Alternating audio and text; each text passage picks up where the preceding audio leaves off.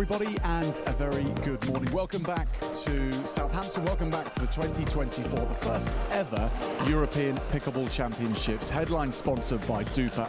It's day 2 this morning, and day 1 was exhilarating. It was a successful day for England Pickleball, and as we had all of yesterday, we have Jules Stevens, a representative of England Pickleball, one of the young upcoming coaches in the division.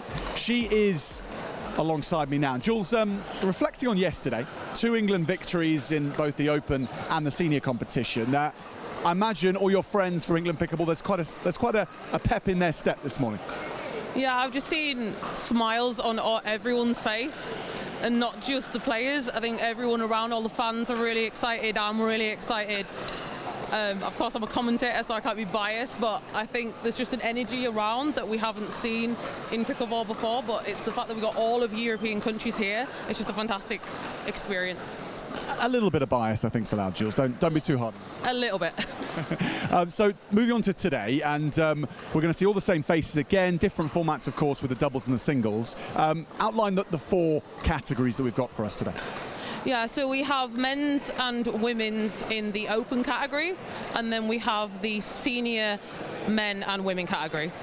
So who's to watch out for in those divisions? Let's take the open categories firstly. Who particularly are you going to be thinking is going to be competing semi-finals and finals, from, not just from an England perspective, but from the whole of the continent? So I would probably expect to see Spain back there again. They've got some lightning hands, especially on the men's side, but there's some upcoming Spanish players that we saw yesterday.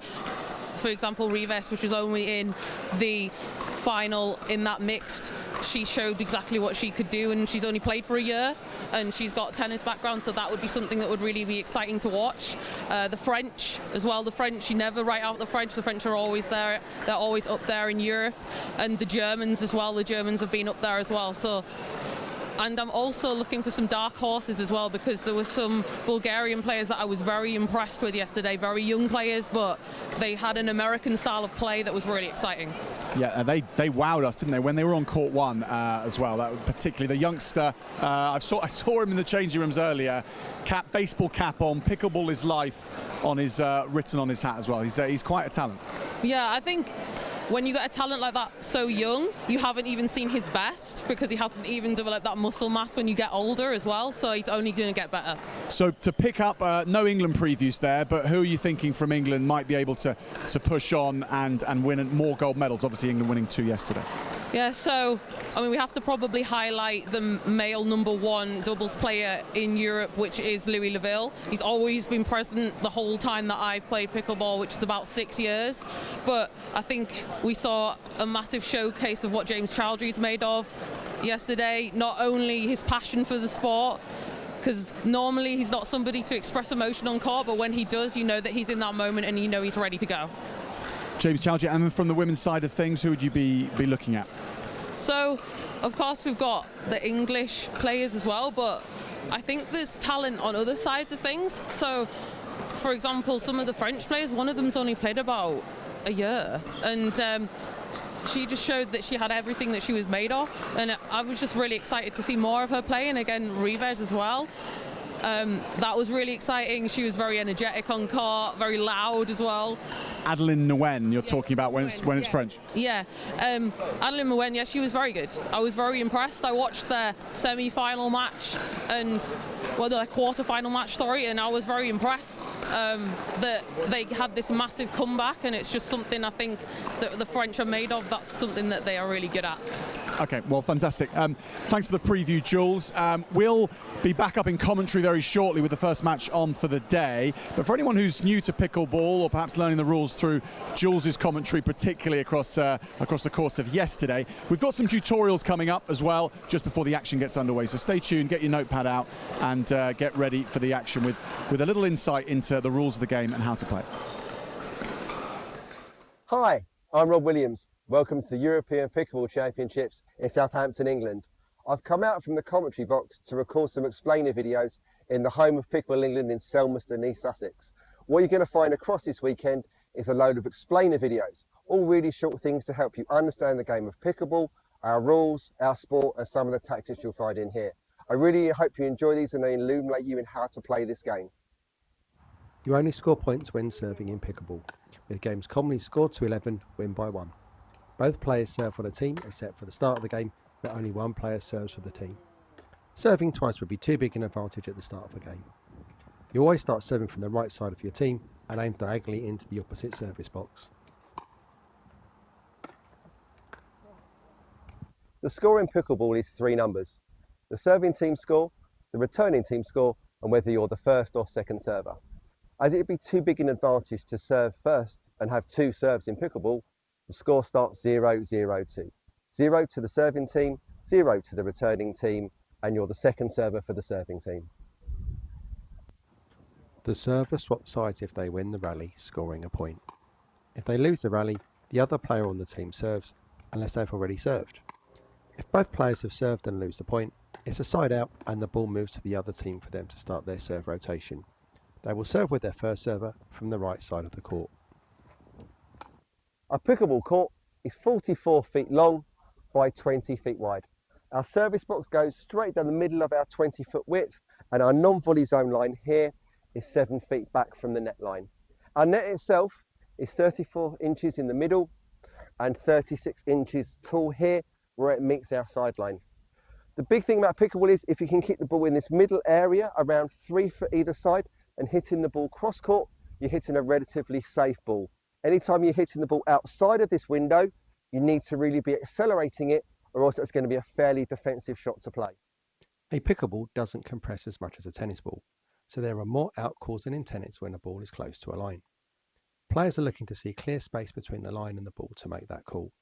It is often the teammate of the player about to hit the ball that has the best view. Line calls are made by the players on their own side of the court and may be overruled by the referee if they have a clear view of the ball. The dink is an unattackable ball hit into your opponent's non-volley zone. Historically, this was a ball that bounced below the height of the net at contact. More powerful paddles with gritty carbon fibre surfaces lowered this height. The better the player, the lower the point they can attack from.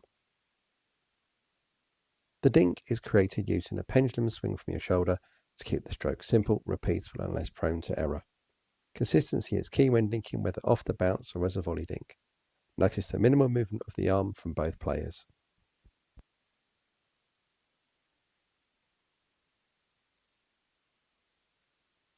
Lobs are rarely deployed in higher level play, but are effective to push your opponent away from the non-volley zone. Lobbing diagonally over the backhand shoulder is a safer option if attempting from the non-volley zone. In pickleball, the volleys are more akin to table tennis than tennis. Due to the non-volley zone, it's vital to minimise any stepping into a volley. The stroke is waist upwards, in front and with a compact swing. The third shot drop is the traditional way to neutralise the advantage of the returning team reaching the non-volley zone first. Hit as a dink with a longer follow-through. The goal is to buy time to move forwards and force your opponent to swing upwards, creating a chance to attack. In hands battles, you will see a combination of speed-ups, counters and blocks. When a player has initiated an attack, they'll be expecting a counter back as you rarely finish a point on the initial speed-up. You will see some block volleys to get the ball below net height and force an upwards volley or dink. The final reset block caused a deciding error in this example. It is always safer to make smaller directional changes than larger ones. A pickleball paddle has no strings and minimal dwell time on the ball. The bigger the directional change, the less time the paddle swings through the plane of the ball and hence a bigger chance for an error. Changing a down the line dink to a cross-court dink may be safer, as the incoming dink is likely to be slower with a higher trajectory and bounce. The around the post, or ATP, is one of the speciality shots in pickleball. The ball does not need to go over the net, so a short wide dink is at risk of being hit flat around the post, being very hard to defend. To be successful, patience is key. The longer you wait, the wider it goes, but the lower it gets. When attacking cross court, the counter-attack back often goes straight ahead to your partner. This is why you'll tend to see speed-ups in more of a straight line, as it also provides a shorter distance to your opponent, making the ball reach them much more quickly and potentially creating. The return of serve must be allowed to bounce, so depth is key to keeping the serving team back. If in doubt, high, deep and down the middle is a good option, but returning down the line can limit some of the strategic options for the serving team. The chicken wing attack is when your opponent targets your paddle shoulder or paddle hip. What they're trying to do is to make your arm flap like a chicken wing. One of the best ways to counteract that is to slide to the right and use your backhand or slide to your left and use your forehand. The pancake or hydra defense is where you attempt to protect your paddle shoulder to prevent a chicken wing attack. The way you do that is you use the many-headed beast of the hydra defense by putting your paddle into different locations, and that protects your shoulder when you're being attacked from up front. The problem with this defense is it's very hard to defend on this side of your body, on your non-paddle side. So you really need to use this sparingly and just be aware when your opponent's going to try and attack to set early and hope for the best. The non-volley zone is a two-dimensional area where you cannot volley, and is defined by the sideline and the non-volley zone line. Your position is defined by your feet and your momentum.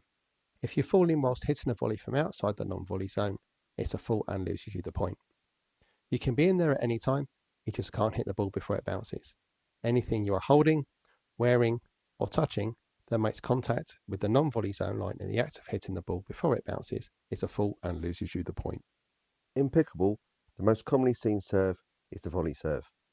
At contact with the volley motion, you must make contact with an upward swing, contact not above your waist, and the highest part of the paddle head must not be above the wrist. A drop serve is less commonly seen at the higher levels. Plus ones are where a player takes some pace off a shot. This increases the chance of a consistent stroke that is still threatening, possibly being able to finish the rally on the next shot.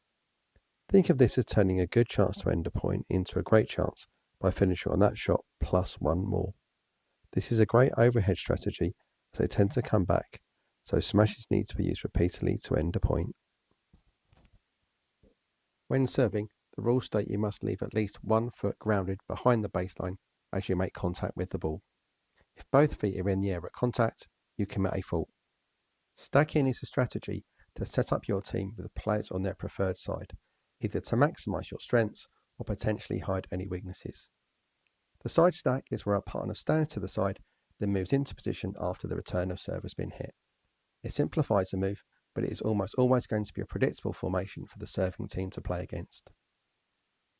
Unwinding the stack is where the non-returning player indicates via a hand signal where they will move across with an open hand,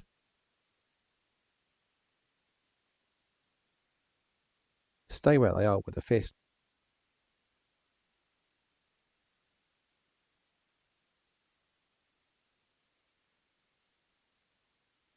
or fake a move with a flapping bird sign.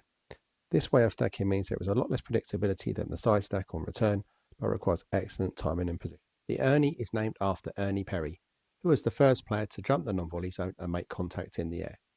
The threat of this shot is why players avoid dinking down the line close to the sideline or too wide on a cross-court drop or dink. You must re-establish both feet outside the non-volley zone for a lead. The transition zone is the area between the inside of the baseline and just before the non-volley zone line. It's where the best players are comfortable playing from, but would prefer not to. When in this area, notice how players get low, use their legs like shock absorbers to control the pace, and use a soft grip to reset the ball into the non-volley zone and neutralise the rally. Ideally, players will be looking to drop this ball cross-court, as there is a much larger area of safety than trying to return this ball down the line.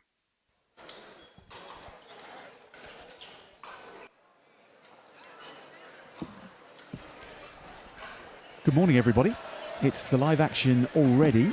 I know you may have only just finished your cornflakes, but here in Southampton, the action is coming thick and fast. Denmark against Scotland in women's doubles. So Denmark in the red, and that's the first point of the day for Karin Tasek-Koshish, one of Denmark's stars yesterday, winning silver in the mixed doubles senior competition. Now with her partner Pia Falk in women's doubles, and they're against Scotland's Angela McGilvray on the serve here.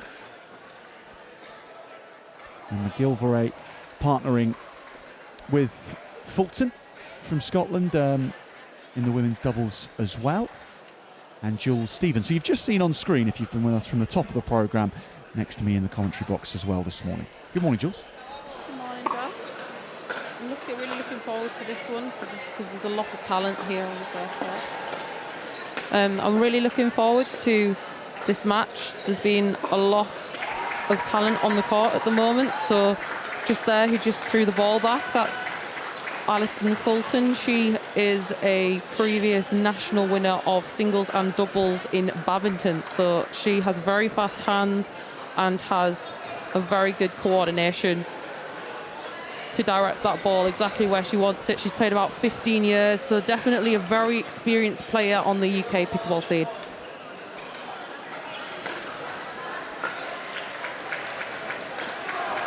And Jules, what will it be about today, or what differences will we see in women's doubles, gender doubles as well, including the men's here, compared with mixed doubles yesterday? Yeah, so what you will see is you will probably see less of targeting of a player. You'll see more of a general play of where do we put the ball and placement of the ball, especially in men's doubles. There will be probably a lot of dinking because as soon as it goes into a firefight, because the ball is traveling so quickly, they don't last very long. In the women's doubles, the firefights tend to be very dynamic and they tend to last a bit longer. That's why it's probably my favorite category, not just because I play in it, but because it's just really entertaining to watch. Point.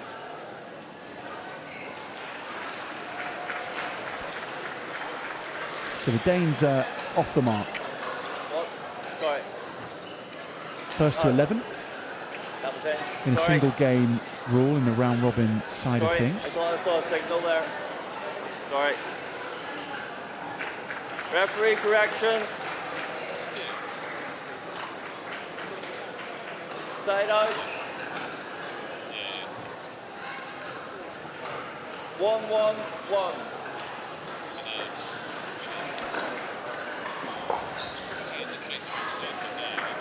For those of you who missed the action yesterday, Denmark's Karin Tashet-Koshish in shot just then, giving hand signals to her teammate Pia Falk.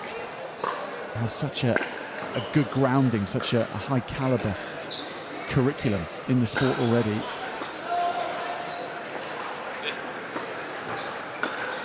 Lovely shot down the middle from Tashet-Koshish again. We saw her real strengths yesterday, didn't we, Jules? And there's a very good reason why. She's been the #1 on the APP Senior Pro Singles Tour in the USA. She's the current #1. So all that versing in the American side of the sport, and that really can come to make a difference. Yeah, I think we just saw a demonstration of that there. She's able to just dominate from the left-hand side of the court.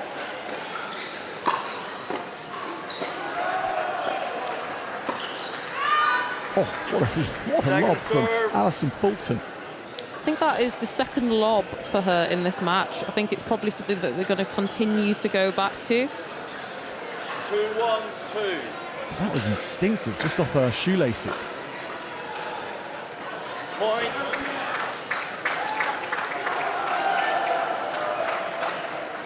Three, 1-2.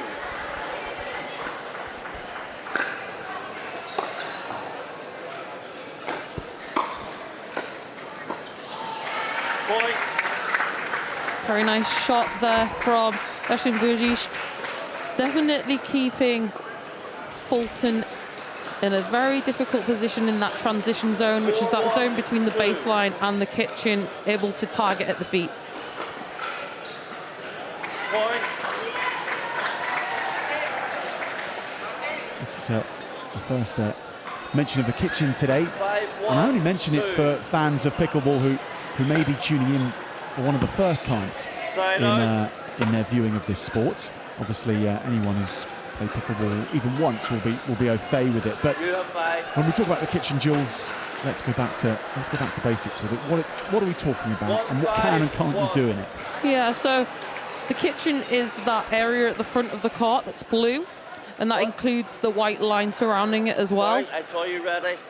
Point. It basically means that you are not allowed to volley in there, so before, during or after a volley. So if you volley it and then you step in, that would be a fault. 2-5-1. If you push off and then hit a smash, but that first foot was in the kitchen, that is a fault.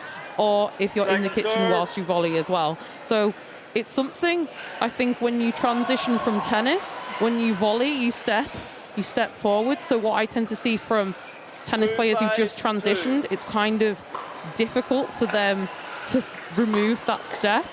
but you do get eventually used to it. It's just a completely different skill set.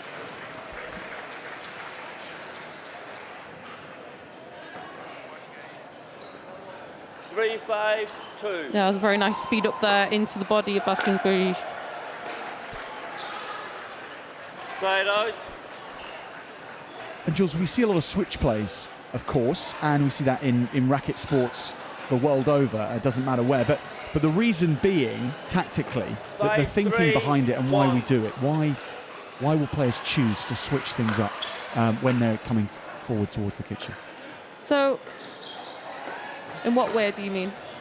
What is the intended reason for doing so? For when you switch, one player moves from one side of the court to the other, and the other to the opposite side. Okay, I see what you mean. So in forms of stacking. So yes, exactly.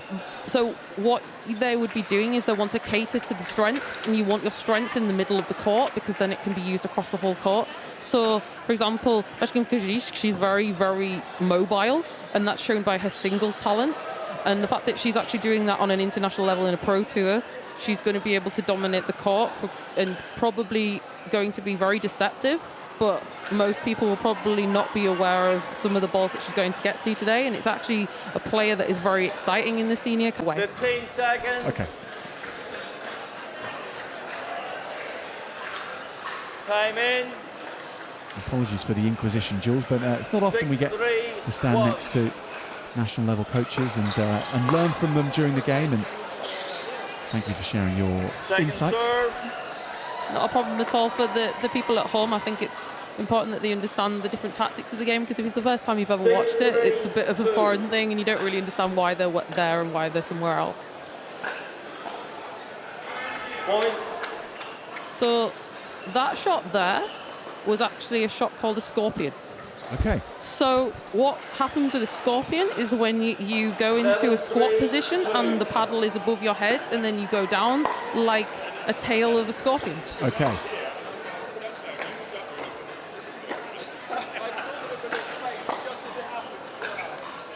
Point.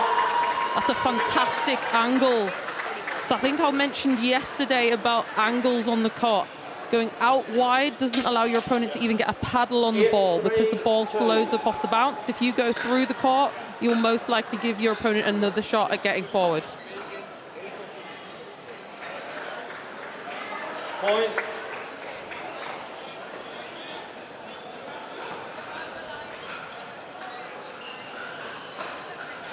Nine, 3, 2. So Denmark closing in here on the victory. 2 more points will do it. Lovely shot again from Alison Fulton. There's several flourishes from particularly the kitchen area from Fulton that have been a joy to watch. This one as well. There's deception there, isn't there? Yeah, once she's forward at the kitchen, she's able to manipulate that ball in a very effective way. And coming from badminton, that's completely volleys the whole time. Yeah. Which is what some people forget sometimes in badminton when you're watching. So Yes, when the ball, it's all volleys. yes, exactly. So when it's out of the air, she's able to manipulate that ball in a very effective way. 3, 9, 2. Point. Scotland accruing a few more points. Fulton keeping serve. 4, 9, 2. That's a good serve, isn't it, from Fulton? Nice swerve. Point. I think she's going to want that one back because there was a little bit of her out of position there because there was a load of space on the left-hand side of the court. If that ball did go over, I feel like Fulton could possibly have manipulated that down the line. Side out.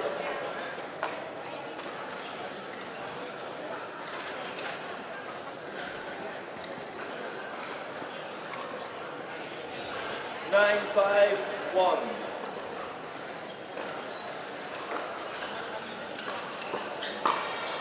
Tasha Koshish went to the body on Fulton and too much came back from it from the Scot.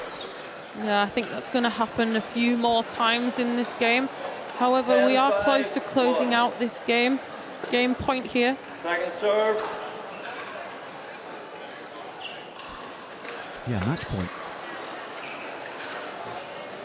for the Danes in their first encounter of the day. 10-5-2. Good start, if they can see this through.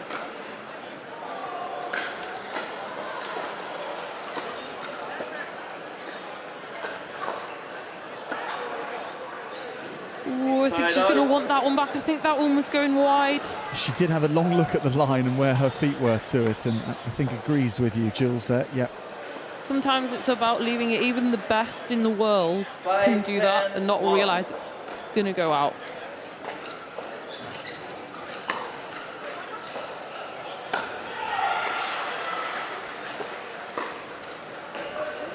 And again, Denmark get their judgment slightly wrong. I mean, from our camera angle, that was heading out of the sidelines too.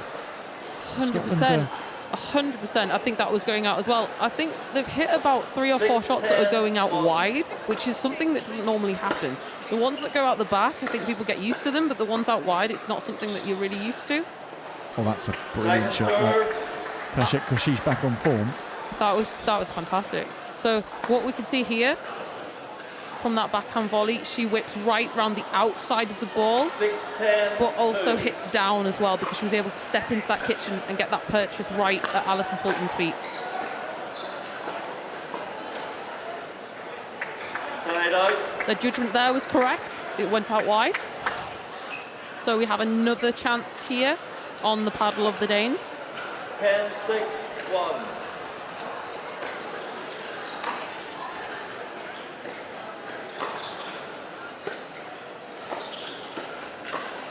Point, game, match, 11-6, Denmark. And this time, Denmark get it right. Tasek Koshish and Falk, 11-6 winners over Scotland in their first group stage match of the day. It wouldn't surprise me if we see more of this female pair from the Danish later in the day, because it's very deceiving, the athleticism of Bastian Koshish. And also her partner as well, because she was very active across that kitchen line and definitely shouldn't be removed from the equation when we're talking about the Danish team. Because we see there, she won the match for them with a fantastic volley on the backhand.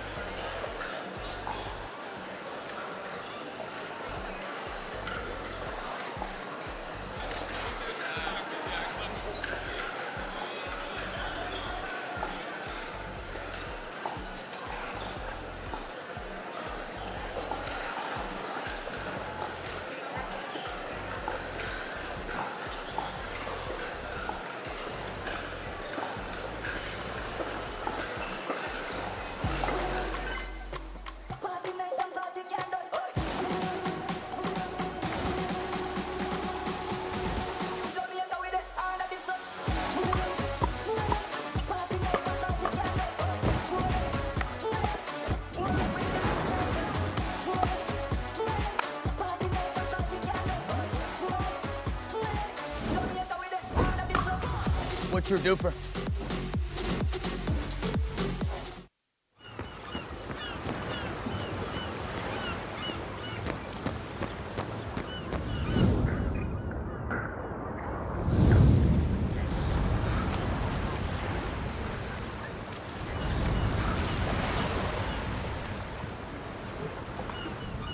Hey, ready to play? Yeah.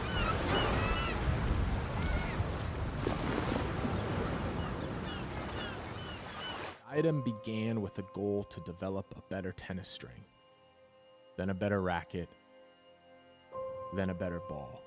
But it's transformed into a story beyond our wildest dreams. Out of our passion for racket sports grew a desire to innovate and redefine the game. Then came pickleball, a phenomenon that ignited our purpose. Shaping the industry became our mission, but it led to so much more. Diadem isn't just about redefining sports equipment, it's about empowering you, our players, to lead healthier lives, form friendships that transcend borders and backgrounds, and to get out and play. Pickleball enables us to do what we do best, innovate. But Diadem inspires much more because it's not about the brand, it's about the individuals who bring it to life. Our success isn't tallied in paddles and rackets sold, but in smiles brought to players' faces and the relentless pursuit of improvement. At Diadem, our purpose is simple. We live to unlock experiences. We live to compete not just against opponents, but against friends, families, rivals, and heroes alike. At Diadem, we live for one more game, one more shot, one more moment in this story we are writing together. Welcome to Diadem, where we live to play.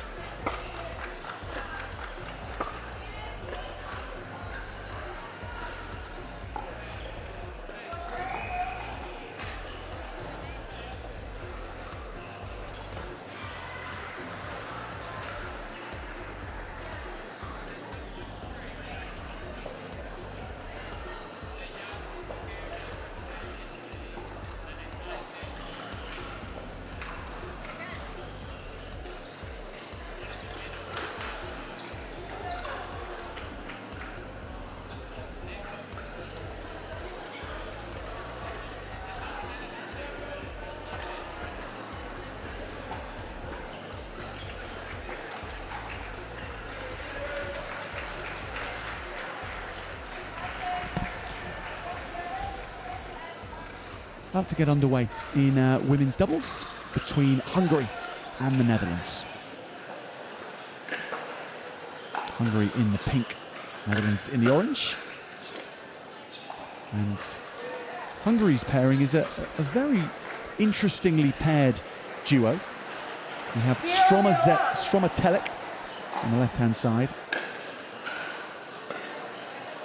and Fruzina Zeli, who has just been serving and is only 16 years of age. Very exciting for European pickleball, all this young talent coming through.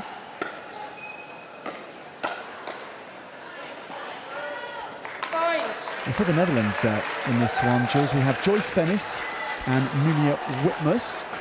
Venice is successfully serving, and she's got the Netherlands' first couple of points of this competition, of this first match of the competition. Wonderful reactions from Whitmus and Venice there. Yeah, just from that rally, I can see that she has experience in tennis from the way that she was approaching those drive volleys. Second serve. Fruzina Zeli, Jules. Yes, Fruzina Zeli, yes. No, just, yeah, you're absolutely right. 3-0-2.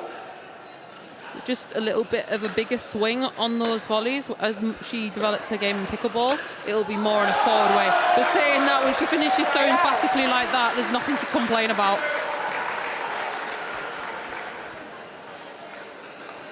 Gold medalist in mixed doubles at the Hungarian National Championships this year, Zeli. But also with a table tennis background, as well as various other racket sports. 1-3-1. 6 years as a table tennis player, so it'll be really interesting to see some of the shots she creates in the kitchen. Here we go. That was more tennis than table. That was more pickleball, pure pickleball than anything else. 2-3-1.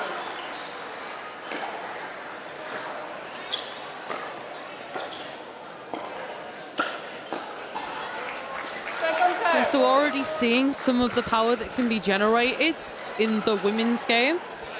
And 4-3-2. the token two-handed backhands, which tend to be part of the game with people sometimes coming from tennis. That tends to be something that's adopted and they maintain through their time of playing pickleball.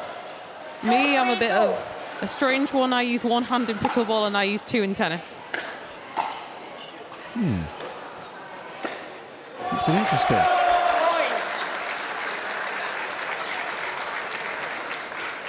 I do marvel at the double-handed backhand in pickleball because the handle is that much smaller. It's tricky to get both hands on it, let alone play a nice stroke. Yeah, I think this is definitely a player that's going to be very exciting coming up in Hungary. 4-3-2. And I'll be looking very much to see their development from Zeli.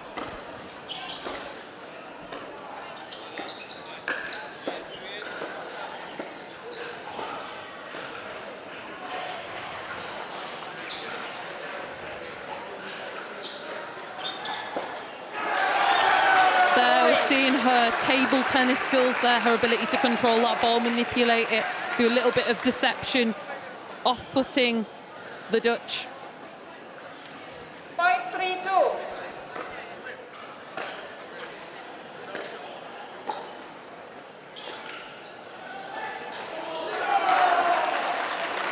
Point.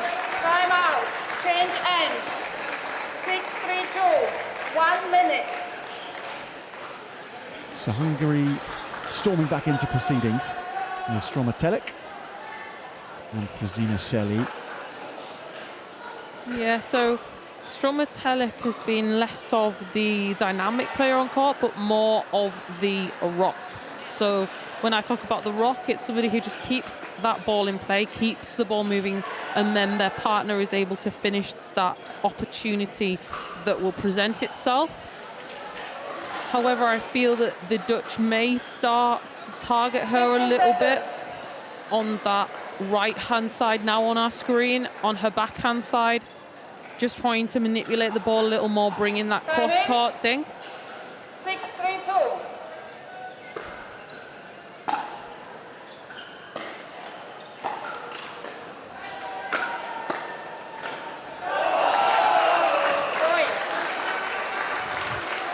I think she will want that one back.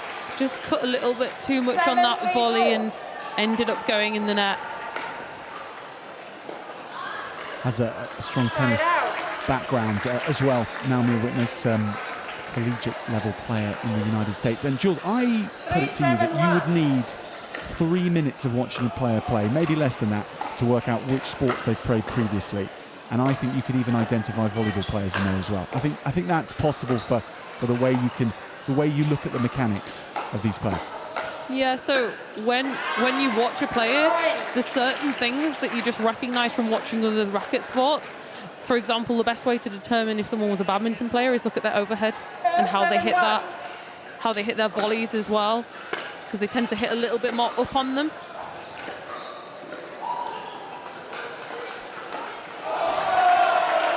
Second serve.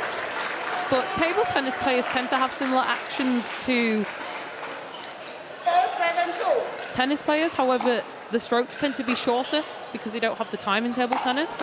So this is why I think table tennis players tend to be so effective on a pickleball court. And some people even say that pickleball is just a very big table and you're already stood on the table playing table tennis. Either a very big table or a smaller court. But it is relevant, isn't it? Of course, pickleball is becoming it's surging up the on the rails in terms of interest in racket sports. But it's proof that you can play it from a background of any racket sport, and even without a racket sport background. Oh, 100%. So in our pre-tournament, there is a rising star in the English scene called Anakin Owen, and he's somebody who has had no racket experience at all. And he got gold in the 4.5 plus category, so that is absolutely a phenomenal achievement for him. And he's also been dominating in the national scene, growing, and he's got so much more time. He's only a teenager. He's going to be able to probably dominate in probably a few years' time, which would be very exciting, and or at least challenge those top players in the UK.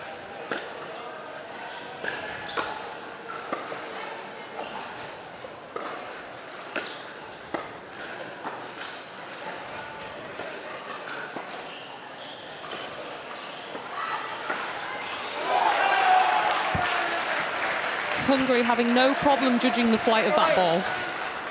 Yeah, and 3 points advantage now for Hungary. 9-6. First to 11 wins the match.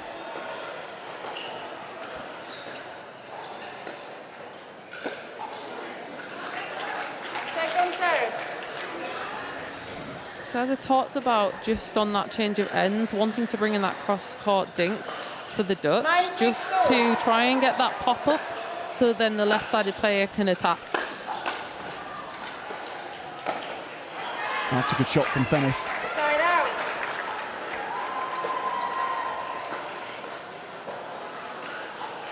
Six, 9-1.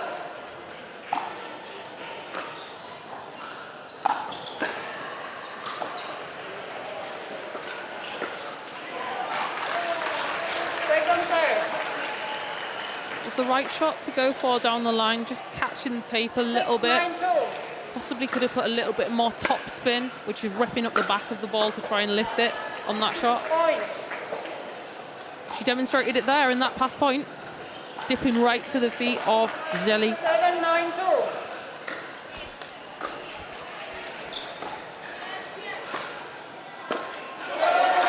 Side out.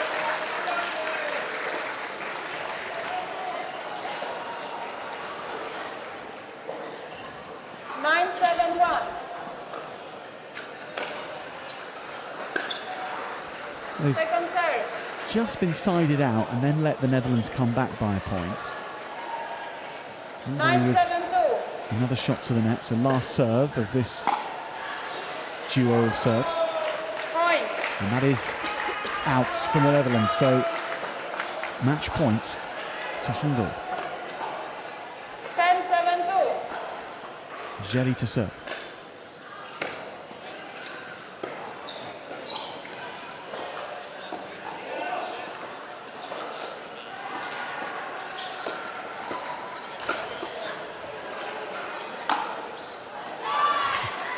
That is exactly what we need to see more of from the Dutch, having that patience, taking another 2 or 3 shots into the kitchen, creating 7-10-1. a great opportunity from a good one.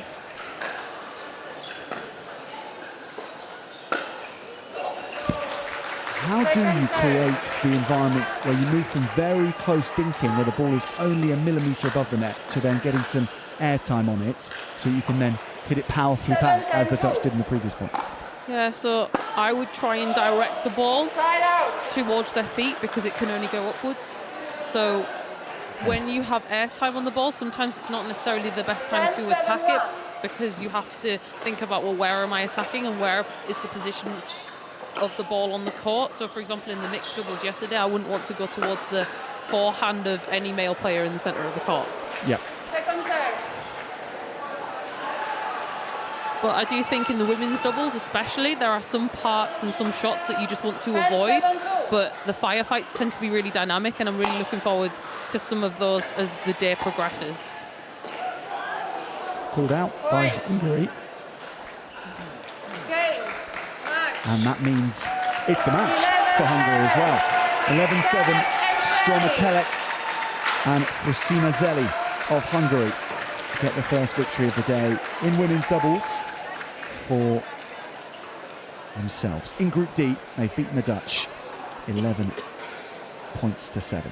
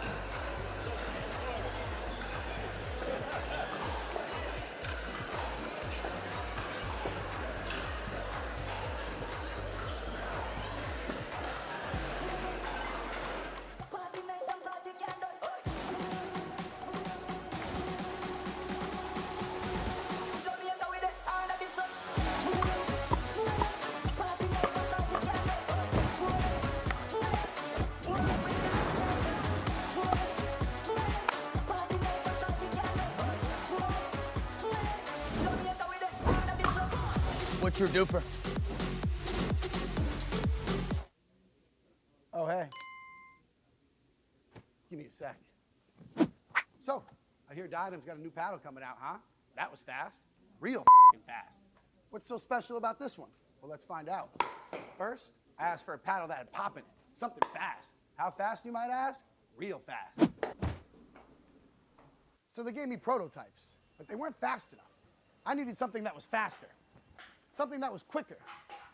Something that had more power, more speed. So our team kept working until they found just the right mix. That was fast. So what now?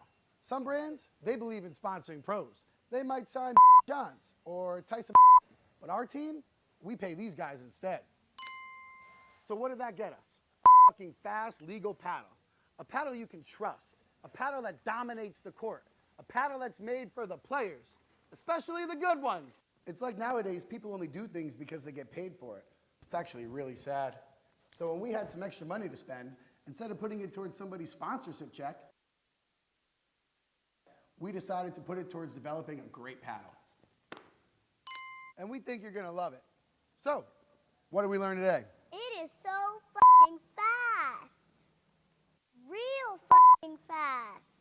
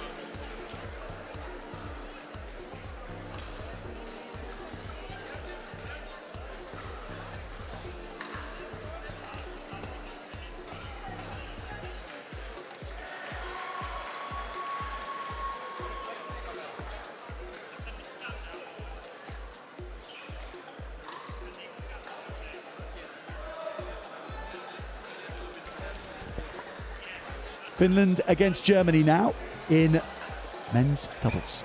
The Finnish in white, the Germans also in white. Kick clash on both sides of the net. Thank goodness they're not playing football, although lots of these players on court come from a football background. Both German players and Finnish players have that in their locker, but here in Southampton this morning, Finland in their group stage match against Germany. The Finnish featuring Aleksi Uti and Samu Kiravinta. Kiravinta receiving the ball, Uti in the backwards baseball cap and long hair. Grunert and Grau are the two German players on the court. Felix Grunert and Bastian Grau. And Jules, tell us a bit about this German pairing. You know a lot about them, and they're a force, aren't they, on the continental level? Oh, absolutely. I would expect to see them get quite far in this competition. So I would say the beginning of last year, they actually won a European competition, which was kind of judged about how good people are in Europe, and they as a pair won that. So I would expect them to see challenging. Grunert's hands are very quick. We already have seen very quick speed-ups. You don't know what he's going to do. He just suddenly flicks the ball, and that'll be something that the Finnish will really have to try and neutralise. Lovely shot from Aleksi Uti. Yeah, so when we talk about men's doubles, for those that are new to the sport, you'll see there that the hands battles are very quick. The ball can travel very quickly off the face of the paddle, so trying to keep it more in the kitchen is more advantageous. Second serve. That's a great shot down the middle there from Grau. I expect to see him doing a lot on this court as well. They play a lot together. Side out.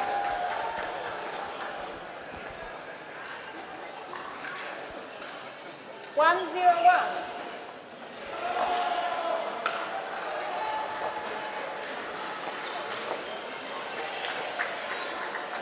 Second serve. Felix Grunert not quite getting the elevation. 1-0. Shot from the kitchen. And Uti just getting too much elevation on that return. Yeah, I think they need to try and mask out those unforced errors. Don't want to get the Germans with a really big foot fault in this game. A sneaky foot fault. It undid a few people yesterday at key moments in knockout matches. It's an incredibly frustrating thing to happen to a player, especially when you feel like you're going to win that point in the next 2 or 3 shots. Foot faults in pickleball, can they happen on the baseline as well as at the kitchen line, Jules? Is that correct? Yes. So after this point, I'll explain. So what can happen is if you're across that central line when you're serving, that is a foot fault. Or if you're stepping into the court before the point of contact with the ball, that is also a foot fault, similar to tennis. So you have to make contact with the ball before you can fall forward into the court.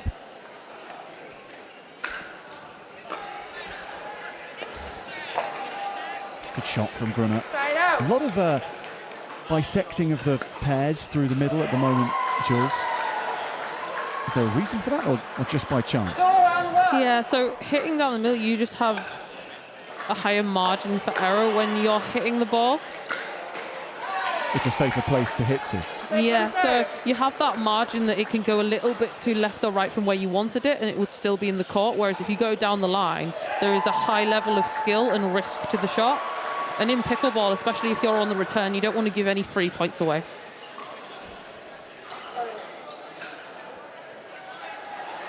Oh, good, sorry. 2-1-2.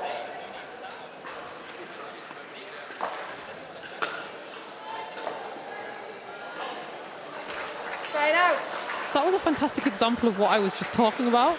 However, that is the advantaged shot to hit. If you're approaching, you want to try and isolate that backhand on the drop, which would have been there on the close left-hand side. Second serve. Of Uti. 1-2-2.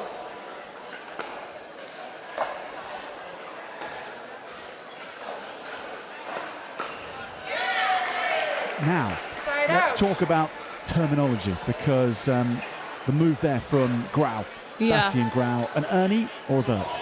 That's an Ernie. So if you just watch there, so he went around the side of the court, which is allowed because that's outside of the kitchen, and he volleyed it, and he read that very well. If you don't read it correctly, you open up the court completely.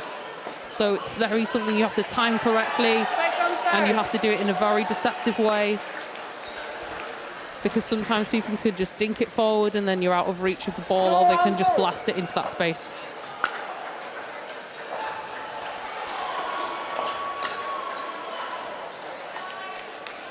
Point.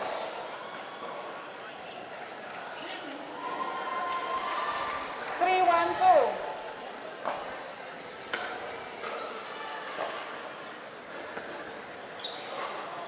Point. Again, Drifting wide. Excuse me, Jules, you carry on. just talking about that level of margin of error for the Finnish pair, they really need to think about giving themselves a little bit more margin on their shots, because they're kind of a little bit behind in this game and they need to get a little bit more into it, just like that. Side out.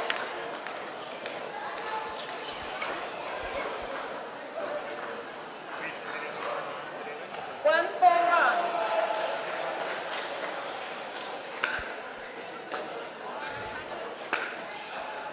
1. Hiravinta aiming for the middle, not getting enough through it. 1, 4, 2. Side out. 4, 1, 1.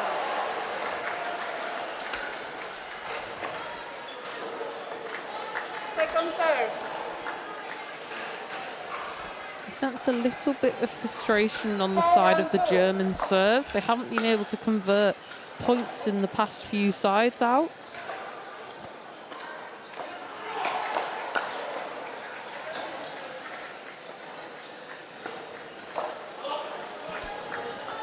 Yeah, and still nothing on this side out. So when I talk about a side out, that would be the service that you have.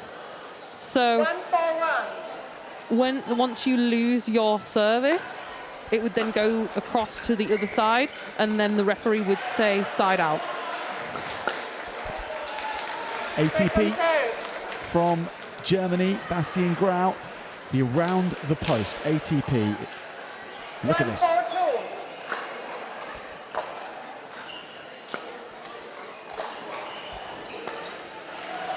Side out. Yeah, that's not a speed up that I would go for. He was a little off balance, having to lean back a little bit, then forcing that error into 4, the 1, net. 1.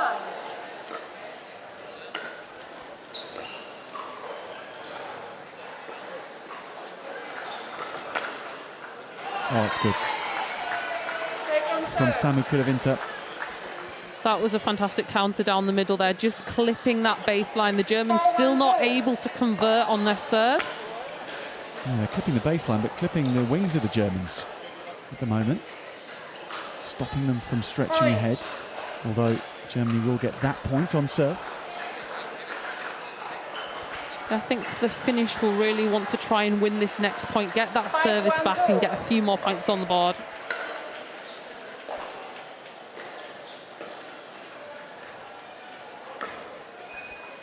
Of course, you can only win points on your serve in pickleball, Jules, but how much of an advantage to actually winning the point is serving? 1, 5, 1. So serving, it's actually harder to win the point. So you can't do a serve and volley, you have to let that return bounce. So it kind of keeps you at the back of the court. And sometimes even in the pro game, they would actually take a step back from the baseline because the returns are so powerful, which we may see a little bit of today as we get later on in the day. Ugh, Point. that was something that I don't think the Germans were very satisfied with the face of Brunner at the moment. 2, 5, 1.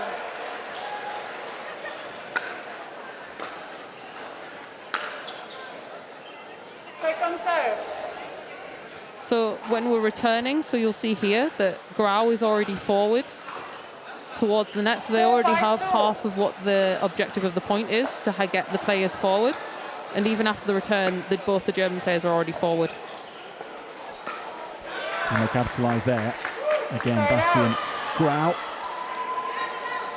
He enjoyed that one, I think. Yeah, 2 out of 2 for his early count of the day on court 1.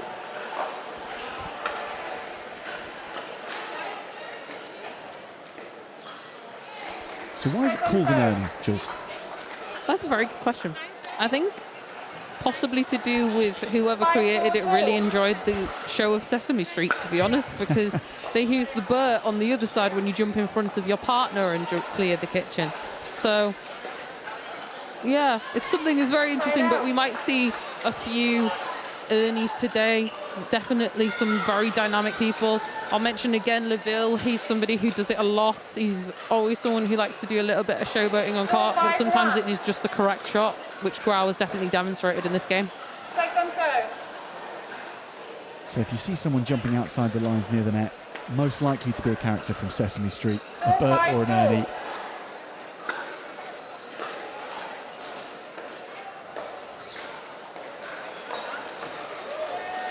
That's a very nice flick there from Grunner. His backhand is definitely something that he can create a lot of deception on. You don't know if he's flicking it or he is going to just drop it back into the kitchen. Especially in the men's game, this is something that's very effective. So there's a pro across in America called J.W. Johnson. If anybody would like to look him up for an example of a fantastic backhand flick, I would definitely look him up.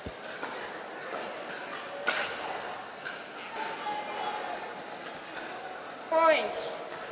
Time out. Change ends. Time out now. Perfect time to look up J.W. Johnson. We might get our phones out and have a look as well. Yeah, I would actually argue he's actually one of the fastest hands in the world of pickleball. There's a fair few contenders for that title, aren't there? It can get very, very quick, as we saw yesterday in the mixed doubles knockout stages especially. And that mixed doubles open final was terrific, wasn't it? England against Spain. Yeah, the level just increased throughout the day. But I will still mention the senior bronze medal match that was a marathon match of an hour and a quarter. It was something that I never thought I would see or never get the opportunity to commentate on, but it was absolutely wonderful to see that the level of commitment, and you could see that was fatigue from all the players, but they were still driving through every single point. They're probably absolutely shattered today, but I'm sure they are well rested and ready to go again. It was just so good, wasn't it? Those last 3 hours of our broadcast. Intense, dramatic. No small level of skill either.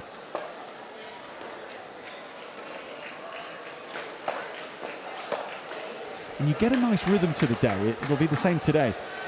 We start with the group stages and we get to see players competing with relative pressure off at the moment. If you don't win one match, you still have a chance to go through, of course, and win your others and qualify as one of the top 2 teams. But of course, when it gets to the knockouts, that goes away.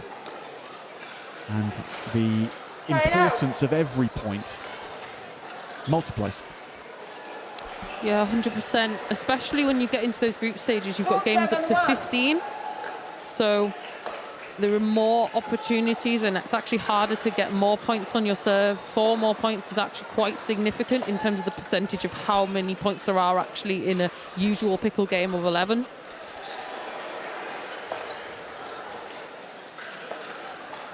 So Jules, when we see these kind of exchanges, is there a grand plan to both players as to what they're trying to do, or is it more instinctive, just wherever the space is right now, spatial awareness to the max, I'm going to go there?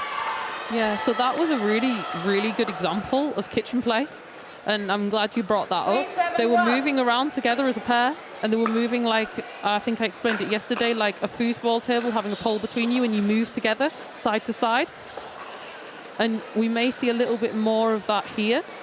As you can see, they're being very cautious about how they're dinking this ball, waiting for the right moment to speed up. That was a good one. However, I wouldn't have gone there for the finish because it was right to the forehand of Grau, and it was a very good counter, which led to the error. 3-7-2.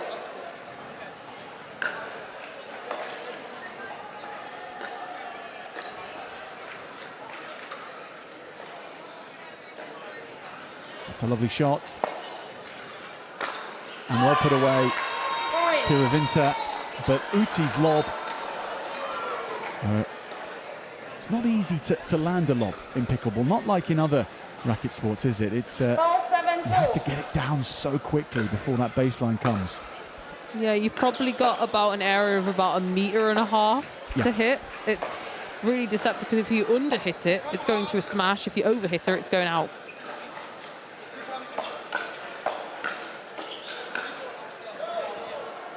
What a leave. Was it the right leave? It was. You know, when we talk about lobs, it's definitely something that the British, we do talk a lot about it. Sometimes we make jokes about it. We bring it a lot, even when we go across to the American competitions. We try and toss in a load of lobs because Americans aren't used to dealing with them in high frequency. They will deal with them, but just not in the high frequency. Okay, so that's interesting. That's how the game's developed without that side in America. 8-4-1. Oh, we love a lob in England. Always have done. In any sport.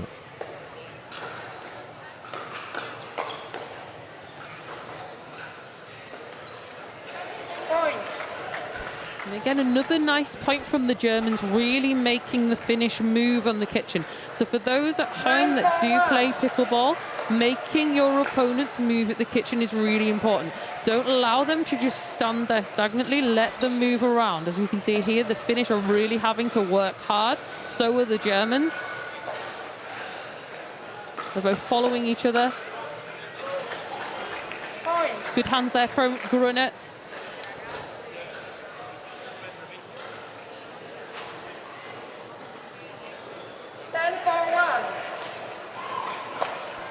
Match point for Germany. Second serve. Another chance to convert it before the side out for Finland. 10-4-2. Grau to serve this time.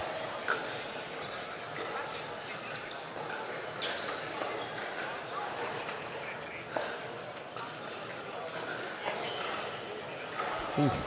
Side out. Close, but still the top of the net. So another chance here for the Finnish to get a few more points on the ball. Try and contest this match and keep it away from the Germans. That's well played. So 2 lobs and 2 successful points won. I think that's something that they really need to try and go back to. Really frustrate the Germans, really get annoyed.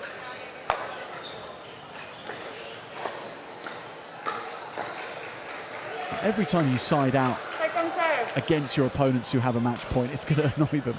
It's an extra 2 points they have to win before they get the chance to try again. Yeah, I think we definitely saw that in the bronze medal match of the seniors yesterday. I think they must have had about 10 game points before they were able to close it out. But I think the gap was just too big for that game for the Spaniards. But saying that, they won the next 2 and they won the bronze medal.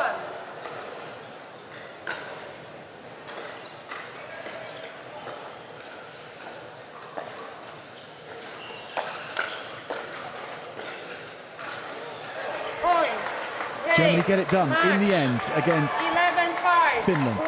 11-5 for Grau and Grunet. Germany in men's doubles negotiating their way to victory in this one. Not all one way at all, but they had what they needed at the important moments. Yeah, definitely a formidable pair on the European pickleball scene.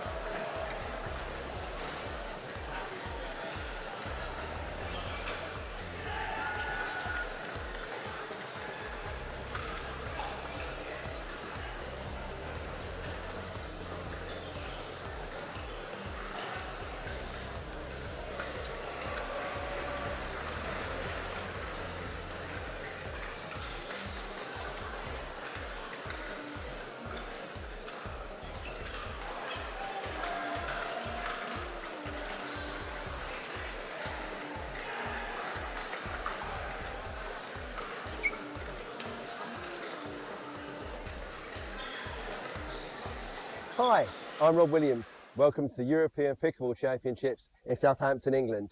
I've come out from the commentary box to record some explainer videos in the home of Pickleball England in Selmeston, East Sussex. What you're going to find across this weekend is a load of explainer videos All really short things to help you understand the game of pickleball, our rules, our sport, and some of the tactics you'll find in here. I really hope you enjoy these and they illuminate you in how to play this game. You only score points when serving in pickleball, with games commonly scored to 11, win by 1. Both players serve for the team except for the start of the game, where only one player serves for the team. Serving twice would be too big an advantage at the start of a game. You always start serving from the right side of your team and aim diagonally into the opposite service box. Plus ones are where a player takes some pace off a shot. This increases the chance of a consistent stroke that is still threatening, possibly being able to finish the rally on the next shot. Think of this as turning a good chance to end a point into a great chance by finishing on that shot plus one more. This is a great overhead strategy as they tend to come back, so smashes need to be used repeatedly to end a point. Stacking is a strategy to set up your team with players on their preferred side, either to maximise your strengths or potentially hide any weaknesses. The side stack is where a partner stands to the side, then moves into position after the return of serve has been hit. It simplifies the move, but it is almost always going to be a predictable formation for the serving team to play against. Unwinding the stack is where the non-returning player indicates via a hand signal where they will move across with an open hand,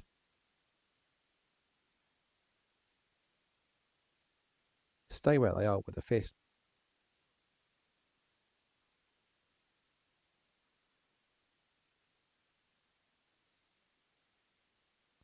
or fake a move with a flapping bird sign. This way of stacking means there is a lot less predictability than the side stack on return, but requires excellent timing and position. The Ernie is named after Ernie Perry, who was the first player to jump the non-volley zone and make contact in the air. The threat of this shot is why players avoid dinking down the line close to the sideline or too wide on a cross-court drop or dink. You must re-establish both feet outside the non-volley zone for a lead. The transition zone is the area between the inside of the baseline and just before the non-volley zone line. It's where the best players are comfortable playing from but would prefer not to. When in this area, notice how players get low, use their legs like shock absorbers to control the pace, and use a soft grip to reset the ball into the non-volley zone and neutralise the rally. Ideally, players will be looking to drop this ball cross-court as there is a much larger area of safety than trying to return this ball down the line. The two bounce rule is that both the serve and return of serve must bounce once before being hit. This rule equalises the advantage of the serving team being able to score, with the returning team being able to get close to the net first. It leads into other strategic options such as the third shot drop. When dinking, you are always giving up the third of the court. It's not possible to effectively stay with your partner and cover a gap between you without leaving other parts of the court exposed.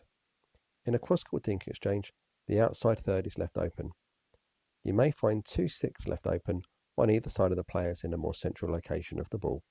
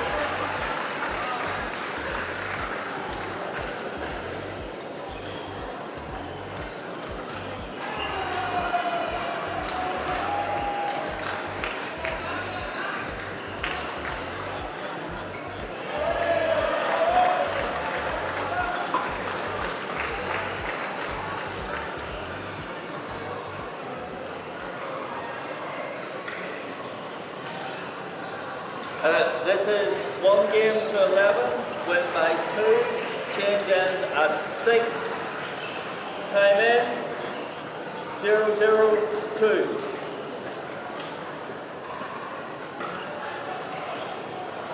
Side out.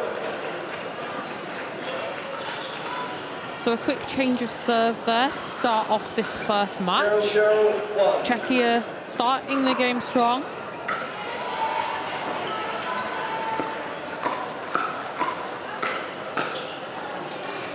Second serve.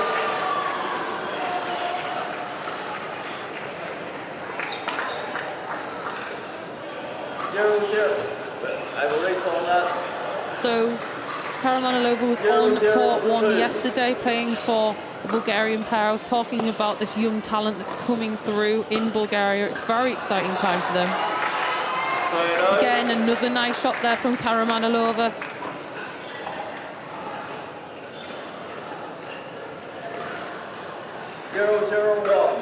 Halt. That is a team warning. Next time it is a foul. I have to call a full score. 0-0-1.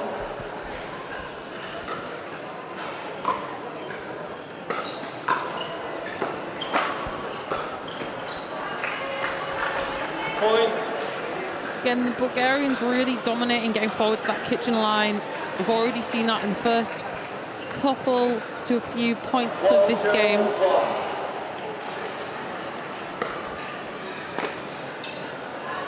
Point.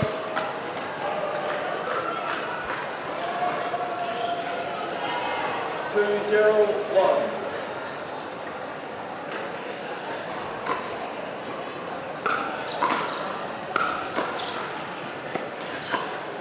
Point. Initially, some wonderful reactions at the net from Czechia, and that was Lenka Mesitskova, who here really reacts well and just can't quite follow it up.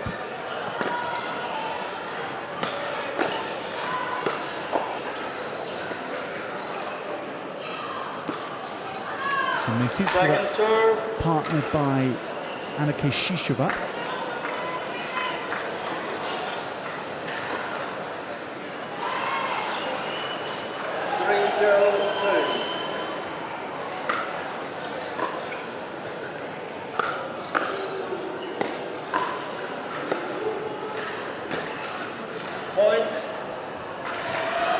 Keshishkova, can't believe it came off the paddle like that, can she? Hand over her mouth after this. Yeah, the face of the paddle was just a little bit open there on contact, forcing that ball to fly out the back.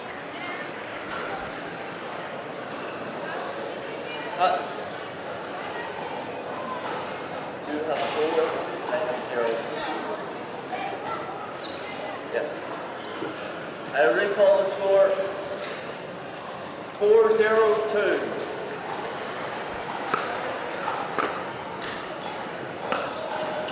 Point.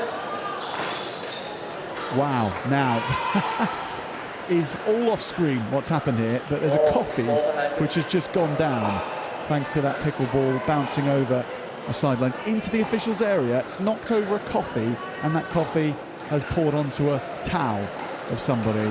And the reality of that is only just being brought to bear to the officials, just the left-hand side of the court. Nothing to do with the game, but that's an upsetting moment for the officials. 0-5-1. Nothing upsetting about this from Bulgaria. Point. Mesitskova with Czechia's first point. So you might have seen there, she cut down on that ball, down the back of the ball, causing that spin, which caused a bit of confusion there for Karamanilova. Down the middle, again from Karamanilova.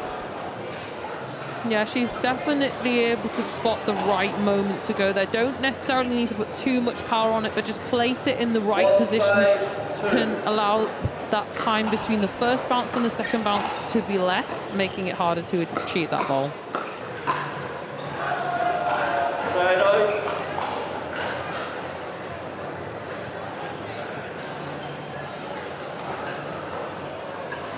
You have 5. You're the server.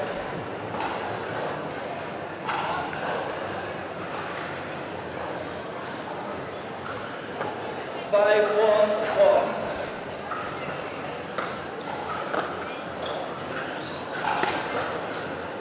Second serve. So from that, we can definitely see Karmalova's experience of tennis probably in her life with that two-handed backhand, going for a little bit too much on it. As you can see there, she's just redoing the swing, just trying to reinstate her skill in her mind, how she wanted to hit it. Something that is very good, especially if you're a beginner, when you're not hitting the ball, to reinstate how you should have hit it.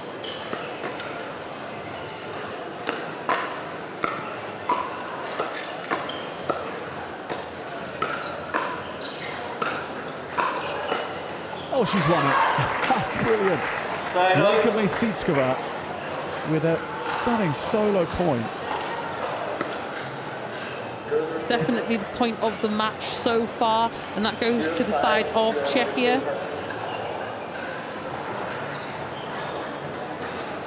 The ball was drawn to her at every opportunity. Plenty of chances to play it to Shishova.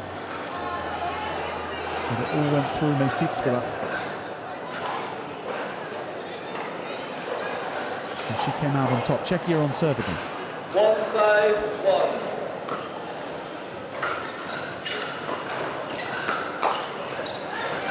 Second serve. No. All the way around.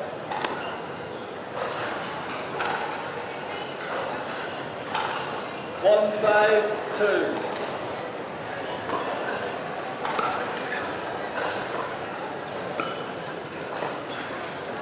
Side out.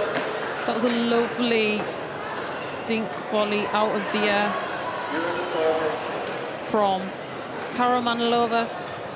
Just able to manipulate that ball, not exactly sure where that it was going to go for the Czechian team. Didn't necessarily able to deal with that.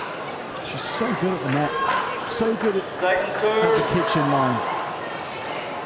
Yeah, so we could see from that last point, we had a little bit of confusion. Both of the Bulgarians were at the same side of the court, actually in the same right service box, which just left a massive opening for the Czech to take it down the line. 5-1-2.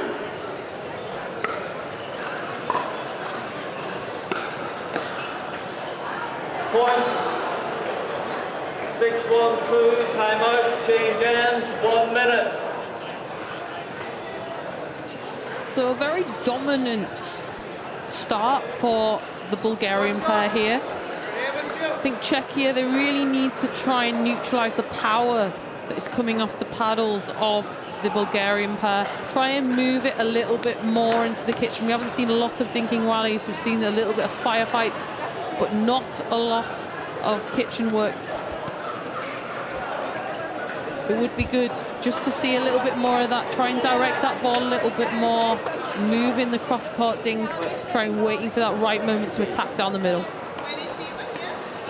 Jules, the firefights you speak of, is it a technical term of the sport, or your way of referring to that fast barrage of shots at close range? I think it's something that's used quite frequently across all of the game. People would just say a firefight. So what a firefight is, just a load of fast volleys hit towards each other. Okay. So if you did, for example, something called a speed up is when you suddenly hit the ball hard and then your opponent has to react to it. If there are loads of reactions happening in quick succession, that would be a firefight. Okay. 6-1-2. Let's see where this fight goes. Towards the net or otherwise, towards the kitchen. Yeah, so there's a massive debate going on in the pickleball world at the moment about the third shot drop. So the third shot drop is when you try and drop that ball into the kitchen from the back on the third ball. So that would be the shot after the serve for this Bulgarian team. So this one here.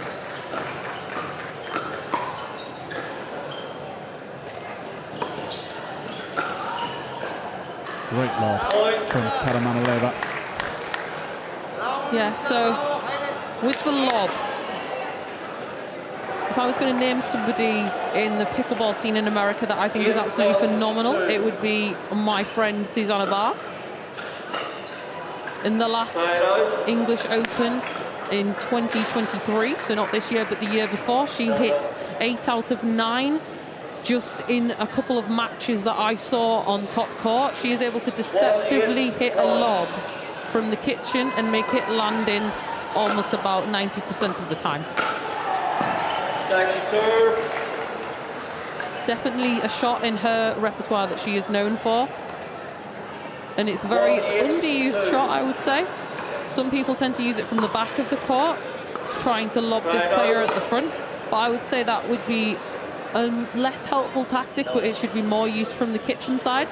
Or if you're doing defensive work where you're both back and you're trying to get forward, if you don't have the right ball to be able to approach the net, definitely using a lob does help you just stay in the point.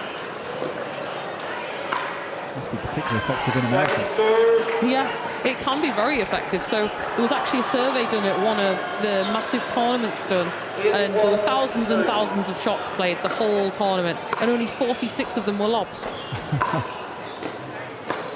Yeah. And struggle with it. But Mesitskova, again with prowess from the kitchen. So what we're seeing a lot from the Bulgarian side on their serve is something called a third shot drive. And that's when you hit the ball very hard at your opponent, and that allows the ball to be shorter from the distance of the net, which makes that drop a little bit easier, and it'll increase your percentage by possibly even up to 50% because you're 50% closer to the net.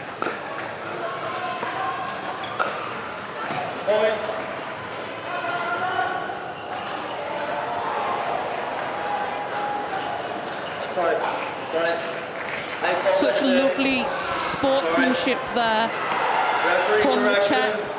Firstly saying it was out, but corrected herself to saying it was in. And a lovely clap there from the Bulgarian pair. That was lovely to see. Lenka Mesitskova deserves the pat on the back for that. Because it's self-officiated, it's another part of pickleball which is different but cherished. Absolutely, absolutely. I think across all sports, sportsmanship is something that I have a massive respect for.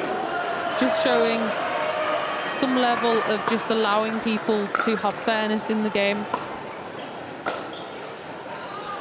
Side out. So yeah, the Czech pair really not trying to get into that kitchen and get into that dinking rally, which I really think would favour them a bit more with having such power on the side of the Bulgarian side. You want to keep that ball out of the air.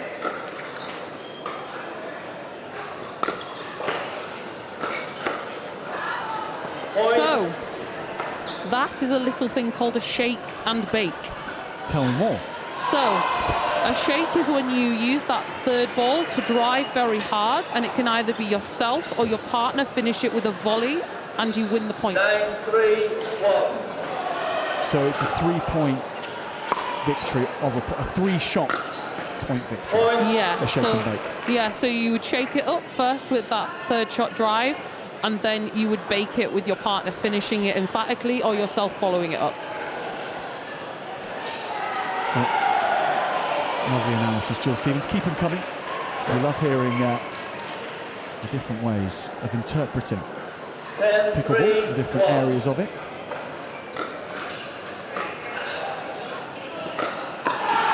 I say we, I mean me, particularly. Point, game, match. Yeah, so almost another shake and bake there, but just had to hit another volley to finish that. Very, very big statement here on court one from Bulgaria on the women's doubles open category. It would be very interesting to see how well they do for the rest of the day and this talent that is coming up in Europe. 11-3 against Czechia, who were very good value as well. It was good to see them on court number 1.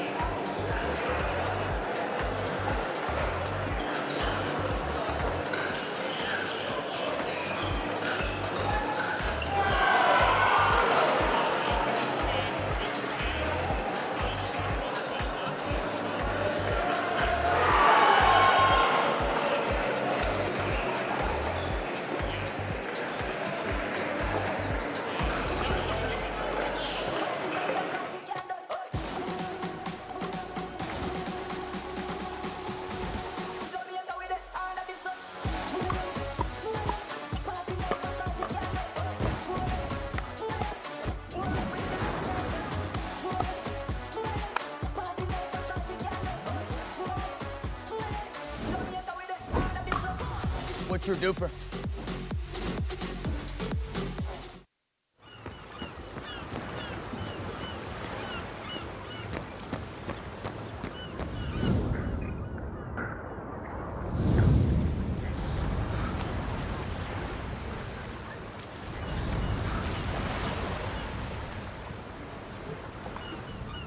Hey, ready to play?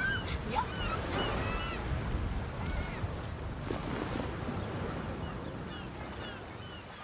Diadem began with a goal to develop a better tennis string, then a better racket, then a better ball.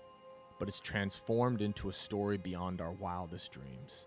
Out of our passion for racket sports grew a desire to innovate and redefine the game. Then came pickleball, a phenomenon that ignited our purpose. Shaping the industry became our mission, but it led to so much more. Diadem isn't just about redefining sports equipment, it's about empowering you, our players, to lead healthier lives, form friendships that transcend borders and backgrounds, and to get out and play. Pickleball enables us to do what we do best, innovate. But Diadem inspires much more because it's not about the brand, it's about the individuals who bring it to life. Our success isn't tallied in paddles and rackets sold, but in smiles brought to players' faces and the relentless pursuit of improvement. At Diadem, our purpose is simple. We live to unlock experiences. We live to compete not just against opponents, but against friends, families, rivals, and heroes alike.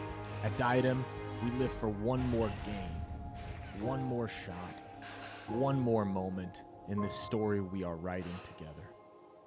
Welcome to Diadem, where we live to play.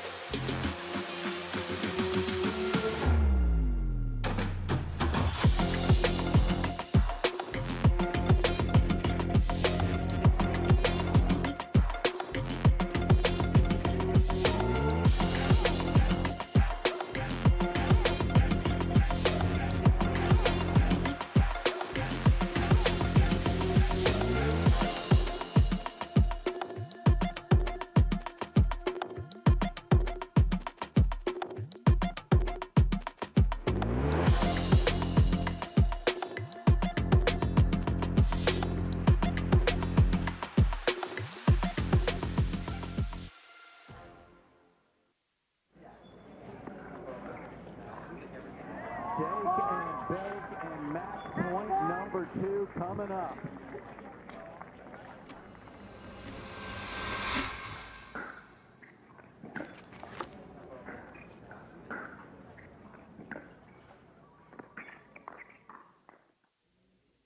Oh, hey. Give me a sec. So, I hear Diadem's got a new paddle coming out, huh? That was fast. Real fast. What's so special about this one? Well, let's find out. First, I asked for a paddle that had pop in it. Something fast. How fast, you might ask? Real fast. So they gave me prototypes, but they weren't fast enough. I needed something that was faster. Something that was quicker. Something that had more power, more speed. So our team kept working until they found just the right mix. That was fast. So what now? Some brands, they believe in sponsoring pros. They might sign Johns or Tyson, but our team, we pay these guys instead. So what did that get us? A fucking fast legal paddle. A paddle you can trust. A paddle that dominates the court. A paddle that's made for the players, especially the good ones. It's like nowadays people only do things because they get paid for it. It's actually really sad. So when we had some extra money to spend, instead of putting it towards somebody's sponsorship check, we decided to put it towards developing a great paddle. And we think you're gonna love it. So, what did we learn today? It is so fucking fast. Real fucking fast.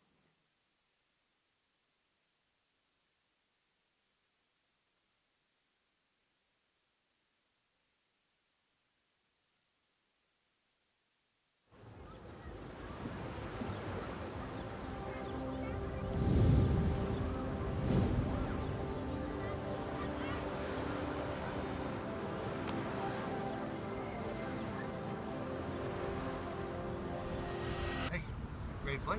Yeah, let's go.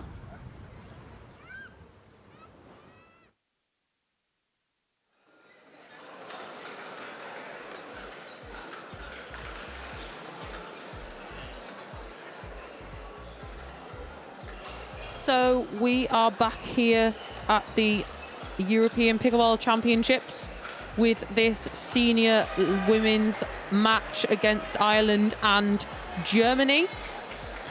So for Ireland, we have Linda Andrews and Heather Jackson. And for Team Germany, we have Christine Munschenk and Nicole Peters.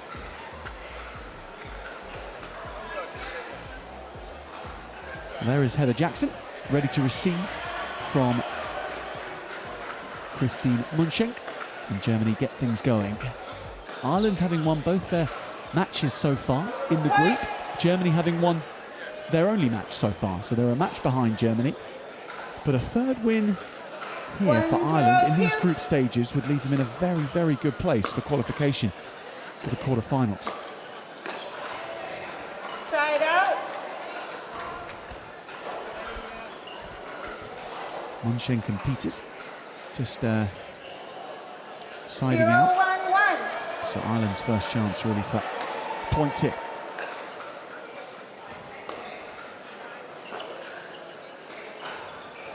Second serve. Now serve for Linda Andrews. 0-1-2.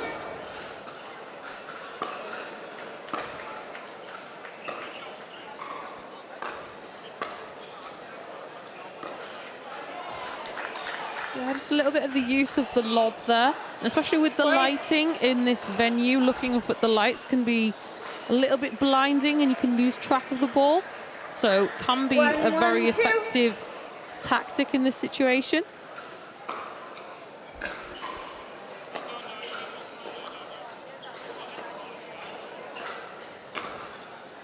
Oh, that's a shot, isn't it?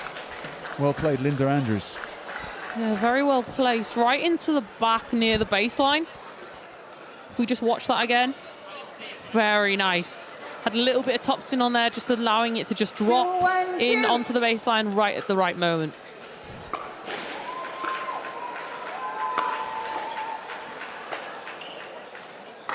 That's well played, Munschenk. It takes a Side out. clattering of Heather Andrews Oh, that's something that she's probably going to notice in the morning in the form of a bruise. In pickleball, we call that getting tagged. 1-2-1.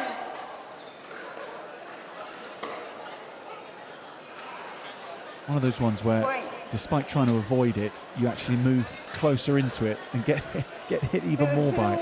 Yeah, sometimes you just can't get out of the way. It is quite annoying, but it's just part of the game. Really nice from Peters, actually, as well.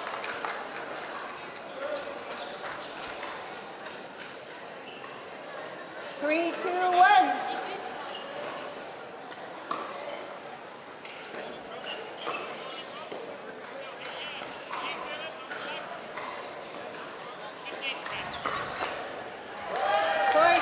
Munchak dispatching. That was a very good counter punch if we just watch here. Boom. Right back at the feet. Good degree of swing on that serve. Comes back from Andrews, and Second serve. It's a nice return, isn't it? Yeah, I think this is going to be quite a match that's going to go back and forwards a little bit. Very similar styles of play. Trying to get forward and get that first aggressive shot.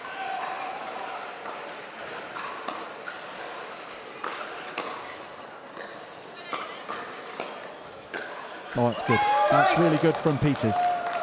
So something that was actually really nice about that point was they were moving each other around in the air. So it wasn't just in the kitchen, they were moving them around in the air. But what we really needed to see was Ireland keeping that middle part between them closed so there was less gaps in the middle. Side out. Nice backhand flick there. Jules, Ireland are 2 matches into today, Germany 1. You've got to play so many round robins. Keeping the consistency from match to match must be really the challenge. The whole sum of whether you have a good day or not will be your consistency. How do you coach that in pickleball? So, that's a great shot down the middle. Absolutely, I think, especially from going from tournament to tournament, sometimes there can be quite a wait in between your next match. Something I try when I used to do a bit of competing is trying to keep yourself moving, try and keep yourself in the zone. And even if you're just moving a ball in the corridor with your partner, just keeping yourself in that moment and keeping those hands and those skills still fresh in your mind. Because when we talk about, as I will say, I'm a qualified sports scientist, I have a degree in sports science. So when we talk about motor skills, we're talking about we have different pathways in our brain that tell us how to do a certain motion. So if we keep them moving and we keep them warmed up, all of those firing neurons in our brains will be very much more receptive when we have to use them. So never let yourself set back to zero and pick yourself up again. Just keep your body and brain ticking over the whole time. Absolutely. I think there are times when if it's a very big break, you can have a moment, you can sit down, you can have a rest, have a drink, have a little bit to eat, that's fine. But before your match, you want to keep yourself on the move, you want to keep yourself warm, you want to keep your muscles firing, and you want to keep your alertness. Yeah.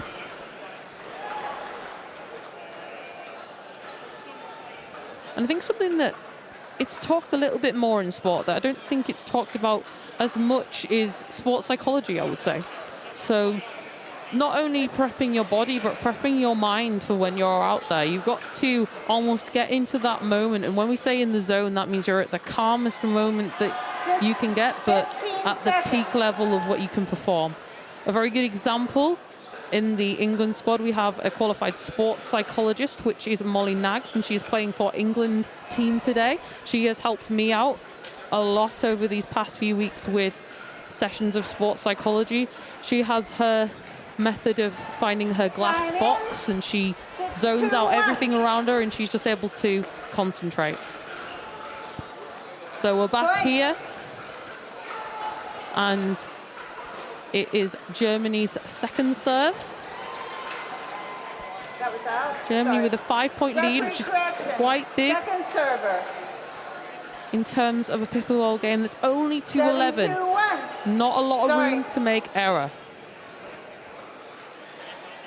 Referee correction, sorry, 6-2-1. A long way back though for Ireland. 6-2-2. So 6-2. So It's actually only a 4-point, but that's still in pickleball is quite big gap when it comes. A touch of luck from Linda Andrews, which she acknowledges straight away. Yeah, smiles on all of the faces of all the players. I don't think they were massively affected by that. That's a lob attempt. Good read from Peters. Point.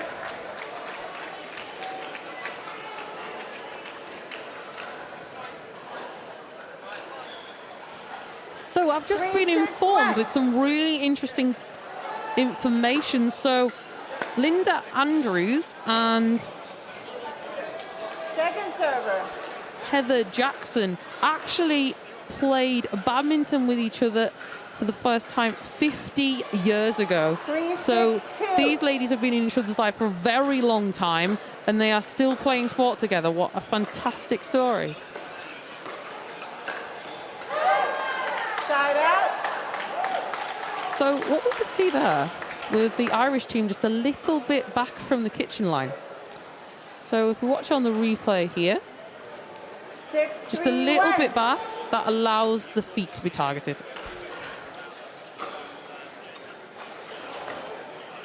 That's a good shot from Munshank. Yeah, again, Irish finding it hard to establish themselves in the kitchen line in these past few points. They really need to try and drop it into that kitchen and keep that ball low, give themselves more time.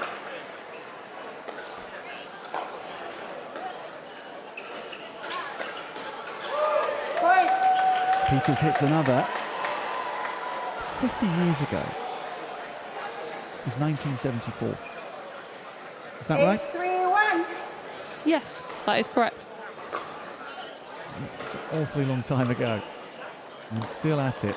And still winning together. The first two victories of the day for Ireland already in the bag. This is a tougher encounter against this German pairing. But even if this is a loss rather than a win, they'll still be standing in good stead in the group. And of course, side out. It's not all that far away from being recoverable. 5 points down. Single game match, first to 11. 3-8-1.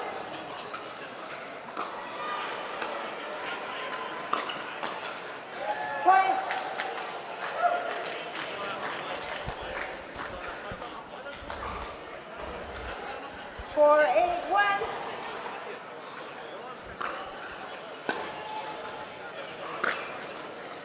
Second server.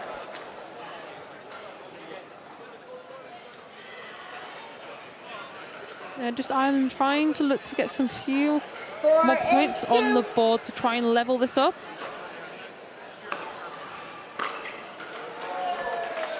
Side out. So from the Irish, what I'm really looking for them to see is do a little bit more of drops into the kitchen. So when we talk about drops, what I mean is that the ball will go from the back of the court and it will drop into the kitchen, which is that area at the front where we are not allowed to volley in, which is called the kitchen. No volleying in the kitchen, ever. Ever. It's a good rule at home as well. Second server, correction. Yeah, I think there would be a lot of smashed plates if that was the case. 8-4-2. It'd be one way to practice, wouldn't it?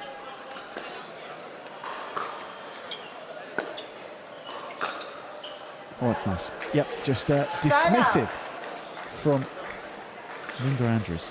Yeah, we want to see a little bit more of that. Try and get that aggression, especially when they're on the return of serve, to try and get that service back, get some points on the board and keep that momentum going. Second server. So that was an example of a third shot lob, which I don't really favour very much tactically, just because it's a hard shot.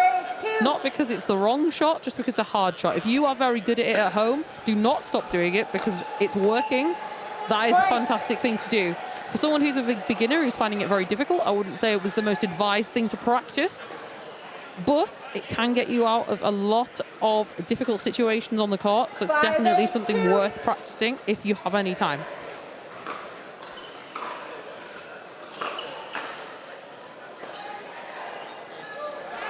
Side out.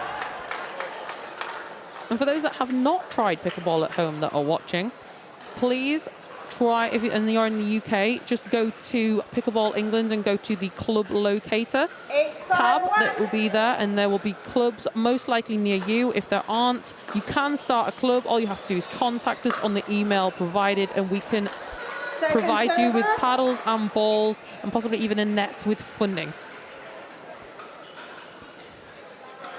So the gap is narrowed to 3 points. Let's see if the Germans can increase that gap.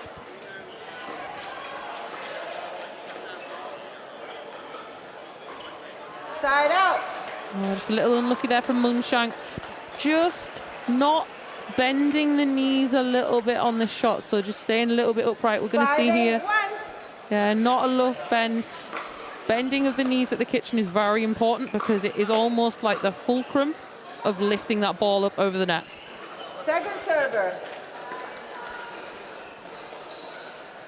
Little by little, the Irish forcing themselves into this business meeting.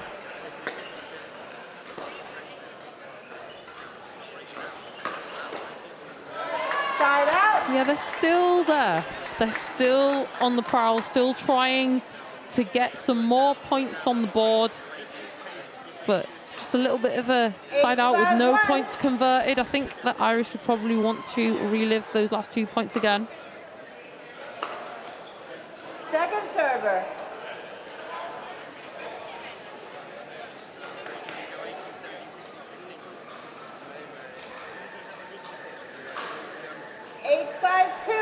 Wonderful support that we have here in Southampton to put on these European Championships. Side out. At, the likes of Dupr, Pro XL Pickleball, Franklin Pickleball, the Pickleball Store, and Diadem Pickleball as well are.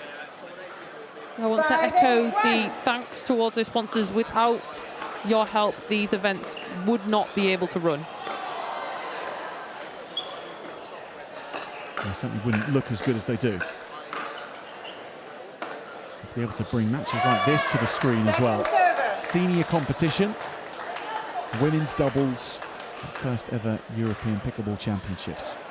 The senior competition, Jules, it has such a, it's an example of how you can be so competitive at a later age in life. 50 plus, of course, is the age category that we're in. Lovely shot from Munshank. But yet, you don't have to stop competing. You don't have to stop being competitive. Pickleball's one way you can do that and compete at the European Championships into your 50s. Yeah, I mean, in our English nationals, we had a category of 70 plus. Wow, really? So, and there's actually a gentleman that I play with at home who's 88 years old. Second server. Wonderful. It's honestly one of the most inclusive sports I've ever come across in my life. I also play with a lot of wheelchair players as well. So shout out to all of you wheelchair players up in the north and also in the south of Scotland. Hope you're enjoying some of this stream if you have had the opportunity to watch. There's been some wheelchair pickleball demonstrations yesterday on some of the outside courts here. Absolutely fantastic. I was not aware of that. That is absolutely brilliant. 5-8-1.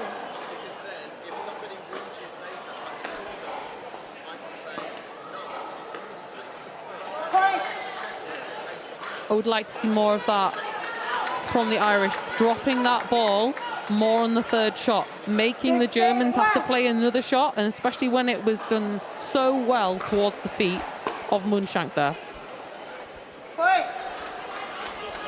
And things tightening up now. Germany only a point ahead. Munshank and Peters being reeled in here by the pairing who know each other so well.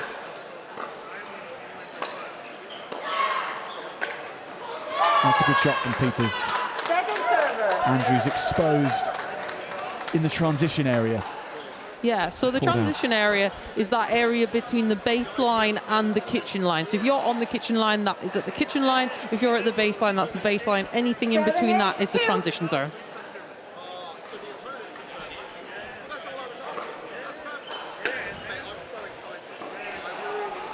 But someone that I know very well and I see as my mentor, Rob Williams, he would call that area the zone of opportunity. I like it. So what you can do there is you are able to sometimes hit aggressively onto that ball in transition, rather, or dropping it, or rather changing the point a little bit in those areas. Doesn't mean you can't be there, but don't stay there too long because your feet will be exposed for smashes it. An example just there. So both of the Irish players were a little bit off that kitchen line.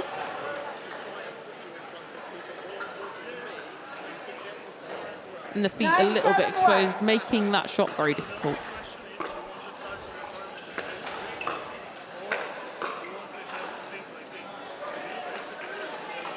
Yeah, Munchak need to Second server. play that shot. The contact point from that shot was behind her feet. How much work in contact points do you do, Jules, in training? Working on exactly how far in front of your body you strike the ball. Yeah, I think it's very important because you're training your mind to just naturally do it, and then it becomes a part of where you hit it instead of how you hit it. It can be very difficult to train, as I do not have a training partner where I'm from, and there are some very good players up there, but I just run in different circles and spend a lot of my time coaching or working, so I don't really get to play with them very often, but I try and seek some competition out in the other parts of England. And sometimes the best level of play is when I turn up into competitions, so it can be difficult to train on your own, but there's something that a pro said once, and her name is Lee Whitwell. She's now a senior pro, very good player, very well known on the British scene. 7-10-1. Very good friends of some people from London Pickleball. She would say, play to lose, don't play to win, because you want to train the correct shots. Germany trying to win here. A point away from it, but Ireland on serve, so the comeback is still just about alive. So you won't have seen Munshank's reaction from that because she was facing away from the camera, but she was laughing it off. It wasn't anything of regret, just laughing it off, moving on to the next point. 2 undefeated teams so far today. But second server. Germany, a shoulder or a head ahead at the moment. 8-10-2.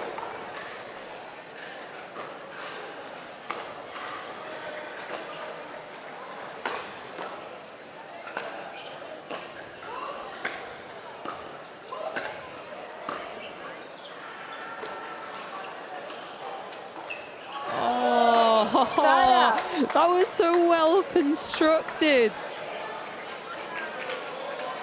The lob thrown in, that short ball, but something that we saw there, the Germans were both back, so all they needed to do was drop it into the kitchen very lightly. Match point Germany. And we're in the kitchen. And Germany come out of it with the victory. 11-8. Eventually, Christine Munshank and her partner Nicole Peters get the job done against this Irish team which stayed in the fight all the way through. Enjoyable game to watch, and it was much closer towards the end than it might have been at some point. 11-8. Germany have their second victory of the day, Ireland with their first loss, but they're both in contention for qualification out of this group now.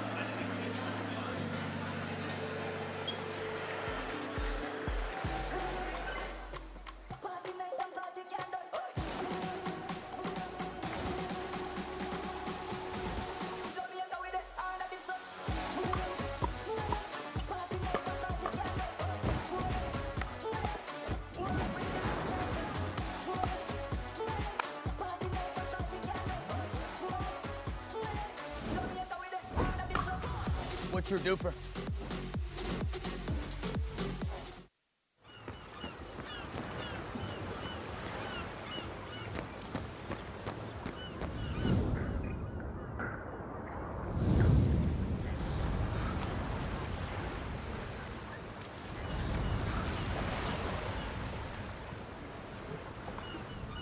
Hey, ready to play? Yeah.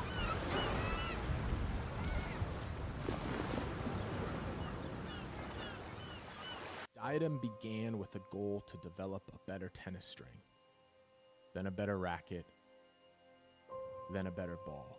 But it's transformed into a story beyond our wildest dreams. Out of our passion for racket sports grew a desire to innovate and redefine the game. Then came pickleball, a phenomenon that ignited our purpose. Shaping the industry became our mission, but it led to so much more. Diadem isn't just about redefining sports equipment, it's about empowering you, our players, to lead healthier lives, form friendships that transcend borders and backgrounds, and to get out and play. Pickleball enables us to do what we do best, innovate. But Diadem inspires much more because it's not about the brand, it's about the individuals who bring it to life. Our success isn't tallied in paddles and rackets sold, but in smiles brought to players' faces and the relentless pursuit of improvement. At Diadem, our purpose is simple. We live to unlock experiences. We live to compete not just against opponents, but against friends, families, rivals, and heroes alike. At Diadem, we live for one more game, one more shot, one more moment in this story we are writing together. Welcome to Diadem, where we live to play.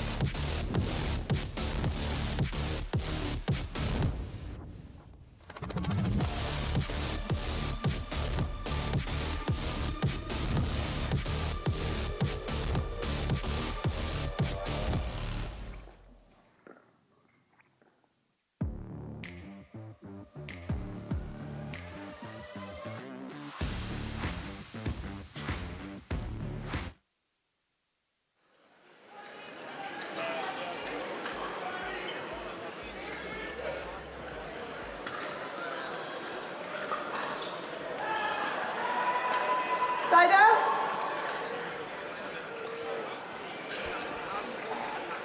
Wales-Latvia next on in the women's 0-0-1. doubles competition, the senior competition, and Latvia in the whites, Wales in the red. Neither nation having won a match yet today in their group. Second server.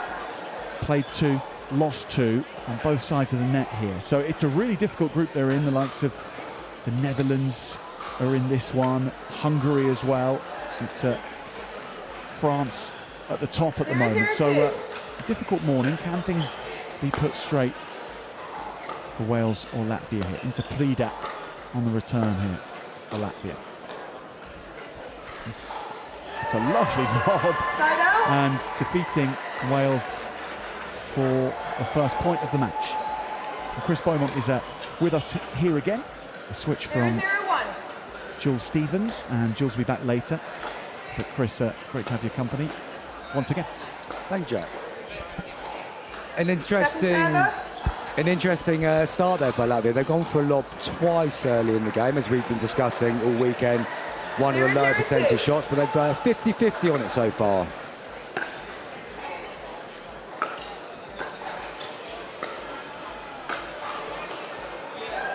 And good smash there by Team Wales to put Latvia under a little bit of pressure there early in the game. 0-0-1.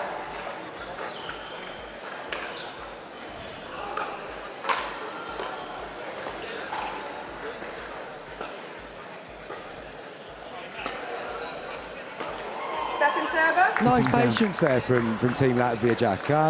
Very patient with the dinking and then waiting for the right opportunity for Prida to put the ball away. Side out.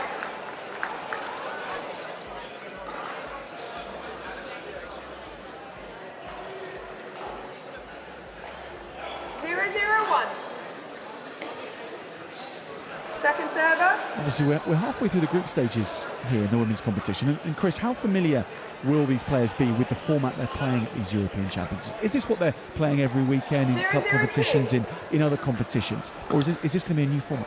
No, quite. In pretty much every competition that goes on, there'll be a round-robin format to get things going. You will usually be playing this traditional scoring format of first to 11, win by 1 in the group stages, and then obviously we progress into slightly different formats, lengths of games as tournaments go on. But no, they'll be feeling quite at home in terms of the way the game's being played at the moment, and a round robin to try and get through to a knockout stage for sure.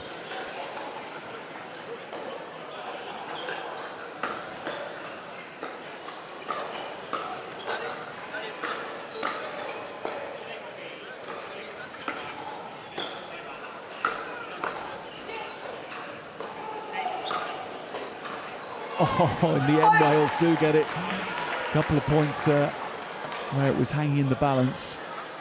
Yeah, possibly a poor choice there by Latvia. That ball looked like it was going to go long. But a good return there from Prida. Down the middle. Fell a little bit short, and Wales weren't able to get in to get the ball back over the net. 1-0-2. Point. And then the opposite there from Team Latvia, unfortunately just hitting that return long. 2-0-2. Nicola Day on the serve for Wales. North Walian representing Anglesey Pickleball Club.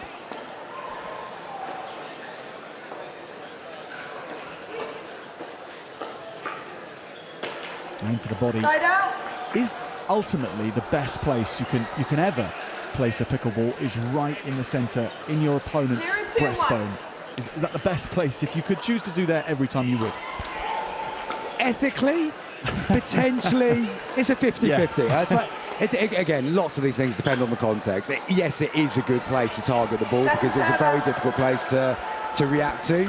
Actually, what you probably want to do, if it's a right-handed player, is move it slightly more towards the right shoulder. And that's what we call chicken winging, where it becomes very, very difficult to get that paddle round in a quick action because the ball's travelling at you quite quickly. That's quite an even better place to go. Okay. And when it comes to ethics, of course, Chris, I wasn't commenting on the speed of which you'd be targeting the breastbone, just the way you can put your opponent in difficulty. Of course, and look, let's be honest, that it does get targeted once in a while, ethically or not ethically. Yeah. Oh, nice down the line shot. Point. Sue Jones getting her angles just right. 4-0-1.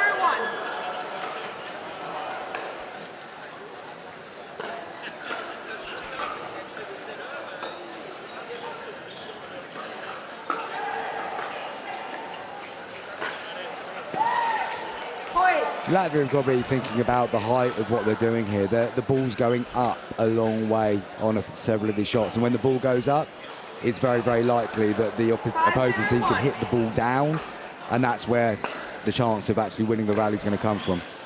Second server. 5-0-2.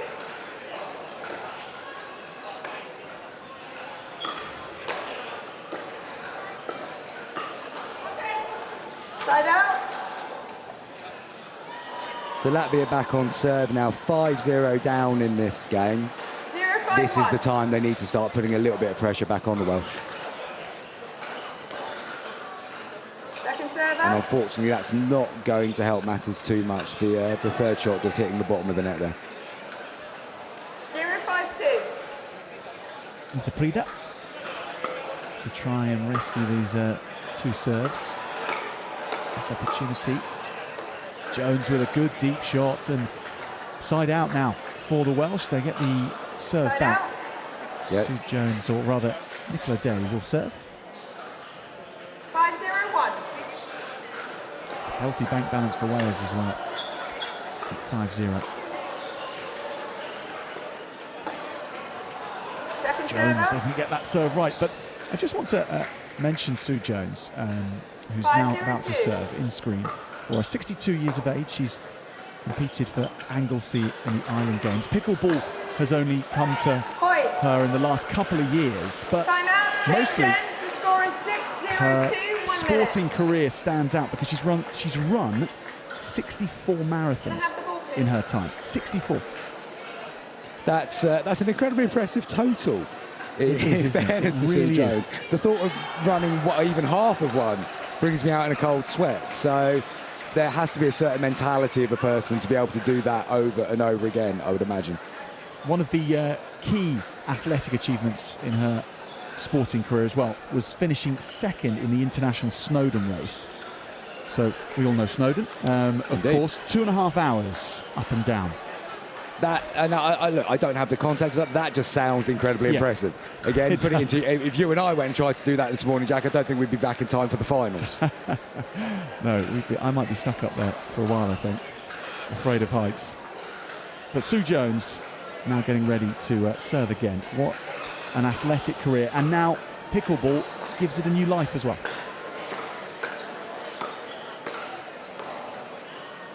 Yeah, good aggression there from Day. Putting the pressure straight back on Latvia.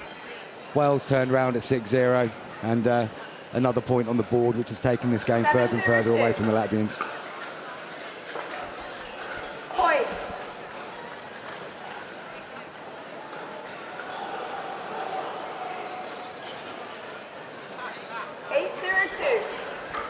This is a really good period as well for Wales and Sue Jones on this serve. Keep racking up points, and I think that's landed in as well.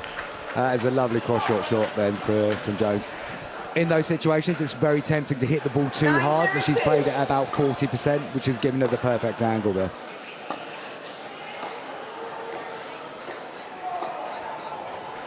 Side out.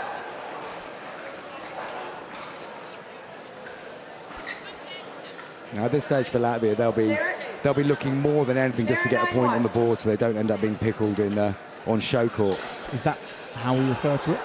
Yeah, if you don't score points. If you get beaten to 0, then it's called being pickled. Okay. If it goes all the way through the same server, we call it a golden pickle. Okay. Second server. Return from Jones is right down the middle. Just a touch of miscommunication.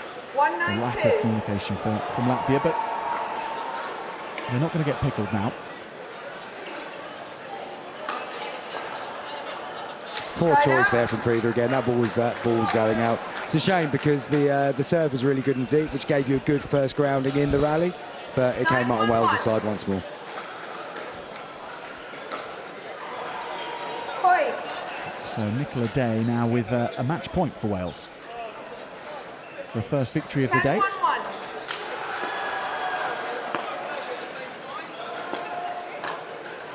And the Welsh are going to wrap it up. Nicola Day on serve, Sue Jones Wales. to the fore as well. 11-1, they take their first victory in women's doubles over Latvia.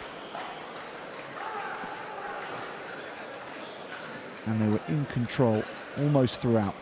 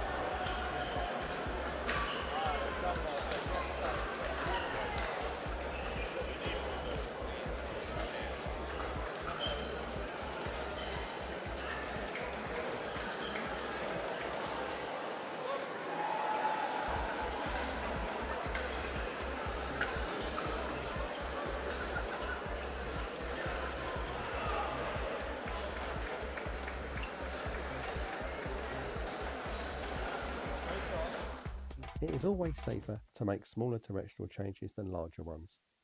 A pickleball paddle has no strings and minimal dwell time on the ball. The bigger the directional change, the less time the paddle swings through the plane of the ball and hence a bigger chance for an error. Changing a down the line dink to a cross-court dink may be safer, as the incoming dink is likely to be slower with a higher trajectory and bounce. The around the post, or ATP, is one of the speciality shots in pickleball. The ball does not need to go over the net, so a short wide dink is at risk of being hit flat around the post, being very hard to defend.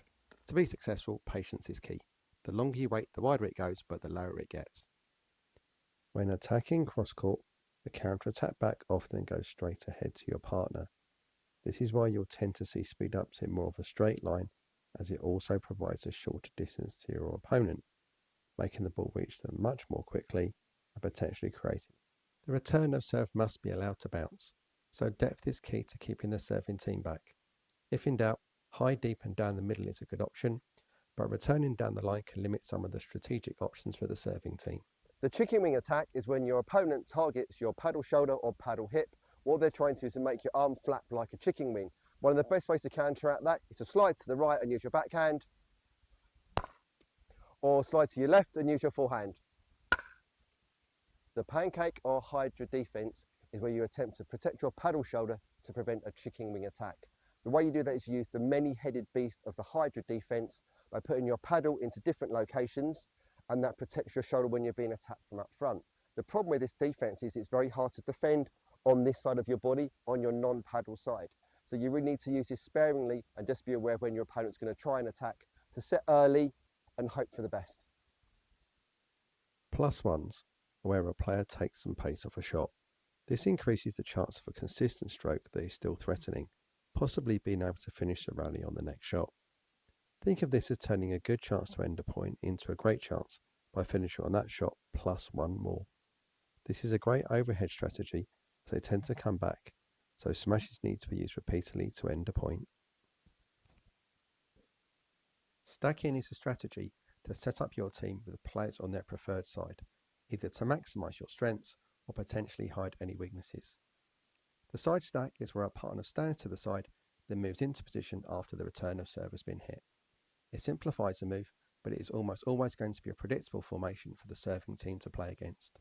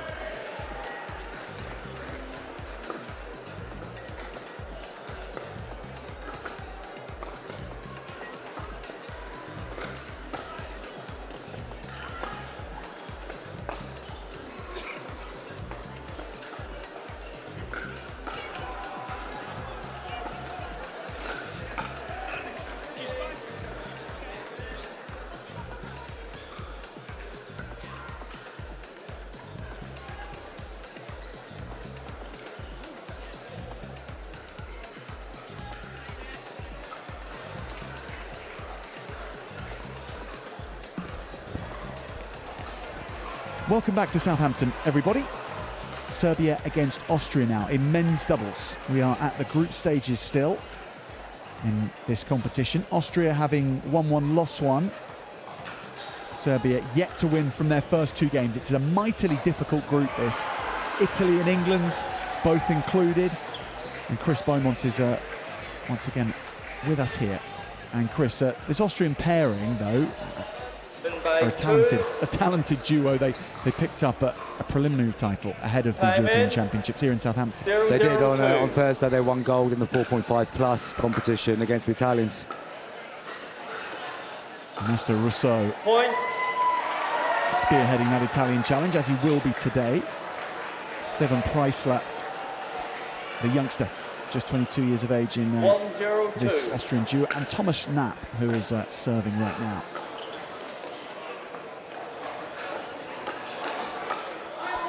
Side out. Good exchange there, good exchange. The Serbian Faria, they're looking for the Ernie early on, but then forcing a mistake into the net from Austria.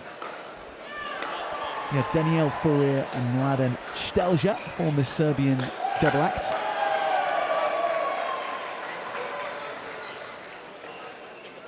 Nice angle there from Knapp. He's forced it wide onto Stelja's forehand there, and it's always difficult when you're outside the court there to get it back up over the highest part of the net. You look to go back to the middle, but it's not always possible.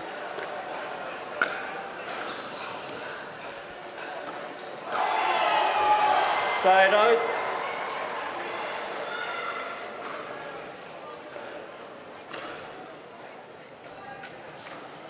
Yeah, just seeing Stelja off balance there when he was taking that shot into the net.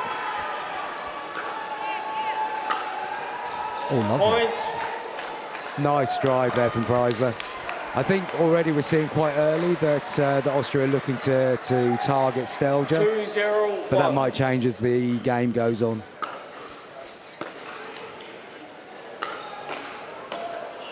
Point. Down from Knapp. Now, are we talking about a tomahawk there? Oh, that is a fantastic question. Now, if that is, Jack, you've been picking up the lingo very quickly over the course of the last couple of days, because that's a new one on me. 3-0-1. Jules Stevens is to blame for that. Well, she does know her stuff, so I will bow to her better judgment.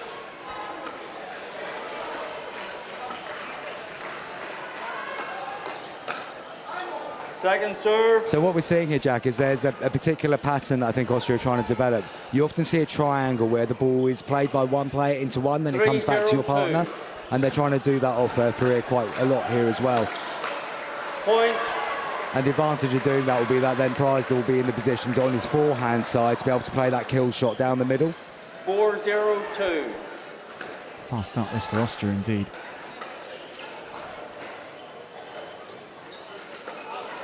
Stelja went for the around the post attempt. Faria saying that actually he thought it was out. Point. Yeah, I think Faria was thinking that the original cross-court dink there from Knapp went out. Stelja was looking just to make sure anyway, but unfortunately did miss the ATP.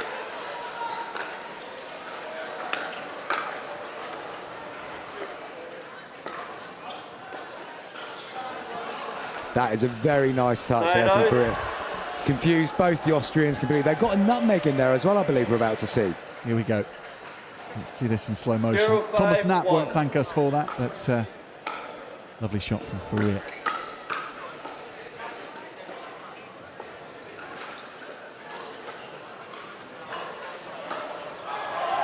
Second serve. Yeah, example again there of looking to create that triangle. It's got into Faria, it's come out again, and then Preissler's able to attack Stelja with that breastbone shot you were talking about earlier, Jack. 2.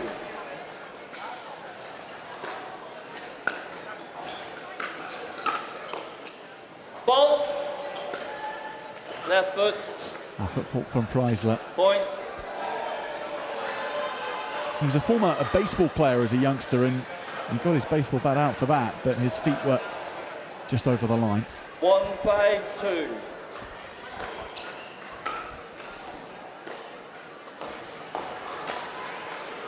Side out.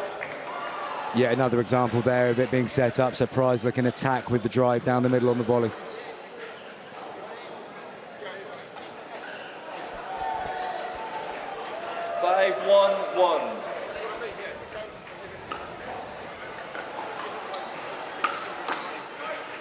Point. 6-1-1. I'm going to call that a good lead by now, though. I'm going to give him the benefit of the 1 doubt. minute. It looked like he was thinking about hitting it, but just got his paddle out at the last second there. We were talking about this quite a lot yesterday and also this morning, that leaving the ball when you think it's going out is actually a really underrated skill in pickleball. If everybody, certainly at the lower levels, were able to develop the ability to judge if the ball's going in or out a little bit better, you'd pick up a lot more points as the course of the game went on.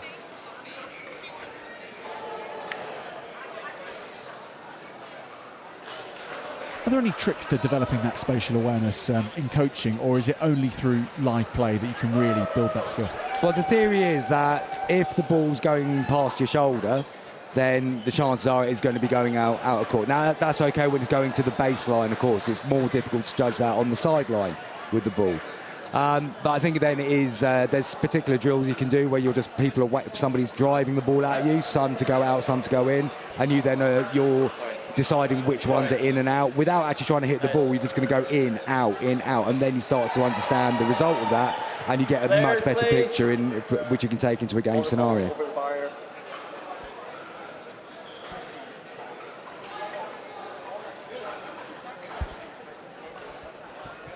Time in. Preisler to serve for Austria, 6-1 up.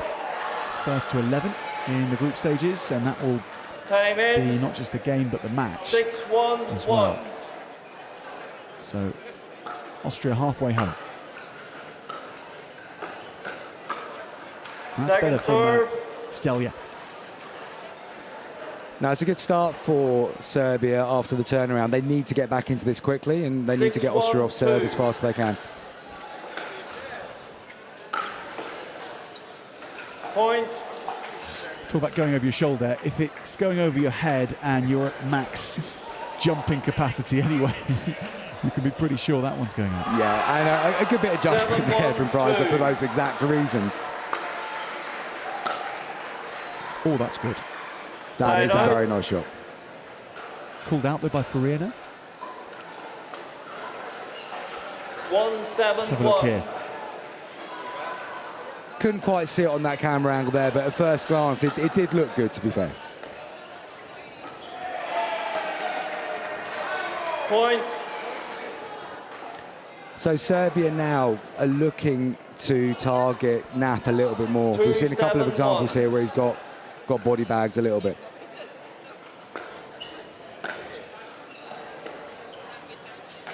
Second serve. Quite often when you're in the situation and you're quite far behind in the game, to stick to a game plan is quite difficult. You try to do different things quite often. But if Serbia can have clarity of thought, they'll give themselves a better chance here. Side out. Stelja getting caught again. 7-2-1. Yeah, he was just a little bit too far in from the baseline there, and they were able to hit his feet comfortably. Nice touch.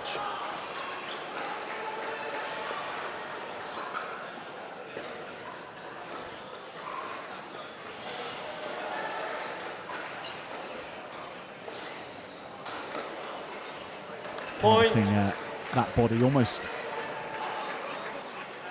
the flank of Stelja here. Ferrer on the left for Serbia, Stelja on your right, of course. Preisler with the accuracy for Austria.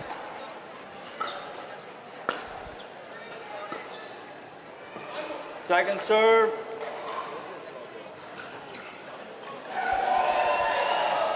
Hit 2-2.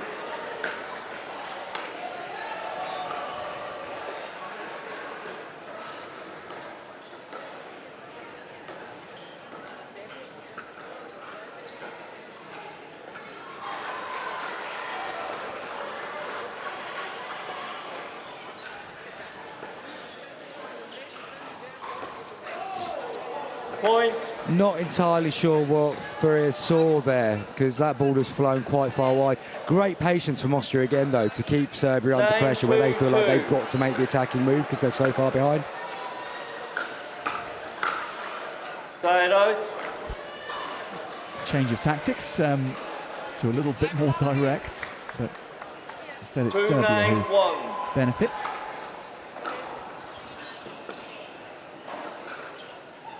Instead, Austria go back to the kitchen.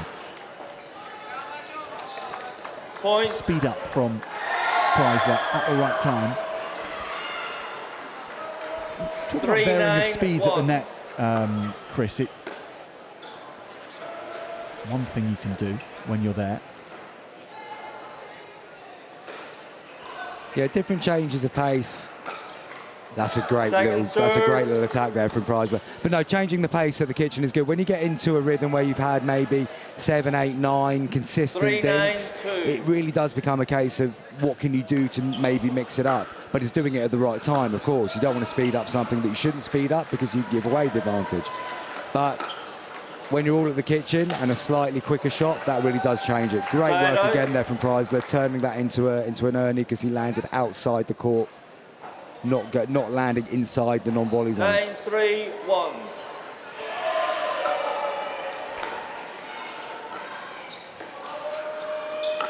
Oh, it's set up beautifully for him. Serbia saying, yeah, just we'll see on the replay here. Yeah. Preisler's looking to hit it down to make it hard to defend, but he's hit it down just a little bit too much because it's landed out at the toes of, I think it was Faria then.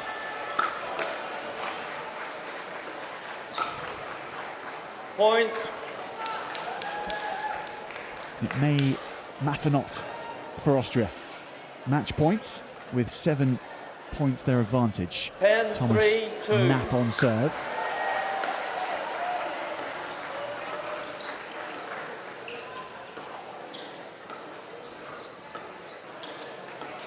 And they will take the victory. In such a difficult group, Austria needed to win this and they've made the minimum of fuss of beating Serbia. 11-3. Bigger names in this group and bigger challenges for them to come through it, but they had to get this one done.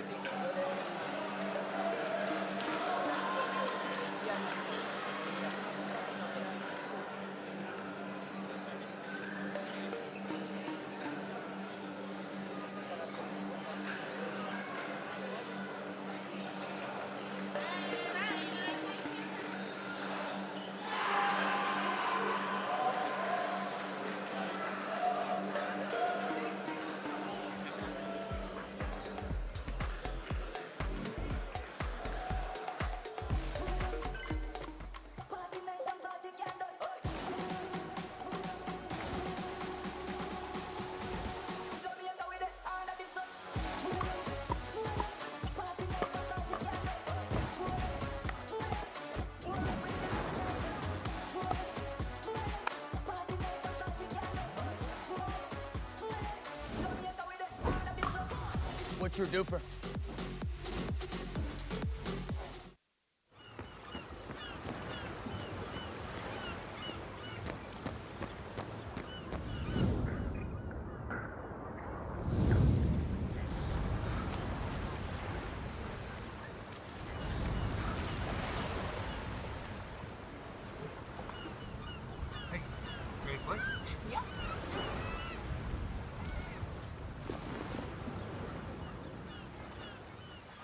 Item began with a goal to develop a better tennis string, then a better racket, then a better ball. But it's transformed into a story beyond our wildest dreams. Out of our passion for racket sports grew a desire to innovate and redefine the game. Then came pickleball, a phenomenon that ignited our purpose. Shaping the industry became our mission, but it led to so much more. Diadem isn't just about redefining sports equipment, it's about empowering you, our players, to lead healthier lives, form friendships that transcend borders and backgrounds, and to get out and play. Pickleball enables us to do what we do best, innovate.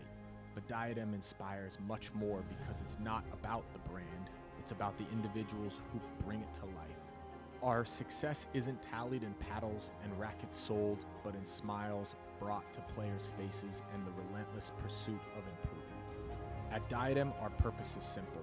We live to unlock experiences. We live to compete not just against opponents, but against friends, families, rivals, and heroes alike. At Diadem, we live for one more game, one more shot, one more moment in this story we are writing together. Welcome to Diadem, where we live to play.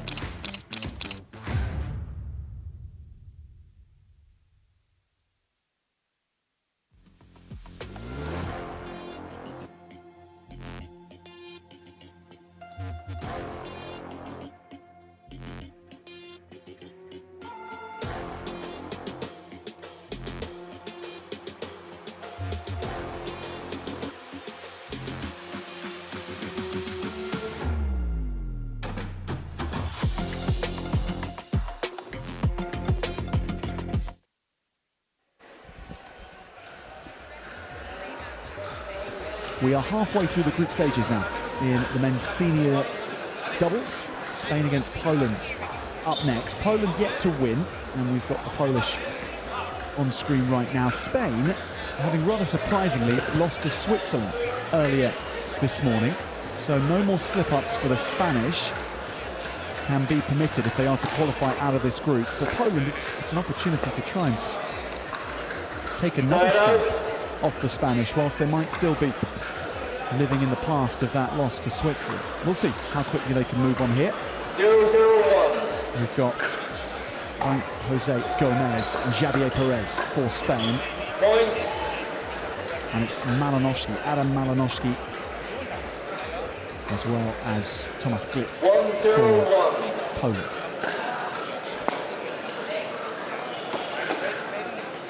Point. It's a very nice drive there from Spain's right-handed Perez there, targeting the body of Thomas Glitt early on, so a quick 2-point start for Spain so far. This is Juan Jose Gomez on serve here. Saw him in mixed doubles action yesterday.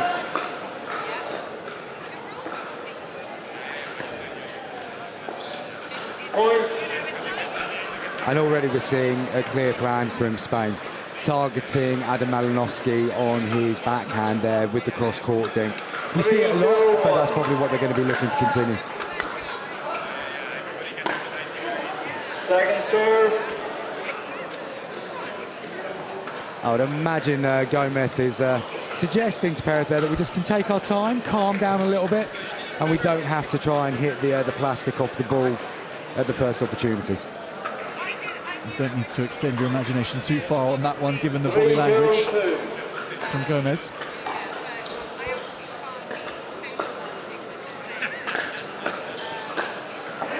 Decisive from Gomez. Very nice indeed. We look at the setup here. Perez plays it in, the pop-up from Malinowski, and you could see straight away that Gomez was on the move as soon as it left Perez's paddle, because he knew what was likely to be coming, so great anticipation.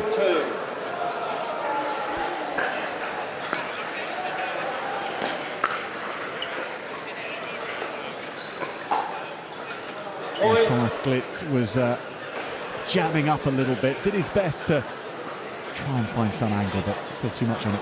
What we see is, because we've seen Perez play across to Malinowski quite a lot, they then targeted Glitt and it's taken him by surprise. That's all that is. He was expecting the shot to go across court, and he wasn't expected to be hit at him, which is forced error. 5-0-2.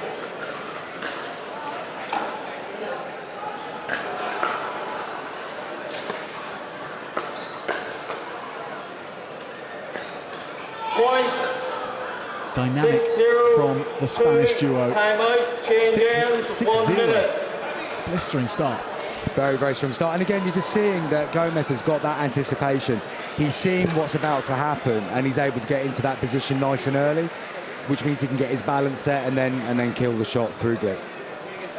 This is the Spanish coaching corner that's come in for some flack actually from the referees. There's been quite a few warnings for Spanish coaches for on-court coaching. This is a time when you can coach, of course, but you can't do it during the play or in between. Or sorry, Chris, you tell me, when can you and when can't you coach in Pickleball? You're quite right, Jack. You're only supposed to be coaching in these actual timeout situations. Or in the knockouts, you can also call a timeout, which gives you another chance to change the direction of the game. But you're certainly not supposed to be passing on coaching tips during the course of the game in play. And it has been suggested, and the referees have got involved a couple of times, that Spain have been doing that.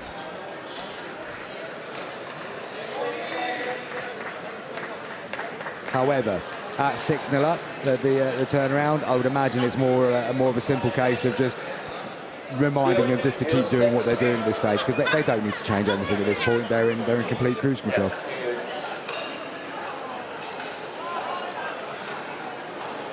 Javier Perez here, 51 years of age.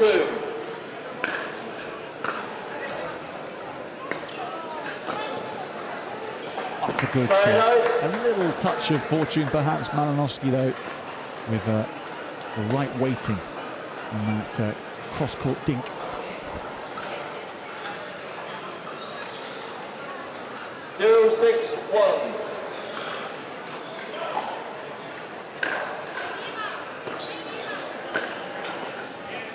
Second serve.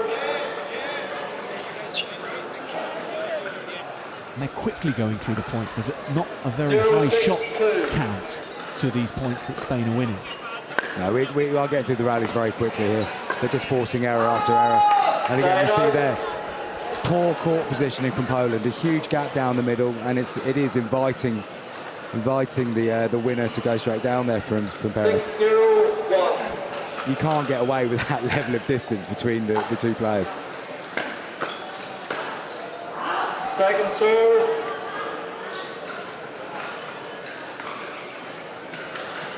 Six, 0-2. Point.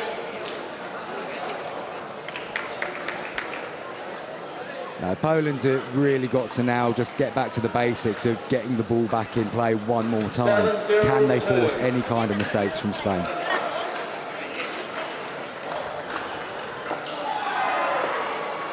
And a prime example there.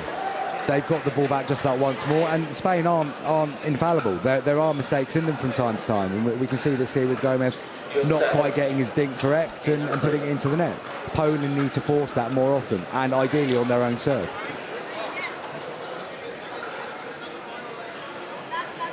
Two, 7-1.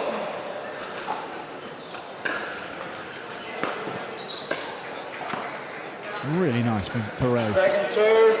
Across both those shots. Now, Gomez is clearly the senior partner in this team, but Perez is more than capable of taking the initiative himself and putting Poland under pressure. Side out.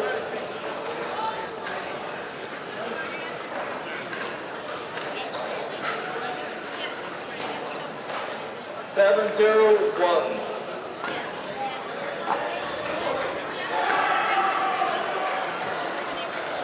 Just wide there from Perez. When you get into this situation in a game, Jack, it's Spain are cruising. They're not having to work too hard to win this game, and this is where actually little errors can start to slip in because it is almost too easy for them at this stage. Point. Shot from mid-court range was a good one. Should you ever be aiming to baseline yourself to winners, or is that something you can do in pickleball, or is it actually impossible to do when we're talking about a high level like this? The ball's moving so fast at this level that it's difficult to always, you shouldn't be in that position, but sometimes you are there, so you have to deal with what's going on at that moment in time. If you pop the ball up short, like Poland are doing quite a lot, and the ball's bouncing in mid-court, you are then just asking Spain to get on the real drive and push the ball really hard at you. I'm thinking of Javier Perez a couple of points ago. They have 0. Perez went for that forehand down the line shot right from the baseline and 9-0-2. drifted long. And I'm struck, I haven't seen that all that often this weekend.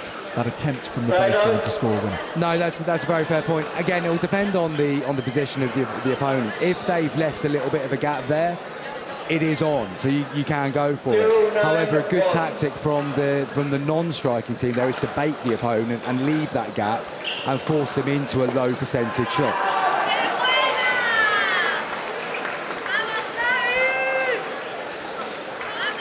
Second serve. Their serve. Slight little bit of confusion there from Gomez. I think he was thinking that they were on serve at 10-0 to take the game home. 0-9-2. Still with Malinowski in Poland, though. Side out. Now Spain will have their chance after the side out.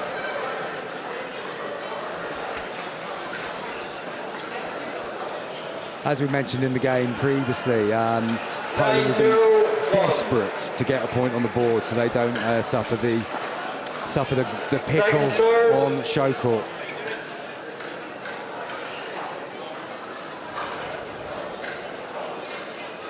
9-0-2.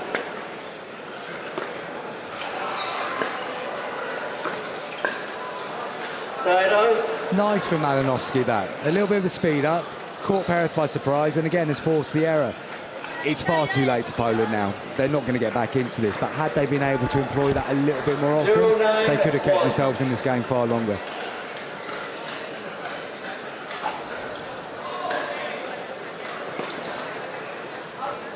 Second serve. And it's about consistency of pressure as well. You've done one good thing, which might have just got you a little tiny foothold, but then to make a basic error like that, the next one, that just kills any form of momentum you might have just picked up.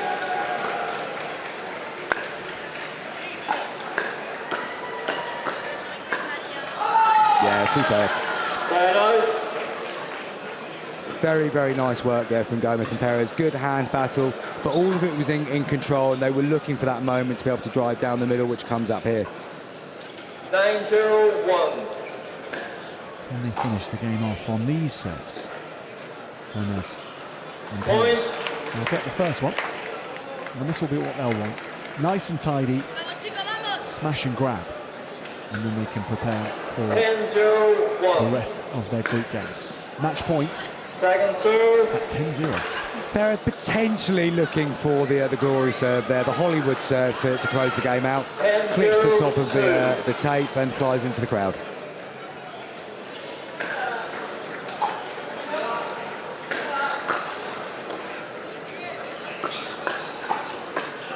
Point, game, match. 11-0 Spain. And Spain close it out, 11-0. They pickle the Polish.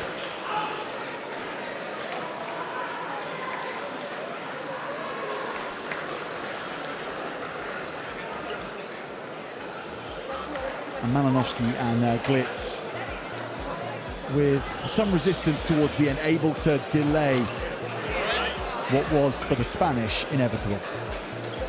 Javier Perez and Juan Jose Gomez back on track.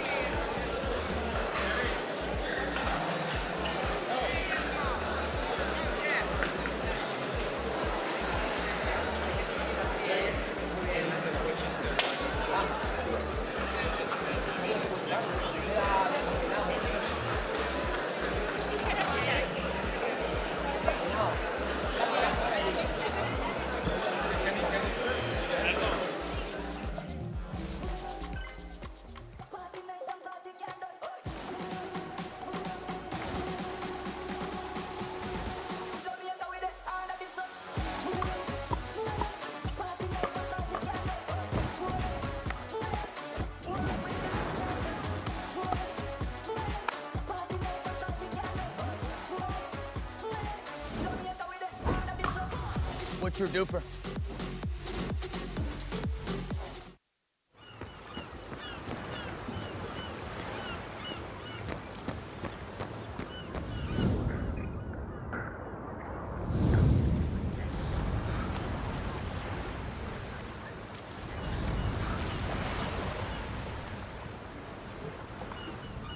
Hey, ready to play? Yeah.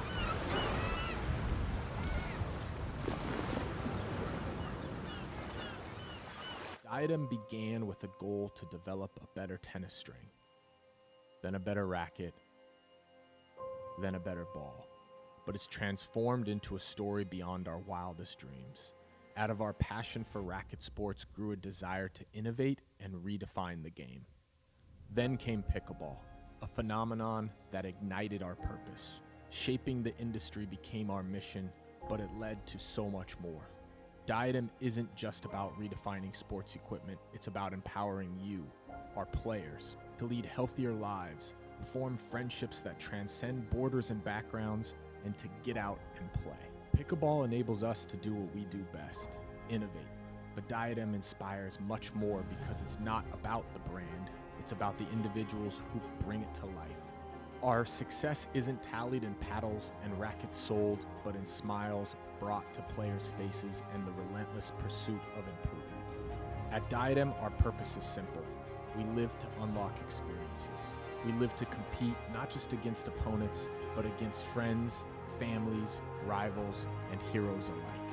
At Diadem, we live for one more game, one more shot, one more moment in this story we are writing together. Welcome to Diadem, where we live to play.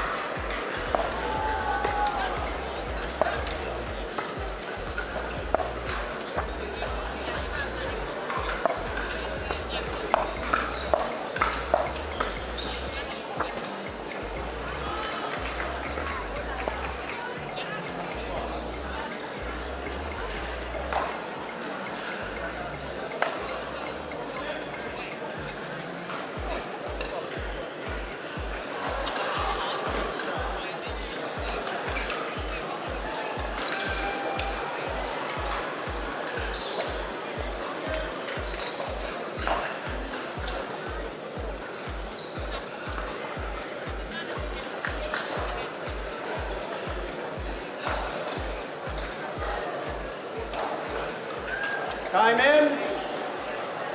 0-0-2. Are underway between England and Italy now in the group stage matches.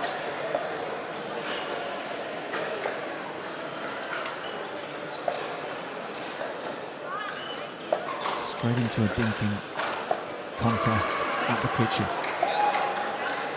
James Chowdhury and Ernesto Russo locking in together. Louis Laville and Stefano Mucciola, the partners.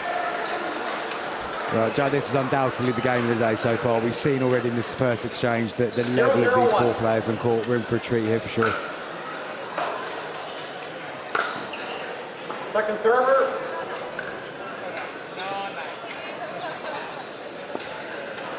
Zero, 0-2. Side out. Tentative start from both sides really. At this stage, you're going to be feeling each other out for sure, and Laville just putting that third into the net. Oh, instinctive, well timed from James Chowdhury. I think Russo was expecting his partner Mucciola to cover the space that Russo had vacated by coming all the way over to his partner's side of the court there.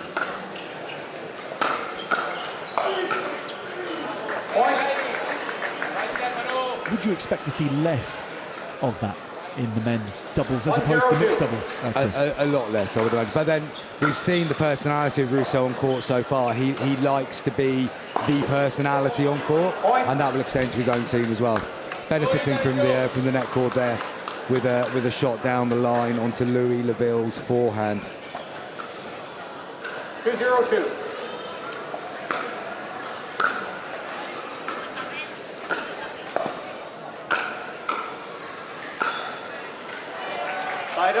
Good play there from Laville and Chowdhury. Nice and patient. Laville waiting for the right moment there to go on the attack. As we see here, just a little clip off the net cord, which forced the edge off the paddle.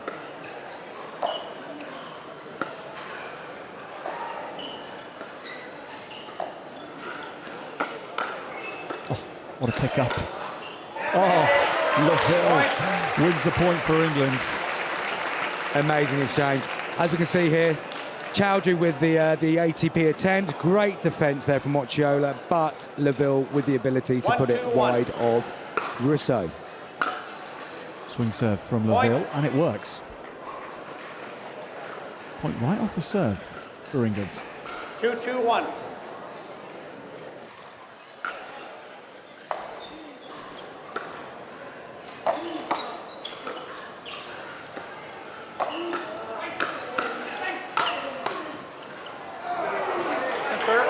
Italy clearly looking to be very aggressive here. There were 2 or 3 speed-ups in that exchange very, very early. England were dealing with it, but then it ended up being one too many for them to be able to cope with.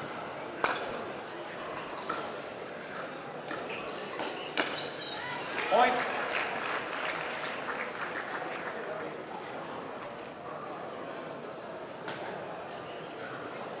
Three, 2-2.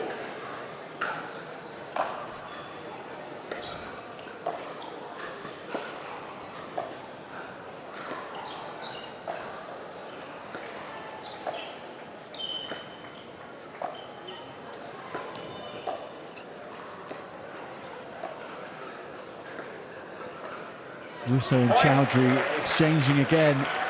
Seem to like locking in to each other. Is that ever a personality thing?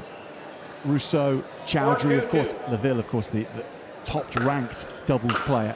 But Ernesto and Chowdhury, given what went on yesterday as well, had a head-to-head there. And here, Russo intent on playing it the way of Chowdhury. Or am I overthinking that? No, I think that is a part of it, actually. There'll be there's respect, but there will also be a little bit of they want to be the big person on the court here for sure. Russo with his personality, it's impossible not to get drawn into that, I think. And that you can end up in that situation there, like James we've just seen from Chowdhury. Are we going a bit too far there in terms of trying to dominate your own personality over Russo's? So no, I think you're quite right. I think we'll see a lot of that, those two locking in into this.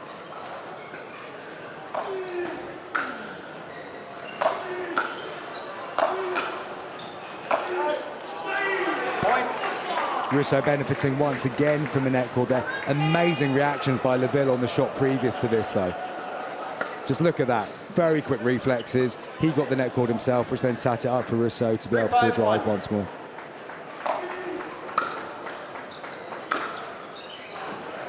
Good judgment from Leville there. First to 11 in the group stages. Best of just the one game. So England's ahead by 2, closer to doing the job here. Looking for their 4th win of the morning. Point. Chowdhury just going long there with the volley. The ball was there to be attacked, but he just didn't quite execute. This is a crucial game for Italy. They need to win to give themselves the maximum chance of getting through, with Austria very much on their tails. Italy having lost to Austria earlier today without Ernesto Russo in the pairing due to rotation. No, exactly. And they've got themselves back to 5-5 now, and there is definitely an aggressive strategy here from Italy. They want to get out of these points quickly.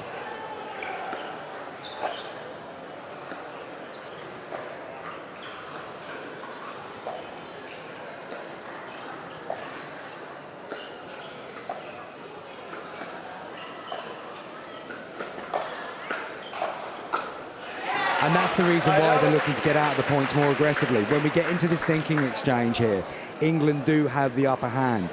So Italy don't want to find themselves in this situation too often. They want to be able to get to the point before we end up in a rally of dinks.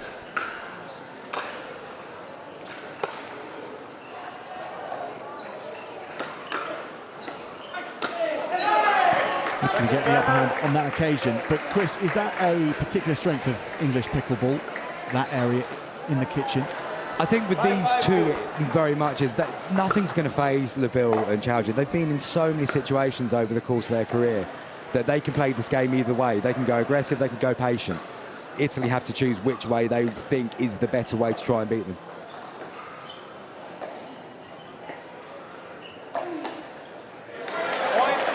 And Russo's looking to be the protagonist so often here. It's him who was going first in terms of aggression. Leville is standing here waiting for the moment where he knows Russo's going to attack him. And he can't attack Leville like that. His reflexes are so incredibly sharp.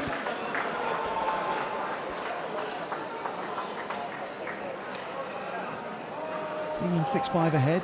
James Chowdhury and Louis Leville with big expectations on their shoulders today. James Chowdhury winning the mixed doubles with Thaddeus Locke last night. Looking to go back-to-back with Louis Leville. And men's doubles.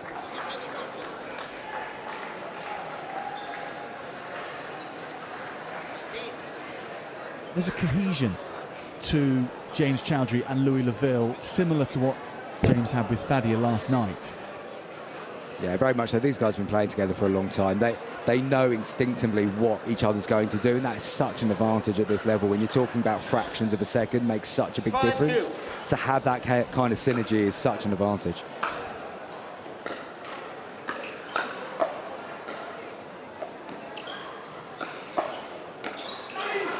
Side out. Yeah, Leville and Chowdhury there, just shaking this one off quite quickly, I think, to see what happens here. Slight miscommunication. It's so rare at this level you see both players hitting the ball together.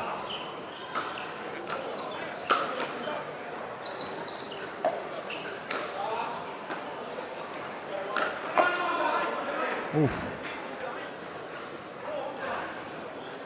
Russo thought the previous shot was out.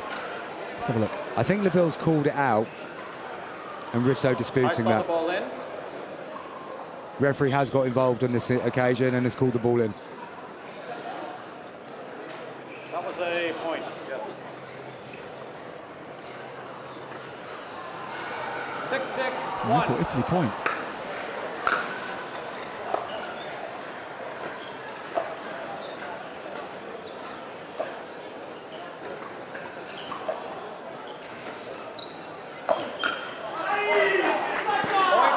Russo's strategy is starting to pay a few dividends now then.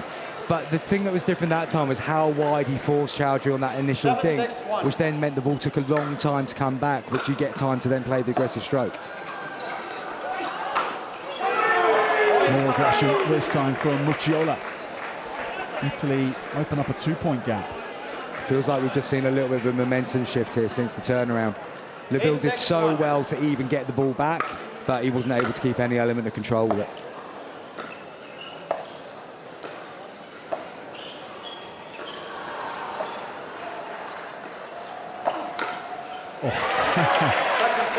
With ease. How many times have we seen that in this game so far?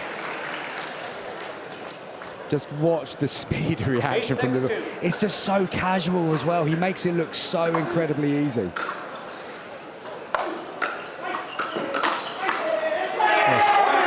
Not much Chowdhury could do with that one. Mucciola aiming for the laces. England are in trouble here.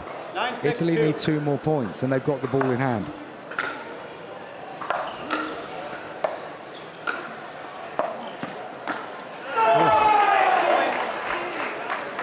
Laville looks to the skies, and looks to the ceiling of the David Lloyd Centre at least. This is a frustrating one. Russo is playing incredibly well in this game. He's very much leading Italy here.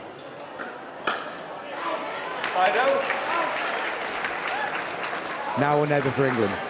Back on serve, 4 points down, Italy on 10. Crucial that they get something out of these 2 serves.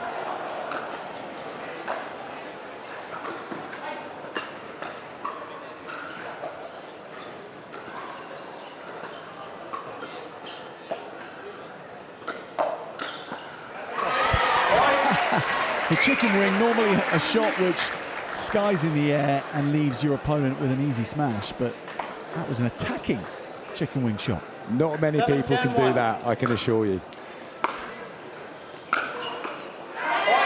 Now this is good for England, this is good. Pressure is now back on Italy. England are 2 points behind, with still on their first serve.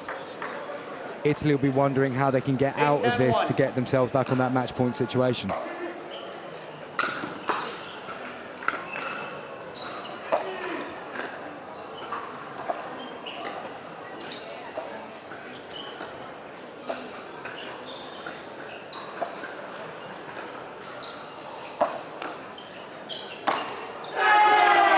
So it's Russo who shuts that down.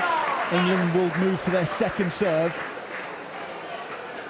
Just a little bit too wide there by Chowdhury, which gave Russo the opportunity to think about the ATP. Very difficult to defend. And Mucciola, I think the pressure just got to him there. A very rare error. First to 11 wins the match. In these group stages, England undefeated up to this point. Italy with a loss to Austria, so they really need this, Italy. They're playing like it.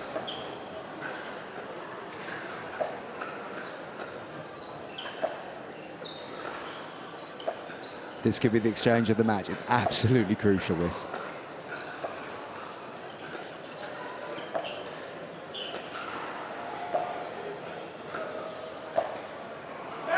But England and James Chowdhury and Louis Laville are always in the business of winning, and they don't like to let that slip. Back to 10 each. Have to win by 2. Chowdhury goes ahead again now. England with a match point. 5 points in a row for James Chowdhury and Louis Laville. The mental strength it takes to get yourselves in this position from where they were is incredible. It's called out. Siding out. Now. I did see that ball. I call that ball in. Overruled by the referee. Incredible moment. Incredible moment. England will take the victory with that, and the referee, to be fair, he said he's seen it and he's called it in. There was one of those on each side at the end, but this one was match point. Chowdhury with the serve. There's nothing conclusive we can draw from here. But the referee was much closer and overruled Ernesto Russo on match points. England maintain their unbeaten record in the group stages. Italy might be out with the way Austria have beaten them, and if they continue to win, then Italy may not be seen in the knockout stages. That was a phenomenal comeback by England. The mental strength that it would take to be 4 or 5 points down in that scenario to come through and win it on that kind of roll and that kind of momentum, that will hurt Italy, but give England so much confidence as they look forward to the quarterfinals now.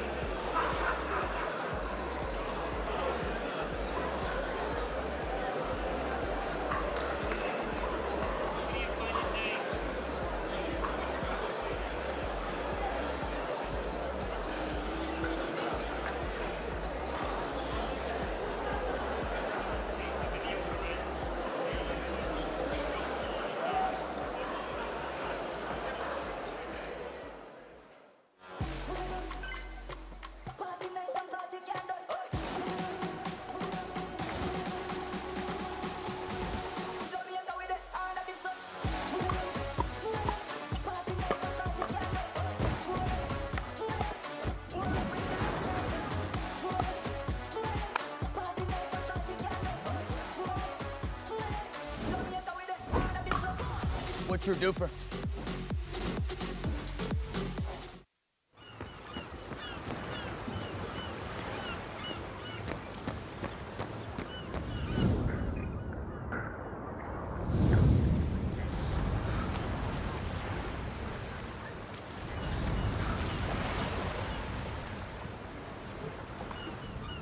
Hey, ready to play? Yeah.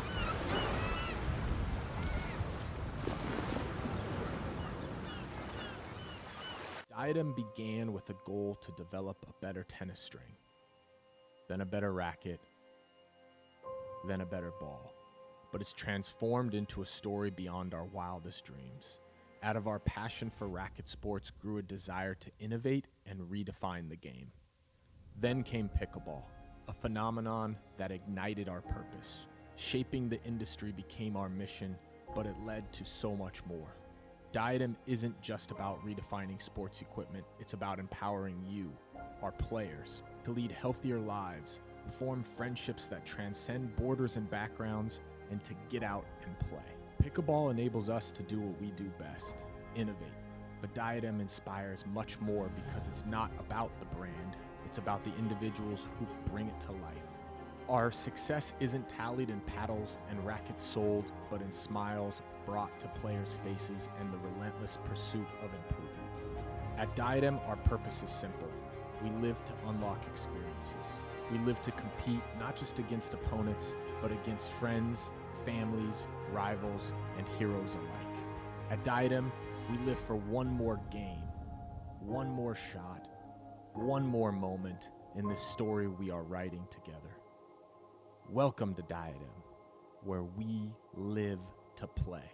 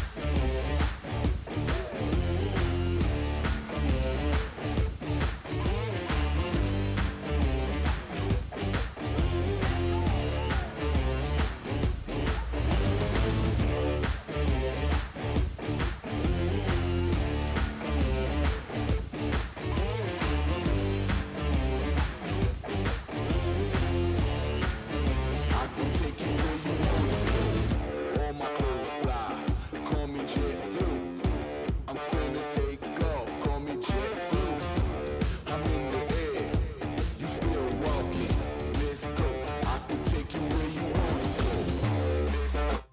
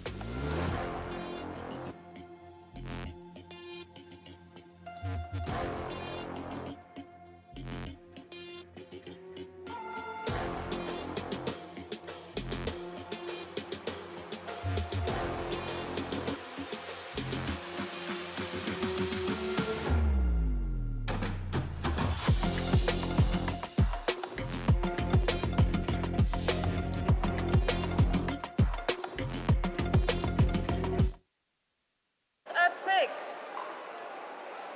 Time in. 0-0-2. France against Portugal now in the women's senior doubles. Very different context for both these two teams here. The French, having topped their group, they're going to be going through to the quarterfinals come what may. Portugal, with it still just about in the balance. If they win this against the French, they give themselves a chance. But it will come down to points difference. And they are on the wrong side of that points difference. So not only do they need to win well. And they may be in the hunt for the quarterfinals.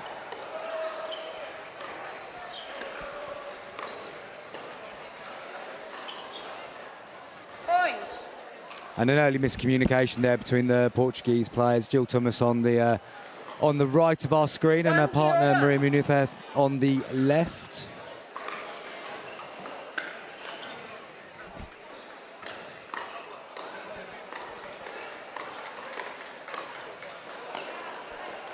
Oh, a nice exchange and a good attacking stroke there by Muniz. Going down to the right-hand side of Del Peru. Second serve for France. 1-0-2.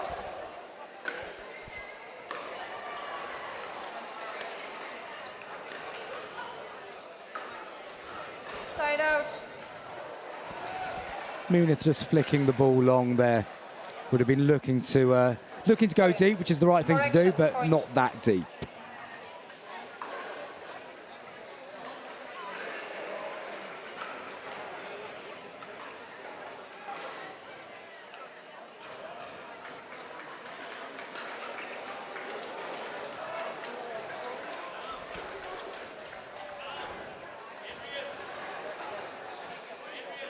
Referee just taking her time here to make sure everyone is in the right place on the court. We often see this when you're not that used to stacking, which is where you're looking to create a particular way on court that you're standing on one side or the other throughout the game. Quite often that can lead to a little bit of confusion over who's serving, who's standing where, what's going on, and it's down to the players and the referee to know that. But when you've got 5 people all with an opinion of what's going on, that's going to lead to a little bit of confusion from time to time, especially when we've got different languages involved as well. That's a busy brainstorm. Very much so. 5 people probably being about 4 too many to make the final decision.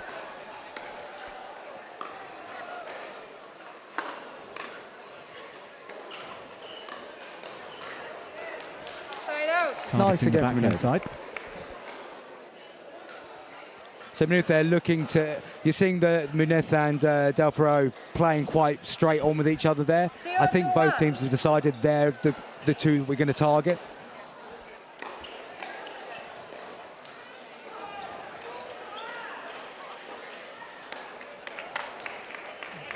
Point. 1-2-1.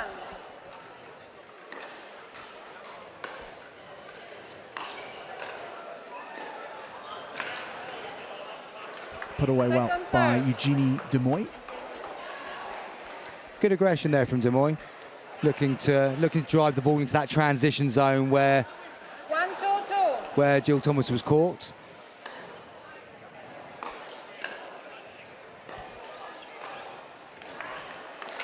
Point. And that time looking to be as aggressive, but not on the right ball. That ball was too low underneath the net there to be able to get that top spin and that aggression. That was more one to look to reset and just stay in the point rather than looking for the kill.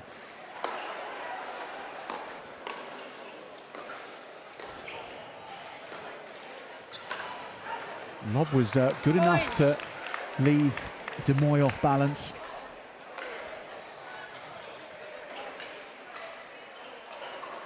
Yeah, you're not always looking to get the ball in the court with the lob. Sometimes if you just get it high enough, you're really increasing the chance of forcing an error, as we saw there. Referee just taking a moment just to make sure we're all in the right place once again and the score is correct. You have 3, you have 2, you are the second server. So always nice to have our scoreboard confirmed as correct by the referees. There's no link between what the referee's doing and our scoreboard. It's not automatic. We have our graphics producers feverishly making sure things are correct, double checking.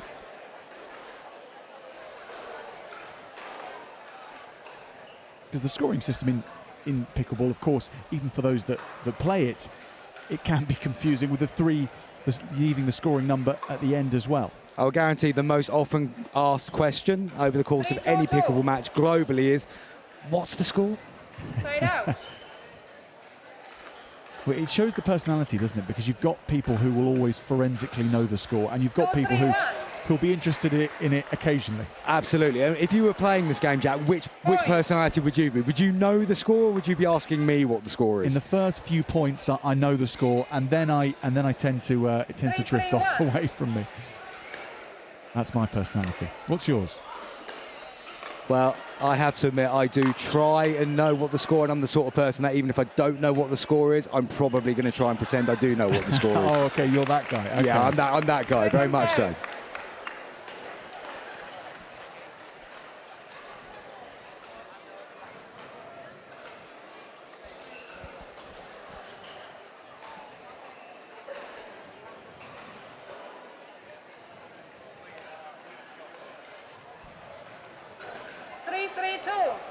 So Demoy to serve. All locked up.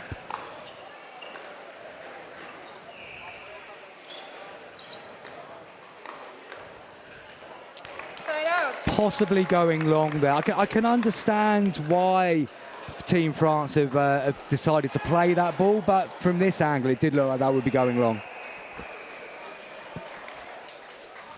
3-3-1.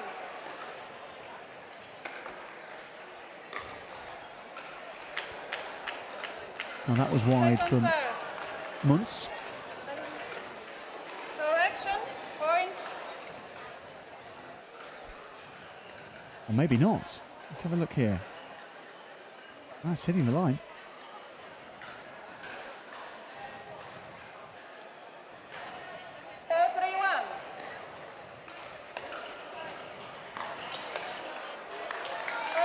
Good news for Portugal as they now take the lead. In search of this victory by as much of a buffer as they can muster to give themselves the best chance of qualifying for the quarterfinals. Has to be a win, but it has to be a big win. And a good aggression there again from Team France. In that situation, they're looking to keep Portugal at the back of the court, not allow them to get to the kitchen. And the more you push them back, the bigger the opportunity to hit their feet becomes.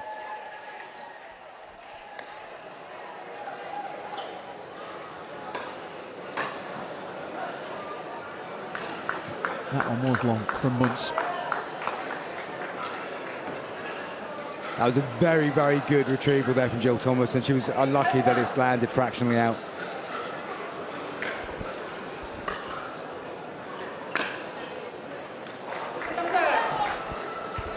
This is quite a bitty game, to be honest, Jack. And what I mean by that is there's not really any rhythm yet. There's mistakes happening on both sides. Nobody's really setting into a run of points. The score's still quite similar, given the amount of time we've been playing.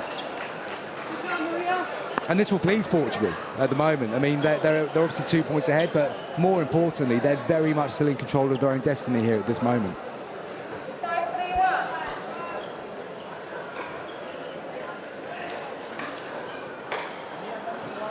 Nice put away there. Going wide. It's very tempting there to hit the ball as hard as you possibly can. But if you hit it hard and it goes straight, you're giving the opposition a chance to get it back. By creating that angle and taking a bit of pace off, you increase the chances of it being a clean winner.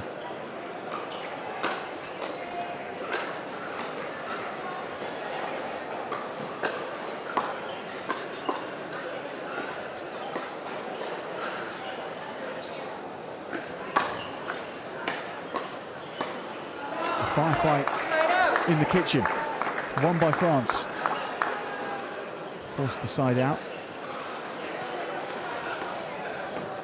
Yeah, just slightly off balance then again, Munir. Driving the ball down into the net. But a good opportunity now for France to get themselves back onto a level footing.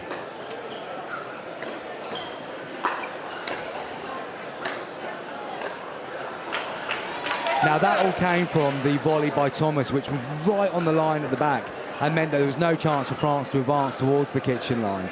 And then that gave Munir so much space to be able to play the kill shot.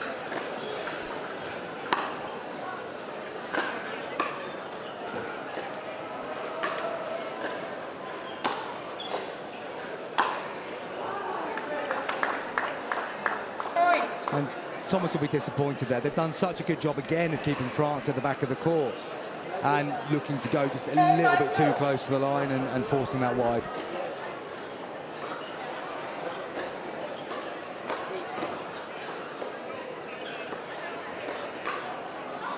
Good lead, good lead. Suddenly became aware of the line just behind her, and France back on level terms. Karine Delpirou serves it back into play.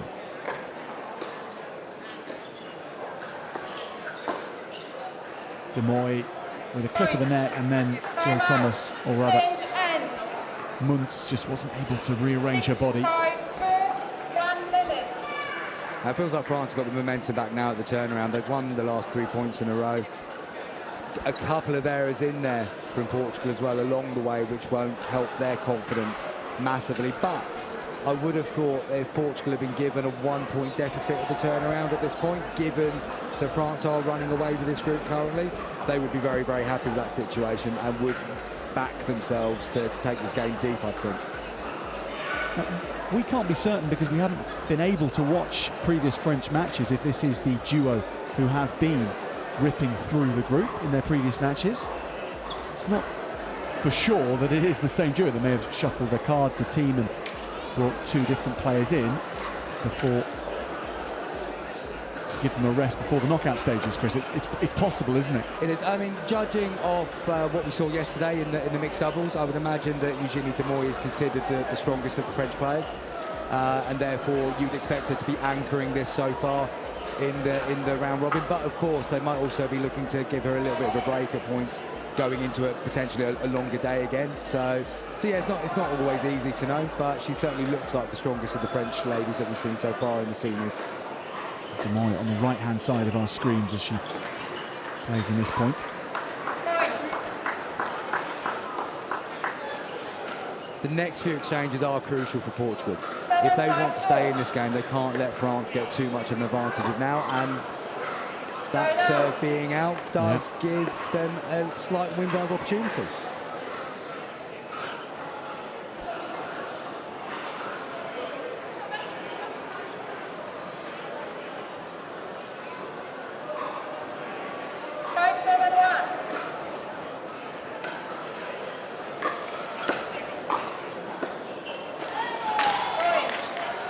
a window of opportunity they look like they might be able to take. Forcing an error then from De Moy again, double-handed backhand into the net.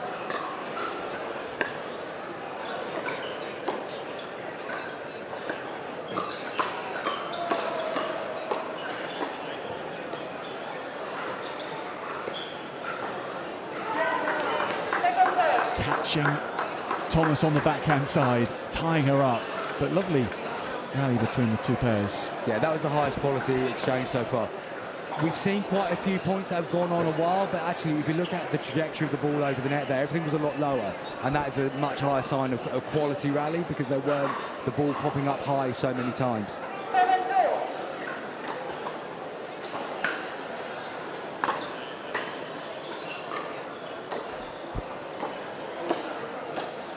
Good court control from France all the way through there.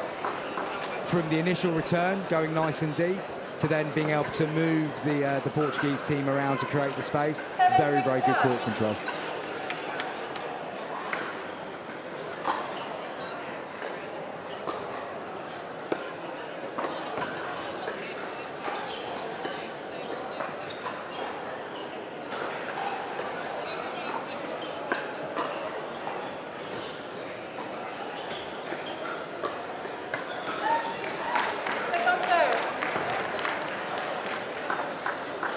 Good work there by Portugal. They stayed in the point and then were able to put Team France in an awkward position, which ended with the ball in the net.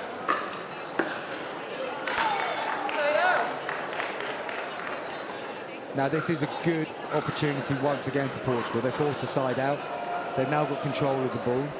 Obviously when we're serving, we're in the more defensive position at the start of this point, but it's the only time you can win a point, so they'll want to make the most of it.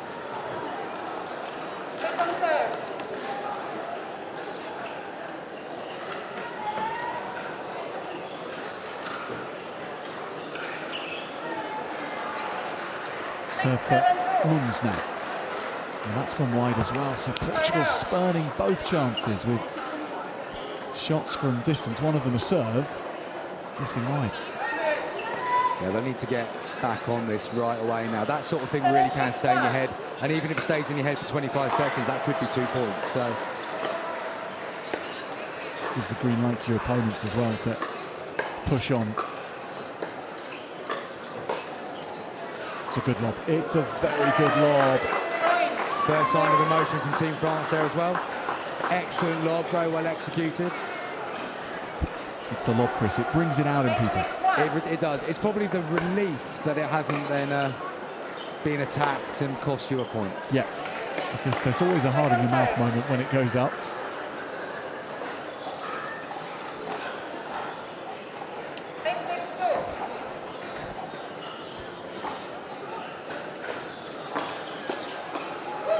Good variation in serve there from France. A lot shorter, which meant that Thomas had to come in quicker. In fact, it was that short they're disputing as to whether it did land in the kitchen. When we're serving, the ball has to land in the part of the court that isn't the kitchen. And the referee has confirmed that she was happy with it.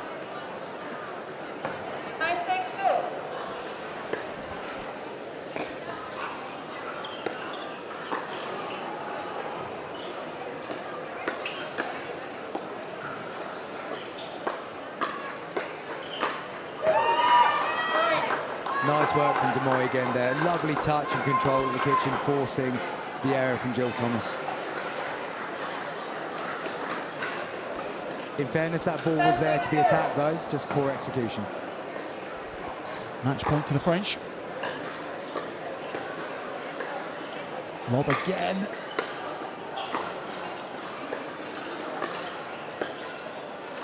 Almost fished out from between her legs, but not quite. Portugal has turned to have a crack at this, but the last chance, most probably, the last chance in their afternoon, because if they don't go through to the knockouts by winning this one, then they are out. And a good shot there to the feet of Jill Thomas. Jill was on the move there, as you can see. We'll see this in the replay now. Still on the move, not set, and therefore virtually impossible to get the ball back over. Need to profit from points here, and they don't. So more chances for the French then. to seal the match. Karine Delpy-Roux. 6-1.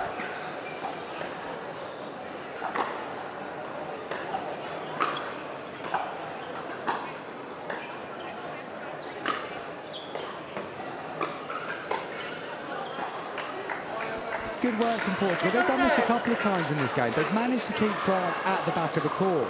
If Portugal had been able to then win from that moment more consistently, this game would be even closer than it actually is.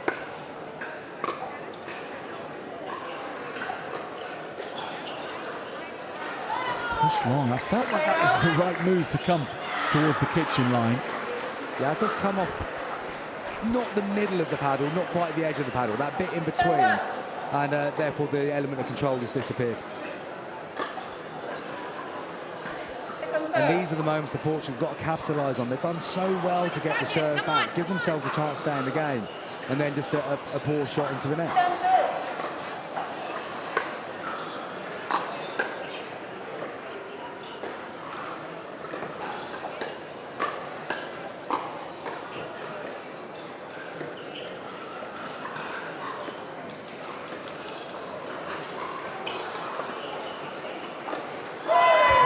Turn to chase that down and then compose herself. Very nice from Eugenie Demoy. Great footwork. To be able to then execute a drop from that position, that's what you dream of doing when you're chasing a lob down. And again, once again, forced another error from Portugal.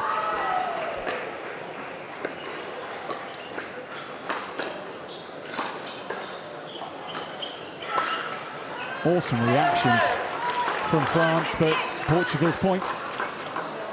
There, we just need to almost finally put a bit of aggression into the volley, which has taken away time, and that's what's forced the error. Portugal have been very tentative on those volleys in those situations so far tonight.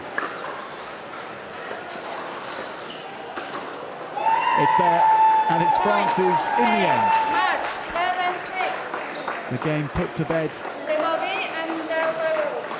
Karine Delpy-Roux to sign it off. And France end the group stages as group winners. They go through as the top seed to the quarterfinals, which will be coming up shortly.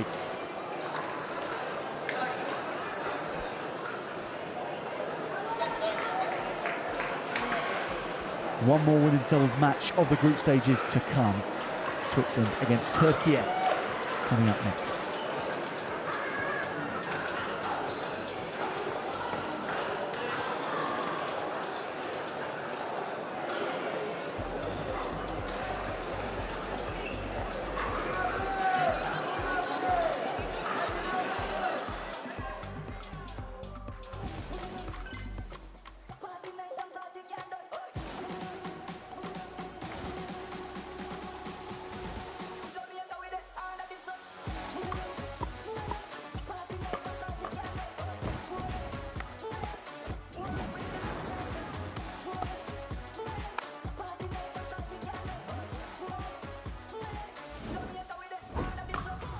What's your Dupr?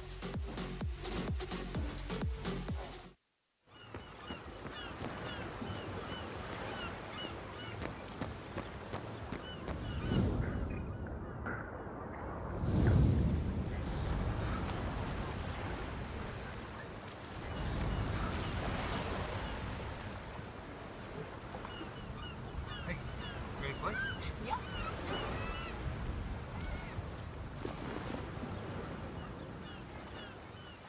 Diadem began with a goal to develop a better tennis string, then a better racket, then a better ball. But it's transformed into a story beyond our wildest dreams. Out of our passion for racket sports grew a desire to innovate and redefine the game. Then came pickleball, a phenomenon that ignited our purpose. Shaping the industry became our mission, but it led to so much more.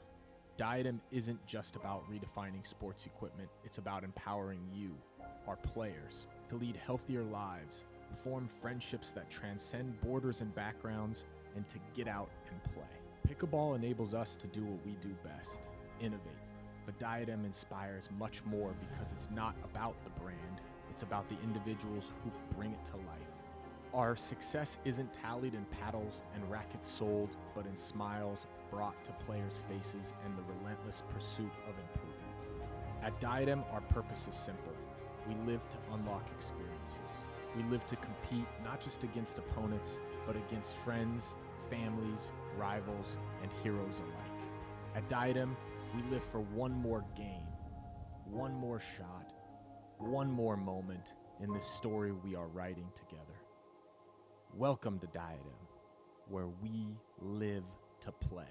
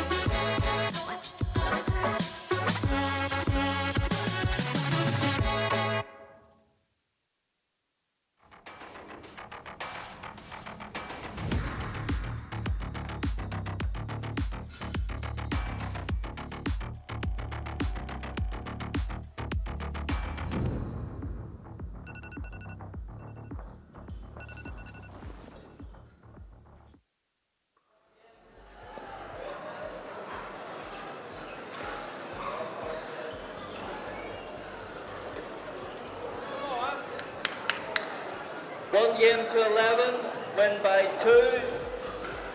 Welcome back to the David Lloyd Centre in Southampton for this Women's Open Doubles Group B game between Switzerland and Turkey. Switzerland in the red at the bottom of our screens, Turkey in white at the top. Both teams so far today have unfortunately lost all of their 4 games. So this is very much a game of pride to see which team can go home with a victory.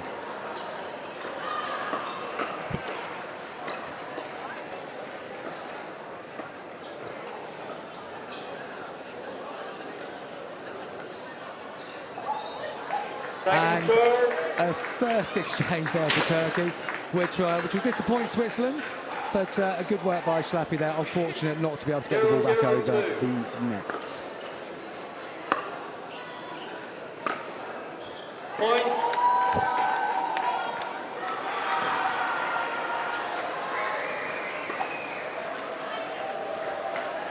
So on serve at the moment for Team Switzerland, we have Sarah Schlappy. She is partnered today on the left by Stephanie Sandry. Schlappy with the shorter hair, Sandry with the ponytail. For Team Turkey on the far side of our screen, we have Razekenya back here. And she is with the longer ponytail on the right of our screen currently.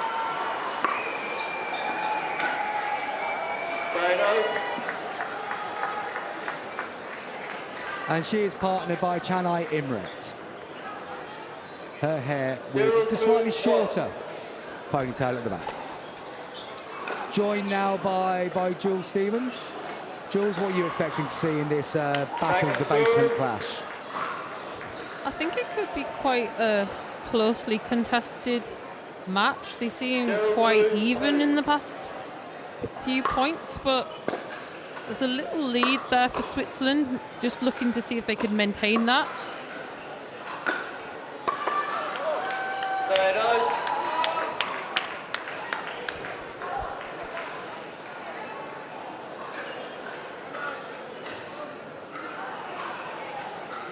And there we just see Sandry forcing the error from Team Turkey.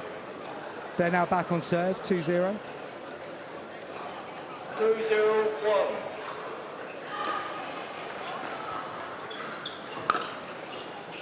Schlappy there, just on the third shot, clipping the top of the net, moving over to the second serve for Switzerland. 2-0-2. Point.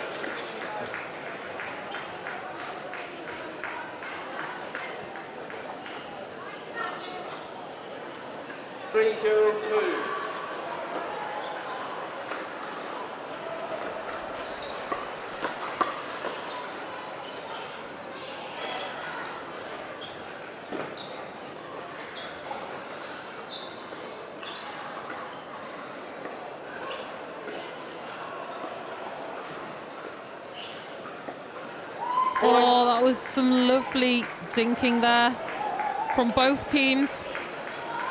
Good patience by both teams there, and Switzerland able to take the advantage and force the error on the backhand side there for Turkey, and they are up to a 4-0 lead now. Oh, that was a great get there from Switzerland. Sandri's impressing so far in this game. That was a really, really good pickup, and I don't think Turkey were expecting the ball to come back, which led to another error.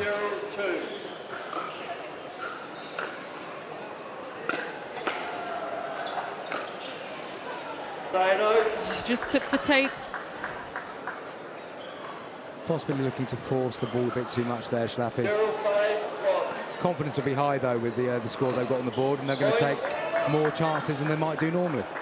We have Turkey off the mark. 1-5-1. Stop play. Please wait till I call the score. That is a team warning. Next time it will be a foul. Referee there just reminding Turkey to wait for the score to be called. They'll be keen to get going though, 5-1 down. Would obviously look to get a win on the board before the end of this round robin. Point.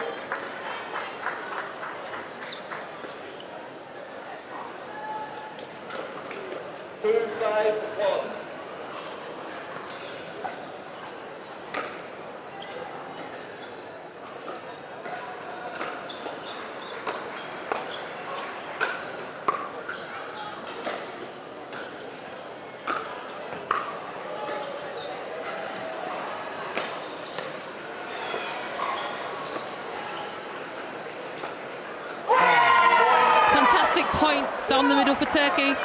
That was a perfect example of just if you are good at resetting and keeping the ball coming back, eventually you can just get yourself into a position where you might get the chance to play the winning shot, which is exactly what we've seen from Turkey there. Now the difference is down to 2 points.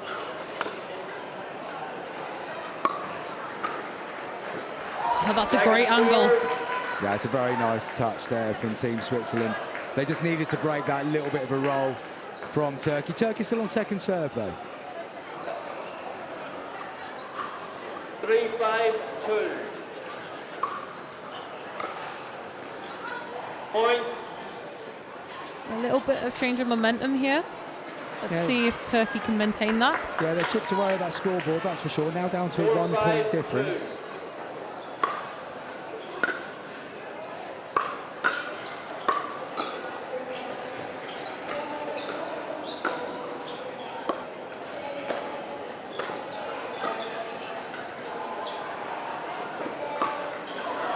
Oh, that was almost a beautiful point from Turkey.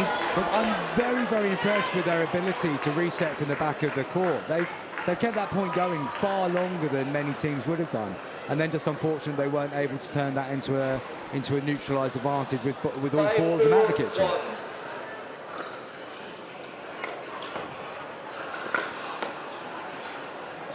Point, timeout, change ends. It's a good drive there by Sandri. Switzerland at the turnaround now with that 2 point advantage. So at the change of ends here, Chris, what would you think needs to change? I think Turkey have just started to find their feet in this game. I mean, obviously Switzerland raced off to a 5-0 lead. I think Turkey have now just got a little bit more settled, a little bit more confidence. As I said a moment ago, really impressed with their ability to reset the ball.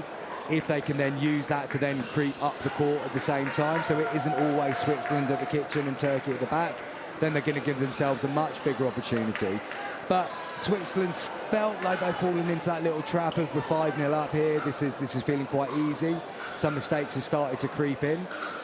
If I was Turkey, I would probably be looking to play a little bit more to Schlappers rather than Sandri, who feels like she's the slightly stronger player at the moment, but also to be aware that Sandri's got a tendency to play a slice cross-court touch.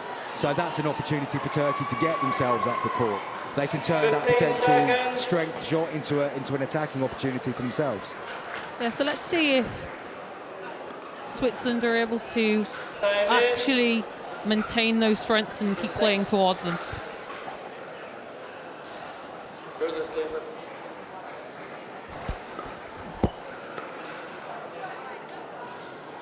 Big score 1.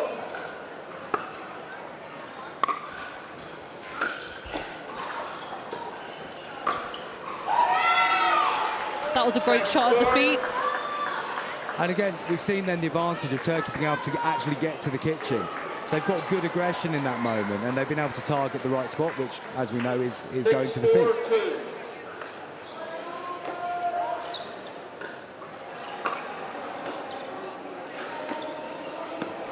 What an angle!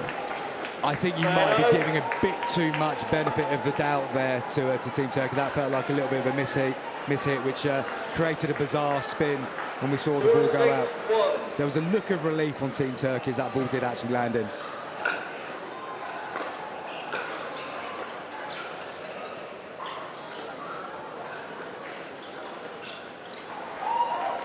Well, that time Switzerland winning the point out of patience.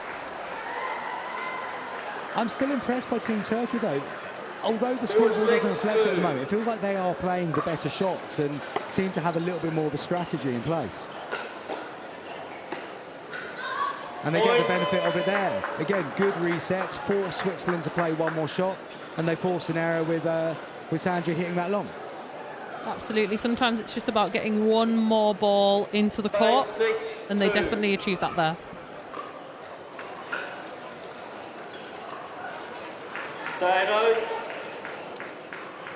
I feel Team Turkey's paying there. That took a bizarre bounce, and having played on that court myself on Friday and suffering a similar bounce, it's not very nice when it happens to you, but it's part of the game. We have to deal with it and move on, and Turkey need to get themselves focused again and put that out of their mind quickly. 6-5-1. Only 1 point difference now.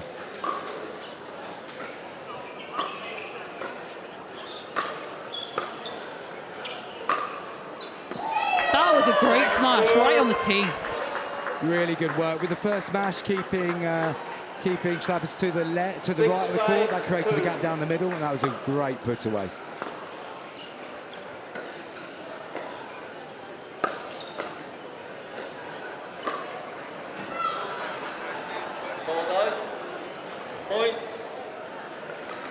Switzerland calling that one out. I think we might see it on the replay, but from gut instinct, I did feel like the ball did go long. Let's have a quick look here.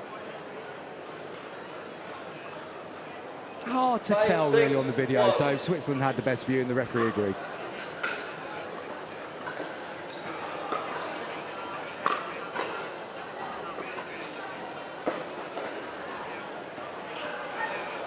I like that from Switzerland.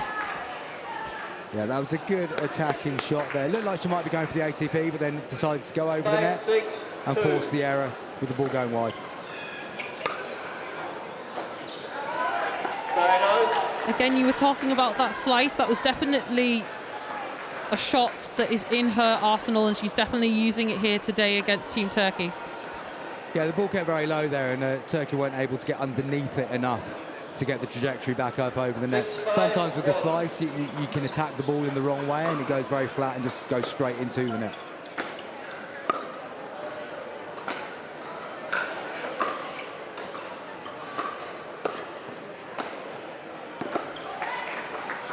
Just a little bit lucky on the net call, but I like what they're doing with forcing Switzerland back.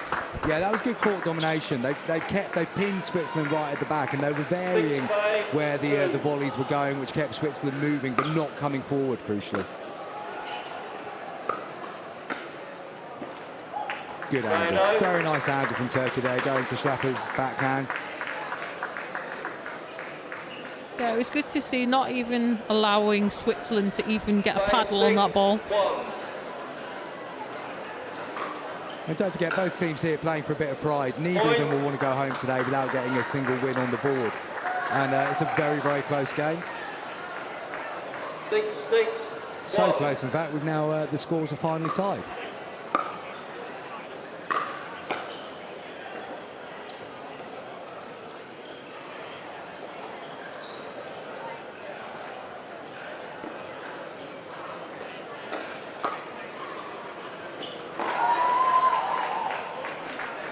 I think we have an injury on the court. Yeah, Team Turkey there just taking a little bit of a tumble, diving forward to try and keep that exchange going. Got the double disappointment there of unfortunately hitting the net, but then also scraping your knee across the court, which does look quite painful. But before I actually noticed this, before the point, she was trying to push off her left foot, but she's barely putting any pressure through it. So I still think it's something to do with her left foot, because if we watched a replay of her fall, she wasn't putting any pressure onto that left foot. Well, so if we watch here, she's not putting a lot of pressure onto her left foot, so she can't stabilize herself. So she's just avoiding, so she has to just dive. I think she's in a lot of pain. I would say that's either knees or calf. Okay. Because she seems to be in a lot of pain. Which is a shame, because Turkey were really coming back into it. In fact, they were back in it. Definitely hobbling. Referee now having a chat with both players. Medical timeout. And it looks like we're going to have a medical timeout here on show court. Yeah. Medical timeout for right over. She only had a minute there. So for those that don't know, medical timeouts can be as long as 10 minutes at a time. So you can have one medical timeout in a game. So she's going to have a medical timeout for 10 minutes, possibly put some ice on it or some painkillers in it or an anti-inflammatory just to get through this match. Afterwards, that road back to recovery for her may not be too long, because she is putting a little bit of pressure on her foot right now. Maybe she's just twisted her ankle. But I hope she's okay, and I hope that we see her back on court very soon. Now, at the moment, obviously, we are completely guessing as to what the problem might be. It looked like it could have been initially the scraping of the knee on the court, which you'd imagine the player would be able to recover from quite quickly. But as you identified, Jules, there was a little bit of a tentative move getting to that ball in the first place. She's now over on the bench receiving some treatment, but I'd be very surprised if we didn't see her back on court in the next few minutes, because she seemed to be moving more freely as she went to the side of the court there. And to use the old football parlance, looks like she might be able to run this one off. Yeah, it looks like something maybe along the lines of a twisted ankle. When you initially do it, there is that initial pain and trauma, but you can get a little bit of leeway afterwards. But if it was something like a break, then the pain wouldn't go away. From someone who used to play netball, I used to twist my ankles. So yeah, it's something that's very painful, but you can, like you said, Chris, run it off.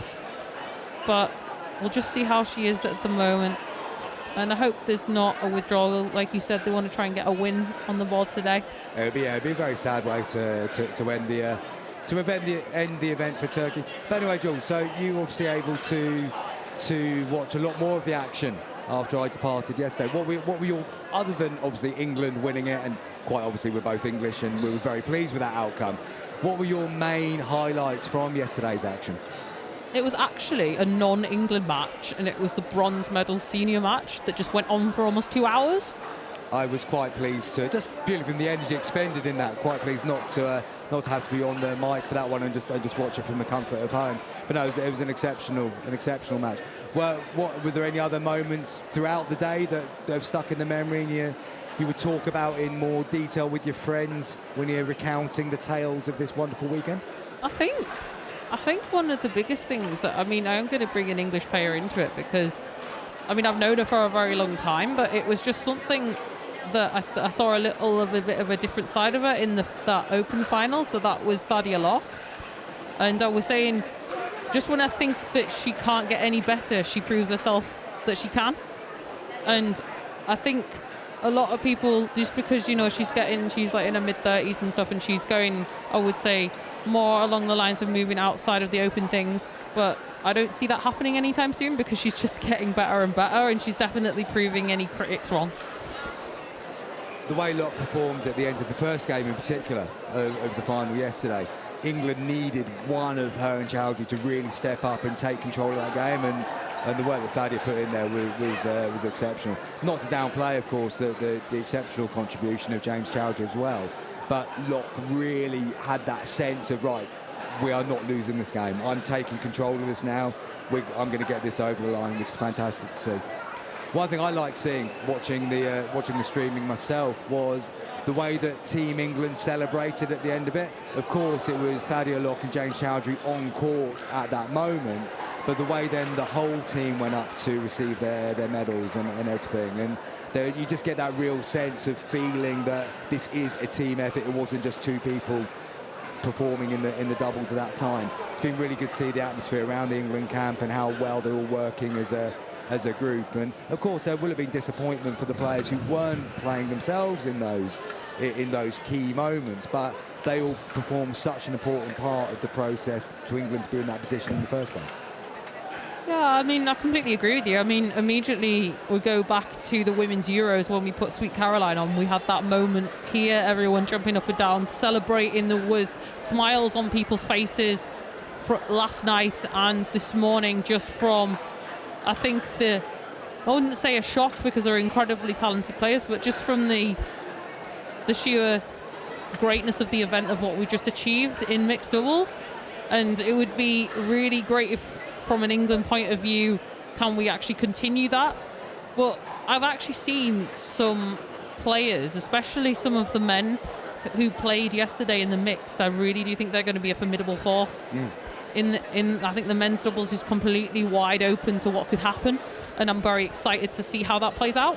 Well, we just saw in the England-Italy game that was on show court a little bit earlier. It was a very close game. I mean, the performance then from Louis Leville and James Chowdhury to get England out of a hole there, being so far behind, was amazing. Speaking to a couple of the England players this morning myself, and I was interested to find out how they were feeling this morning, because obviously it was such a great high yesterday. Day one, double gold, fantastic feeling. There's going to be a lot of emotion spent in that. How were they going to be able to pick themselves up, coming back in and starting from zero again today?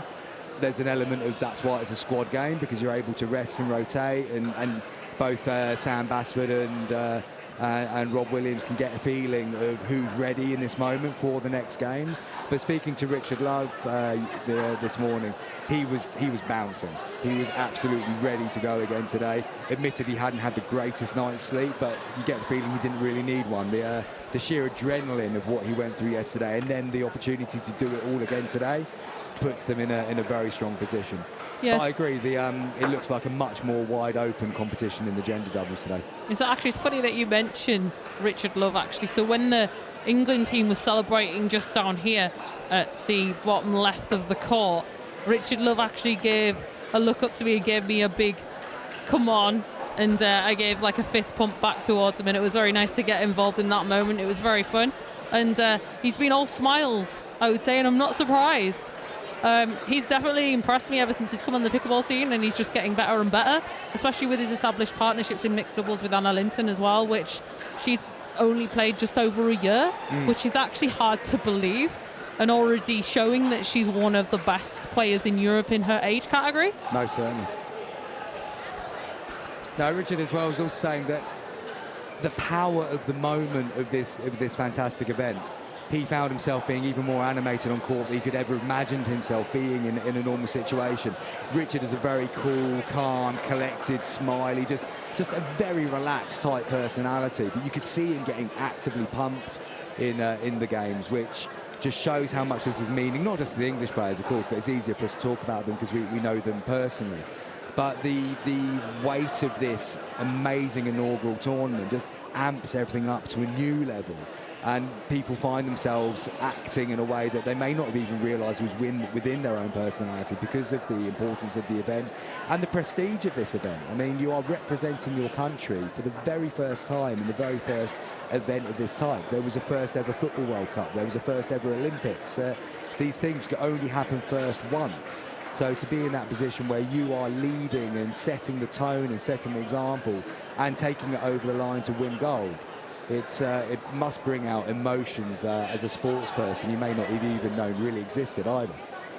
Yes, it's funny that you say that, because I saw a different side to James Chowdhury as well in that final. I saw him actively yelling as well, and with a lot of passion and emotion, which we don't normally see from him. He's very, like you said, he's very much like Richard. He's very cool and calm, collected on and off the court. But then there was a lot of emotion in stake, and I actually had the opportunity to talk to him after the game, and he said to me that when he's in those team situations, he gets so much more pumped up and more exhilarated to do really well and do it for his country and for his teammates as well. So, I mean, again, another congratulations to England, but I mean, I have to say congratulations to all of the other teams that medalled as well. I think Spain actually played a very good game, but they just were able to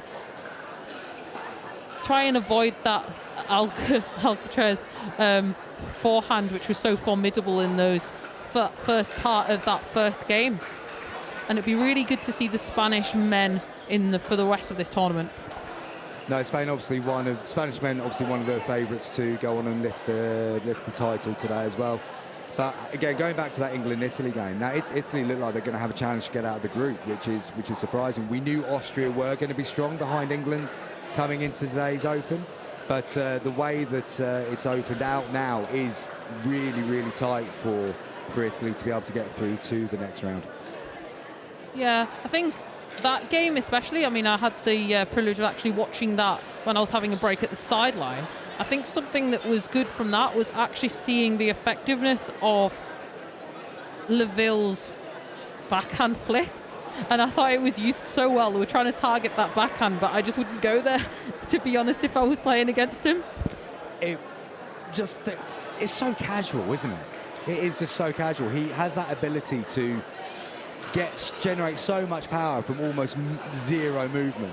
And it was clearly a strategy that Italy was sticking to, that they were going to try and attack that, but it did seem to be a somewhat foolish strategy in the end, because the results were always going in Leville's favour. But when you get to that level and you've got that consistency of partnership that Leville and Chowdhury have, there aren't many weaknesses.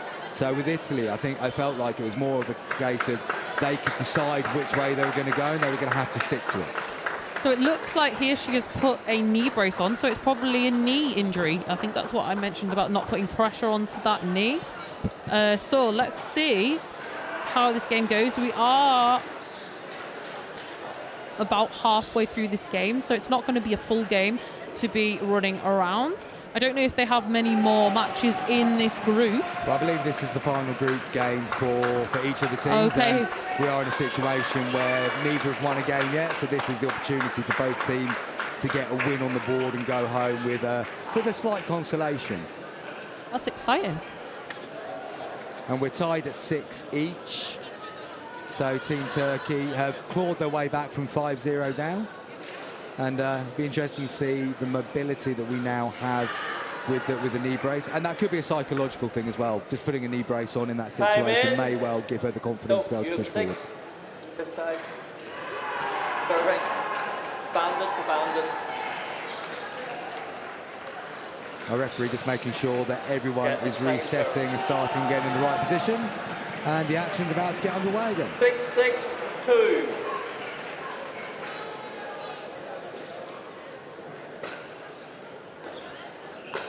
Ball, left foot. Something I want to echo, the refereeing of foot faults this weekend has actually been brilliant. 7-6-2.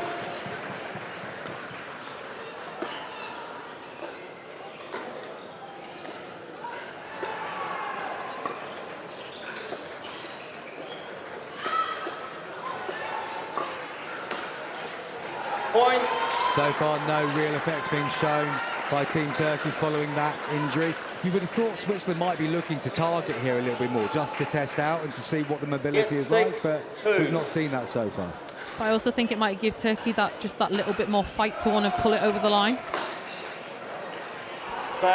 Sandra benefiting from the net call there, making it possible for Team Turkey to get the ball back. We have a side out.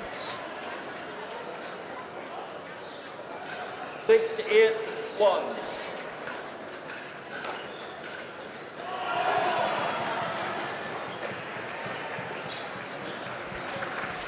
Second serve. That was a nice middle dink there.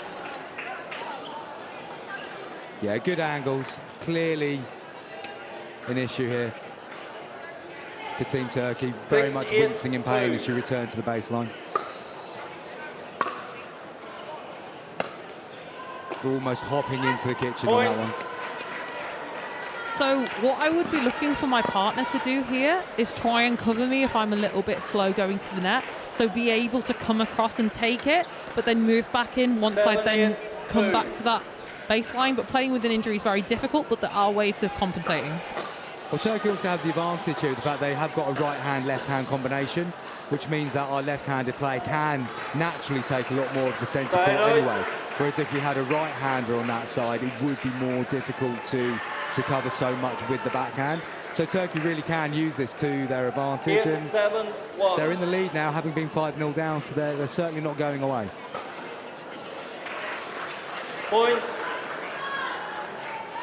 I think there also may be a little bit of frustration on the side of the Swiss, knowing that one of the players is injured. They feel that they should really come away with this. Good attacking drive volley there from Sandri though.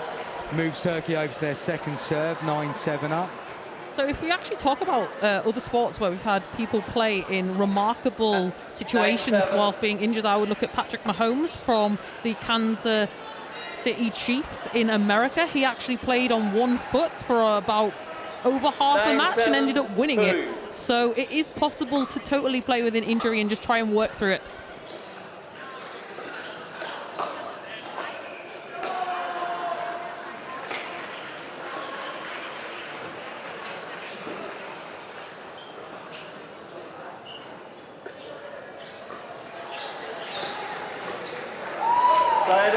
I think that was just the ability to bend with the knee, just not able to get right into that ball. Yeah, David, but Turkey once again showing brilliant resetting from the back of the court and getting themselves to the kitchen. 7-9-1.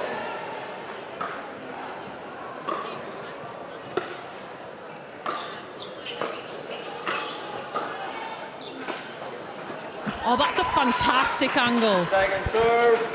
Very good work there from Team Turkey. Kept Switzerland pinned at the back of the court and showed good aggression there on each of the volleys, then opening up the angle to be able to put it away.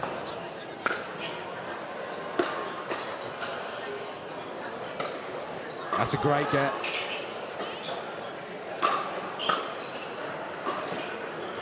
Wow. Side out. I don't know about you, Chris, but that get at the back was amazing. That was, to be able to then get a drop in that situation as well was fantastic. But Turkey were relentless there. Even though that had come back when they assumed the winner could have been found, they've kept going and once again put so much pressure on Switzerland that they've got the serve back.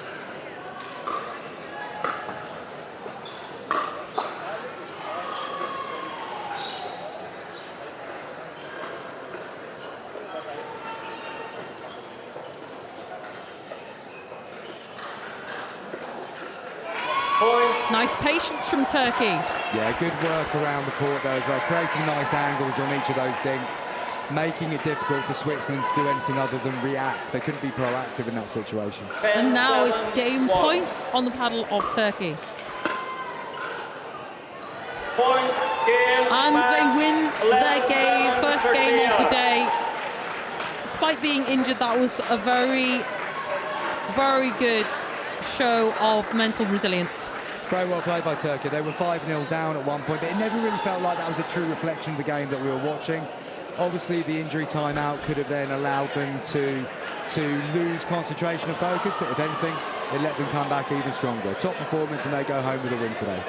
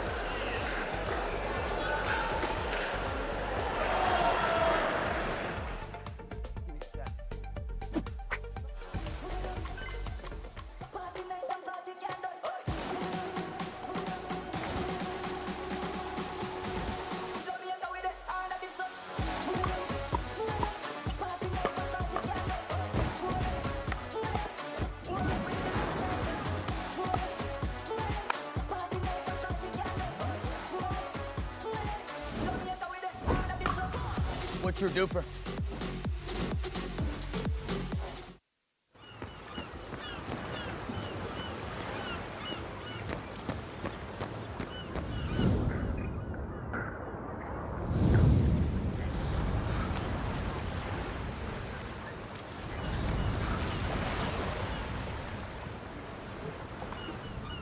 Hey, you ready to play? Yeah.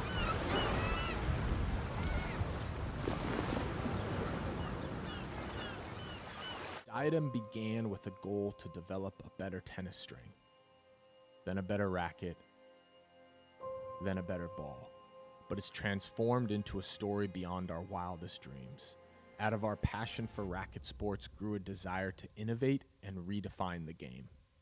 Then came pickleball, a phenomenon that ignited our purpose. Shaping the industry became our mission, but it led to so much more. Diadem isn't just about redefining sports equipment, it's about empowering you, our players, to lead healthier lives, form friendships that transcend borders and backgrounds, and to get out and play. Pickleball enables us to do what we do best, innovate. But Diadem inspires much more because it's not about the brand, it's about the individuals who bring it to life. Our success isn't tallied in paddles and rackets sold, but in smiles brought to players' faces and the relentless pursuit of improvement. At Diadem, our purpose is simple. We live to unlock experiences. We live to compete not just against opponents, but against friends, families, rivals, and heroes alike. At Diadem, we live for one more game, one more shot, one more moment in this story we are writing together. Welcome to Diadem, where we live to play.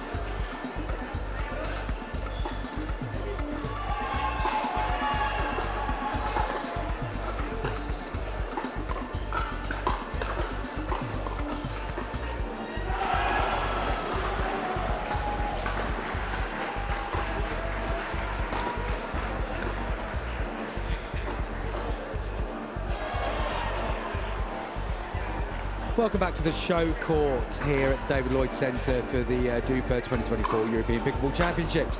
We have the first quarter-finals of the women's senior doubles here.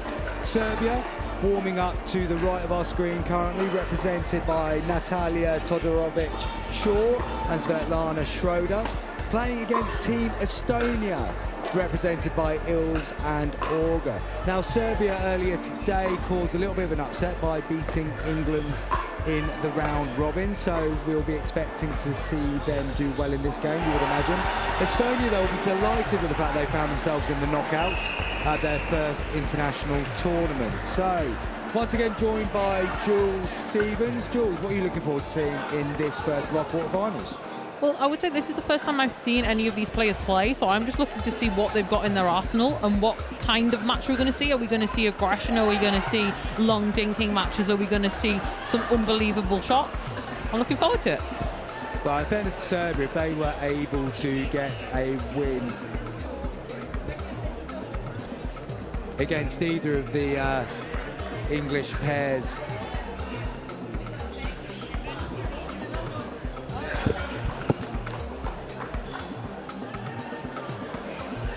and we're away.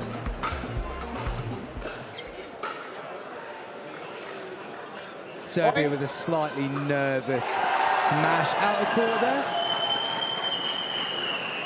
which gets Estonia a point on the board. 1-0-2.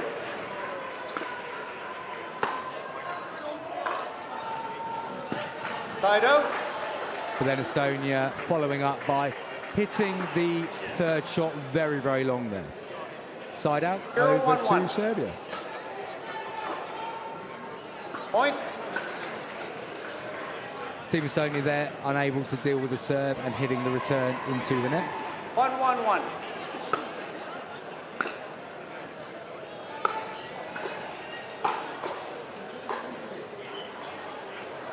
Second server.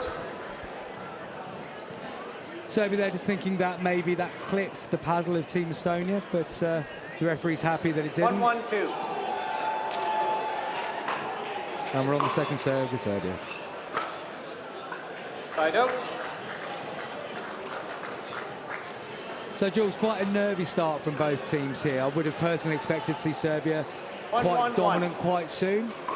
Potential for Estonia here to put them under a lot of pressure, you'd feel. Yeah, like that? Exactly like that. Estonia getting caught in the transition zone there, not really able to move forward or back with any great confidence, and a nice big gap here to drive to the forehand. Fido. I mean, it's interesting when we talk about racket sports and we talk about Serbia. A very famous name comes to mind, which is Novak Djokovic, which has recently been announced that Andy Murray is going to be his new coach. That will be a very interesting partnership, I'm sure. Point.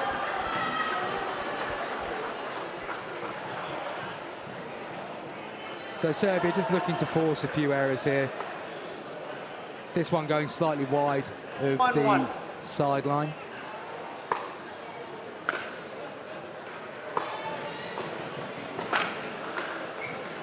Very nice from Estonia. Most certainly, they got themselves up to the kitchen there. The ball was popped up and they're able to deliver the smash with confidence.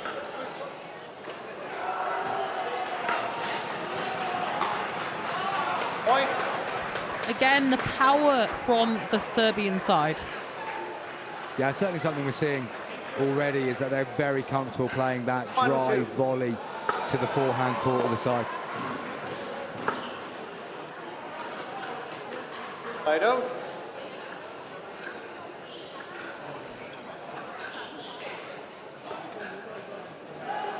One, 3-1.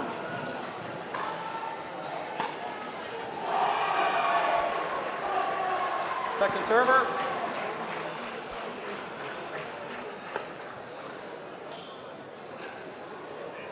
So Estonia on second serve, 2 points behind in the early stages of this quarter-final.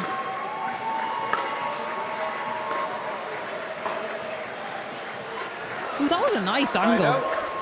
It was a nice angle, but very much invited from it being a lob to do almost what she wanted to do with that.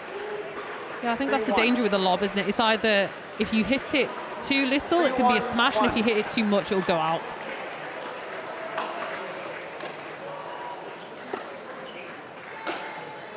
And it just had the complete opposite happen.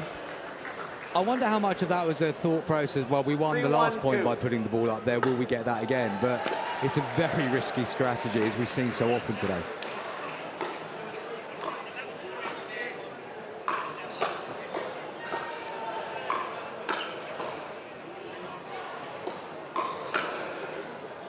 It's just long. Good exchange there. Estonia very much sticking in this in these early exchanges. Slight miscommunication and hesitation there from Serbia, which meant that the next shot was very much rushed, which ended up going wrong.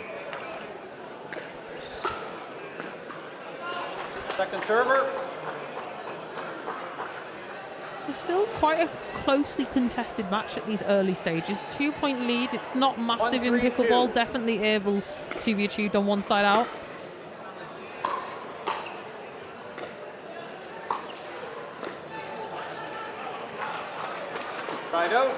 I often find it curious when the lob is brought into the rally so early in the proceedings, though, Jules. 2-on-1.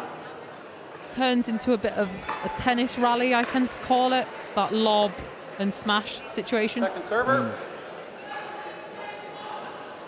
Saying that, the third shot drop or a fifth shot drop, whichever one you want to call it, which is when you hit a drop from the back of the court into the kitchen, which is that area at the front in the blue. Is that one of probably the most hardest shots, would you say, to hit? Well, it is obviously, it's a hard shot to execute, but the difference between that and a lob is that you've got enough time to be able to play a lob. You've got enough time to be able to play a drop. And I think it just purely comes down to decision making and what you're more comfortable with doing. I think players feel that they've got a better chance of winning a shot by attempting a lob, when actually they've got a far greater chance of getting success by going for the drop shot. Oh, 100%.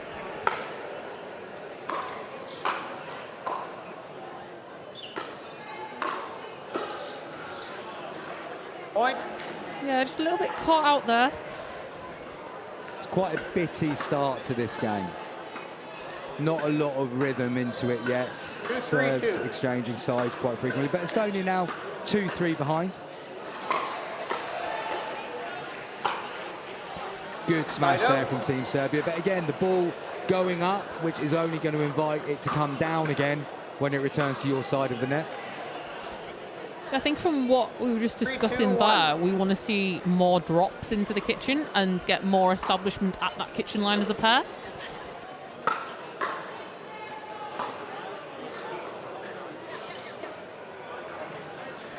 That's a good example there. Estonia actually then controlling that dink a lot more, where the ball didn't go high over the net, which means that Serbia can't attack them. And if you can't be attacked, then you've increased the chance that your opponent might make a mistake. And that's what Estonia needs to do now. They need to really keep just getting that ball going into a non-attackable zone and see how Serbia are going to deal with that. Have they got the patience to play that game, or are they going to look to keep being aggressive?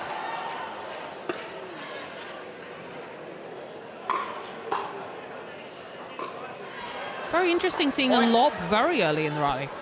It makes me wonder whether Serbia have seen something in Estonia, maybe in a previous game, or just something that they've seen very early, where they feel that is a potential strategy, because they've been doing it quite a lot already.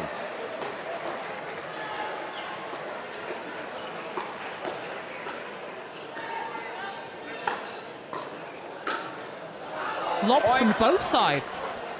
Initial good reset work there by Estonia. They fought themselves up to the kitchen line and then again chose to go aerial, which gave the advantage straight back to Team Serbia, who were then able to go on the attack 5-2-2. and get the point, opening up a 3-point lead now.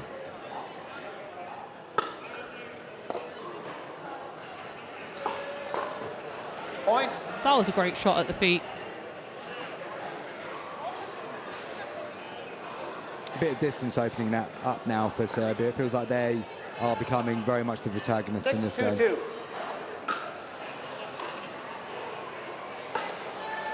Oh, an attempt at the scorpion there.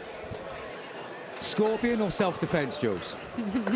Very much debatable. So for those that don't know, a scorpion is a shot where you would go into a bent knee squat and then you would try and hit the ball just above your head, like you would see from a scorpion's tail that would try and attack. And change, scores 8-2. So Serbia lead 8-2 at the turnaround. For those of you that aren't aware, in the quarter-final stage, we are playing first to 15, win by 2, change at 8. So Serbia will be happy with a 6-point advantage. And it does feel like now the momentum has swung in their favour, but also they're getting into a rhythm far quicker than Estonia are now.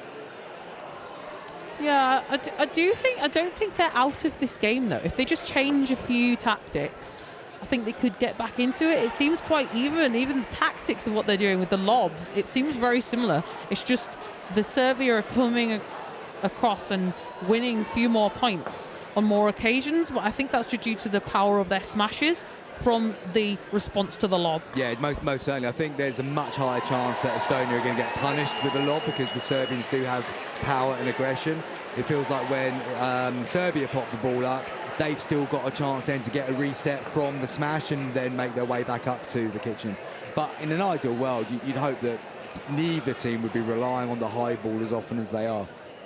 Time in, 8-2-2.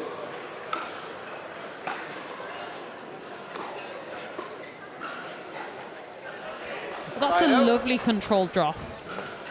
And again, surprise me, if you've got the ability to play with that kind of touch, surely you want to be bringing that to the table much more often. You know you can do that and you can't be attacked. Do it as often as you can. And they're exactly the exact opposite thing. We've put the ball up and we're just inviting them to put the ball away.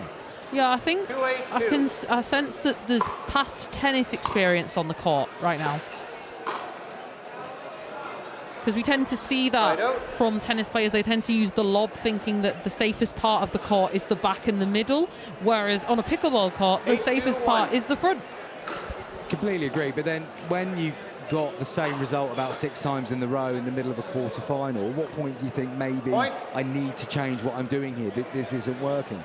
If they keep doing this, this is only going to end up one way. It's now 9-2. There's 7 points difference. Yes, I think the change, I think it would have happened by now. And another good example, a bit of pressure, widening, keeping the ball non-attackable, and Serbia have made a mistake. If they were doing this more often, more frequently, then they would have a much greater foothold in this game. I think you possibly could have a job for an Estonian coach in your future, Chris. Point. I probably have to brush up on the language skills, however. Yeah, I didn't think of that one. 10-2-2. 8-point advantage now for Serbia on the second serve. That was a lovely drop, Jules, wasn't it? Yeah, just a reminder that this match is to 15, win by 2, so that means you have to be 2 points clear. You cannot just win on 15-14, for example.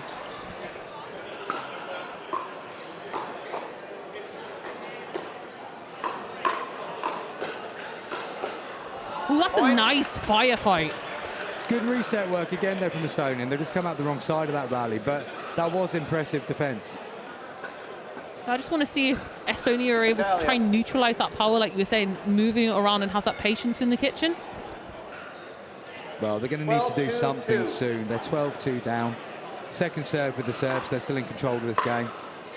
But side out now. So, what have you got, Estonia? My apologies. I think a foot fault might have been called there. 13-2-2. No, I don't know.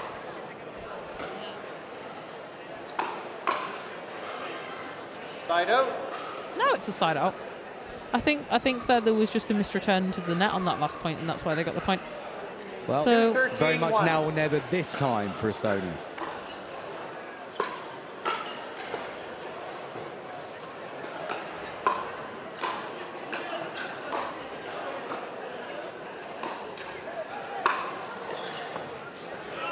Oh, try and get that delicate touch. It was the right shot in that scenario. Just the touch was just a fraction too delicate, and it's just kissed the top of the net. 3-13-1.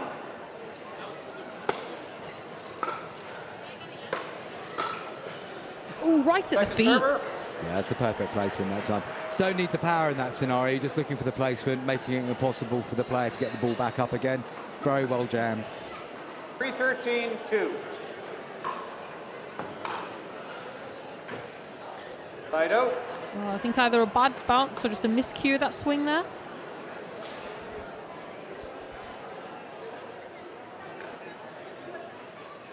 Thirteen, 3-1.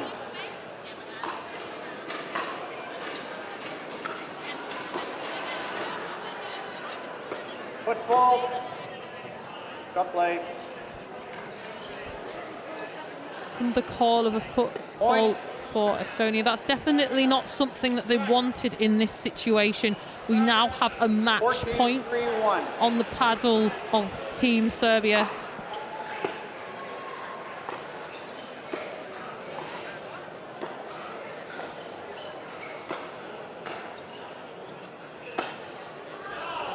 Wow. That is the best server. point from Team Estonia. They've controlled that beautifully. Some great little touches at the net, forcing the ball to go up, and then they're 14, able to take 3-2. advantage by putting the smash away.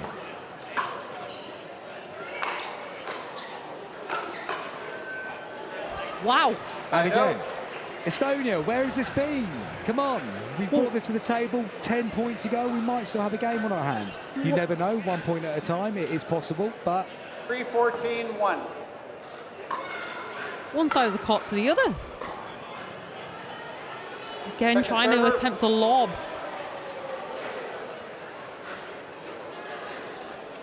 I definitely think this is definitely a now or never situation right now. They need to get points on the board. I think it's been now or never for the last Side 5-6 minutes, unfortunately, for Estonia. Yeah. Good return there, though, from Serbia. They've now got control of the ball once more. Match 14, point, 2 serves to get it done.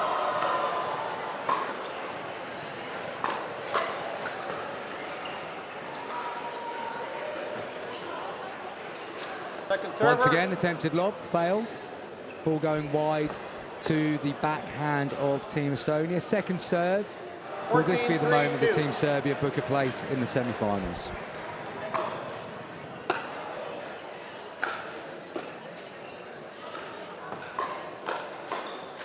Yes, it is. Point, game, and match. Comfortable victory for Atlanta Team Serbia and in the Natalia. first of the women's senior Final quarterfinals. score, They will advance 15-3. now to the last 4 and be very happy with a fairly efficient performance, Jules. Yeah, I was really impressed with their controlled power. It wasn't just power, it was controlled power. There was precision with it, and they were able to execute that very well. It'd be interesting to see if they still use the lob in the further rounds, but congratulations to them on getting through to the semi-finals. Whatever happens, they will have at least 2 matches. It will either be a bronze medal match or a gold medal match along with the semi-final.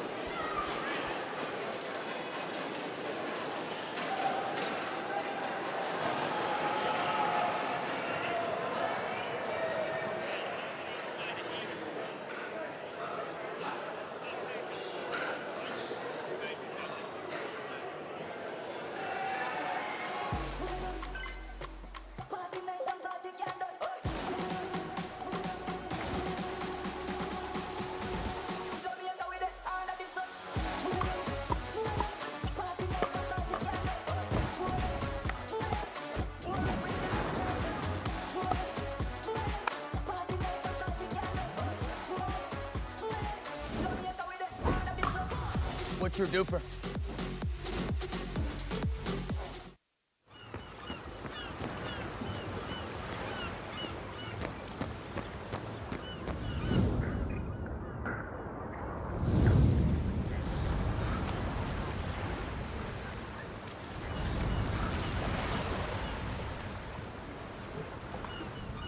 Hey, ready to play?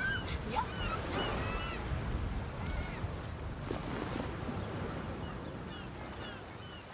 Diadem began with a goal to develop a better tennis string, then a better racket, then a better ball.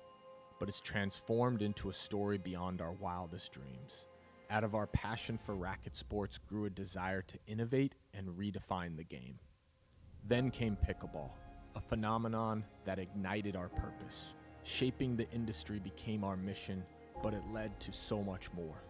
Diadem isn't just about redefining sports equipment, it's about empowering you, our players, to lead healthier lives, form friendships that transcend borders and backgrounds, and to get out and play. Pickleball enables us to do what we do best, innovate. But Diadem inspires much more because it's not about the brand, it's about the individuals who bring it to life. Our success isn't tallied in paddles and rackets sold, but in smiles brought to players' faces and the relentless pursuit of improvement. At Diadem, our purpose is simple. We live to unlock experiences. We live to compete not just against opponents, but against friends, families, rivals, and heroes alike. At Diadem, we live for one more game, one more shot, one more moment in this story we are writing together. Welcome to Diadem, where we live to play.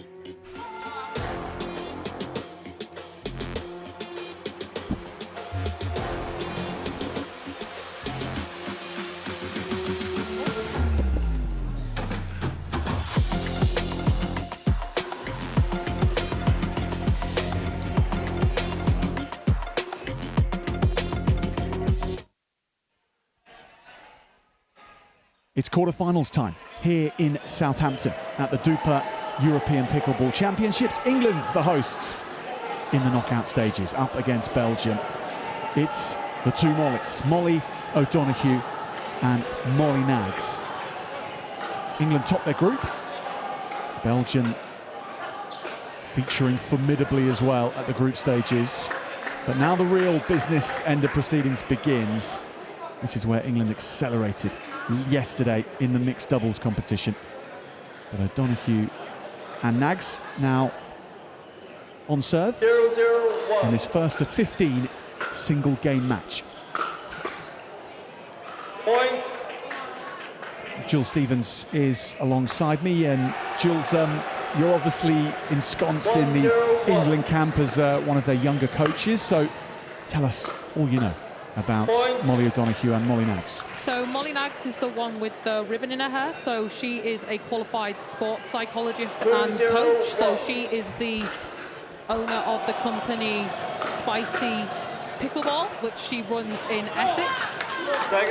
Very much a coach on the pickleball scene, but also she is a winner of the recent English Open Women's Singles Open. So definitely a force, has a lot of power.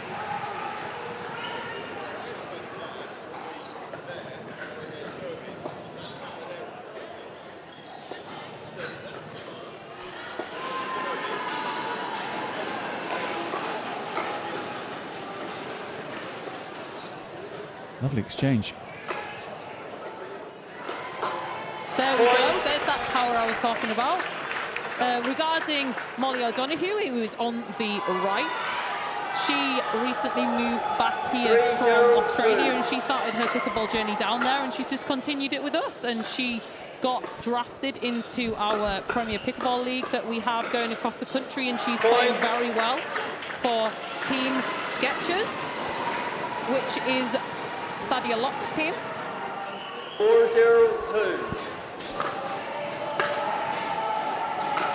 Thadia Locke, the 50% share in the victorious mixed doubles competition yesterday with James Chowdhury. It was a really red letter day for England on the south coast, winning both the senior and the open categories in mixed doubles yesterday. With Richard Love and Anna Linton, of course, and expectation, I suppose, Jules, to do the same today across as many categories as possible.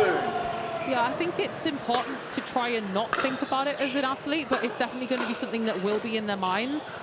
However, I do think that both England teams have been dominating, especially in the open category, so it's really exciting to see how far they can get in this competition.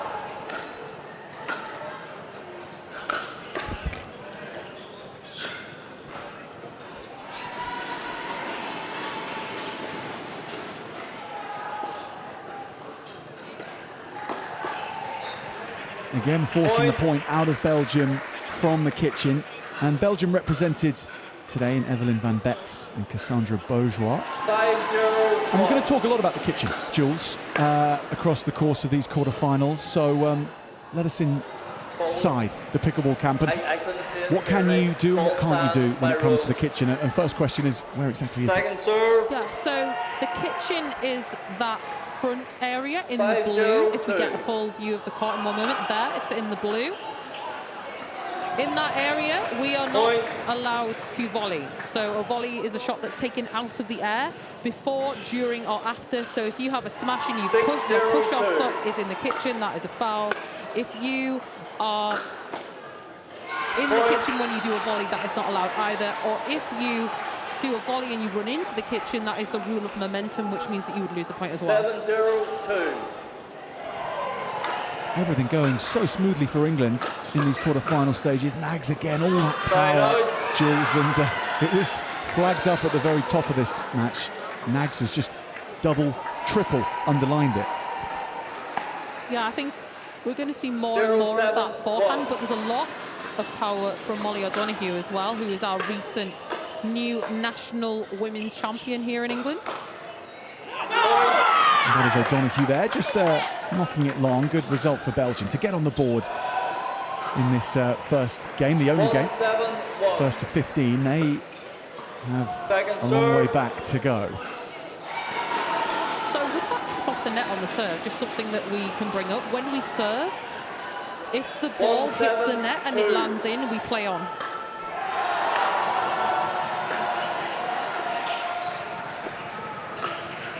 Oh, Nax with the angle again. Yeah, so Molly Nags has a history from tennis. She was a one-handed tennis player. She had to leave due to injury because she had a detached biceps when she was in a Wimbledon qualifier match. So she now plays pickleball as she's still able to do a proper serve. Time out, change ends, 1 minute, Yeah, 8-1-1. Personal journey to this point. So many have different routes in, so many background sports that can lead you towards pickleball. The most common sports to progress into pickleball, though, Jules, what would be your top three? I would say badminton, tennis and table tennis. So if you're out there with a pedigree in either of those, then pickleball is very much for you. But footballers as well, baseball players, all competing here at these European Championships, hockey players, the full gamut of the sporting spectrum can lead you to pickleball. And sometimes you haven't even got any background and you start playing and you do really well, which I mentioned yesterday. I think it's definitely a sport that anybody can try and anybody can improve at as well.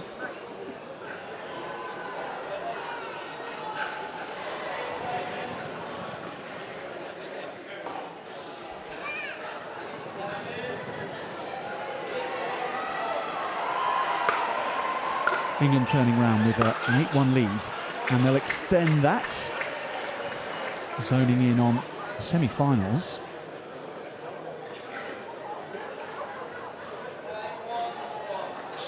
Very much having a good time doing it.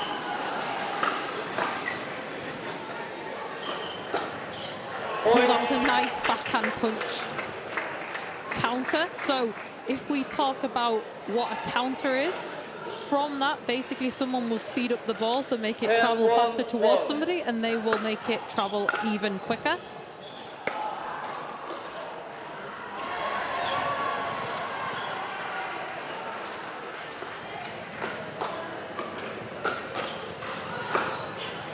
Again, the counter punches from England. With those counter punches, that means that you will win the point as well.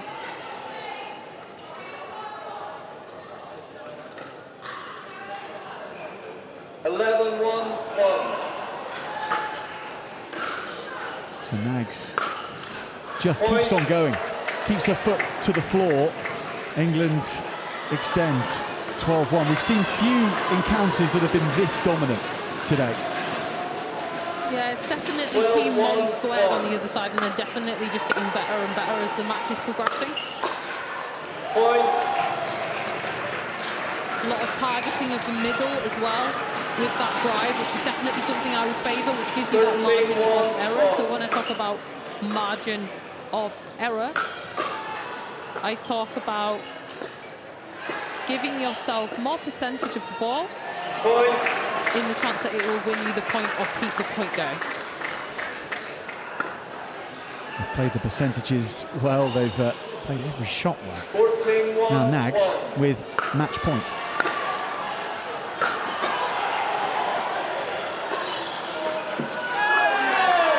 That was nice from Belgium, that was very good. Going down that middle with that drive volley. So a drive volley is when a ball is driven with a big follow through out of the air.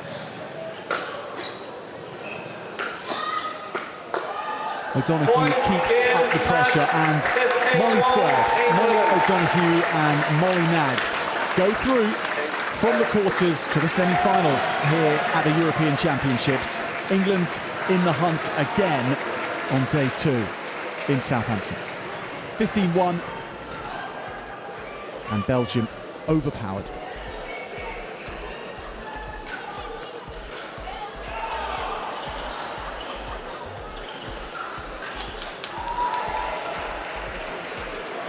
That was an absolutely fantastic performance there from England. Very, very dominant team. Molly squared, as I call it, showing their ability. Smiles all round from Team England. So we're just going to cut across to Jack, who is going to interview very soon on court. But while we wait, there's Jack on court, ready to interview. Take it away, Jack. Thank you, Molly Nax, congratulations. Talk us through that performance from Molly Squared. Well, our game plan was very clear from the start. We want a big serve, big drive, and then see what they can come up with, and it seemed to work straight from the start. So. Belgium, of course, didn't put up as much resistance as some will. Going through the next rounds, things are going to get tougher. I mean, definitely, each round is. I mean, I don't know who we're going to put in the semis yet, but we'll adapt the strategy as it comes and hopefully make it all the way to the final. Do you have a style of play in England pickleball that everyone adheres to, or within the different units you adopting your own styles? Yeah, definitely. We all have our own styles of playing. I think me and Molly maybe adopt like a similar style of playing, but you know, everyone has something a little bit different. Congratulations. We'll see you later. In the next match on, of course, James and Louis up next. What are your thoughts on their performance? I think they're going to absolutely smash it. We could have relied on that from you guys, I think. 100%. Thanks very much. Best of luck.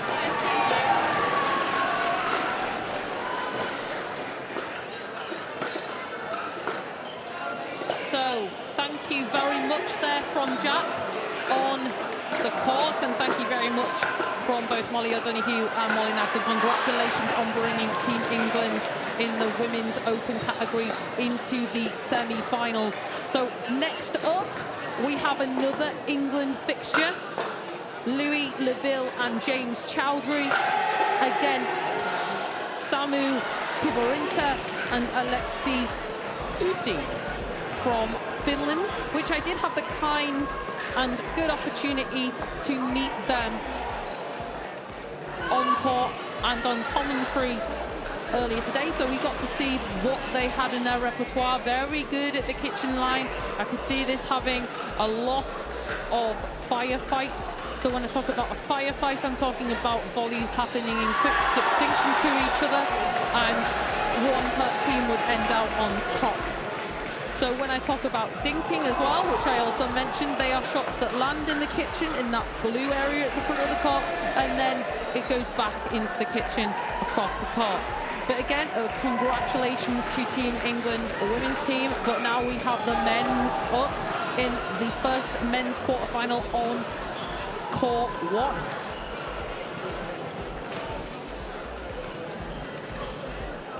Well, hello, Jules. Again, England's with a double billing, and this time against Finland. James Chowdhury and Louis Leville. It is always so good to watch either of these two, especially when they play together.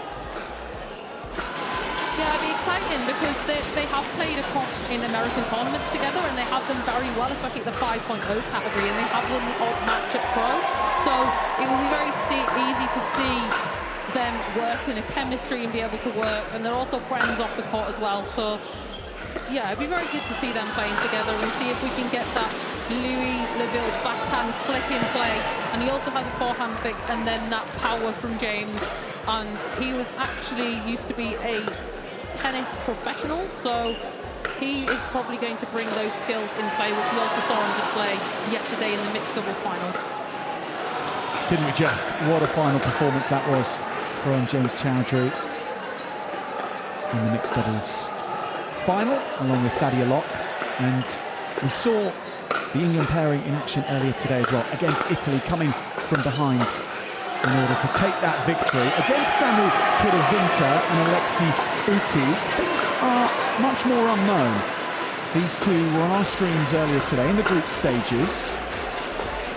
Didn't win their group encounter when we saw them last, but they've progressed through to the quarterfinals. On the outside courts, they have been tearing it up, and Uti is the man in the backwards baseball cap. Pirovinta with his back to us on these screens. So Pivorinta, he started playing pickleball about 3 years ago. He said that he found it a very enjoyable thing to play with friends, and he's very goal orientated, and he always has a fantastic experience. And I think representing your country in the first ever European Pickleball Championships would definitely be something that he would want to put on his roster. In terms of Uti, he has a very big background in football. He played competitively from the age of 6 until he was about 21. And he said that he discovered pickleball around about 2022 in his first tournament in April 2023. So very much a new name on the scene of pickleball, but I could see him getting better and better. He seems to absolutely enjoy it. He actually won the Finnish championships this year in both the men's doubles and the singles, so it's very exciting, and he said it's very exciting for him to be in this tournament. Let's see what they are made of against this very strong English side. So here we go. Finland against England in the quarterfinals of the men's open doubles. Samu Kiravinta to serve.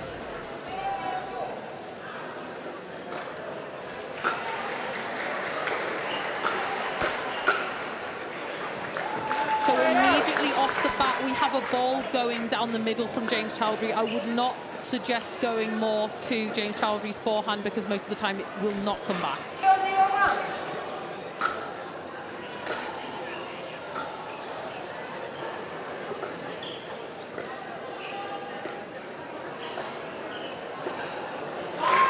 Dinking around the kitchen, Jules, and will we see more of that in the men's game?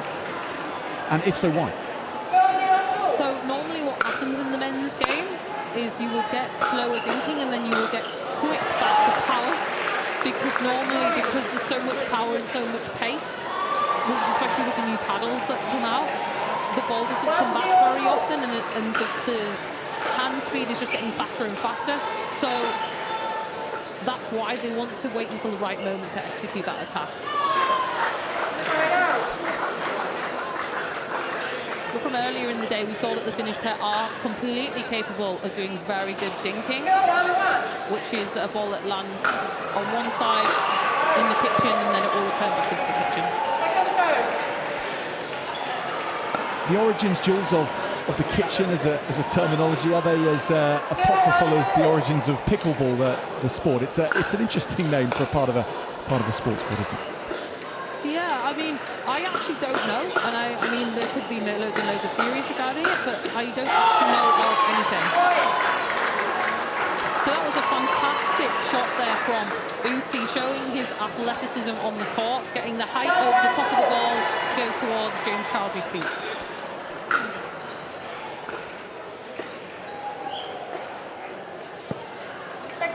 Just pushed long by Kiravinta. He's dissected the English, but I think both Laville and Chowdhury knew that was going long, and that ability to gauge the distance of a shot, know when to leave it, so important, and these two rarely get caught out in that regard.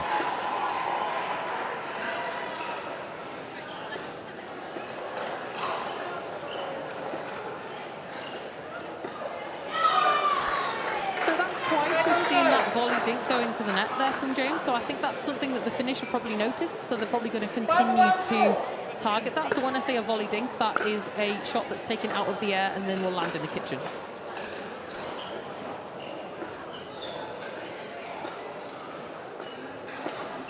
Put away nicely from Chowdhury. Jules, I've just been in the bar in the break that we had in between matches here, and James Chowdhury was up there as well, and a member of the public was just stopped him and said, well done yesterday, and how are things going today? They ended up swapping tactical tips, or James Chowdhury was expending tactical tips to this spectator. One of them, he said, was don't look at the ball, look at the face of the paddle. That's how I determine where the shot's going.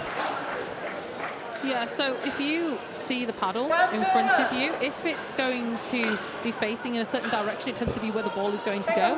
Some people are very good with deceiving, and that tends to be at the top end of the game. But probably around this level, it might not be coming into the game as much, but you would see the occasional shot.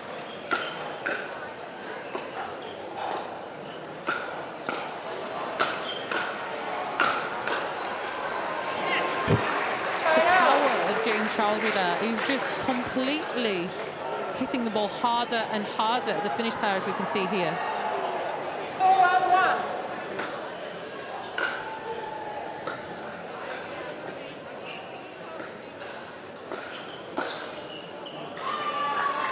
Just long that time. pair can get a side out here and just put a few more points on the board.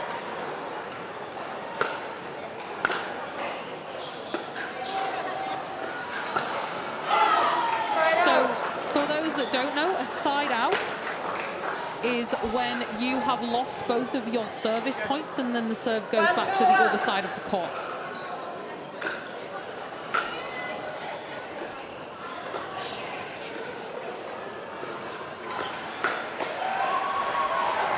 Points only possible when you're on serve, therefore, and Finland spurn that first chance. Can they get one off this second serve?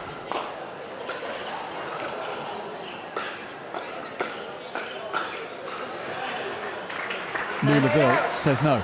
And that's that backhand of Louisville. So a backhand is the shot where it comes across your body and you use the back of the paddle compared to the inside of the paddle. So a forehand would be when you would use your favoured hand.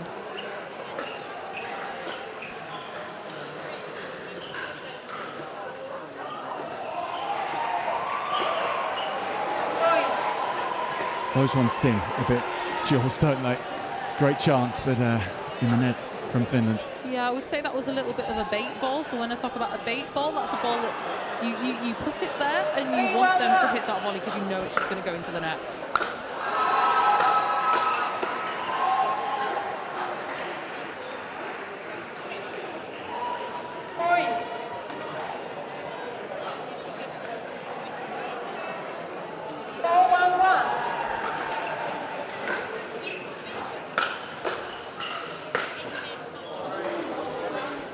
That's gone through the net, Jules. I felt like it just went over the top and it was just a bit unfortunate for Team Finland. But I don't think England will be complaining on that side of the net. Not quite, it did go over.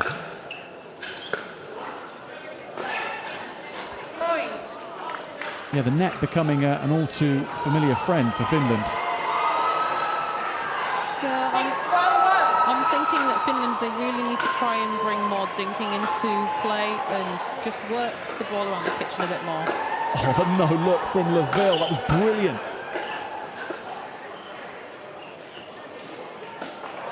Finland, though, take the points. Laville showing every skill, but still not quite coming away with it. Finland riding that one out.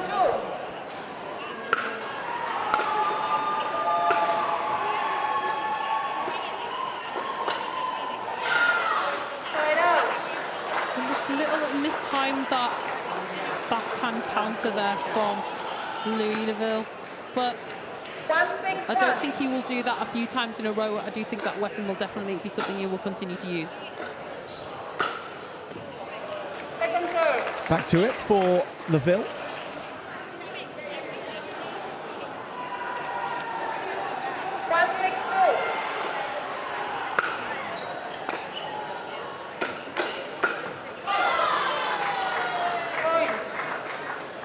Yeah, that was a nice speed up there from Team Finland. James not timing that counter to fruition, but we're looking to him to go there again. Vince just trying to come up with anything to get that back over.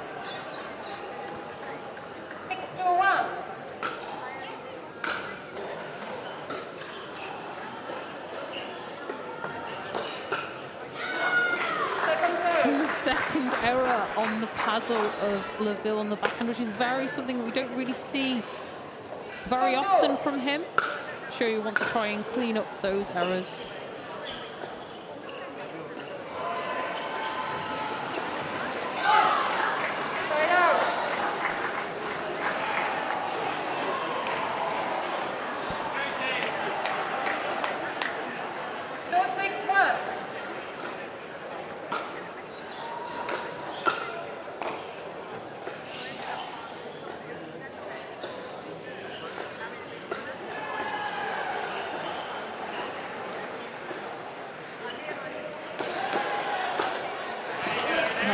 Pickleball point, moving Team Finland around that kitchen and then being able to finish down the middle.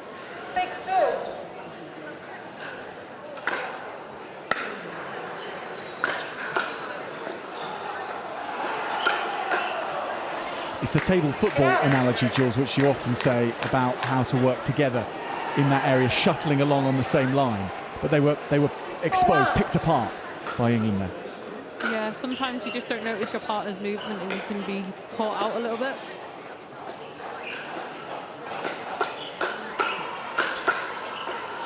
Builds up again.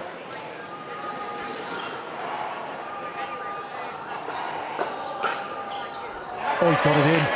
From the chicken wing backhand as well. Normally, if you're playing that shot, you're going to be exposed in the point, but not with Louis Leville. It's a winner instead.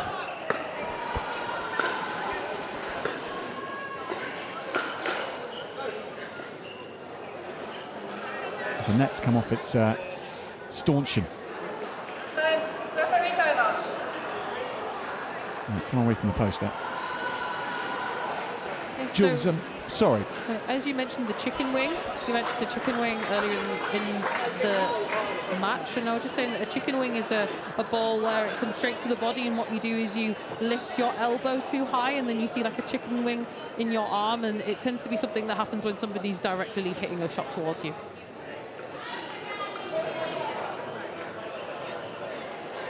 But looking at the net post there, something that's very interesting, if the ball hits the net post, it is out. So even if the ball hit the net post and went in, the ball would still be out because it counts as part of the court and it is just out. So Louis Leville being told he's done a good job. He's got it to the right height. Jules, pickleball's obviously growing in Europe and around the world, but in England particularly. If you're in England and you want to play pickleball, how would you go about doing it? So you can go to the Pickleball England website and you can find the tab at the top which says Club Locator, and all you have to do is type in your postcode and select the county that you are in and courts will appear. If there is nothing that is close to you, what you can do is you can contact Pickleball England and we can help you, provide you with paddles and insight into how to get a club running. So many of these players have only picked up the sport a few years ago as well. James Chowdhury's one of those. In May 2021 is when he started. And plenty of players who have reached the top end of competition yesterday have started way more recently than that. I think it's just going from strength to strength, and the more and more people who hear about it, the more and more people try it, the skill level's just going to get better.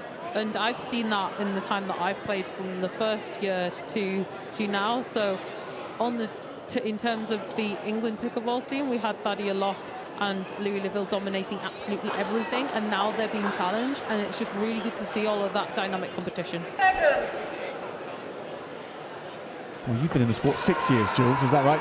A relative veteran compared to plenty who have started in the last 3 years or so. Come in. 8-2-1. So back to it for England, 8-2 ahead. First of 15 wins the match.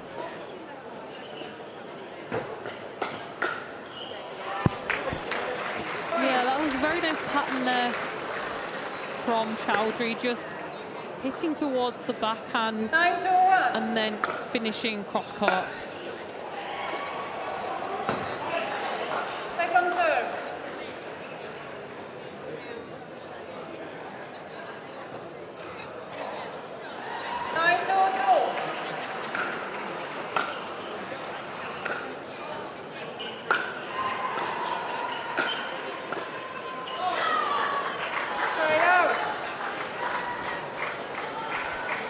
So the power from Uti definitely being shown in that point. Chowdhury just not able to control that ball back over the net.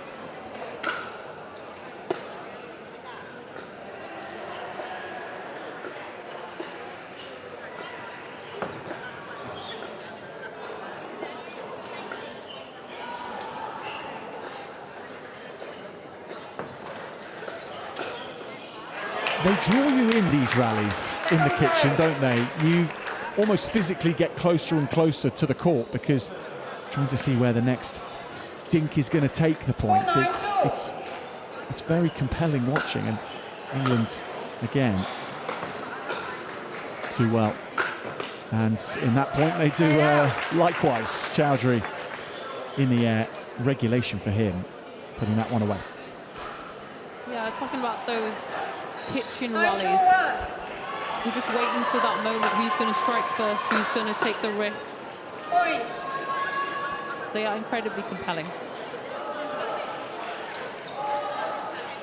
10-1.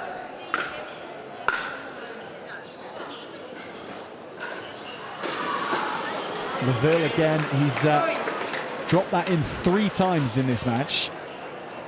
A turn of the head one way and the angle of the paddle the other. 7-1.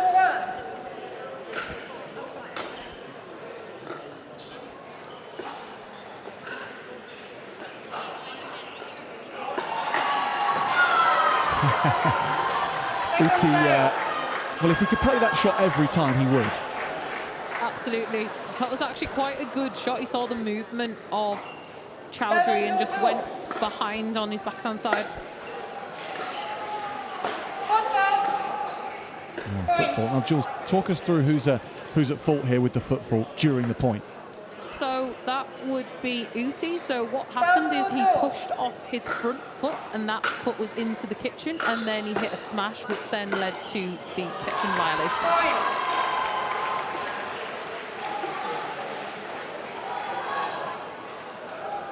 13-2.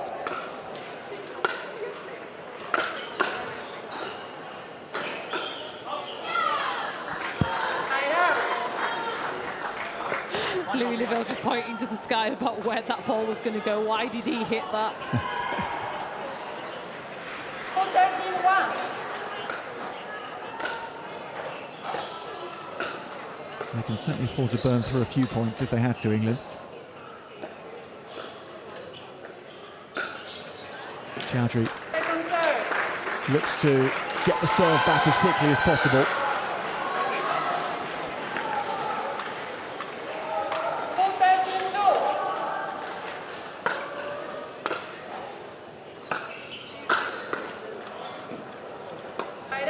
So for those at home that don't know, you might have seen at the beginning of that point, Chowdhury was stood to the left of the court and Louis was returning. That means that they were doing a thing called stacking. So stacking is something where you move out of the way or you stand at a different part of the court, so then you're able to stay on the same side throughout the whole match, regardless of who's serving and who is returning, as you can see here on serve.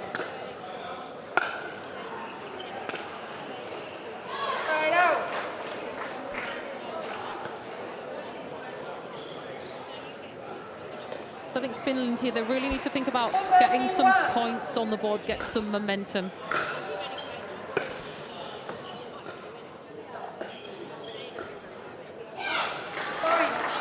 Just as close as England are to the finish line here, they stumble. 13-1. I honestly don't think we saw James Chowdhury make a mistake like that throughout the whole of yesterday.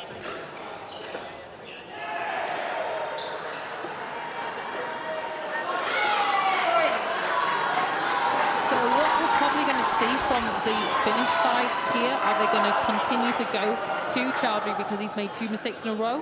So he may be mentally just overthinking things a bit too much.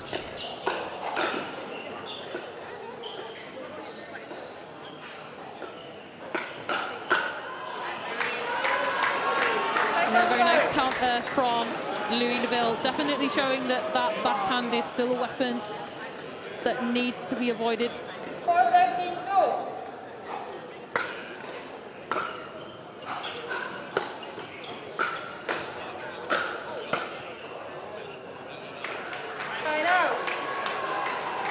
Side out.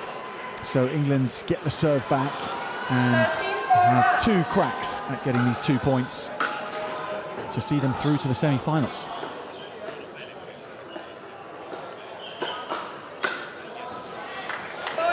Well, it was up there for Uti to put away.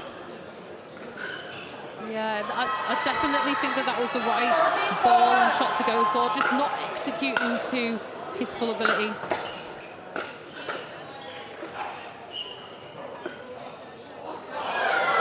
Yeah, it was in. It was close. The face of Chowdhury there shows how impressed he was.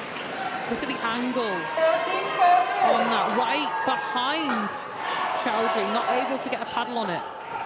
Still England match point.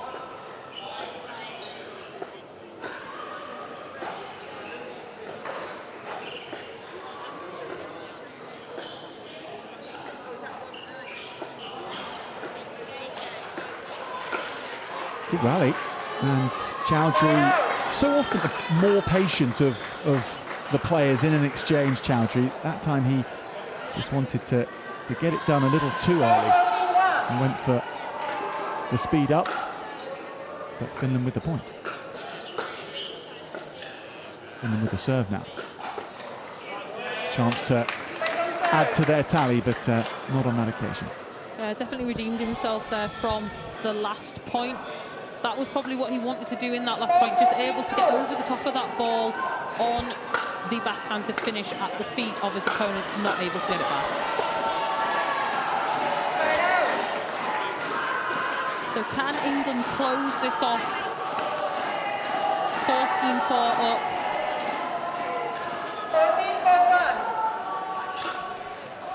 14-4-1. Laville serves.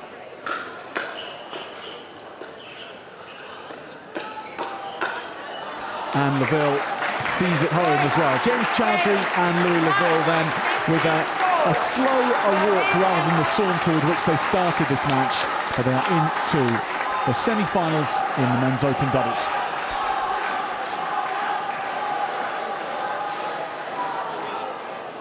So I look forward to seeing Team England in later in this competition, but nothing should say anything about this Finnish team. Definitely people of the future, definitely people we're going to be seeing more of in international competitions across Europe and possibly further afield. Just seeing there that England flag waving, just showing the patriotic fans that we have here at Southampton at this European Pickleball Championship, sponsored by Dupr, the dynamic universal pickleball rating that you can download on any Apple Store or app. So we go down to see Jack on the sidelines.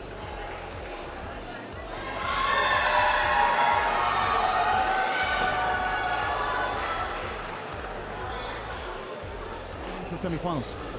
Feeling good. They made it awkward for us. They played some really good points. They isolated me on the backhand side. I didn't deal with it all that well. They tried to maximise what they could. They sped up really well.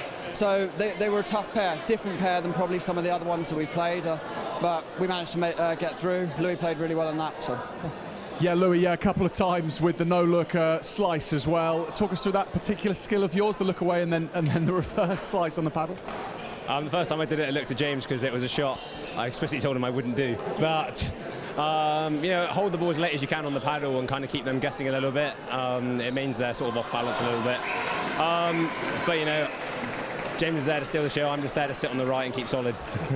Do things change now in terms of mentality, semi-finals and onwards, or just keep it light-hearted as you've been doing? We always have fun on the court, and I think that's really important for us. It keeps us relaxed, it keeps us engaged. You know, there's that line. Is it too much fun versus making sure that we're staying focused? Sometimes we cross that line the other way. I think semi-finals will be maybe a little bit more dialed in than we were at times through the knockouts and maybe even sometimes in that match. But ultimately, we're here to have fun, represent England in the best way possible. And if we're enjoying it, I'm hoping the crowd will see it on our faces and be doing the same.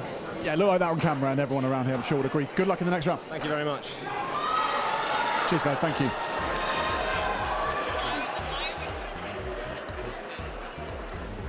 So, thank you, Jack, from the sidelines, getting the insight into that game from Team England.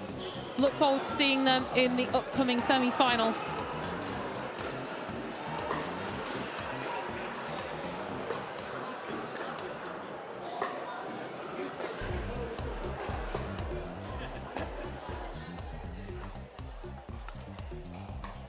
Hi, I'm Rob Williams. Welcome to the European Pickleball Championships in Southampton, England. I've come out from the commentary box to record some explainer videos in the home of Pickleball England in Selmeston, East Sussex. What you're going to find across this weekend is a load of explainer videos, all really short things to help you understand the game of pickleball, our rules, our sport, and some of the tactics you'll find in here. I really hope you enjoy these and they illuminate you in how to play this game. Stacking is a strategy to set up your team with players on their preferred side, either to maximise your strengths or potentially hide any weaknesses. The side stack is where a partner stands to the side, then moves into position after the return of serve has been hit. It simplifies the move, but it is almost always going to be a predictable formation for the serving team to play against. Unwinding the stack is where the non-returning player indicates via a hand signal where they will move across with an open hand,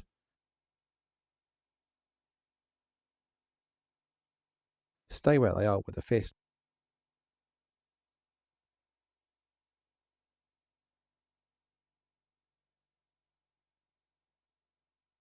or fake a move with a flapping bird sign.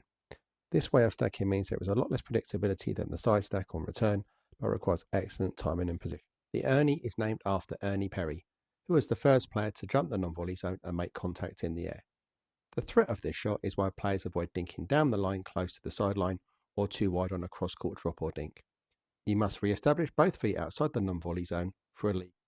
The transition zone is the area between the inside of the baseline and just before the non-volley zone line.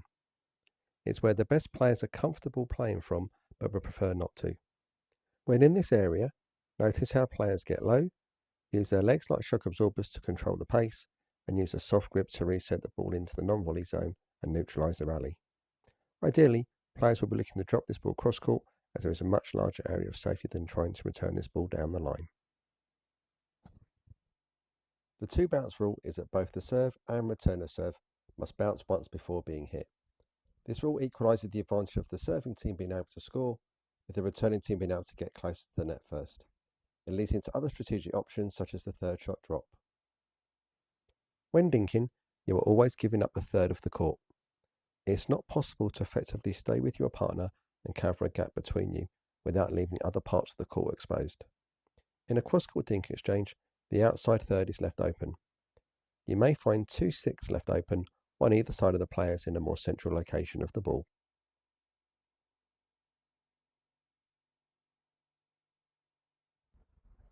Hi, I'm Rob Williams. Welcome to the European Pickleball Championships in Southampton, England. The pancake or hydra defence is where you attempt to protect your paddle shoulder to prevent a chicken wing attack. The way you do that is you use the many-headed beast of the hydra defence by putting your paddle into different locations, and that protects your shoulder when you're being attacked from up front. The problem with this defence is it's very hard to defend on this side of your body, on your non-paddle side. So you really need to use this sparingly and just be aware when your opponent's going to try and attack, to set early and hope for the best.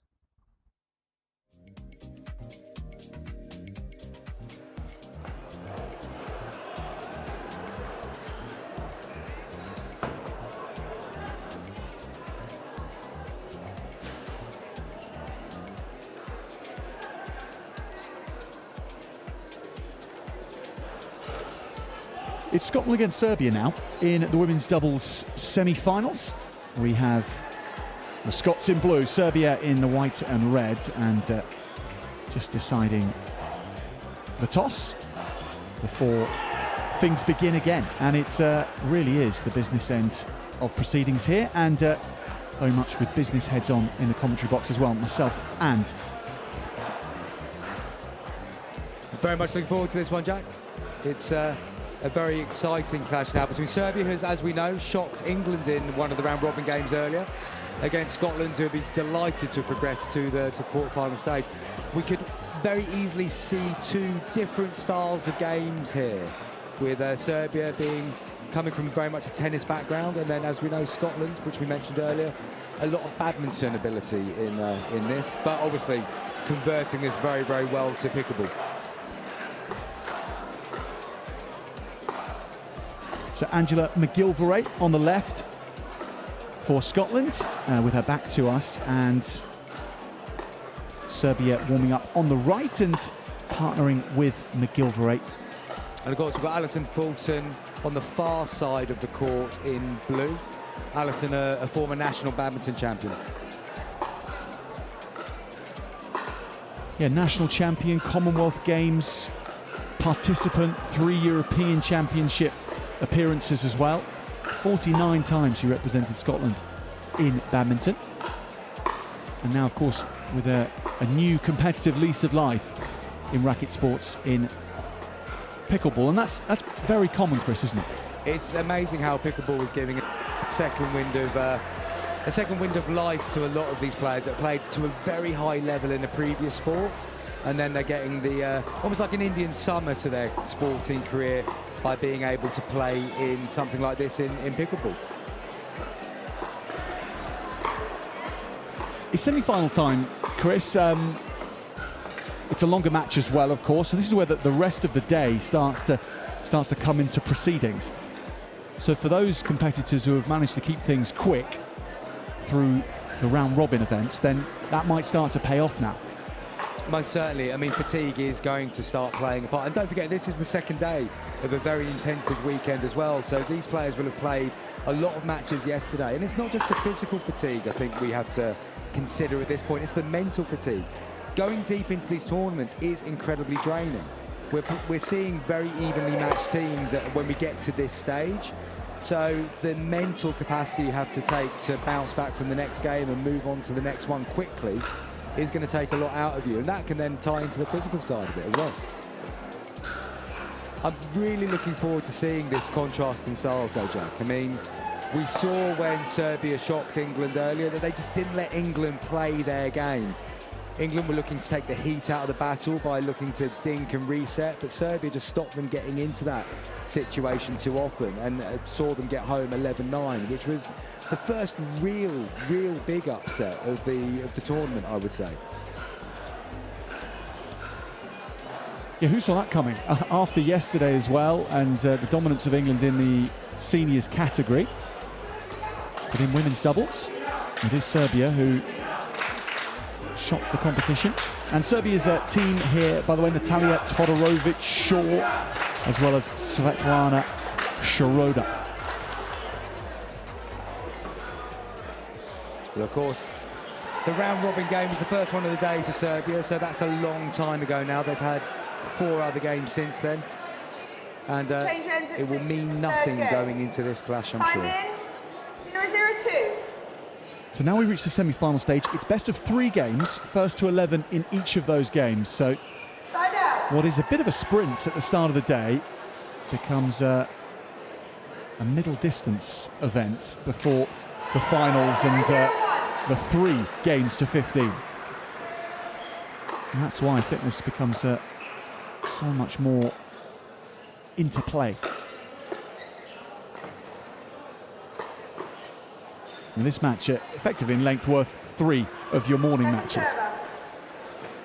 A nice early exchange there between Scotland and Serbia.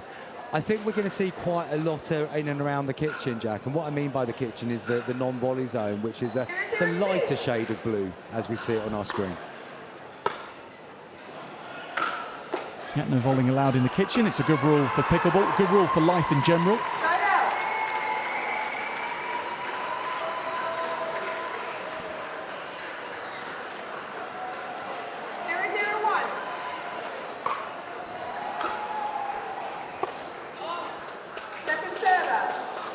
So a good deep return there by Serbia, putting Fulton under pressure, and meaning that her next shot then was more difficult to get up and over the net, hence it landing in the net.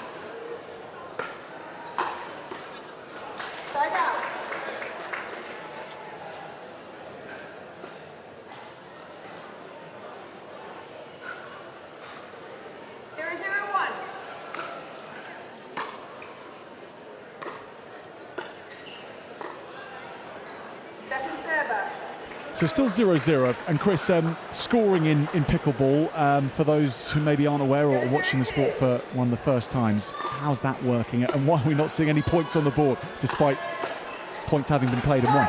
So you can only score a point when you are the serving team, and that means that you'll be playing the first shot of the rally, taking the serve. So if you then win the point but you're not serving, all you've done is taken a serving situation away from the serving team. They move on to their second server.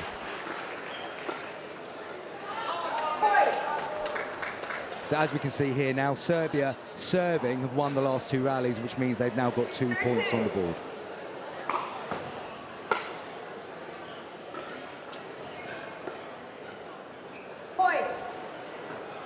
McGilvray comes from a hockey background, field hockey background in her sporting career before pickleball came along.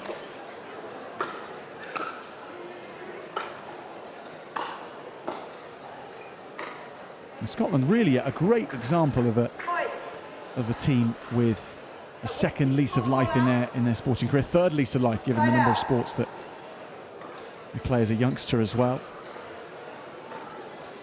It is great to see pickleball giving that second lease of life to so many different sporting backgrounds.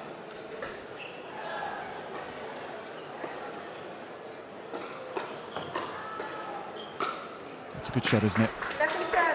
The pick up there from McGilvray initially was exceptional, but just a little bit too much height on it, which allowed Team Serbia to power through once more.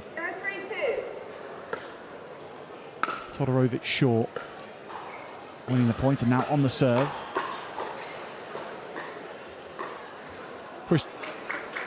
Rushing the net or rushing the kitchen line, a tactic which you would play in many other racket sports, but how sensible is it? What are the differences in pickleball in adopting that strategy? So in pickleball, you want to get to the kitchen as quickly as possible, but also you don't want to rush. So it is all about choosing the right moments to advance from the back of the court to the front of the court. And typically you can do that best if you play a nice, sensible drop, a slow shot over the top of the net with a nice trajectory. That then buys you the time to be able to move to the forward, from the back of the court to the front of the court. Incidentally, that's the same rules for playing sensible grandmother's footsteps, isn't it? Get there quickly, just don't rush. Exactly. You don't want to get caught out. And quite often we do see that in the eagerness to get to the kitchen, that players get caught in this middle ground and what we call the transition zone. That then cedes the advantage to the other team, who can start targeting your feet and make it a lot more difficult for you to continue your progression because you've got a harder shot to play.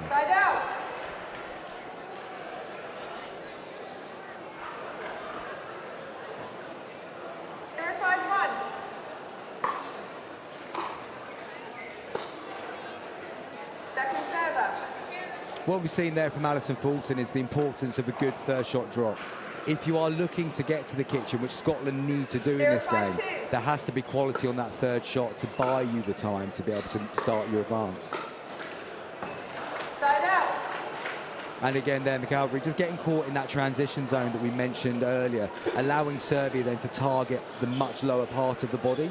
And it's really difficult to get the paddle down, as we see there, and get the ball back up over the net with control.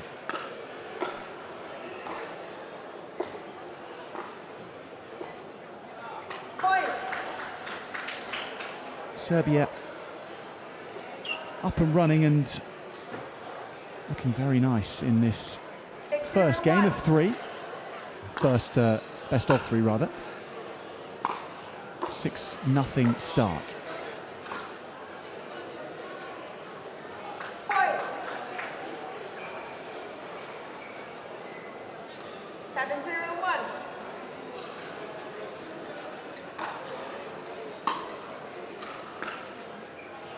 Nice return there from Fulton. Sometimes you see players adopt to go with a slice type return as opposed to a more powerful one. And that change of spin can make it more difficult to get underneath the ball and then lift it back into the kitchen area.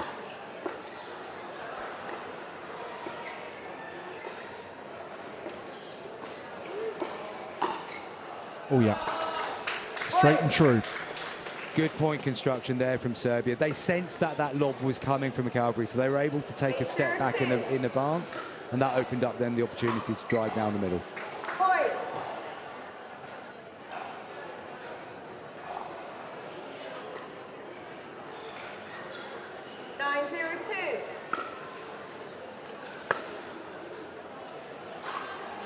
Point. There's not much time between points, of course, when things aren't going your way, as they aren't for Scotland right now, to reset mentally. A game of pickleball can get away from you incredibly quickly. That momentum swing, although it does go from one side to the other quite a lot, if it doesn't come back to you, it can feel very quick and very lonely out there.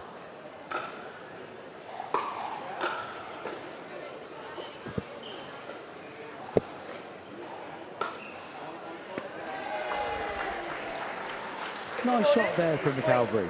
It's a good point construction again from Scotland. In fact, they've opened up the court, moved Team Serbia to the side to allow her to then power down the line. Second server.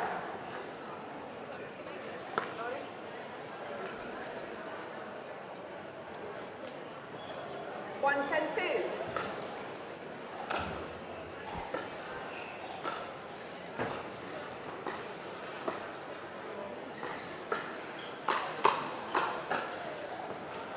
What we're seeing now, Jack, for Team Scotland is they're not so keen to get right to the kitchen line. They can sense the power of the Serbian attack, so they're taking a couple of steps back to give themselves a couple more seconds to be able to see the ball and to be able to deal with it.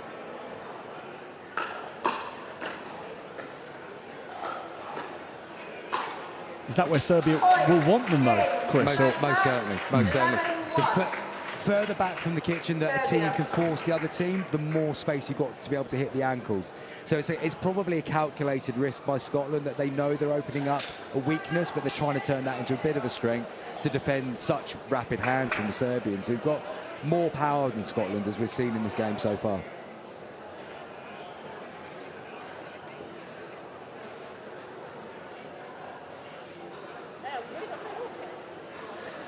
Now, we mentioned a moment ago that you don't get too much time in pickleball to be able to reset and have a quick conversation about what can we do differently, what can we change. One of the benefits of now being in a best-of-3 scenario is that at the end of each game, you do get that opportunity to go away and have a think.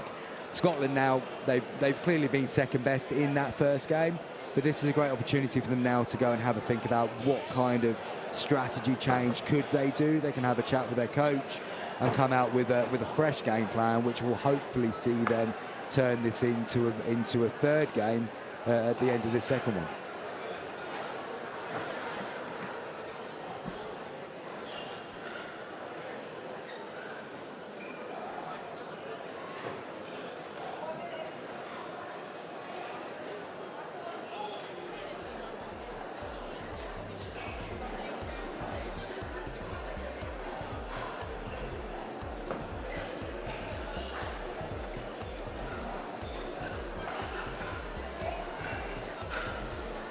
So Alison Fulton and McGilvray with it all to do, but with the time and the scoring system to be able to do that if they can stem Serbia's momentum, which in the start of game number 2 is already off and running. 1-0-2.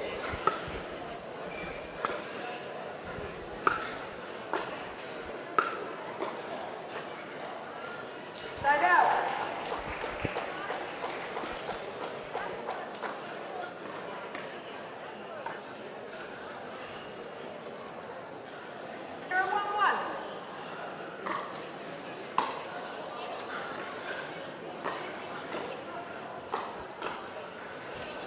Second server. Yeah, good aggression again from Serbia. They're managing to keep Scotland away from that kitchen line, which makes it so much more difficult for Scotland to be able to control the reset and get themselves back into the rally.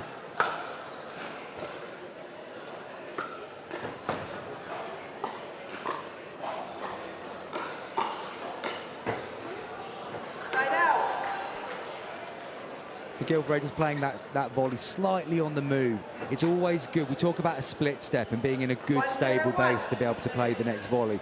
That was an example of what happens if you play on the move.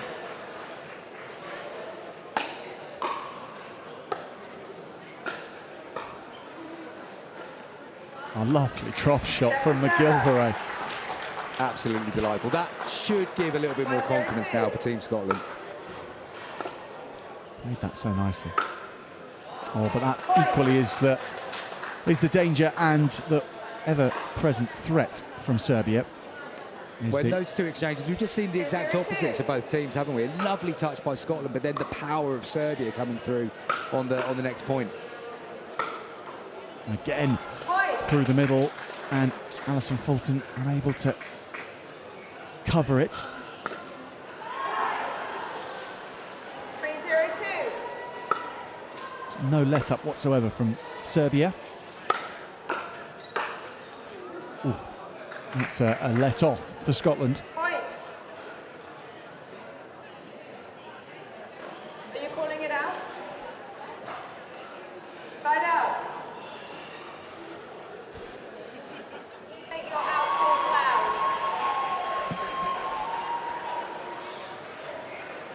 Here's 3-1.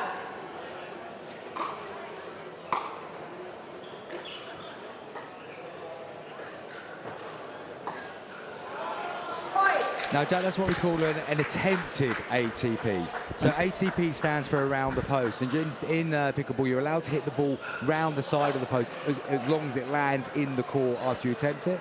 If it hits any part of the frame, that's going to be a fault. The well of names and terminology that you come across in pickleball, I think, is very, very appealing. The more you get into it, the more words you find. But an attempted ATP, it's not an AATP. Ooh, we might start something new there, Jack, between us. We could get that named after us. I thought I'd just throw it in there. Yeah, it's a great shot when you see it, though. 3-1-1.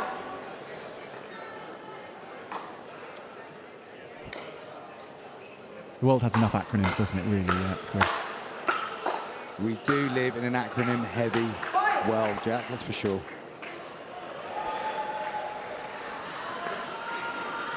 Serbia then once again showing that they're happy to get into the hands battles. Now, what we mean by hands battle is when the players are at the kitchen, when we're seeing that quick rat-a-tat stuff, that's called a hands battle. And if you're confident with your speed of reactions, you want to be in those situations because you know you're going to win. 4-1-2.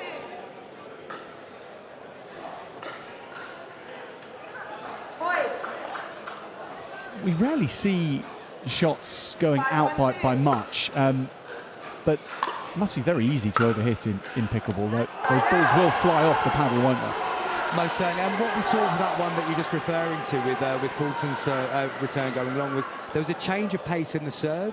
So if you're very used to the serve coming to you at the same sort of pace and the same sort of place all the time, then you can get into a rhythm of returning. That had a change of pace, which deceived Fulton and therefore forced another error.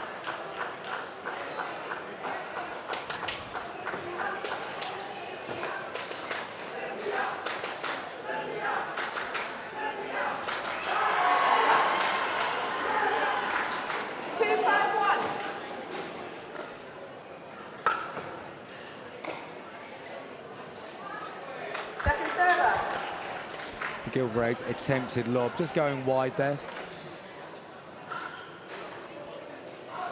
2-5-2. Side out.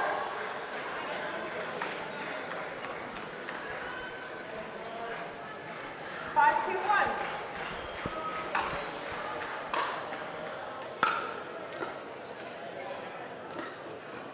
That's a good drop shot and a nice sweep away from McGilvray. Yeah, it's a very nice point construction there. It's a bit like a game of chess at times, pickleball. You're looking to move the pieces around to create the opportunity, and that was a great example of creating space to be able to punish the space.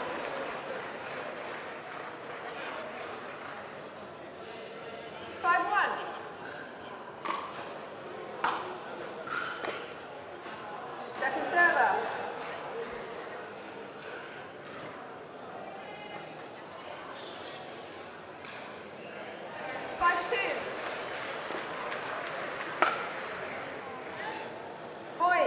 Yeah, that went on the line.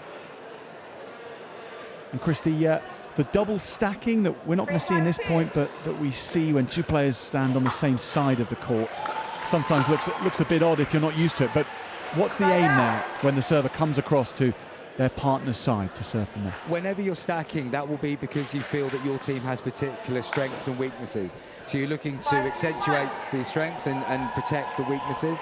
So you often see that a player wants to get over to the backhand side because that's the strength of the team. So you use that situation to be able to manoeuvre into a new position on the court. Doesn't necessarily mean that you have to stay where you are from where that point started.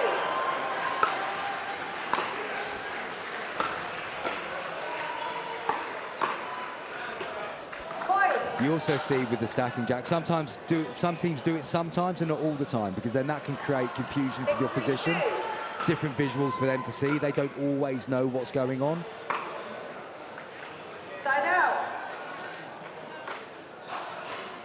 Scotland's sticking much closer to Serbia in game 2. 3-6-1.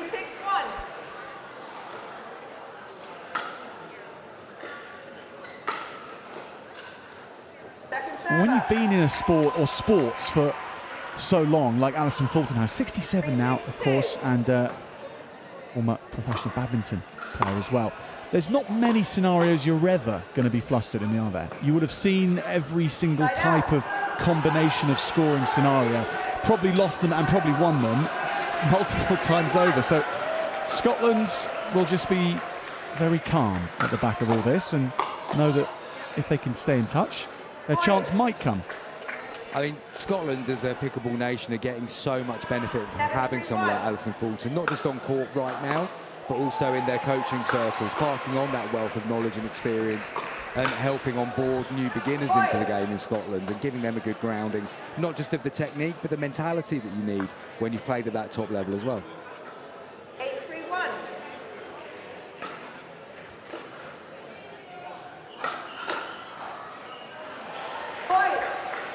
But it does just feel like that momentum shift has now come back in again, Jack, and Serbia pulling away from Scotland. They've got a 6-point advantage on the first serve. This could be the run that sees the end of Scotland's European Championships.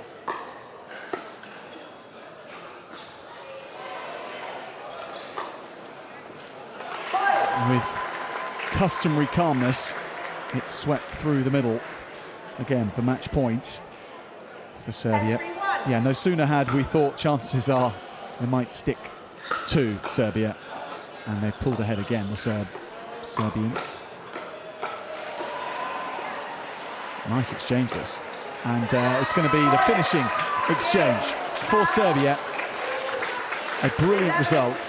Scotland's put to the sword by Serbia in the semi-final. So Serbia through to the gold medal contest, and it'll be a bronze medal contest still for Scotland, so they're in with a shout there. We'll see more of Alison Fulton and of Angela McGilvray in the championship still. They could yet come home with a medal for Scotland, but Serbia will be competing for gold, and congratulations to them. Serbia will be delighted with that outcome. Very good performance from the Serbs. They were able to dominate their game plan on top of Scotland there. The power coming through. Scotland were hoping to get into more of a dinking game and allow Serbia, take the heat out of Serbia's attack, but unfortunately that wasn't what we saw in the end. But Scotland got to go away now and pick themselves up, because they've still got a chance for a medal, which would be a great way to finish their experience at these European Championships. Serbia, well, they're going to fancy their chances against anyone now. If they do end up playing England or even Denmark in the final, they're going to be looking forward to it. Anyway, we're going to pass over now to Jack down on court, where he's got some of the players that we've just been watching.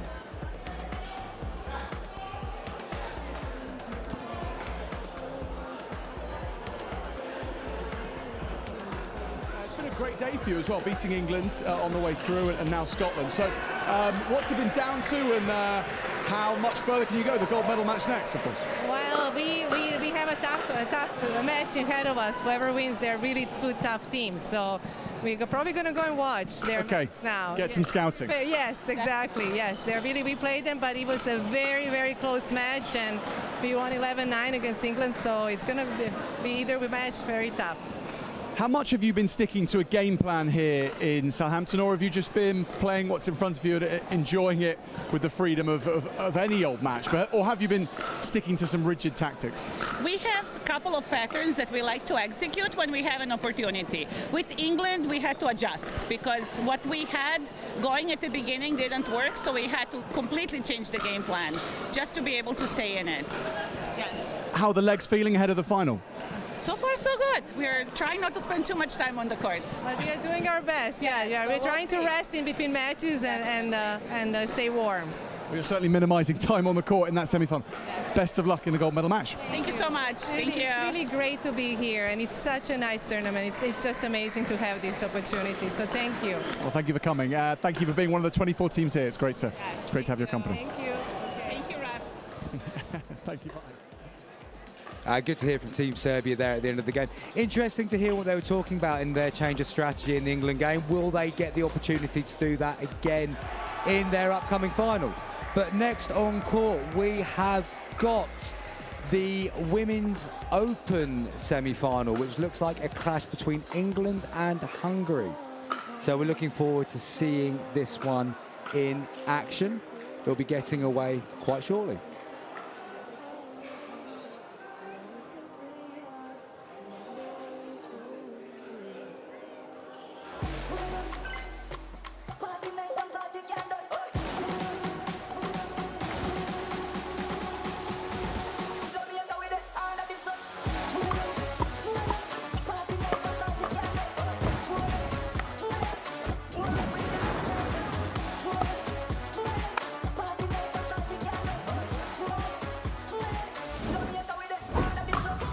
What's your Dupr?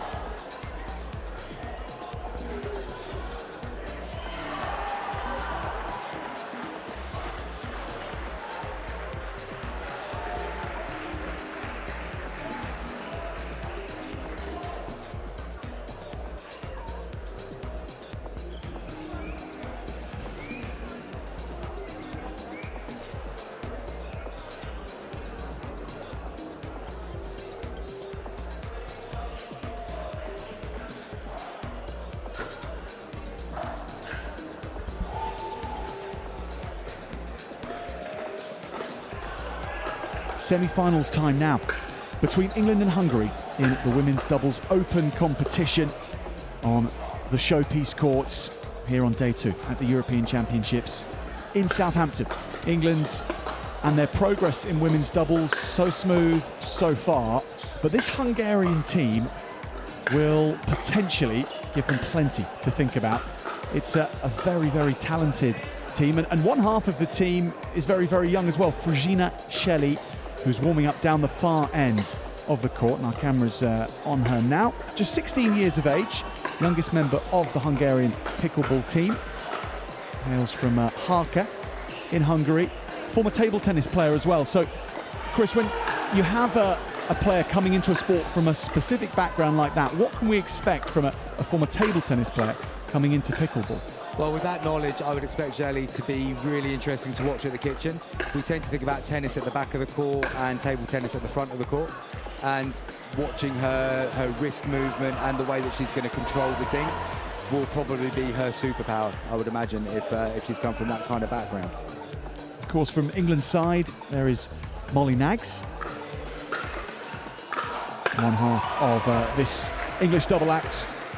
Molly O'Donoghue down the other end, getting ready. They were comprehensive in their quarter-final victory.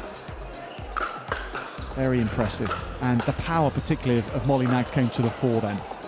I mean, Molly Naggs has got exceptional power, but Molly O'Donoghue's power shouldn't also be underestimated. She can hit the ball very, very cleanly, but also with a lot of precision. This will be a very interesting game. So if we're talking about Jelly having the ability at the kitchen, it's going to be interesting to see how she then copes with the power attack that is going to come at her. And Hungary's Stroma Telek as well is the experienced head in this Hungarian duo. Here she is talking to the referee. Stroma Telek picked up the game in 2021 and aged 45 balances out the experience of her compatriot and teammates. Brezina Seli.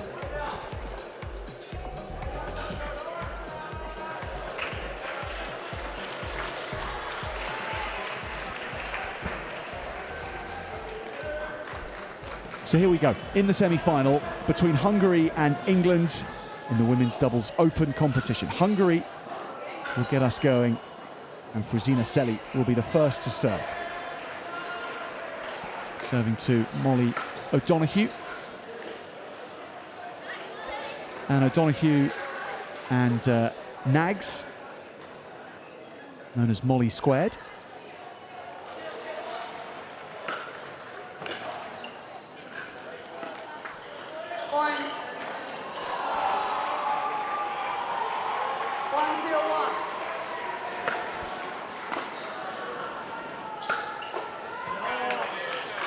Into the body, that one on Telek, and so difficult to deal with when it gets you jammed up in the body like that.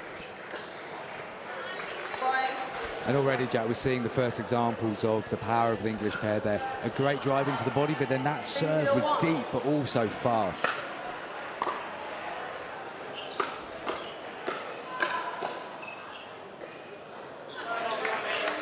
Almost got to see those hand skills of Brezina Seli there. Those table tennis skills which might come into play, but not on that occasion.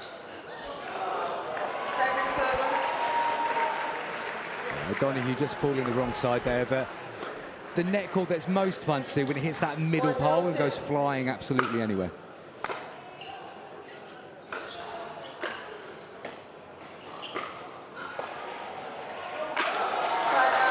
Now, Jack, this is what Hungary need to do. They've been able to take out the power of England there by getting to the kitchen first, controlled volleys. So taking the pace off the ball, meaning that England had to do something different to be able to control the point themselves, and weren't able to on that occasion.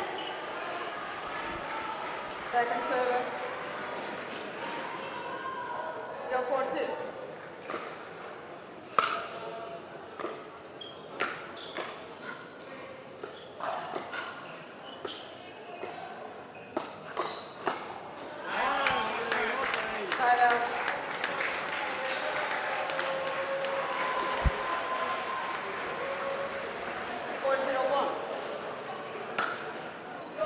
Second server.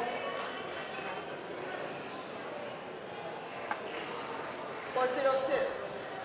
A rare mistake from Molly O'Donoghue on the serve. And England rather spurn those two chances. Hungary can haul themselves into the contest here.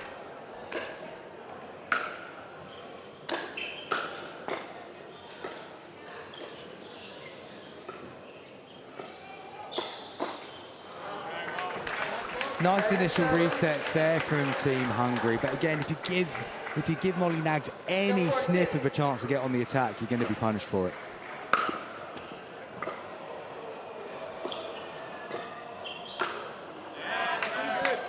Same example then again, just a fraction too much height on the reset from Hungary, and Nags able to put the ball down the line with confidence.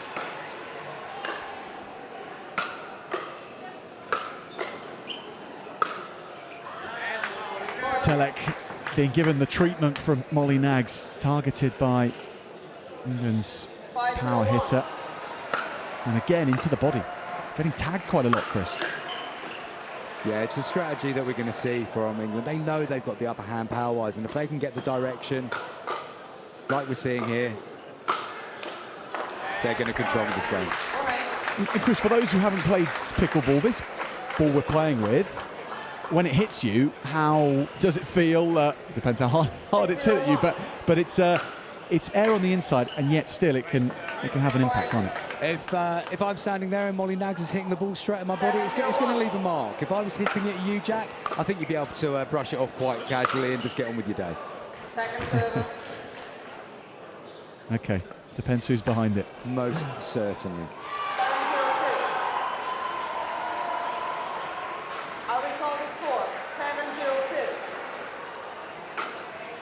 7-0 to England.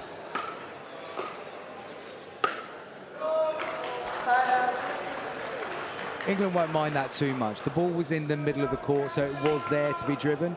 With such a cushion on the board, they can afford to take a few more risks and keep trying to push Hungary back with the power that they've got.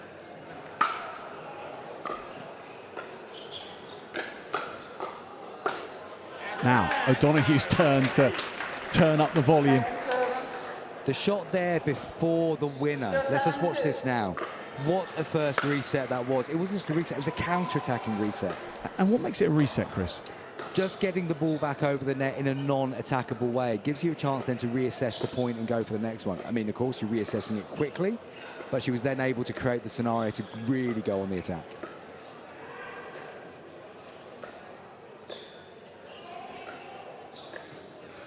Thinking exchange. What makes a good pickleball player in the kitchen, in those dinking exchanges, Chris? Technique and then patience. I think you can get the technique bit quite early on in your pickleball playing career, but to have that discipline and that patience just to keep doing it and not to be the first one to make the mistake, that is really what sets one player apart from a higher level player.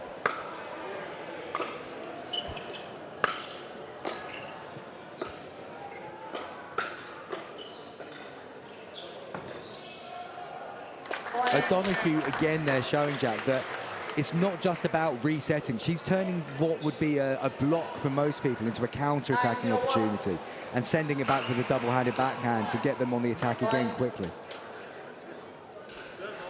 So England on the cusp of game number 1 now. 10-0-1. Second server. 10-0-2. But as close as you are, you wouldn't still expect 2 serves like that from Molly O'Donoghue and Molly Nags. They have got points to spare. They've got a few points to spare, and they're easy to laugh that one off quite quickly, because I mean that is a very rare situation where both of them fail to get their serve in.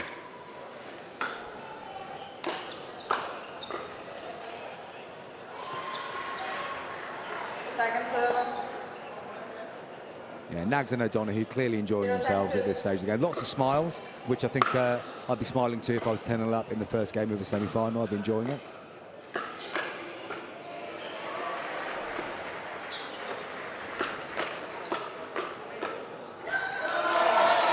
Good work by Hungary there, though. They stayed strong there at the kitchen, stayed in the battle, and if you can do that for as long as that, you've always got a chance. Nags forced to play wide.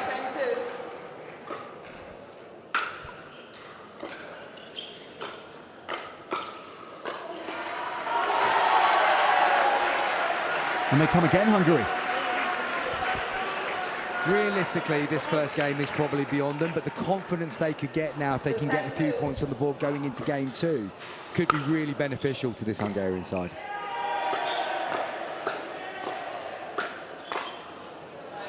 Too much power from O'Donoghue there. So England now with game points once more. O'Donoghue serve to Selly. And that goes wide. So England put the first game in the books. Molly O'Donoghue and Molly Nags win 11-2 over Hungary. First to win 2 games, of course, to win this semi-final. No doubt they'll be happy, Chris. For Hungary, a way back, how can they conjure that, and where do they need to improve? I think Hungary are trying to do the right things. They are trying to negate the power of O'Donoghue and Nags, but that is incredibly difficult. They are looking to reset the ball. They are looking to get to the kitchen. They probably look back at a few of those initial points and regret the mistakes that came in situations where they could have stayed in that point a little bit more. There are a few dinks that went into the net. There are a couple of things that went wide, not under the greatest of pressure. So if they've been able to take the initial sting out of the game, can they then ease into a little bit of more control of the point rather than being very, very reactive a lot of the time? But of course, we're talking about an incredibly difficult challenge they've got in front of them, because if Nags and O'Donoghue aren't getting there with the power, they're perfectly capable of playing the dinking game and taking control of the game that way too.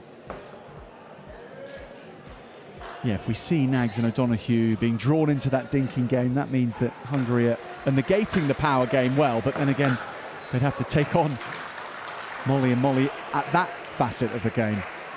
It's a long way back.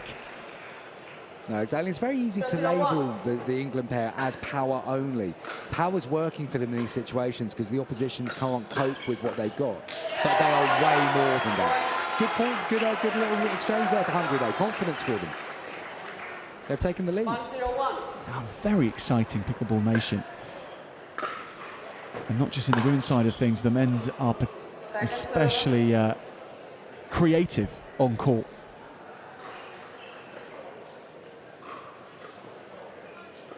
Had a good day in mixed doubles yesterday.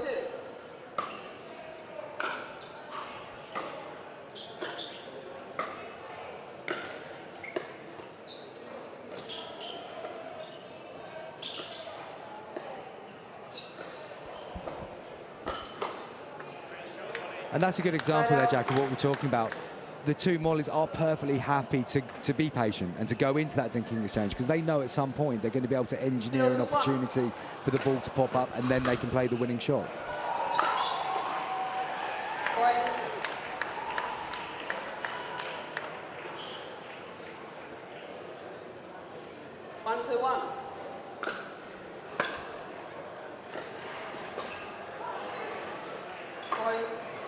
Tella could be disappointed with that.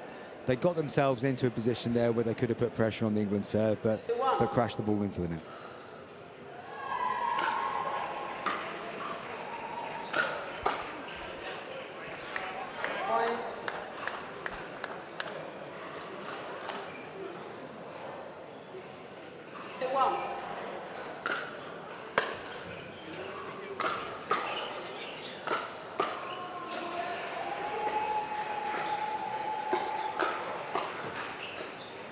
This is the kitchen points that we thought might be an opportunity for Hungary to get into the rallies, but England come out on top of that as well.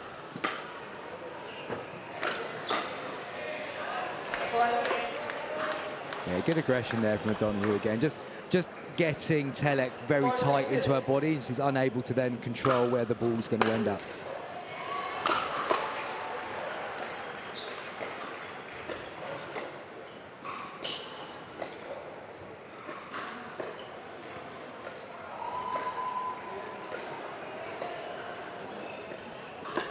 Good hand skills.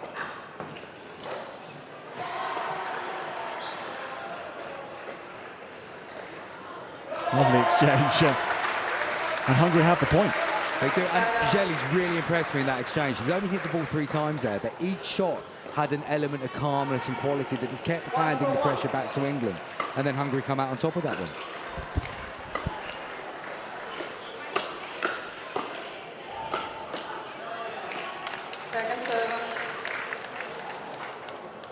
what we're seeing, though, unfortunately, is that every time Hungary feel like they've just done something good, England just come back instantly with something else, which just puts them back in their place.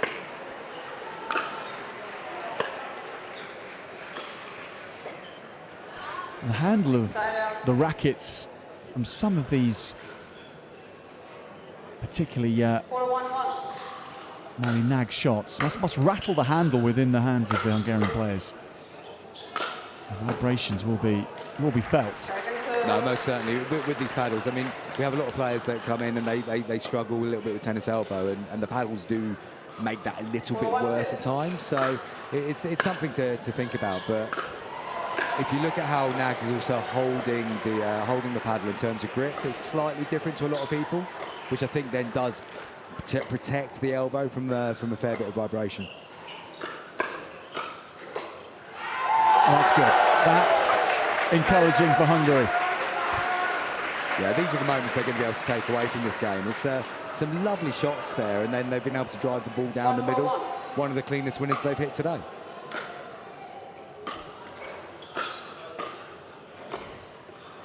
Oh, wow. A lot of slice on that. Is slice something you can put on every shot if you wanted to in pickleball, in the same way you might be able to do in tennis if you're playing a very powerful opponent? Could you just go to the slice department and just keep it going that way and try and spin your way to parity? No, most certainly. It is possible to employ the slice on every single shot if you choose to.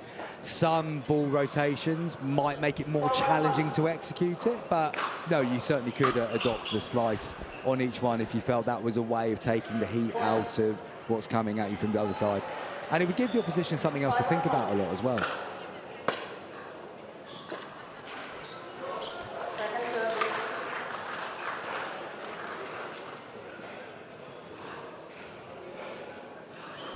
The only thinking that England are doing right now is how to finish this match off and move on to the final.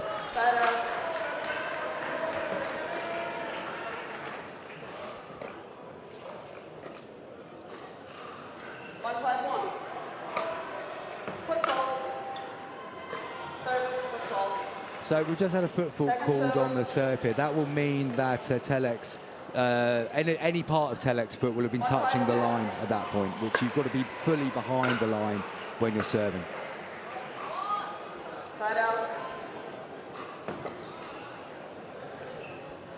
Are England going to make this the run that takes them all the way to the final?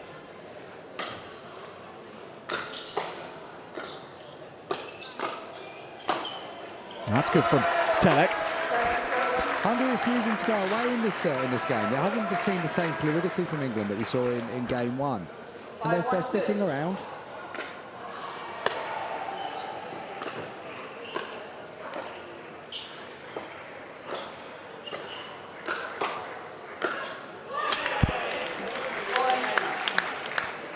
Exceptional hands there from O'Donoghue, again forcing the quick 1-2. And what I mean by that is that the first drive, which engineers the pop-up, and then you're able to put the ball away on the third shot in that exchange.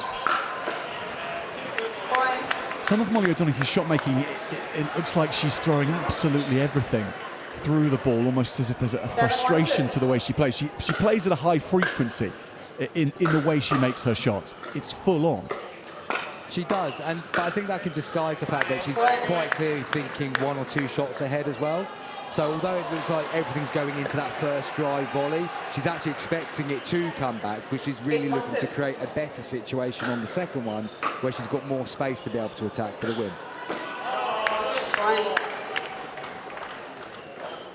England attacks, sending them towards the win. 2 more points will do it. O'Donoghue on the serve, almost around the post, the ATP shot, but a little off. Yeah, I guarantee Nags wouldn't have attempted that if it wasn't 9-1. If it was a closer game, she'd have gone back cross court. Second server.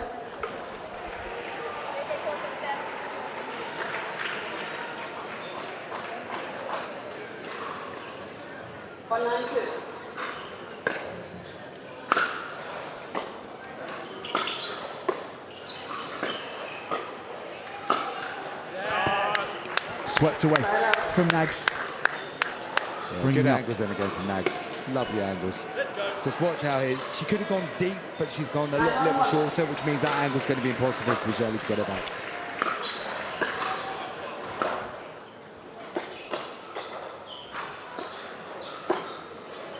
Oh, that's gone long. England bring up match points. So for a place in the European Championship final. Nags and O'Donoghue seal the deal, and Hungary disposed of. Again, in straight games, again decisively. It is going to take an awful lot to derail the Molly O'Donoghue and Molly Nags juggernaut. It is heading through, and it is aiming for gold. Yeah, fantastic performance there from Team England, the two Mollies. Again, showing power when needed, but there was a lot of delicate touch in there as well when required, but just clearly having too much for the Hungarian side. But Jelly couldn't go away from that. I mean, 16 years old, playing in a European Championship semi-final, and certainly not disgracing herself in any way, shape or form. Be very, very positive for her future in the game. But England, they roll on now to the final, and it is going to take a lot to stop them for sure. Both players on top form so far in this tournament. They'll be eyeing up the gold medal in the future game to come. We're about to pass down to the show court where Jack is going to be talking to O'Donoghue and Nags.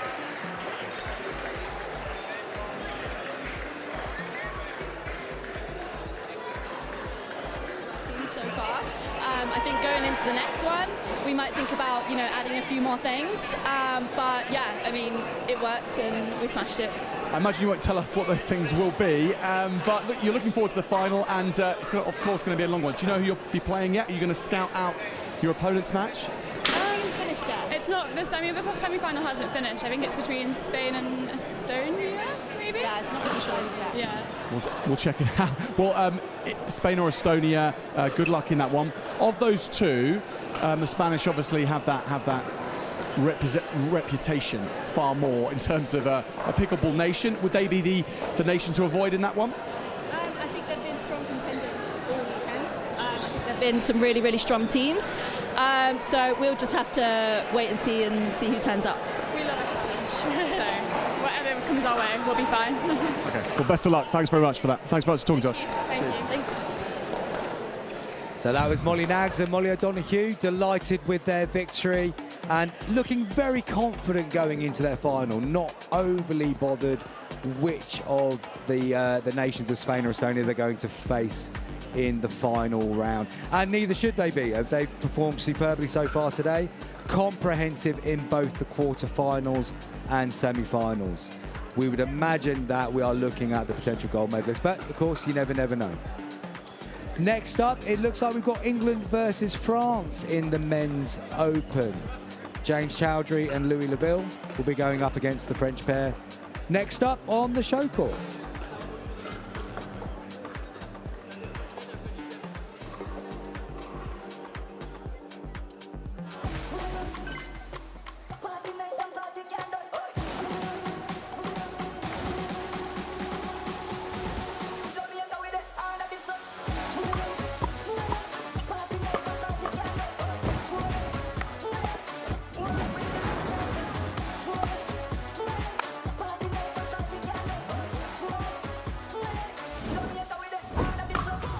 What's your Dupr?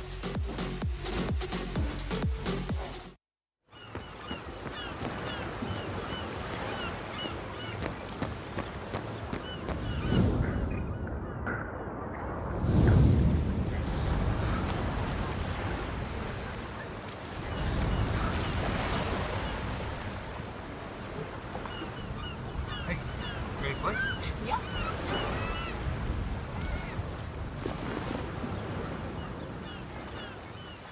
Diadem began with a goal to develop a better tennis string, then a better racket, then a better ball. But it's transformed into a story beyond our wildest dreams. Out of our passion for racket sports grew a desire to innovate and redefine the game. Then came Pickleball, a phenomenon that ignited our purpose. Shaping the industry became our mission, but it led to so much more. Diadem isn't just about redefining sports equipment, it's about empowering you, our players, to lead healthier lives, form friendships that transcend borders and backgrounds, and to get out and play. Pickleball enables us to do what we do best, innovate. But Diadem inspires much more because it's not about the brand, it's about the individuals who bring it to life. Our success isn't tallied in paddles and rackets sold, but in smiles brought to players' faces and the relentless pursuit of improvement. At Diadem, our purpose is simple. We live to unlock experiences. We live to compete not just against opponents, but against friends, families, rivals, and heroes alike. At Diadem, we live for one more game, one more shot, one more moment in this story we are writing together. Welcome to Diadem, where we live to play.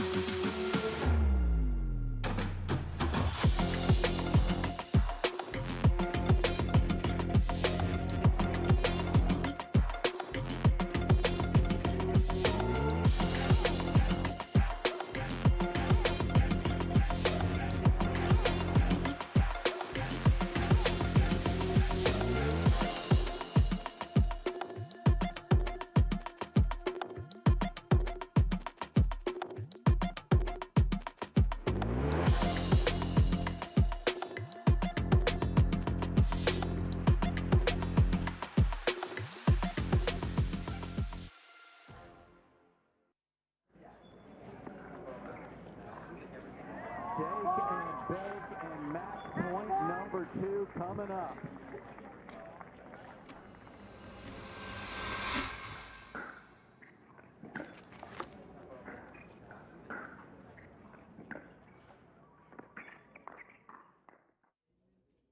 Oh, hey. Give me a sec. So, I hear Dynam's got a new paddle coming out, huh? That was fast. Real fast. What's so special about this one? Well, let's find out. First, I asked for a paddle that had pop in it. Something fast. How fast, you might ask? Real fast. So they gave me prototypes, but they weren't fast enough. I needed something that was faster. Something that was quicker. Something that had more power, more speed. So our team kept working until they found just the right mix. That was fast. So what now? Some brands, they believe in sponsoring pros. They might sign Johns or Tyson, but our team, we pay these guys instead. So what did that get us? A fucking fast, legal paddle. A paddle you can trust. A paddle that dominates the court. A paddle that's made for the players, especially the good ones. It's like nowadays, people only do things because they get paid for it. It's actually really sad. So when we had some extra money to spend, instead of putting it towards somebody's sponsorship check, we decided to put it towards developing a great paddle. And we think you're gonna love it. So, what did we learn today?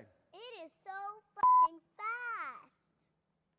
Real fucking fast.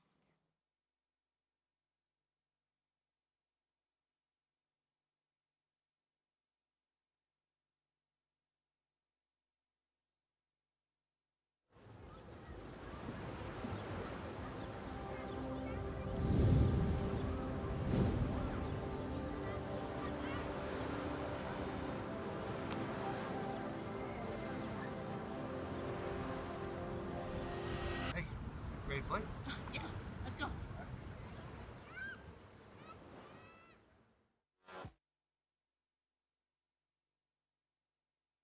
Play ahead of the Women's Open or the Senior Final. That's going to be coming up in 15 minutes after a mandatory rest period. So we've managed to catch up. It's given us enough time to catch up with Frank Arico, the European Pickleball Federation president. Frank, you opened the doors of this competition a day ago with the opening ceremony. You had a smile on your face then. You're still smiling. I think that's a good sign. Absolutely. You know, it's been amazing, spectacular cooperation we've had from all of the countries, the experience, the feedback. It's just beyond all wildest dreams and expectations. There's always a couple of glitches here and there. You can please some of the people some of the time, but not, you know, the old saying. But generally, fantastic experience.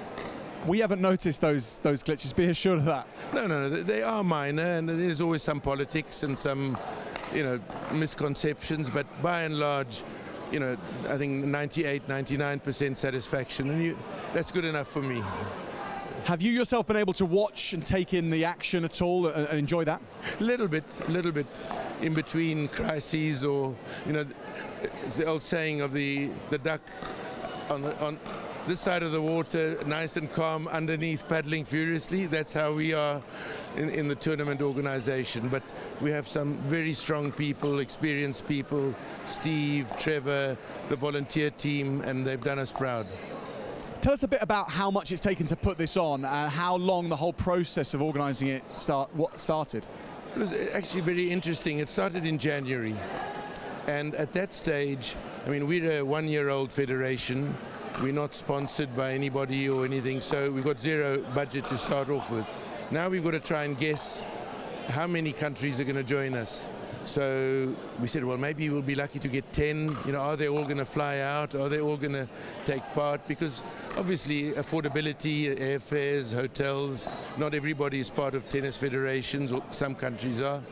So we were a little bit hesitant, and we set our expectations and our courts and so on against a moderate budget. And then this thing just grew, and 24 countries, and sponsorships started coming in. So then we got more and more confident we could spend more on streaming, on medical expenses mount up. But we've been very lucky. We've had very strong support from Dupr, our title sponsors, and all the other main sponsors. So that's helped a lot. and it's given us the confidence that with a bit of luck we'd have a little bit of surplus to continue the federation and grow from there. So is there an ambition for this European Championships to propel Europe forward for a World Championships, for Pickleball to get together around the table with America and create that World Championships? How will that happen? Well, there's a lot of politics at international level, sadly, in the sport, and a lot to do with power, control, finances. It's a little bit like a gold rush. Everybody's scrambling to try and get part of this explosion of pickleball. So we're hopeful. We've always had a lot of pride in the fact that we set up the European Federation as a model of democracy, of the way the IOC, in terms of the Olympic Charter, expects organizations, member-driven, AGMs, finances, auditing, all of that. So we're very proud of our European Federation. And we were certainly hoping with a flag, with the opening ceremony, to set the example. Now, we will be happy to contribute to a World Championships, but it doesn't depend entirely on us. But we are working, we've got a partnership with Asia, we're working with China. US is a little bit more difficult because of the power and control issues and pro leagues. It's a little bit more complicated, but we're hoping to get there as well. There's a couple more hours left of these European Championships, at least in terms of the action on court. So you're nearly there. Yeah. How will you be reflecting on this weekend later on tonight, do you think? Oh, a lot of pride, a lot of gratitude to the volunteers, to the team, to my wife, to my daughter. They're sitting over there together. Yeah, and to the teams. Generally, the spirit and the support. I say there's always some exceptions, but that's life. But beyond expectation. Really, I will look back on it with a lot of pride. And what about Southampton as a host? It's been, obviously, the centre's been marvellous, and you will know all about the arrangements with the hotels and things, but has Southampton been an excellent host for it? It has. In relation to our initial expectations and our initial budgets, yes. You know, a few teams have complained there aren't any shower facilities, the ladies lose, they've had lines outside them. So it's an excellent facility, and playing-wise, it's been superb. But for an event of this size, had we known, we may have gone to another venue. However, the airports and the hotel infrastructure and all of that's been superb. It's more this actual facility probably more suitable to slightly smaller competition, then it would have been perfect. But because it's grown to beyond what we expected, it's creaking a little bit. And the rain, of course, we had a little bit of a leaking roof, so yesterday we lost 2 courts. Just over there, just up there. Over there we have to continuously clean up. 6 we lost entirely yesterday. Luckily today it was functional. 8 as well. So, yeah.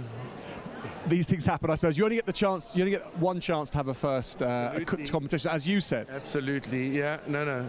And I think we've set a decent standard for the first one, and a challenge to the next one to match us or better us. Has anyone had any conversation with you this weekend saying, Frank, let us host the second one? What kind of conversation are you having there? No, we have a formal bid process. The bid process for 2025 is closed. There were 2 very competitive, very comprehensive entries, Italy and Spain. We have not yet made a ruling on that. And the 2026 bid, because we want to get a little bit ahead of the curve. The first one you decide and you have to have it in the same year. But we want to get ahead to a 2-year cycle so organizers can have time to book venues, to do whatever they need to do. So 2026 closes to our members for bids in end of January. And in terms of the cities then, for Spain and Italy, what cities are in the contention? The various ones, but I think predominantly Rome and Madrid. And do you have any advice for 2026? A call out saying to nations, come and throw your hat in the ring. It'd be great to have as many opportunities or possibilities as... Absolutely. I've had approaches from Netherlands, from Denmark, all interested in bidding. That's very encouraging. Very. Oh no. I mean, this game has just gone ballistic. It's really gone crazy. I mean, I wish it was a business. I mean, we're volunteers. Karen and I started Pickleball England, and we've worked, incredible hours and without any compensation. So had it been a business and seen this growth, I owned a software company before retiring and before going to my second job of pickleball. So yeah, it's just spectacular. Well, that ethos shines through, that the volunteerism and the amateur ethos in the positive sense. Absolutely, absolutely. But it's not a game for amateurs only. My contention and what I'm trying to preach to the rest of the world and the international guys is that there's room for social play, there's room for competitive play, there's room for the pros. And just because the pros are a business, it's not a dirty word to make money. I mean, baseball is a shining example. In the US, they've got different levels, major leagues, minor leagues, the Olympic side, and they all coexist because you need to partner with the pros. You don't want to have an Olympics team that excludes your pros. You want the best players. So but when there's vested interests in certain quarters, it becomes tricky. So we're trying to break those down. We're trying to get people to cooperate for the good of pickleball. Well, Frank, I'm sure there's some high-level things you still need to be doing in the last couple of hours before you can relax. Thanks so much for your time now. We'll let you get back to business. Lovely talking to you. I mean, I can talk about pickleball all day. It's just been a passion, and it's fueled by the results and by what's happening. Obviously, if you're not doing so well, you don't get the adrenaline and the energy to keep going. As you can hear, my voice is just about gone. We won't ask you for commentary on the final then, Frank. Yeah, thank you very much. It's been a pleasure speaking with you. I know your reputation precedes you, and you've done great things, Olympics and so on, so thank you. My reputation for getting ink on your hand is up there as well. Look at that, look at that. And look at your hand, Frank, as well now. Yeah, well, there we go. I won't shake your hand. Cheers. Thanks a lot for your time. Well, Frank mentioned the sponsors as well, so we'll have a look at them as well. Dupr, the headline sponsor, but 5 headline sponsors in all, and we'd like to give some airtime to them and say thank you.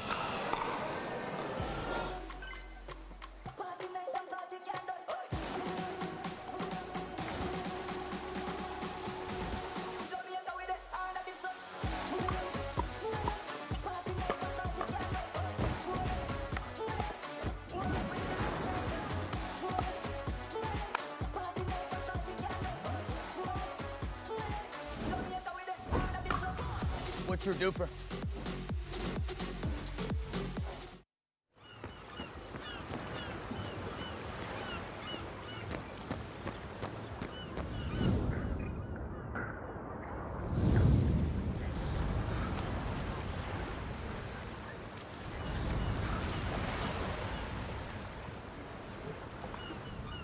Hey, ready to play?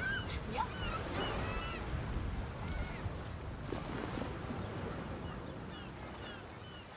Diadem began with a goal to develop a better tennis string, then a better racket, then a better ball. But it's transformed into a story beyond our wildest dreams. Out of our passion for racket sports grew a desire to innovate and redefine the game.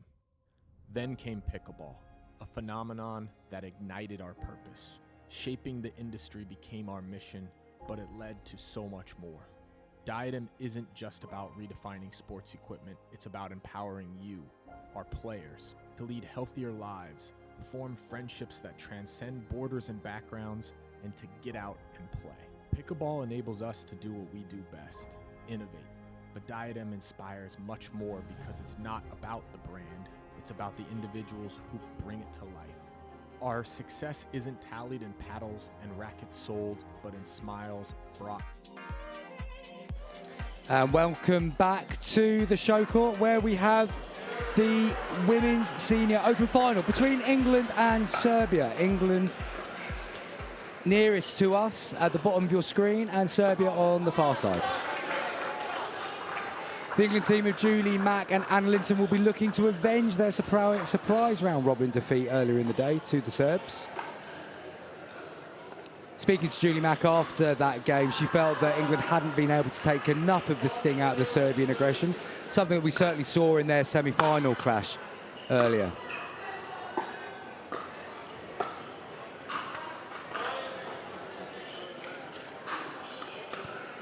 And Linton just letting that one go long. Good call not to go on the attack there.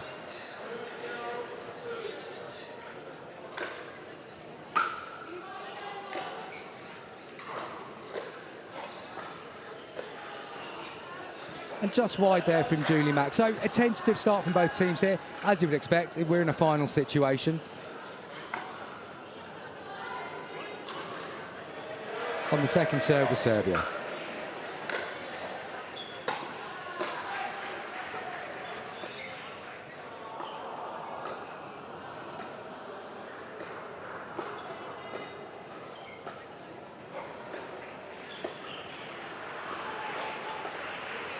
Nice control there from England, working the Serbian team around and ending up on the right side of that rally. 0-2-2.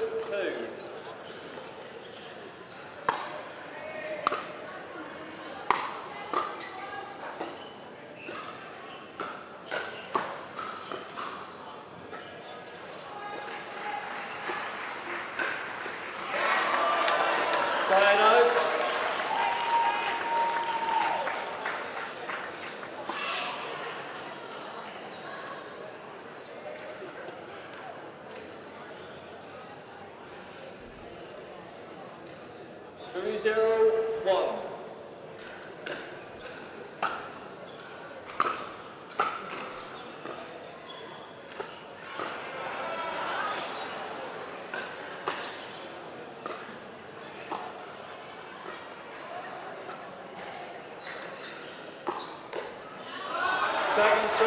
Sorry to be joining you so late, Chris. Good start this from Serbia, it seems. Good to see you here, Jack, and pleased to have some company up here in the commentary box for this exciting final. But it looks like Serbia have made the strongest start here. 3 points on the board already. As we said earlier, England looking to avenge that earlier round robin defeat. But they're plenty of time as we're talking about a best-of-3 game here.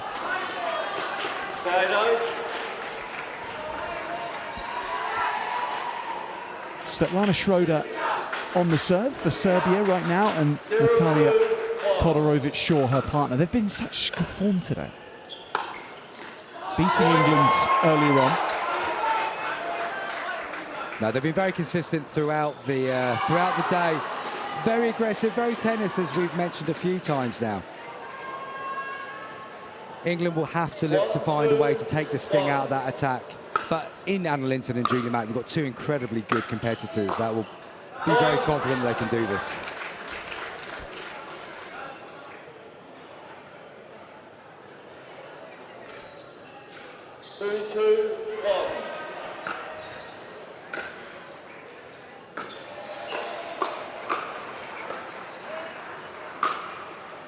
It's a lovely arc to the stroke of Anna Linton.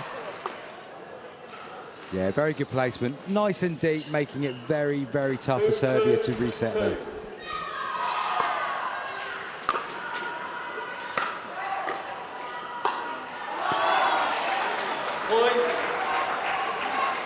Put away well from Todorovic-Shaw. 3-2. And they've kept things short en route as well, Serbia, so they've minimised the time on court. No, it's definitely a strategy they were talking about in a couple of the post-game interviews, that they are looking to get through these games quickly so they could come into what they knew was going to be, again, a very tough final, as fresh as possible. Despite winning in the round-robin game, it's safe to say England would be considered favourites for this, but Serbia can feel very, very confident. I mean, they've got the win on the board already, and they've taken an early lead in this first game.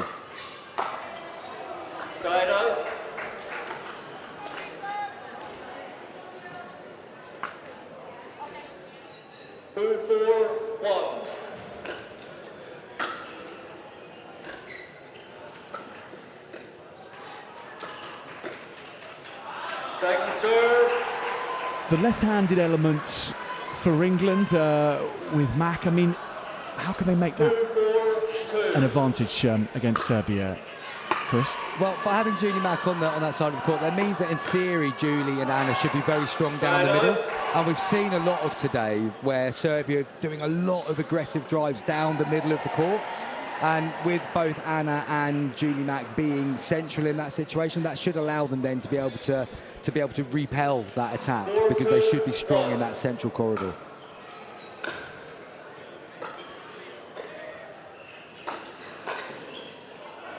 That took the line. That took the line. Mac likes it.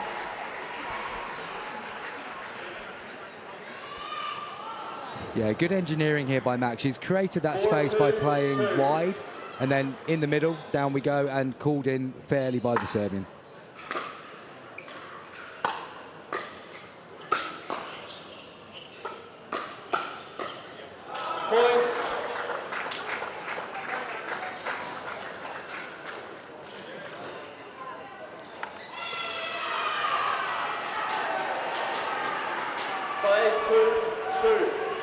Todorovic sure to serve.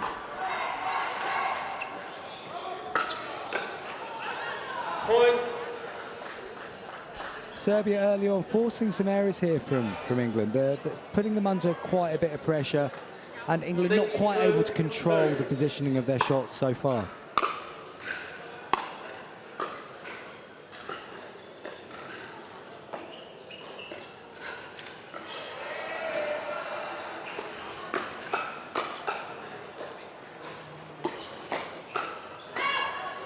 That's a great shot from Linton.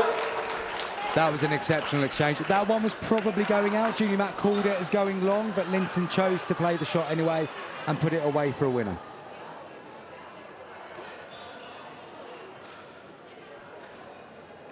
Two, 6, 1.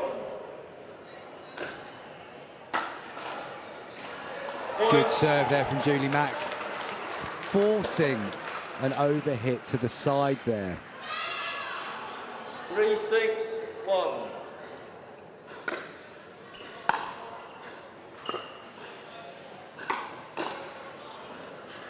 Well, that's gone in. The kind of shot which you just play to stay alive in a point, and it wins the point. That, I mean, Julie Mack will take that all day long. An important point already in this first game, and able to get out of that with the point, she'll be very happy indeed. Second serve.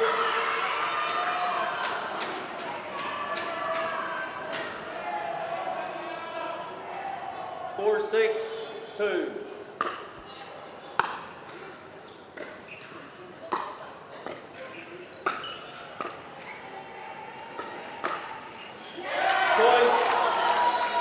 Lovely work there from Anna Linton. We'll see on the replay that she's be able to move her way into the court. Good reset, gets up to the kitchen line, and then again that puts her in a beautiful position to be able to play the winning shot down the line.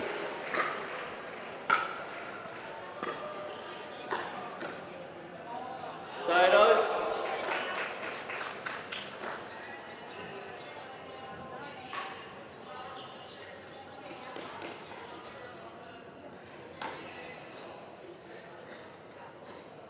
Six, 5, 1.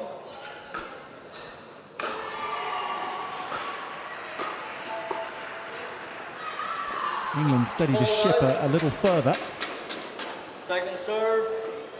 It's been the toughest start to a final of any of the England pairs so far. Yesterday, 6, 5, 2. England in both categories were off to the races, and that led to convincing victories. In the mixed doubles, things are a little harder work from the off in this seniors women's doubles final, but now England really settling.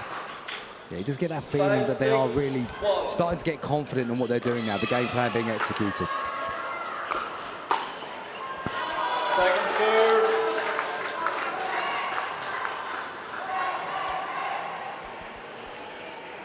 Five, 6, 2.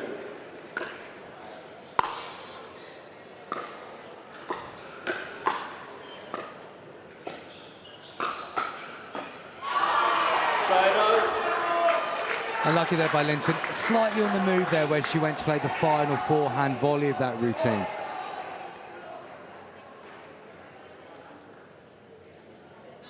Six, 5, 1.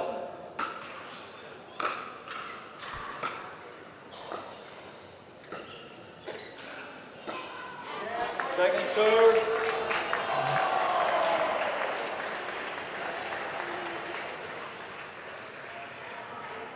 I think we can settle in, Chris. I think Serbia and England are going to be going punch and counter punch for most of this. definitely got that feel early doors that we are in for a bit of a treat, and I think it's going to change hands over the course of this game for sure.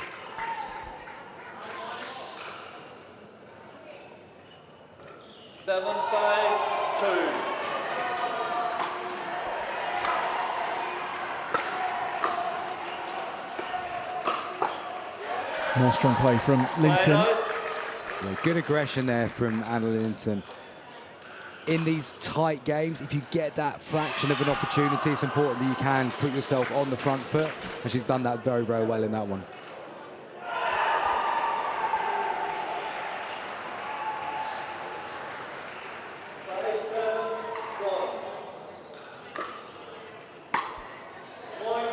Good serve from Linton as well. Nice and deep, quite central, but that meant that it was difficult for the Serbian to be able to lift the ball back over the net because of the paddle position.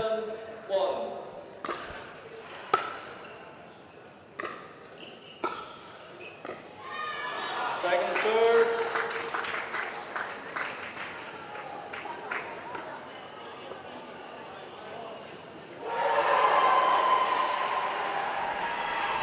Six, 7, 2.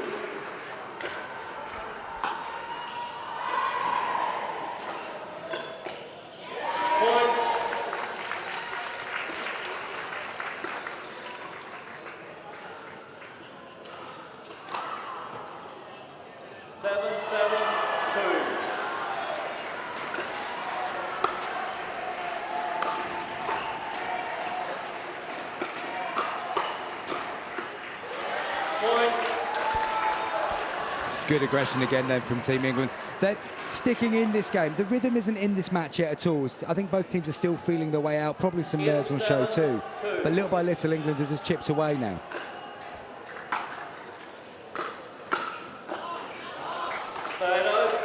But on that note, a very good drive at Julie Mack's feet there, impossible to return.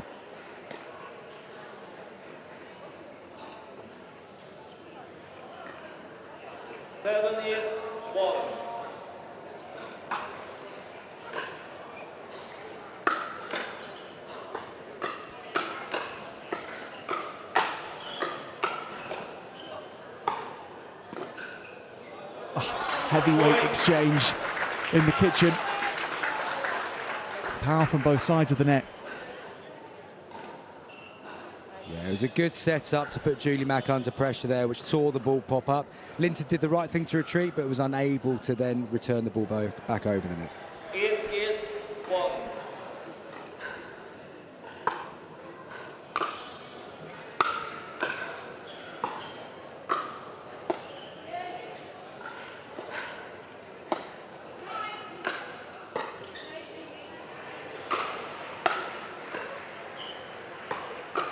Oh, what a recovery from Serbia. Yeah, both players were at the back of the court for a fair chunk of that exchange, but some good resetting allowed them to get up and then force the error once again from Team England. 9-1.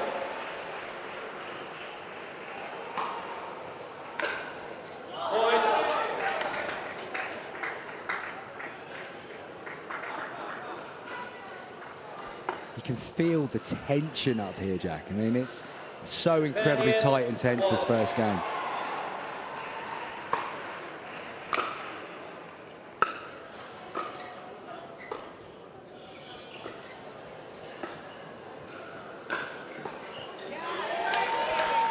Second serve.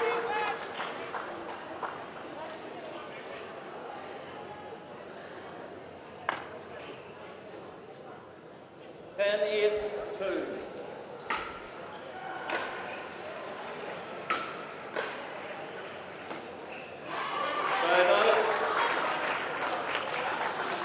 Important for England to create that situation.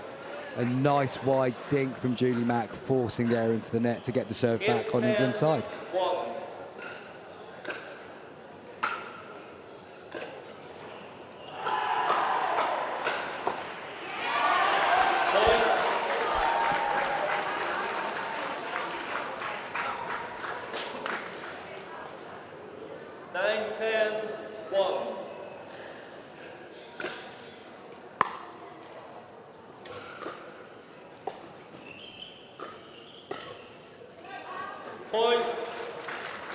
an exceptional drop in there from Anna Linton, which put the Serbs under the pressure. Got it back to 10-10 now, England. So this momentum has taken another little shift again, Jack. 10-10, 1. It's tight in the gold medal match in game 1. Linton doesn't judge that well. Or at least not quite well enough. 10-10, 2.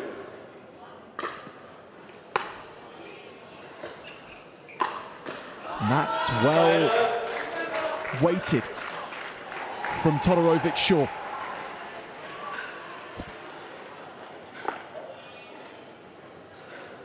Yeah, the placement of that drive volley was perfect. There was not a lot Linton could do with that. I was asked to play the difference of 2. It's 2 clear points.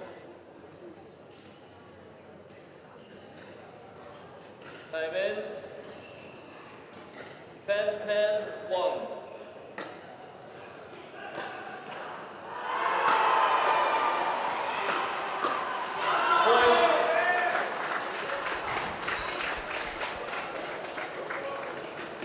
Serbia sneak ahead again. 11-10, 1.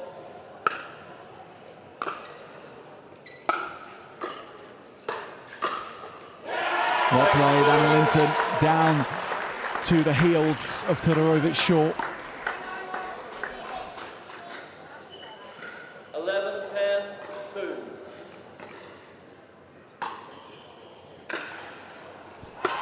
Still got to get through this point. The hosts under pressure. Good thinking there from Anna Linton, forcing the ball wide, and again just engineering that missed dink into the net. Serve back with England. 10-11, 1.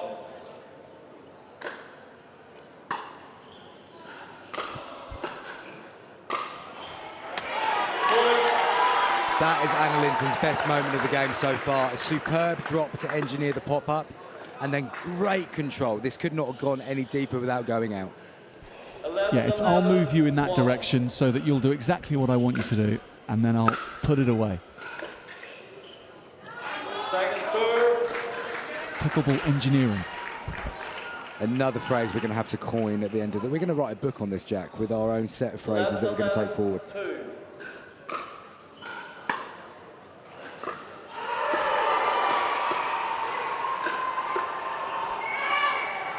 It's gone long. So England now ahead, 12-11. Have to win by 2 to seal the game. 2.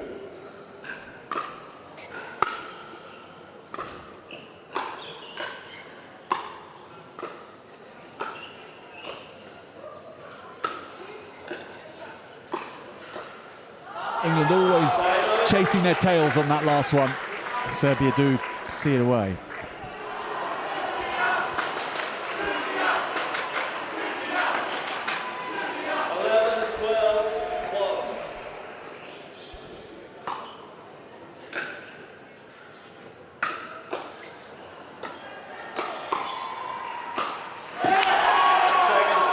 Teamwork there from Linton and Mack, both covering the middle really, really well.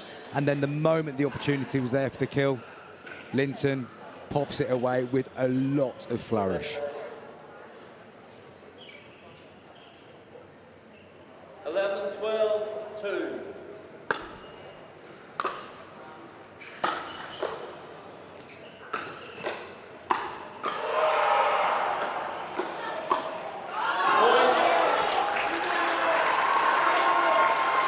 Another very strong exchange. Great engineering by Serbia. We talked about how England have engineered some points, but Serbia did exactly the same there themselves to create the space to drive it down the forehand side, sorry, the backhand side of Julie Mack there. Serbian serve again. 12-12, 2. So we are at 12-all. So Serbia, by winning this point, will sneak ahead again. And they do. Game point Serbia. 13-12-2.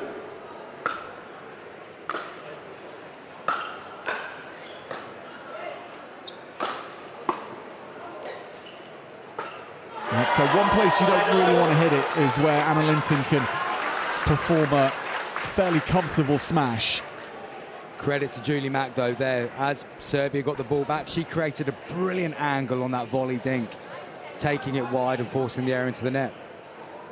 12-13-1. This first game, it's well worthy of a gold medal contest in these first European Championships. Bit of a freebie there for England. Not the best approach, but then Serbia probably thinking it was there for the kill, and it was, but not executing in the way they wanted. The double stacking on the left for England.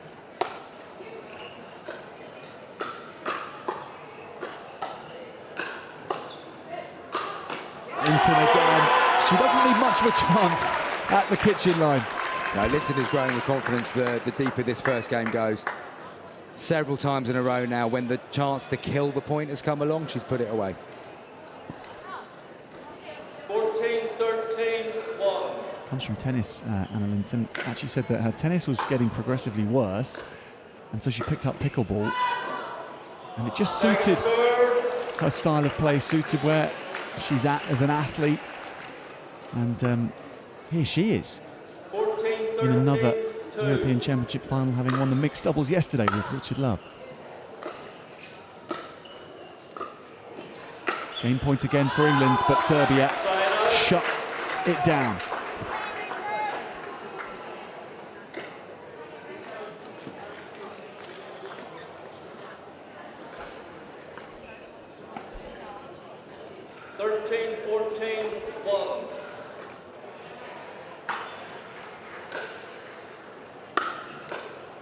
Wow, just wow. Shot of this final so far by Julie Mack. Beautiful paddle angle to make this go across, clips the line. No chance anyone's getting hold of that. You'd have to grow an extra set of arms and be at full stretch for them to have a chance. England see off the two serves from Serbia. We're seeing this pattern of play come up quite a lot now. England are trying to force Serbia to reset the ball to the middle, where Anna Linton's then able to step in and play the kill shot. 14-13-1. Game points, England.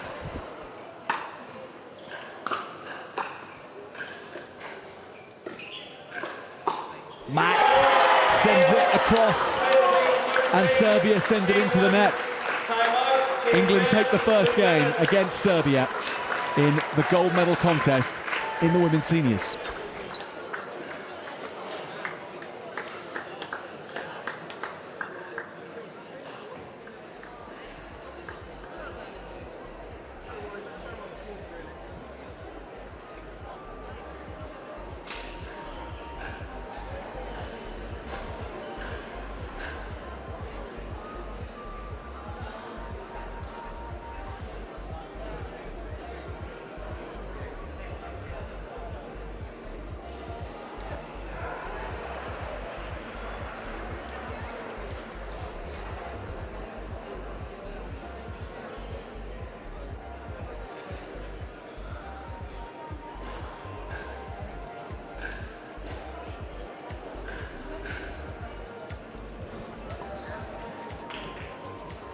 England toughing that one out, Chris, really.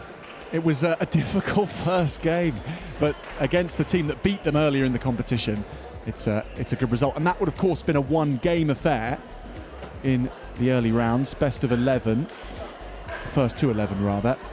And England needed these extra points in this first set to go the distance and win 15-13.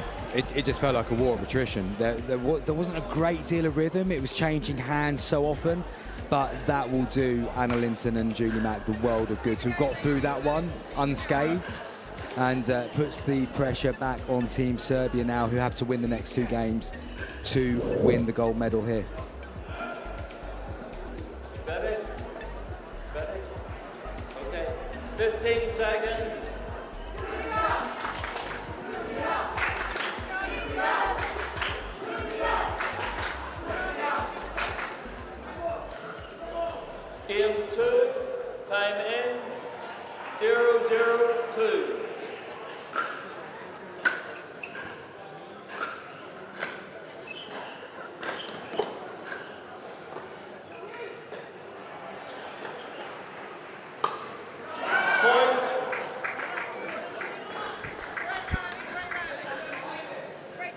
So game 2 begins with a typical flourish from Serbia. And they get the side out. 1-0-2.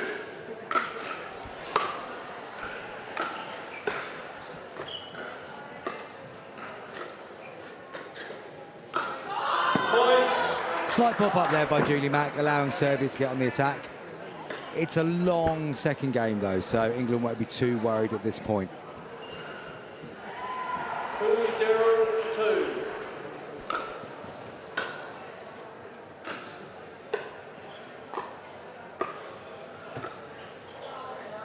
Tied out.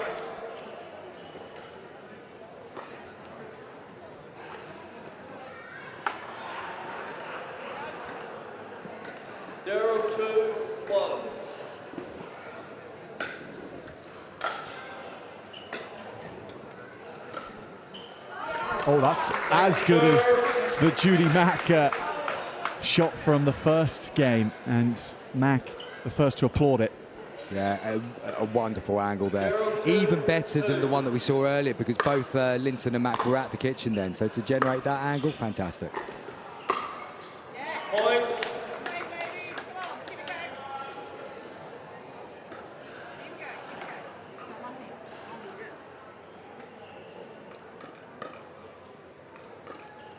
One, two, two.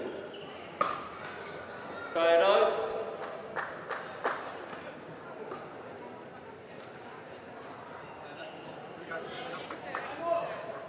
Two, one, one.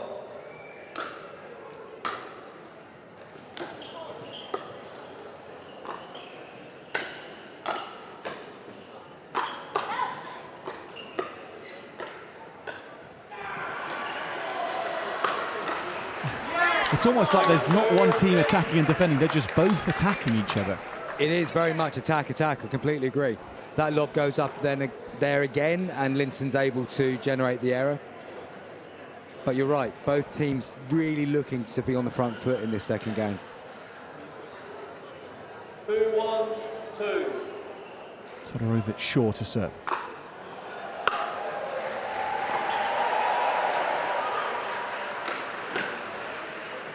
Oh yes, Julie Mack. Very much on the stretch there.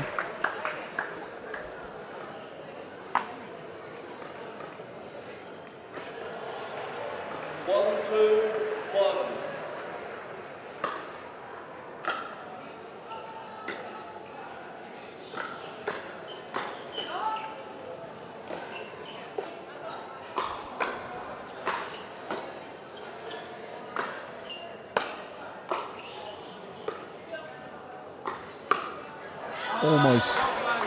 Almost from Anna Linton, but that was very well placed from Serbia's Todorovic shot.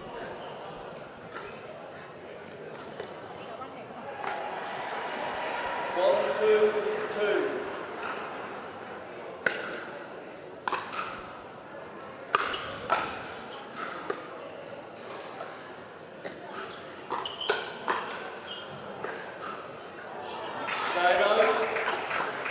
Didn't quite break for Linton there. Some really good reflexes from Julie Mack at the kitchen, and Linton just unfortunately finding the top of the net. Another side out. The serve changes side one more time.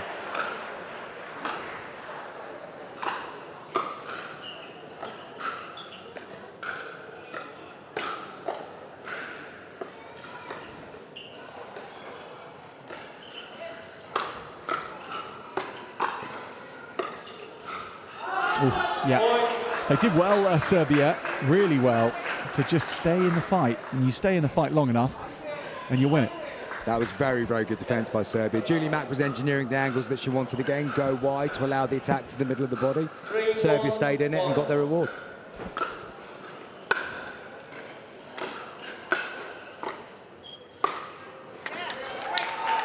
Lovely disguise there from Anna Linton. I think everybody here was expecting that to go cross-court, and she just went inside out and played it down the backhand side of Team Serbia.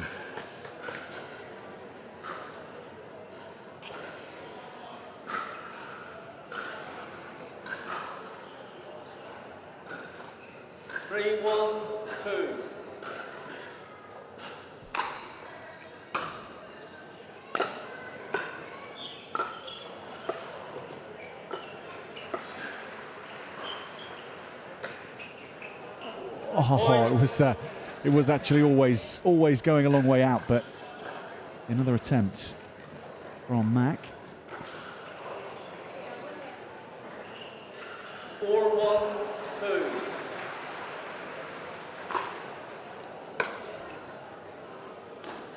Point. Good deep return there from Julie Mack, forcing the error from Team Serbia. Mack has an interesting shovel style of shot a lot of the time, which does make it difficult for the opponent because the visual cues aren't always what you're expecting to see. It is its own style.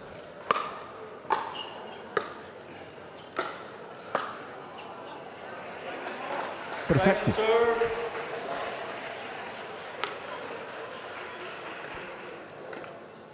1-4-2.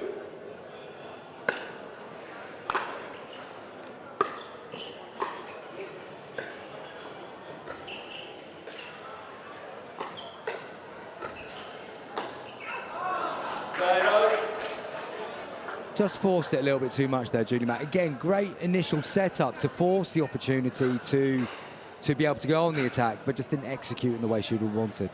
4-1. Sorry, I recall that. 4-1-1.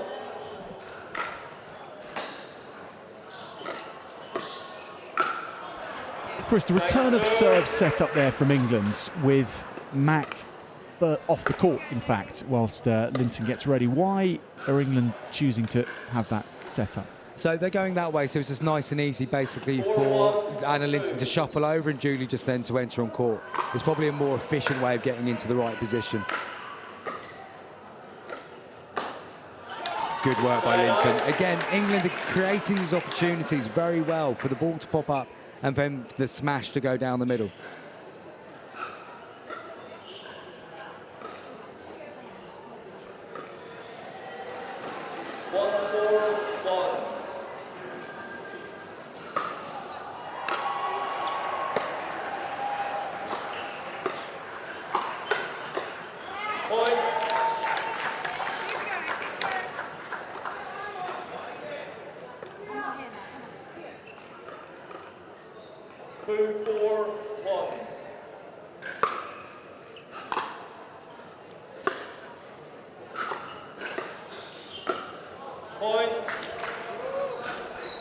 Serbia might live to regret that choice.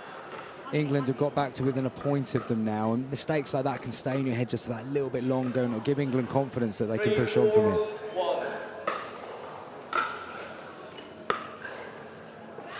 Second serve.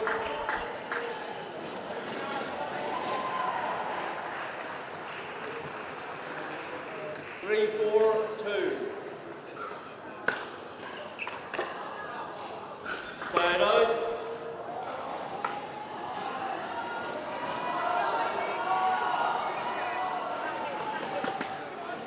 Four, 3-1.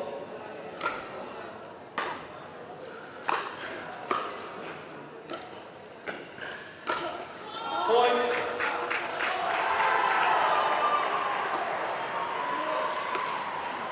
As you can see here, Julie Mack just popping the ball up and allowing Team Serbia to get on the drive right into the feet of Anna Linton.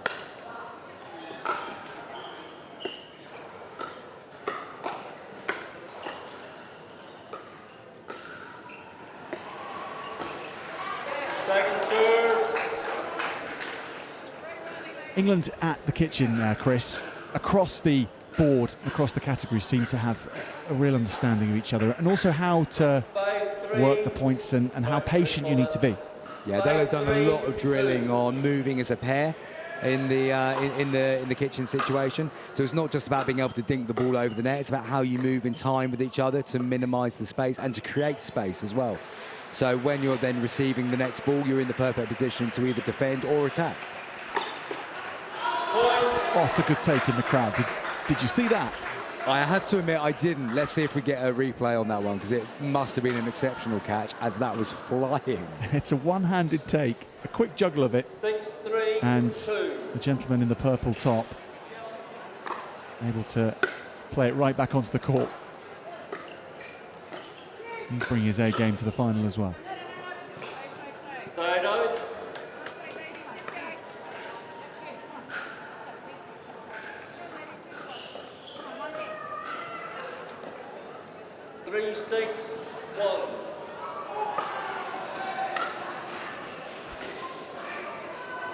Second serve. Feels like the game this second game just reached a little bit of a lull. We're in this middle period now, and there's again not much rhythm at this moment in time for either team.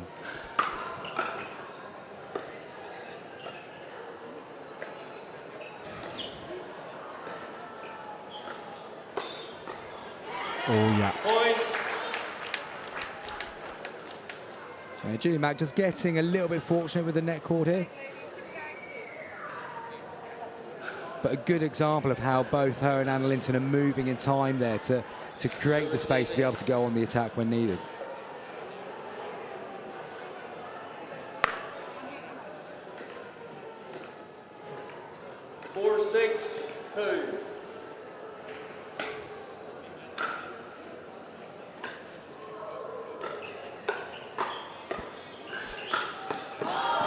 It was right there for the taking, and it was taken by Serbia. Yeah, emphatic. But they need to be taking these opportunities when they come along to be able to keep this lead that they've engineered in this second game.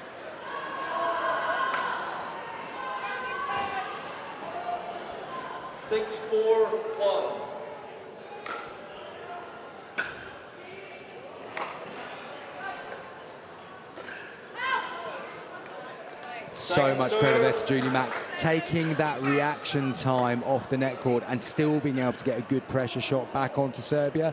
Very, very good indeed. 6-4-2.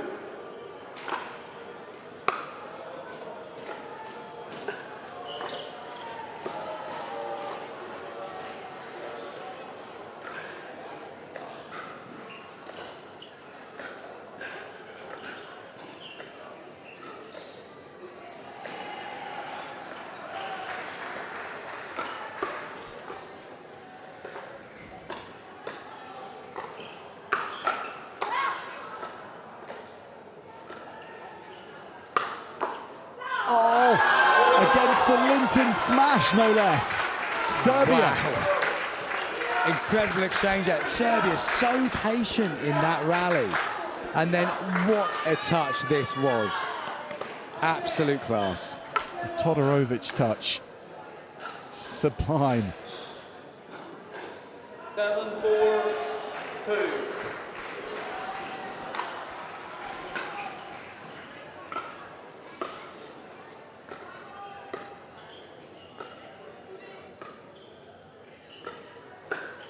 Oh yeah, it was right there, and all the work done by the placement and the manipulation of Serbia. Mack just applying the finishing touch, really.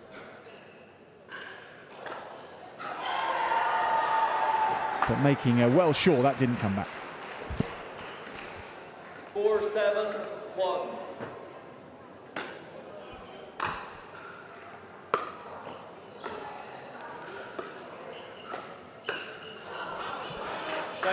This is good work by Serbia, though, Jack. They're very, very patient at the kitchen. We've not seen them have to be like this too often in the tournament so far. It's been quite aggressive, quite proactive.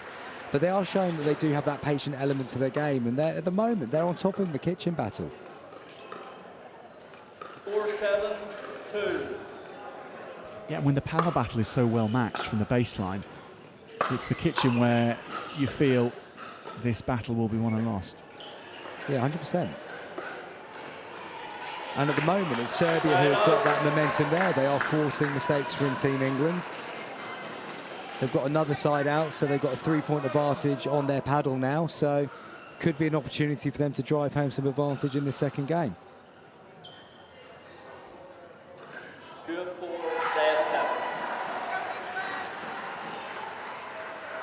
4-7-1. Sorry, recall. 7-4-1. Serbia stacked on the right, and Todorovic-Shaw now steps across. Here comes the kitchen battle, although we won't even get there. Good work by Todorovic-Shaw in the first instance of that, creating the scenario to put England under pressure. 8-4-1.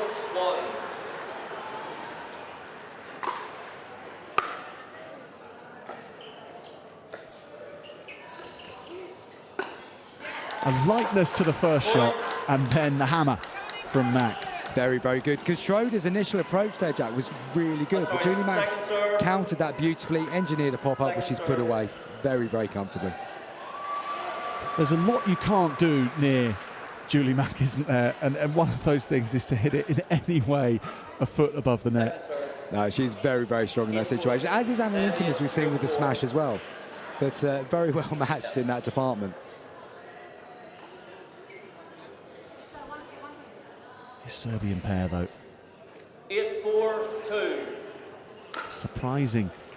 The whole draw with their victory over England in the group stages. They'd be surprising no one now if they came through this to take the title.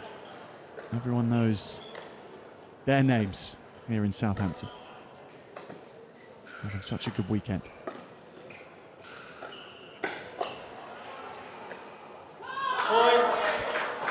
And once again, Serbia showing the patience, not getting drawn into anything that they don't need to be drawn into, and forcing an error from Julie Mack.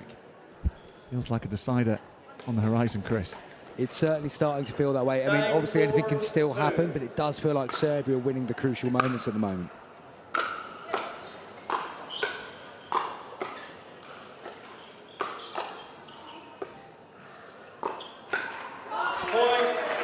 The reset there by Schroeder, a couple of shots before that mistake, was exceptional. That point was very much in England's advantage, but then to be able to reset from that point, just completely flip that point on its head. 10-4-2. Point, game 11-4 Serbia. It is game 2 for Serbia. 11-4. They've levelled up the gold medal contest. England and Serbia going into a decider in the women's seniors.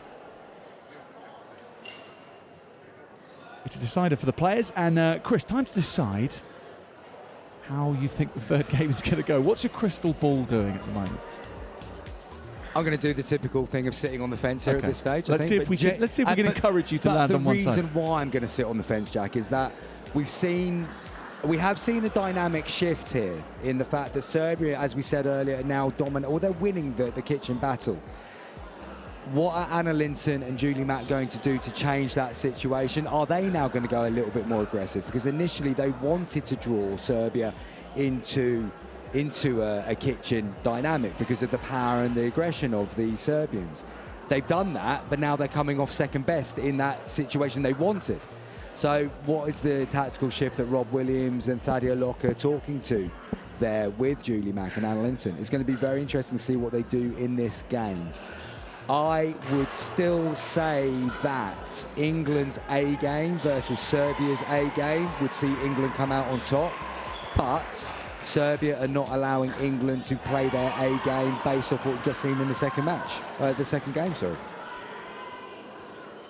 Should you at this point, is the received coaching manual in pickleball to, should you ever try and do something that you've never trained for before? Because, okay, you know that something's different is needed. How far do you stretch that point of difference? I don't think that England have seen anything from Serbia here that they've not seen on a pickleball court before. So they don't need to go completely into, well, let's be super creative and do something that we don't really know how to do yet.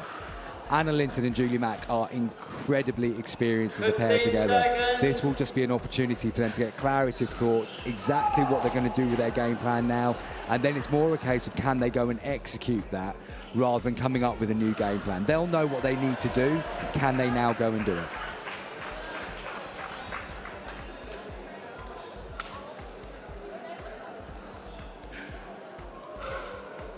Players, please. Game 3. The deciding game about to begin. England to serve against Serbia with the seniors women's doubles title on the line. Now that didn't bounce at all. That was a dud. What happened there? It was all set to bounce in a customary way. So let's see if we can pick it up on TV. It just, not really at all, but that dies when it hits the surface. There's a little dead spot there which has been hit once or twice in the entire championships. How unfortunate it's happened in the final.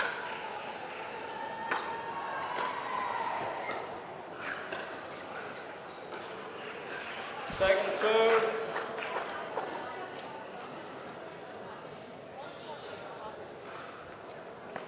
0-0-2.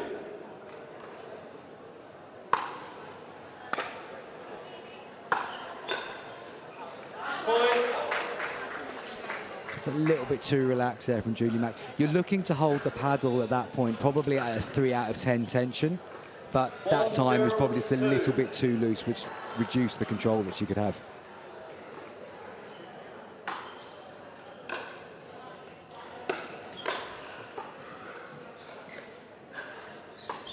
Oh, thank you, Todorovic-Shaw, for delivering that moment. We'll just have a look at this again. Wide from Julie Mack, but not incredibly wide, but just that split second that Todorovic-Shaw waits for that chance, she's then able to execute.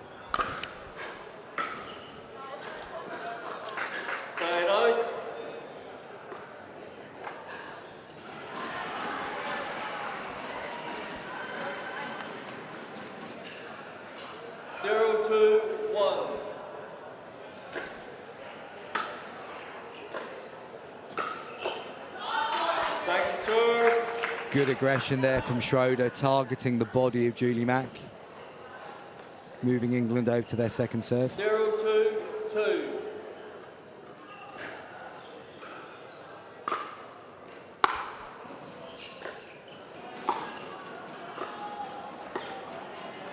Point.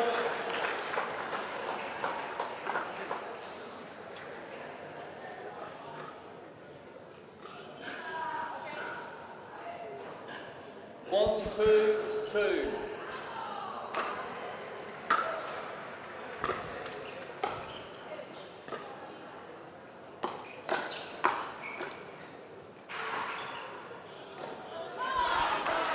Chris, this is perhaps not a question, more of a discussion point, but how much importance should you give to the start of a game, because it's only a couple of points. There's 2-1 on the board, but how much say does it have in the match for you? I think it depends on what happens in those moments. You can lose a couple of points but still feel like you're really playing quite well and you're executing your shots. You've just been maybe unlucky. Equally, you can race off to a great start, and that doesn't necessarily tell a true reflection at all. One thing we can definitely say from this, though, that again, it feels cagey. Neither team is getting much rhythm, much momentum at this point, so I wouldn't say that either team is going to take too much from this, other than they hope they are the first team to find a rhythm. Yeah.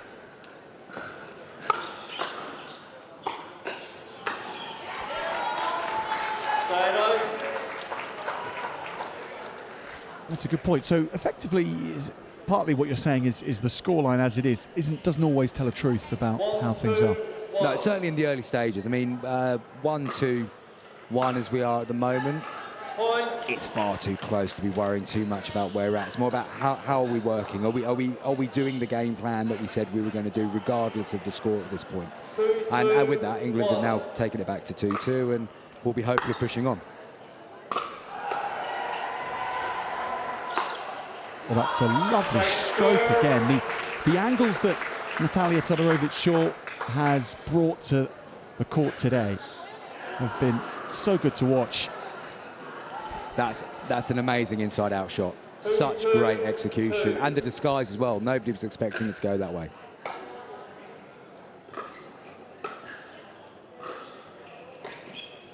Point.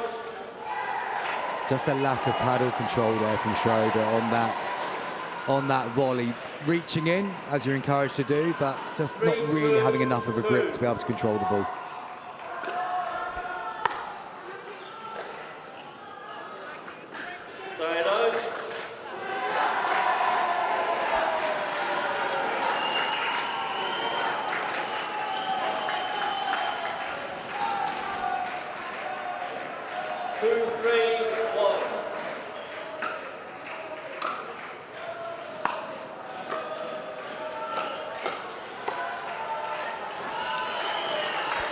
Good judgment from Linton. That just for a fraction looked like it was going to kiss the line, but she judged it well, and the ball did land fractionally out. 2-3-2.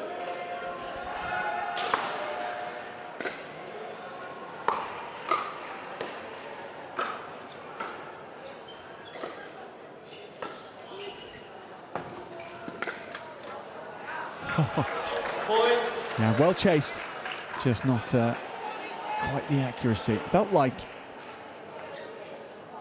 Mac might have looked for the tweener between the legs. For a split second there, I thought she was going to pull it out of the bag, but if it was there, she changed her mind.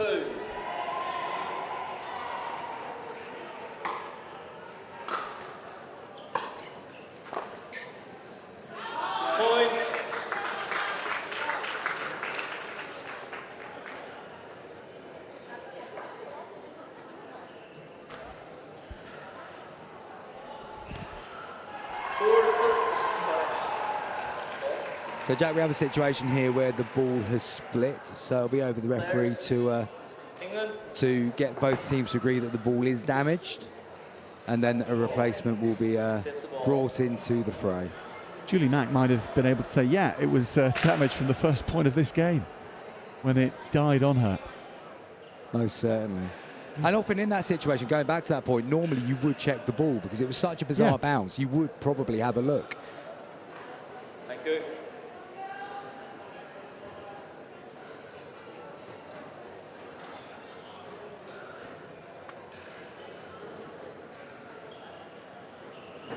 Serbia with the new ball, 4-3 ahead.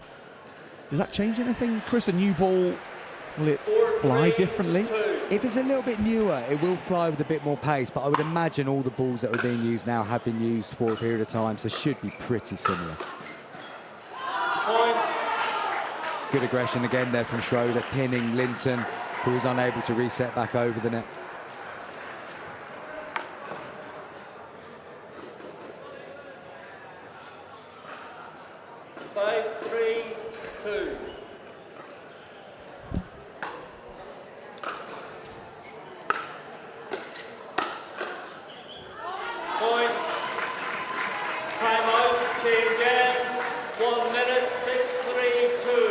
It feels like we've had a slight momentum shift here, Jack. The little run that Serbia have got, when it's such a tight game, any little run of 2 or 3 points is going to have more value than it would do in any other situation.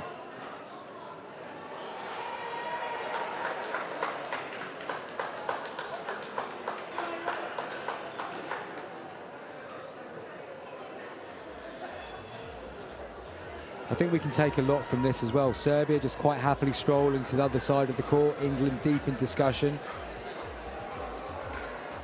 Whether it's just a case of trying to get just a bit of a G up, just to making sure that their heads aren't dropping, or whether it's more of a tactical discussion, very difficult to tell. But Serbia looking very calm and relaxed at this point.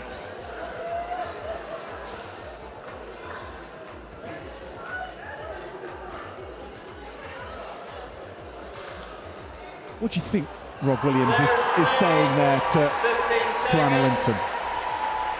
I think just looking at the body language of Rob, that was more of a case of just stay calm with the shots and just try and stay in the point. There's been a couple of times where I think England have looked to go on the counter-attack a little bit too early when it maybe not have been there to do so, therefore forcing the issue a little bit.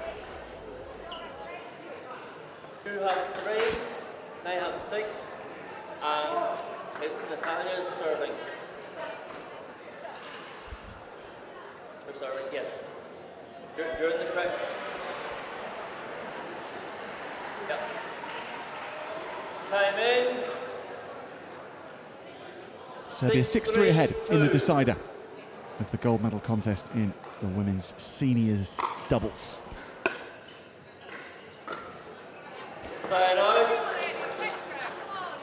That will please England. To get a freebie there, to get back on serve straight away after the turnaround, this now gives them the opportunity to start putting into play anything they did talk about in the turnaround.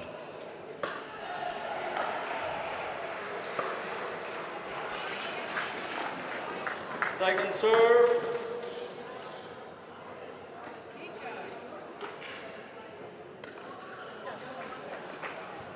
Three, 6, 2.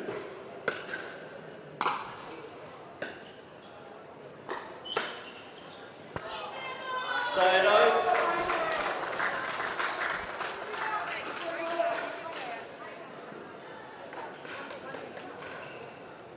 Six, 3, 1.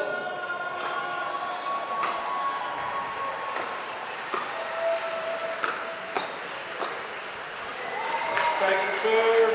Yeah, it's cagey, isn't it? It feels like the start of a match again, rather than coming towards the end of one.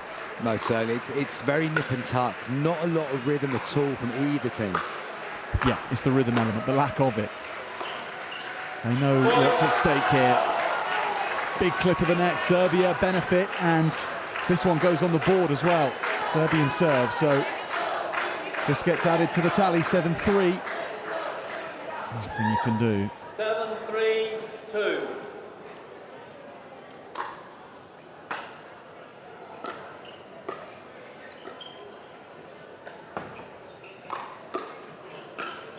Oh, Point.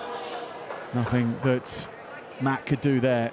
Linton had done well, but that was too high to get a paddle in front of it. Yeah, you can just start to feel a tiny bit of frustration slipping into England's game now. 8-3-2. 3 points away, Serbia, from the European title. Make that 2 points away.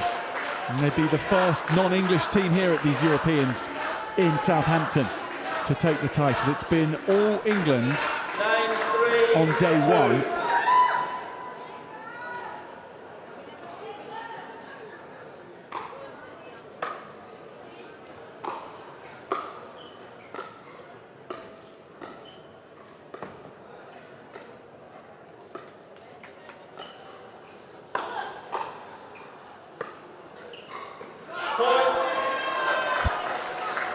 Serbia with match points, championship points. 10-3. Todorovic short to serve.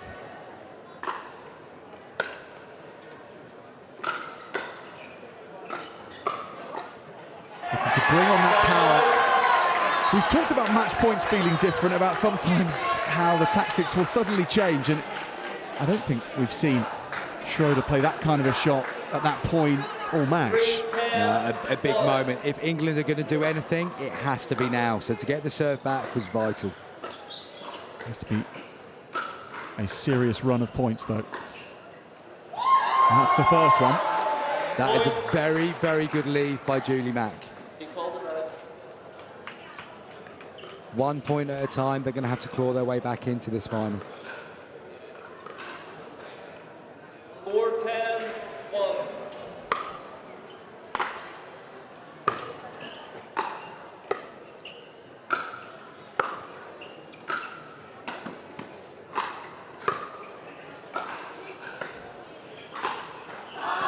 They were in the kitchen early. Todorovic short and Schroeder. And they were dominating from the start of that point. Good defence by England, but just not enough of an opportunity to advance. And you see there, Julie Mack took a few paces forward, but wasn't able to go any further. They're hunting the serve, Serbia.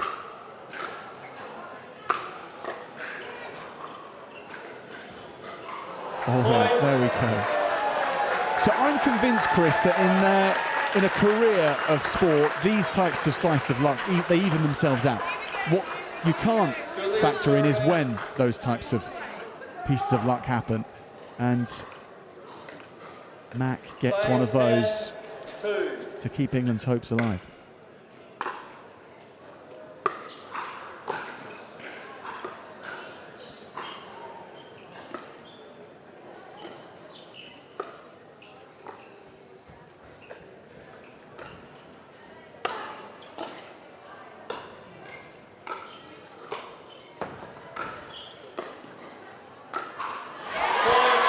England are still alive, Jack. They needed to stay in that rally, and they absolutely did. 6-10-2, 1 minute. Timeout. Very good call by Serbia. England have just got that little run of momentum there. So to break that momentum, Serbia, even though they probably don't really need a timeout, there was much more mental benefit in terms of what that's going to do to England, just to kill that little run of momentum that they were getting. Very good tactical thinking by Serbia, not too dissimilar to maybe an Aston Villa goalkeeper going down, allegedly injured in injury time with a 1-0 win on the cards. That still hurts, doesn't it? Clearly. We'd almost say that Emi Martinez is known for such things. But no, very sensible play by Serbia, I would say, at this stage.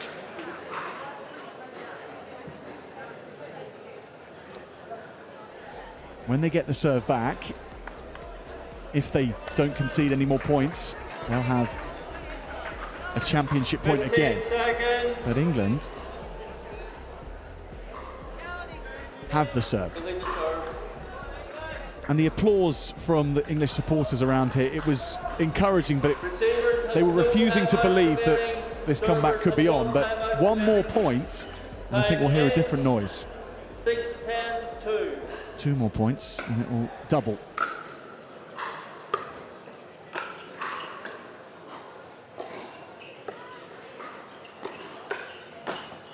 This is why Serbia called the timeout, to replan and restructure, and now return to the service line and try and serve out the match. If England turn it around from here, Jack, we are talking about, in any sport, one of the most monumental comebacks in a final. First one long. Second serve now.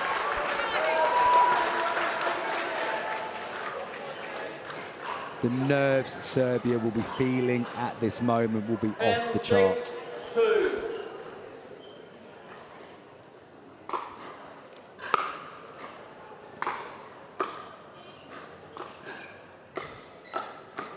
Oh, they've done it.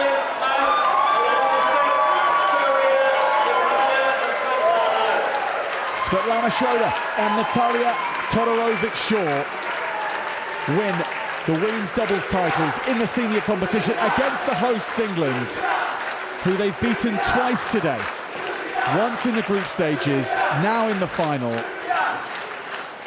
They've been the standout couple in the division, and they've proved it. They can be so incredibly proud of their performances over the course of the day. Excellent, excellent work by Team Serbia. They managed to leave a mark on England early in the day with their round-robin victory. And even England taking the first game of this final didn't deter them from being able to push through and to take gold medal. First medal England haven't, well, the first final England haven't won so far in these championships. As we can see on screen at the moment, excellent celebrations from the Serbs, clearly delighted what they've done. Great sportsmanship from England as well, going over there and shaking hands with their victors. Very shortly, we're going to be handing over to Jack, who will be conducting interviews with the winners. So we'll just wait for that. And hugs all round in the England team. Commiserations for Julie Mack and Anna Linton, who've played superbly well over the course of today. And there can be no disgrace in coming up second place there.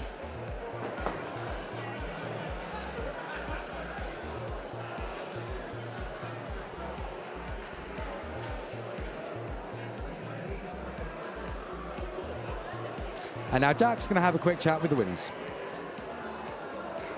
Natalia, many congratulations for winning the inaugural title. When you woke up this morning, what were your ambitions today? I was going for the medal. I just didn't know which color. We knew we had a tough competition, a very tough group. So once we passed England, I was, I knew that we were going to be at least in the main draw. So I couldn't be happier, yes. Natalia, what about you? Did you know? I think I was trying to focus at every match at a time and just try to be and enjoy the process. Yes. To beat England twice, did you have to do anything very different in the final to negate what they'd been planning after the first loss this morning? They love pace, so we learned very quickly, the harder we go, the better they were. So we had to move them around a little more. Down the line was working better for us than middle, because they had 2 forehands in the middle. And yeah, we just had to go 1 point at a time. It could have gone either way. It was closer than what the score says, for sure. it was close enough on the score. Oh yes, first game. I think it was also, it's really hard to beat one same team in one day twice, especially good team. Yeah. So I think we knew that we need to be super focused, and when we lost first game, it was okay. That was our loss. Now we move on. Yeah. Final question, what does it mean for pickleball in Serbia to have a European title now? Well, we're hoping that more people will get the bug, because it's obviously soccer, basketball are, you know, the main sports, and tennis. So this is huge. Yeah, it'll be good. Well, congratulations for delivering it. Well done. Thank you. Thank you very much. Thank you. All the best.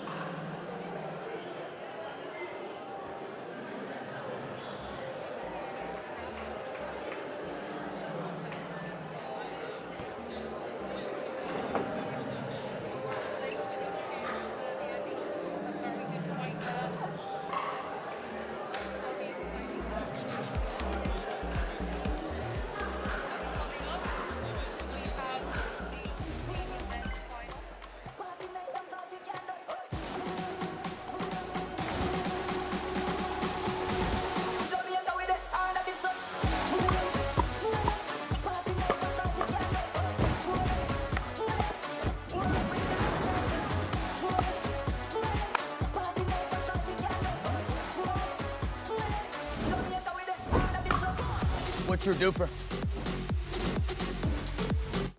You only score points when serving in pickleball, with games commonly scored to 11, win by 1. Both players serve for the team, except for the start of the game, that only one player serves for the team. Serving twice would be too big an advantage at the start of a game. You always start serving from the right side of your team and aim diagonally into the opposite service box. The score in pickleball is 3 numbers: the serving team score, the returning team score, and whether you're the first or second server. As it would be too big an advantage to serve first and have 2 serves in pickleball, the score starts 0-0-2. 0 to the serving team, 0 to the returning team, and you're the second server for the serving team. The server swaps sides if they win the rally, scoring a point.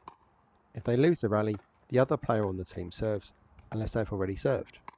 If both players have served and lose the point, it's a side out and the ball moves to the other team for them to start their serve rotation. They will serve with their first server from the right side of the court. Our pickleball court is 44 feet long by 20 feet wide. Our service box goes straight down the middle of our 20-foot width, and our non-volley zone line here is 7 feet back from the net line. Our net itself is 34 inches in the middle and 36 inches tall here where it meets our sideline. The big thing about pickleball is if you can keep the ball in this middle area around 3 foot either side and hitting the ball cross court, you're hitting a relatively safe ball. Anytime you're hitting the ball outside of this window, you need to really be accelerating it, or else it's going to be a fairly defensive shot to play. The non-volley zone is a 2-dimensional area where you cannot volley, and is defined by the sideline and the non-volley zone line. Your position is defined by your feet and your momentum. If you fall in whilst hitting a volley from outside the non-volley zone, it's a fault and loses you the point. You can be in there at any time, you just can't hit the ball before it bounces. Anything you are holding, wearing, or touching that makes contact with the non-volley zone line in the act of hitting the ball before it bounces is a fault and loses you the point. Semi-final starting very shortly, but I think we have enough time to speak to Marc de Klerk from the Spanish Federation. Marc, what's it like being here in Southampton with the second edition possibly coming to Madrid? Are you here sort of looking and learning and finding out what it's all about to host the European Championships? Yes, that's the way that's one of the reasons we came here. Just the first one, of course, because we have a beautiful team, Spanish team. But the second one, we wanted so much to be here to be part of this first championship. We are taking notes about what's going to happen in the future. I don't know 2025 or 2026, but for sure Spain will be one of the next country to host the European Championship. That's for sure. How have you found the scale of the European Championships? Obviously, this is the first one. How is that? How are you taking that in? I think it's great. Everything has been great. You know what? The first moment I have I was like emotional. I almost have some tears in my eyes. Was the moment that all the selections came into the court with the flag. That was something that all management or player wants to see in his life. So that's the first point. The second point, the atmosphere between all the teams. We are all friends. We know all each other now better, of course, but also that we respect all of us, each other. So that's the second point. And the third point, the quality of the play. I didn't know that at Europe right now. I am part of the European Pickleball Federation, that we have such great level in all the countries, all of them.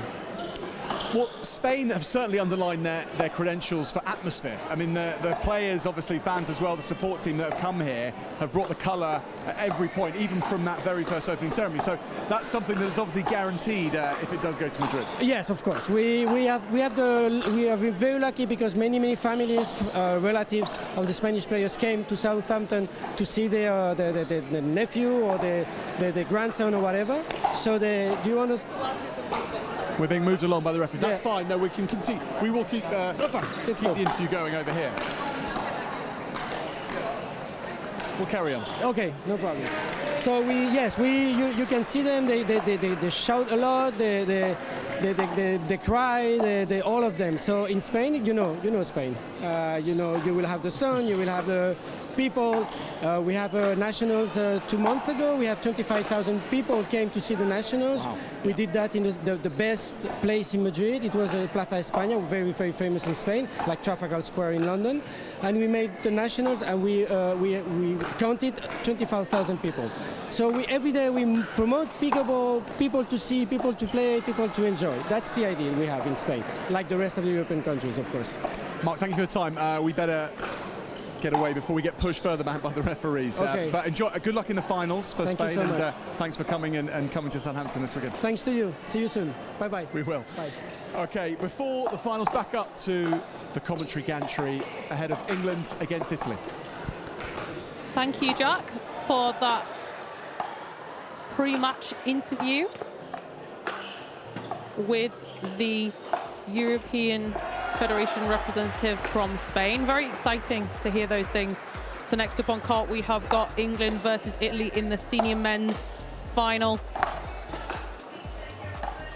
Please, stick around. There are 3 more finals that are going to happen. So in front of the camera, we have David Young, very experienced player that's been on the scene for quite a while, represented GB in squash, so very good in the racket sports. Richard Love, who we will remember from the final yesterday in the mixed doubles senior category, and he walked away with that with our Anna Linton.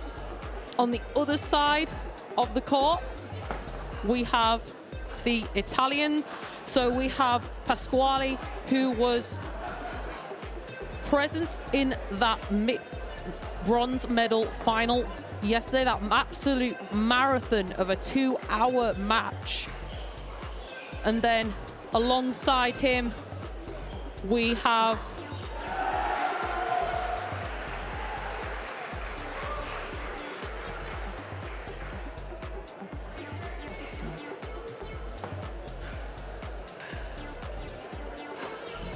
Avancini alongside with him. So that's Pasquale and Avancini from Italy. I think this will be a very exciting match. Pasquale definitely showed his power on the court, but also his ability to manipulate the ball around the court. And it will be very interesting to see how he fares in men's doubles against this English pair. So we are about to start here on Court 1 in Southampton for the men's senior final. Avancini to start with serve.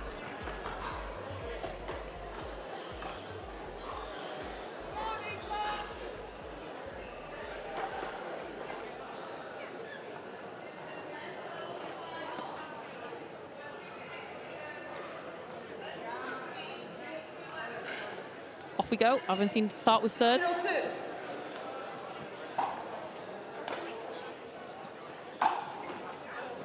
That was a blistering winner down the middle there for Avancini. definitely showing his ability to build power into the game. So not only have we got the forehand of Pasquini to deal with, but we have also got Avancini, who is a left-hander. Side out.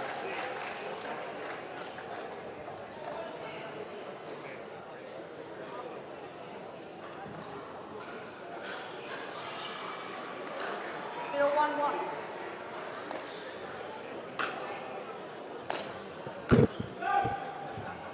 Oh, just long there for Pasquale, but it was very well executed there from Young. 1-1-1.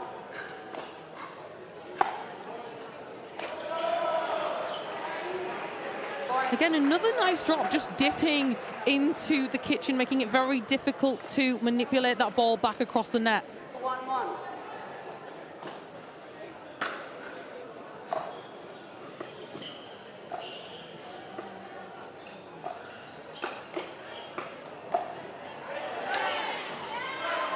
What an insane reaction there from Young.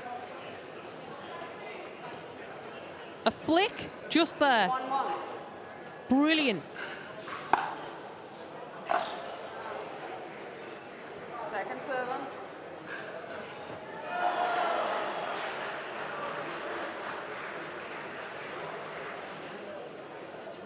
Three, 1-2.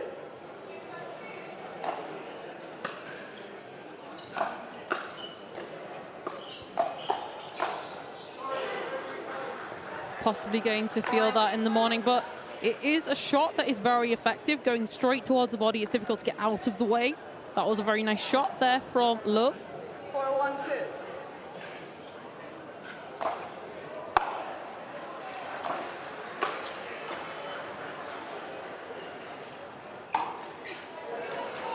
Point.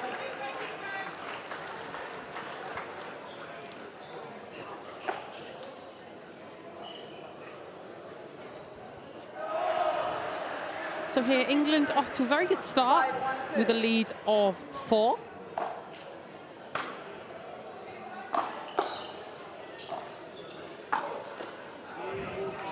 Yeah, that's not really the shot I would have gone for in that situation with a lob. I probably would have done a dink into the middle of the court, or maybe one to the outside, avoiding those two forehands of the Italians.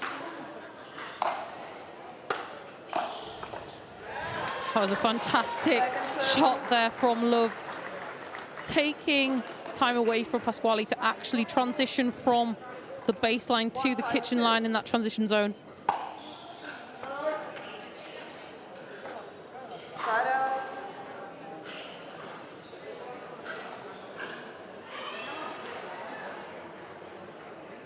Five, 1-1.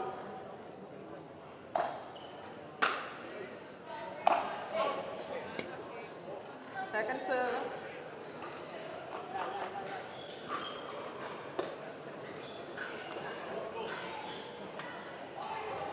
Five, 1-2.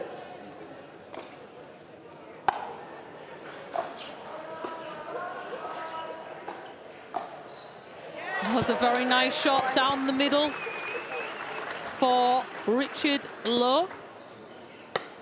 Just removing the ability to work out who that ball was with the two forehands in the middle. Side out.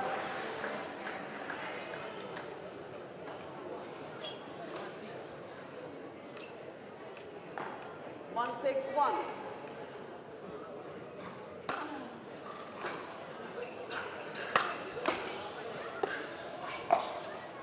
Yeah, again, that backhand from Love, Second serve. going cross court. But not only that, it did not bounce a lot off the ground, not really giving any opportunity for that ball to come back.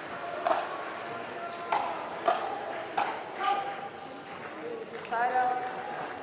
Again, another quick side out from England, keeping the pressure very much on Italy to try and earn some points, but very much one-way traffic at the moment. Second server.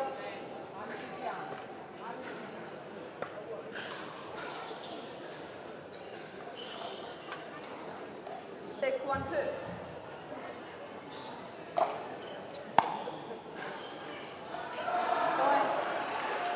That's a nice serve again, forcing the error. We're now up to a 6-point lead for England in this first game of this men's senior final here in Southampton.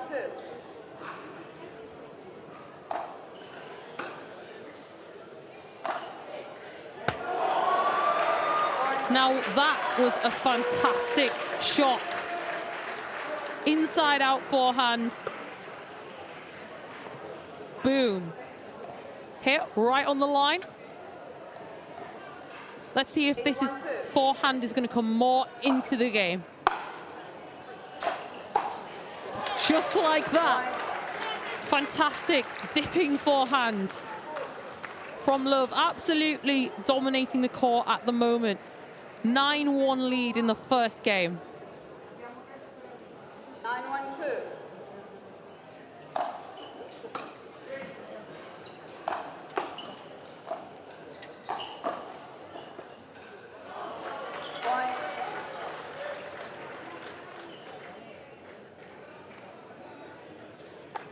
So it's now game point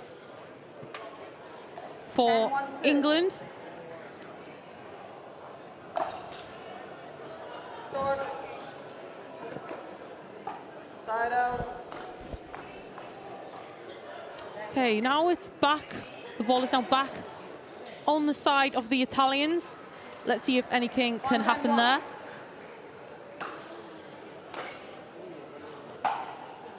Wow, that was fantastic. So I'm now joined here in the booth with Chris Beaumont. Hello, Chris.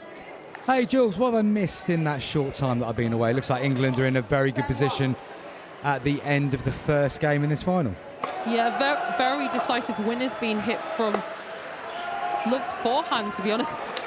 And there's another one right there. Lovely touch there from Richard Love. Took all of the pace off the ball, created a lovely angle, and no chance the Italians are getting that back.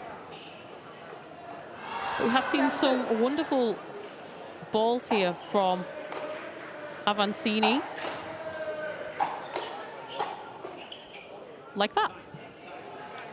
Pinned Love there with a body shot. Richard able to laugh it off there, probably symptomatic of the score on the board currently. 3-10-2.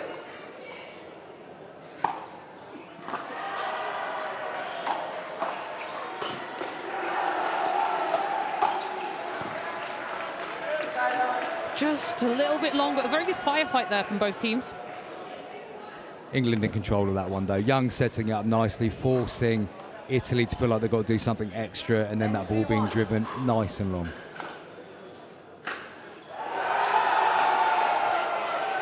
Another nice drive to finish game number one. 3. Love and Youngs. Timeout. Change hands. 2 minutes.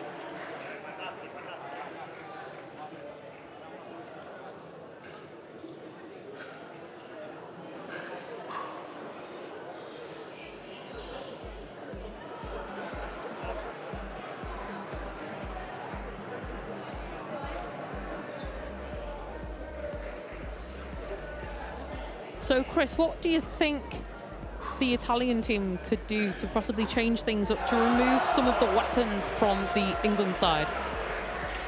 They're going to need to write that first game off really, really quickly, just get it out of their heads. It felt like England were just obviously in control from that, from the very first point, very first exchange. If I was the Italians right now, I'd be looking to see how he can take a little bit out of the sting out of Richard Love's game in particular. He's been the dominant force here, lots of attacking shots. Italy have found themselves in the mid-court 3 or 4 times too often, I would say. So they need to make that decision whether they're going to be going backwards or whether they're going forwards. But based off what we've seen in that first game, it's going to be a long uphill struggle for Italy to turn this one around. Yeah, it'll be interesting to see what they come up with, because we haven't got inexperienced players in the Italians. They're very much experienced players, especially Pasquale, who is on the APP Senior Tour, so he plays a lot of times in the States, and you can probably get that from the amount of power that he generates in his game. But let's see what the Italians come up with as we have Young to serve. 0-0-2, game 2.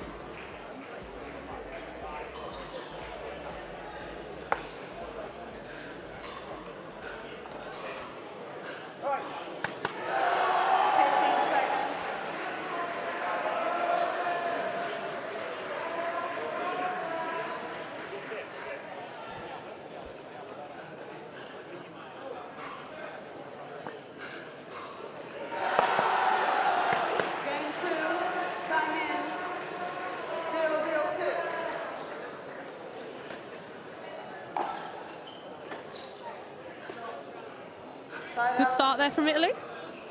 Yeah, a good deep return there from Avancini to the forehand of Dave Youngs, just forcing the error. Unable to get the third shot drop back over the net.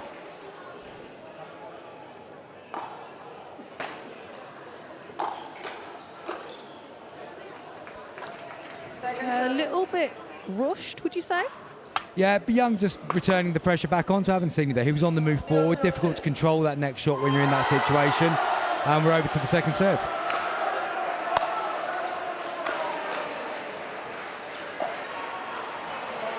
And Young's Love there, just getting the benefit of the net cord. Youngs did a really good job of dinking wide, which forced a little bit of a pop-up by Avancini, but yeah, Love just getting the benefit of the net cord there.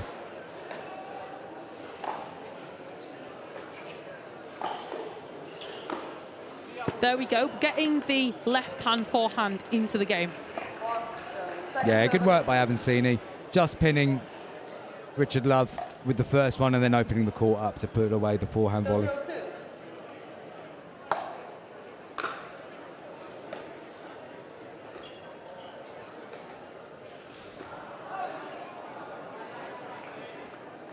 Pasquale definitely will want that one back.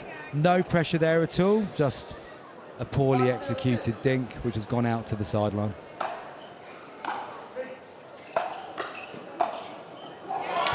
And that is Richard Love at his absolute best. Great 1-2, lovely poise and control to drive the backhand volley down the middle of the court. Superb work. Very positive start from England at the start of this second game.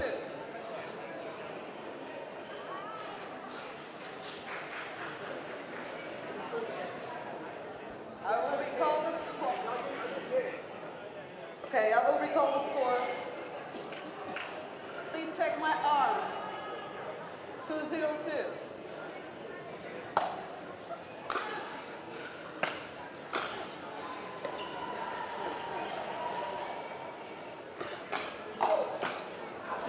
That was a nice speed up there from Pasquale.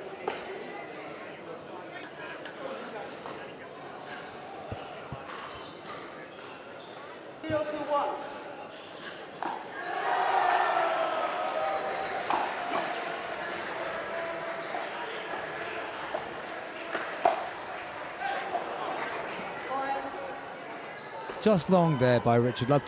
Surprising that Pasquale played the next shot as it felt that one was going out to the sideline, but he's got away with that as Love has gone long there. I've seen that quite a few times today from multiple sides.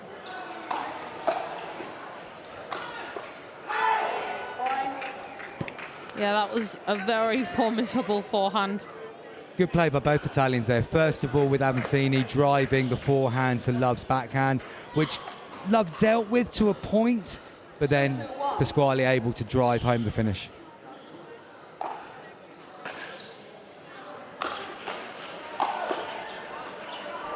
Nice counter from Love. Counter, reactions, don't know how much he knew about it. Definitely reflexes there, but reflexes with control. That got the ball back. Pasquale probably wasn't expecting to see it again and was unable to deal with it and ended up in the bottom of the net.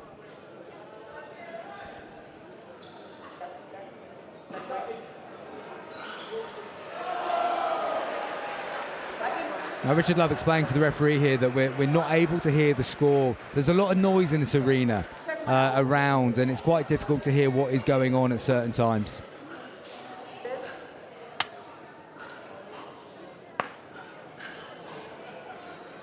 Time in, 2-2-2.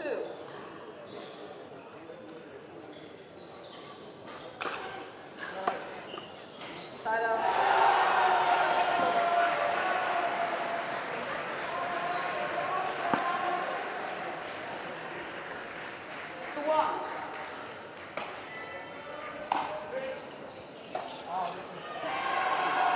Yeah, nice deep return there.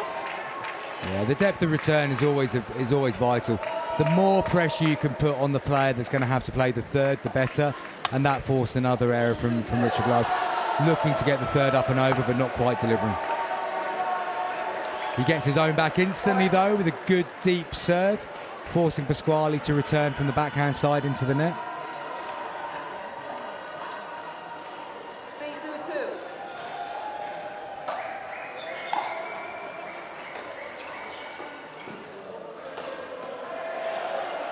That's nice from Youngs.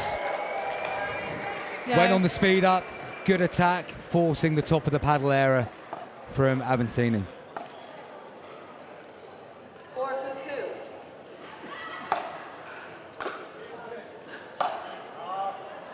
Side out. So, there only being 2-4-1, this is definitely a gap that I feel the Italians can break. There hasn't been as much momentum as the first game. Let's see what we can see from the Italian team. Yeah, it's definitely feeling a little bit more bitty at the start of the second game, but neither team will be too concerned at the moment. Second serve.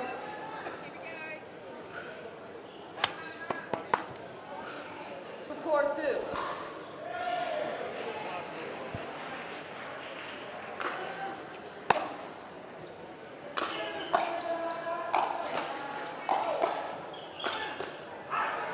That was very nice from Pasquale. Good initial reactions from Team England at the kitchen line there. That one was possibly flying long, but at the pace that it came at Youngs, forced him to make the shot that he may have wished he hadn't.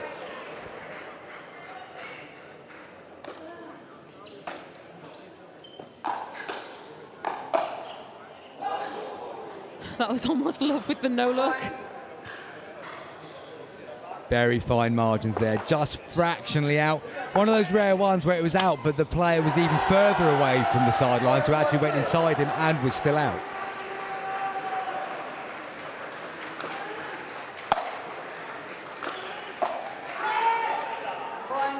Just a little bit trapped there, Love. A little bit on the move, and there's a slight momentum shift here. Italy have rolled off 3 points in a row now on this second serve and got themselves a small lead.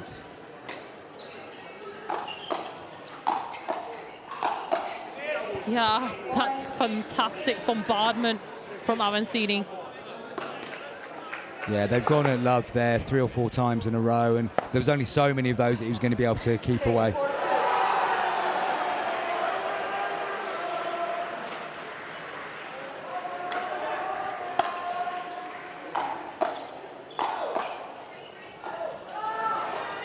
Again, he was trying to do the same thing there, Avancini, just failed.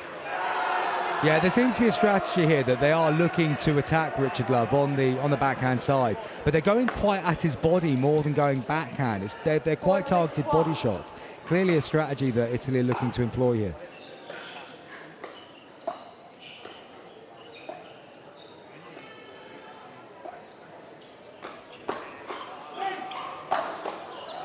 Yeah, that was an emphatic smash from Love. Good work. Now, what Richard Love's done there to take him out of the situation he's found himself in the last 3 exchanges is he's been able to control the dinking going cross-court. So it's unlikely that he's going to end up in a face-to-face situation. Sorry, yes, I said 4. Sorry. Correction. 5-6-1.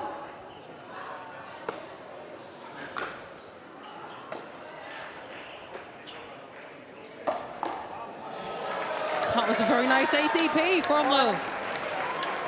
In fairness to Love there, I'm not sure had Avancini left it whether that ball was going to go in, but what Love has done there brilliantly is made Avancini have to play the defence. Let's have a look here.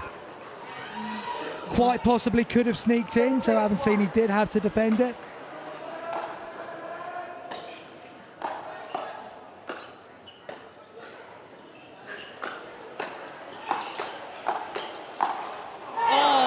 fantastic hand from Young there. Young's deserved to come out on the top side of that exchange. Great reflexes. But then the change of direction to Love, he just wasn't at the same speed as Young's in that exchange and was unable to deal with it. 6-6-2.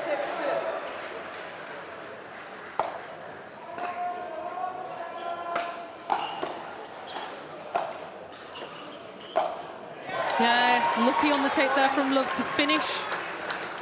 But we're seeing the Italians, they're looking to drive to Richard Love's body. That time, he came out on top.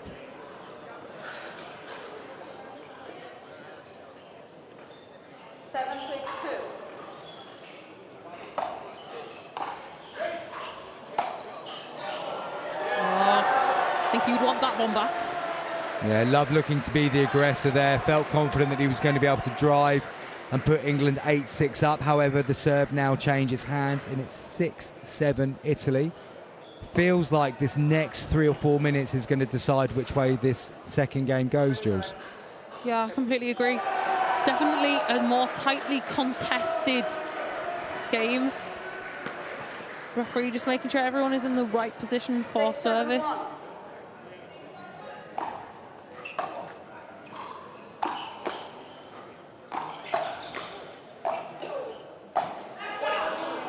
Interesting that they did not unwind the stack there. Unwinding the stack or not, Love is going to be disappointed he's not been able to finish that. That was a good opportunity for England to move it over to the second server. However, Italy come out with a point and we have a tied game in this second game of this final.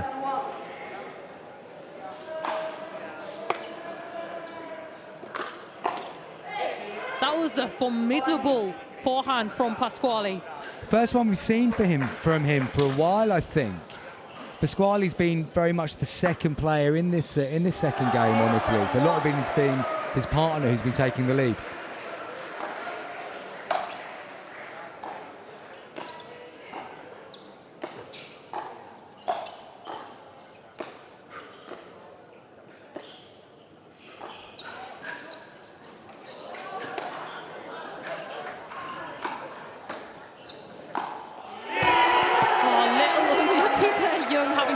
Retrieve the missed smash. Young did incredibly well to react to the missed opportunity in the first place, but from that moment onwards, Italy were in control at that point.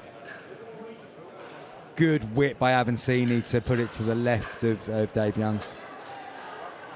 9-7-1.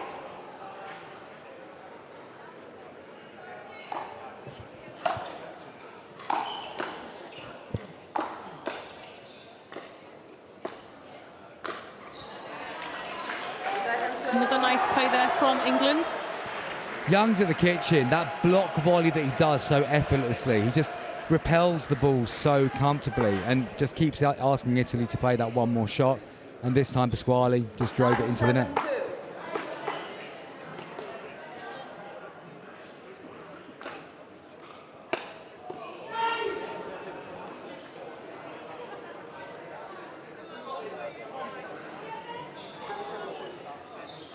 Young's into the net there on that return. So Italy now have a game point in the second, I believe.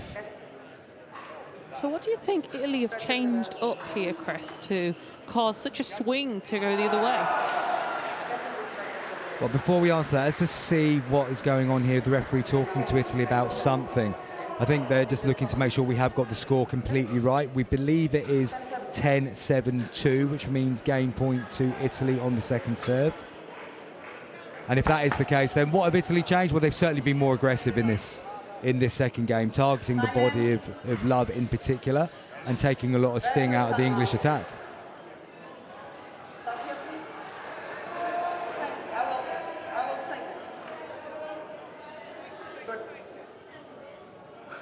Seems that we have another debate about the score. Crucial moment, important for us to get it right. A shout out again to the referees today. A lot of the referees are very newly trained, and this will be obviously the first European Championships that we've had, so therefore the first time that they've been on such a big stage. They've done incredibly well over the course of the weekend, but there has been times where you feel like it is a new environment for them as much as it is for the players. So there's a lot of pressure on them to get it right as well, and definitely the right call just to be making sure we have got everything right at this moment, because it is a crucial point in this seniors men's open final.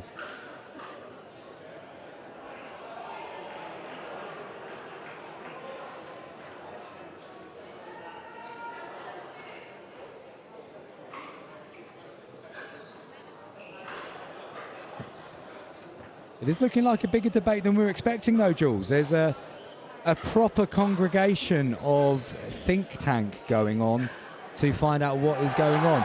Rob Williams, England coach, there, just double checking what we are seeing, and hopefully we'll get a little bit of clarity on this in the coming minute or so.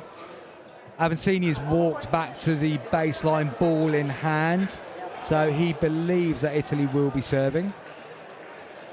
Love and Pasquale just having a little rub down, just taking a moment to gather their thoughts again before action gets back underway. The ball's now been passed to Pasquale.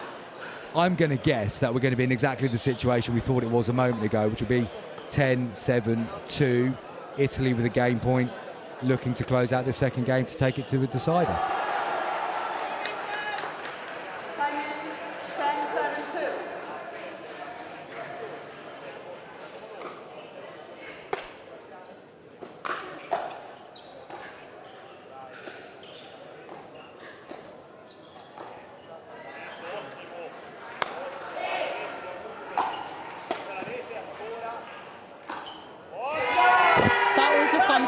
Angle. Very nicely constructed point there by Avancini. He creates the angle to be able to put away the smash, and we have a deciding game. Italy taking that one 11-7. Again, another final going to 3 games. Definitely a tournament of thrillers. England obviously will be looking to avoid the fate that we saw Julie Mack and Anna Linton facing as they lost the Women's Senior Open in that third and deciding game. Rob Williams having a quick chat with Dave Youngs here, probably getting a few tactical instructions over ahead of this third and deciding game, as we just see the point that saw Italy take it to the third.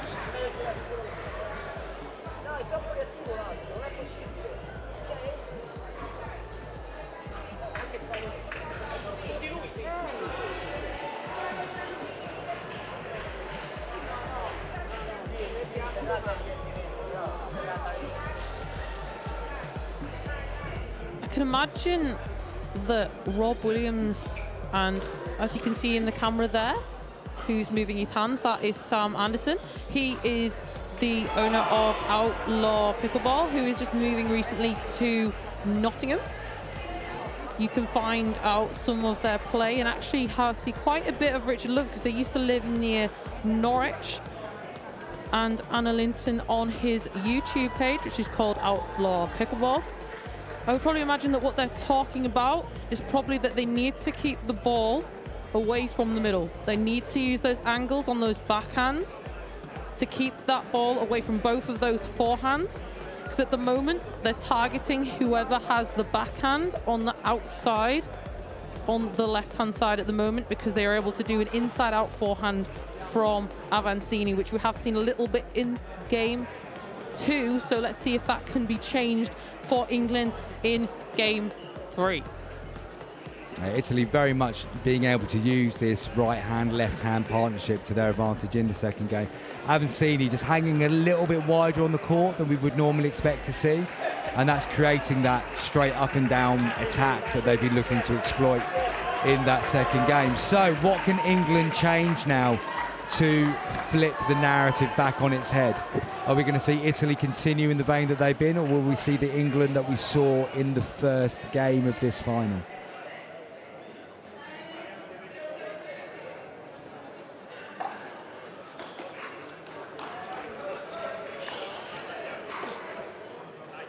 Avancini will want to shake that one off as quickly as possible. The first serve of the final game going into the net.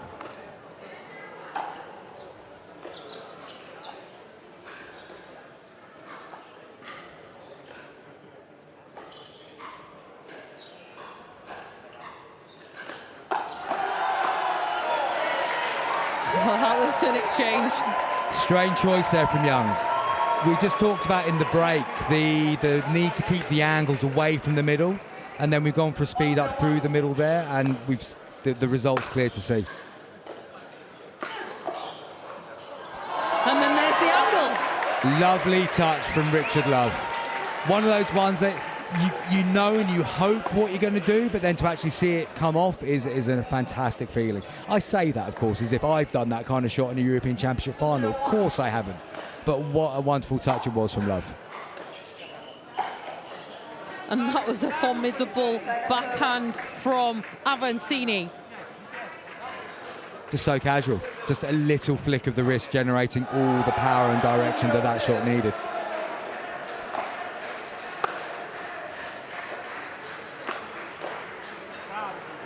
Yeah, right to the feet there of Young.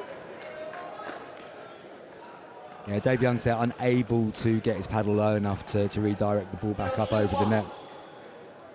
Italy on serve. What a lovely angle from Love. It was there to be put away, and Richard Love has most certainly done that. Second serve for Italy now.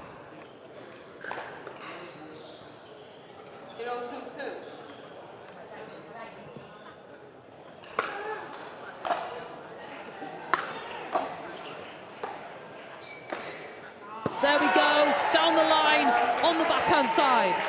Beautiful disguise from Youngs here. Pasquale had given the first two shots in this rally everything he's got. And then the opportunity there, most people would expect Youngs to have gone cross-court, but he's just waited that fraction earlier to give him the chance to go down the line.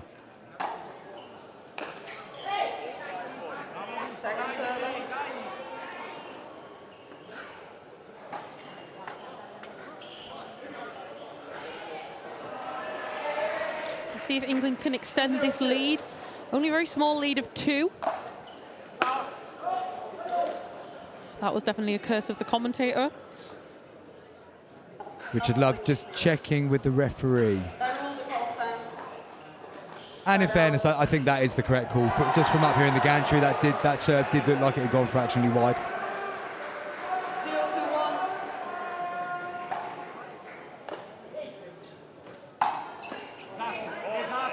A little bit of miscommunication there. I think that was more a backhand from Young. Yeah, Dave Youngs, especially with his ability on the block volley there in those situations, probably the better shout for England. Already call the score, and call the score 1-2-1.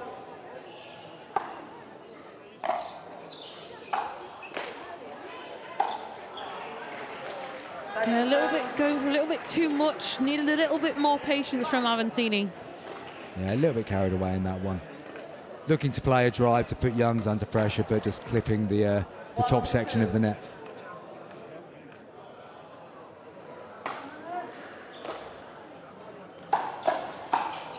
Wow. Now, that point was won from that return. Just, again, Italy, very clearly, when the opportunity is there, they are targeting Richard Love's body. I don't know what they've seen to make them believe that is the way forward, but they've seen something and they're executing it time and time again now.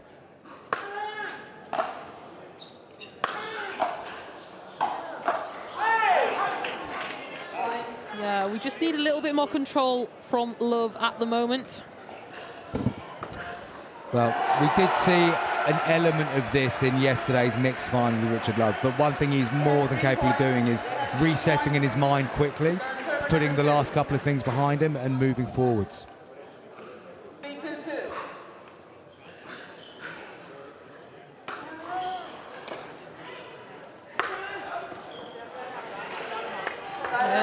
Pasquale a little bit angry with himself on that one. Good lead by England. Just for a fraction, it looked like Youngs was going to put his paddle up, but made the right choice to keep it low and let the ball fly. 2-3-1.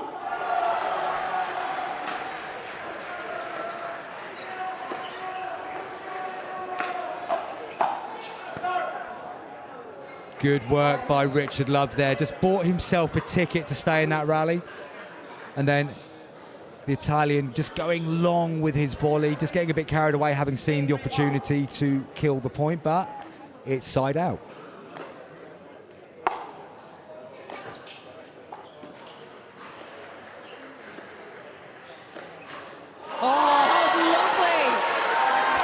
Beautiful from Young. So Pasquale's moved himself into the position for the Ernie there, just leaving the corridor there. Young saw it, executed it, and with calm precision takes the rally for England. And that gives them the lead of 1. Let's see if we get more on the board.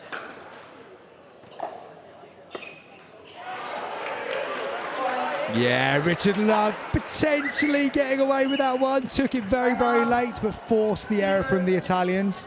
The little jig that he did after that would suggest that he was relieved with the outcome of that. Yeah, not only that, the Italians have now called a time-out here in the 3rd game of the men's senior final. Something that I have noticed is the targeting of the wide angles, which probably, if we could see in the shot of the England team, is probably due to that man on the left, Rob Williams. His insight into the game is something completely different. He actually says that he can see 9 shots ahead when he plays on the court. If I was the Italians, I would be saying that they need to keep that ball central and they need to keep it in the middle dink to try and counter the patterns that the England team are trying to employ. But from what you were saying earlier regarding Richard Love and why they're targeting him, it's because when he reacts, he leans slightly backwards, which means that they can get a smash on the next follow-up volley. No, that's definitely an area for them to continue exploiting, that slight technical thing there for Richard Love. But I'm very, very interested to see what they saw in the course of this game to go, that is going to be our strategy to get us back into this match, because there was nothing in the first game that would have suggested there was a weakness in that. So it's either a bit of luck that they've done it a couple of times and they've gone, oh, we've got an idea here, let's run with it, or it's just something that they've decided inadvertently they're going to try and it's come off. Oh, that's not the start that they wanted off the timeout. However, the Italians would be very happy with that one. 5-3-2.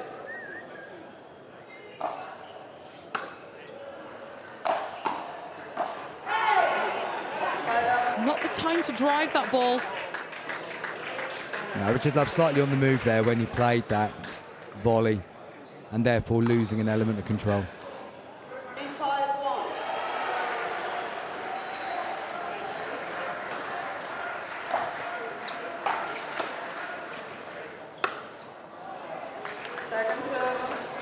David Young just keeping that ball in play, making the Italians answer another question.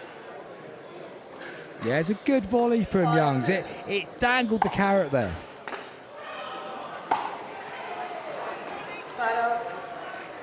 Italy will have been desperate to make more of the 2 serves that they had, having forced an early side out after their timeout.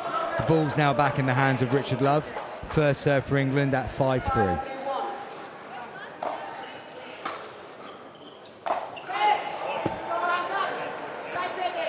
Love just trying to go for a little bit too much. I think we're seeing that from both teams at the moment, Jules. It feels like both teams are really trying to assert themselves and force themselves. It's got to settle back into a little bit of a rhythm again now, I'm sure.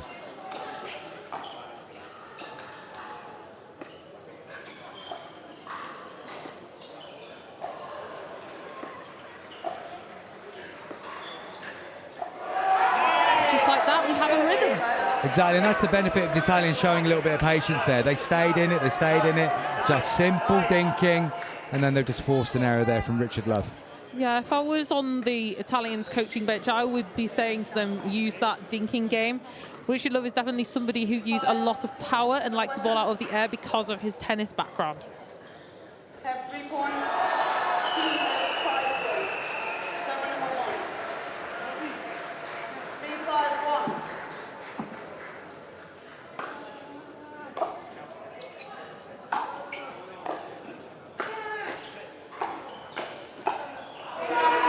That was a very lovely pattern, moving Young away from down the line. Yeah, Dave Young's there, just getting caught in the mid-zone, moving from left to right, on the stretch on the right there, which meant the channel was open down the side for Aventini to deliver the winning shot.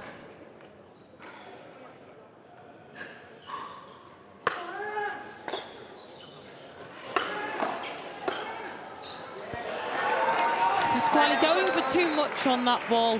would have been better to have seen a bit more placement and control. Good judgment, though, from Dave Youngs. First one was probably flying out as well, but definitely a good choice to leave that second one.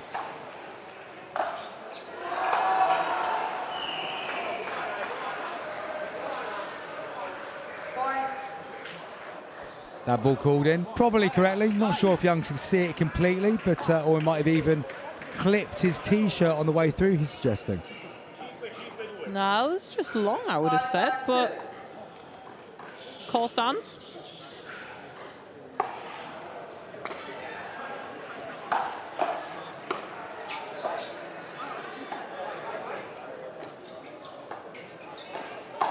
Yeah, that's that left hand in the middle.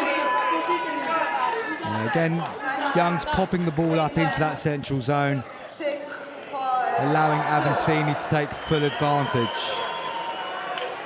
These are crucial moments now for England. The decision-making has got to be exactly on point. So, from the England bench, I would be looking to try and discuss these wide angles, keeping it away from these forehands, because we have seen what these forehands can do.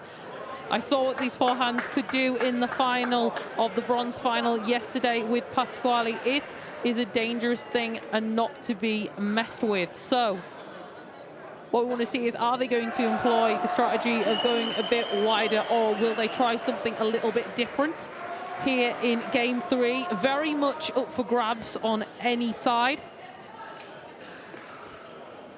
We mentioned Pasquale's ability on the plan there, but it's Avancini who's really impressed me in this game. He is the protagonist for Italy in this.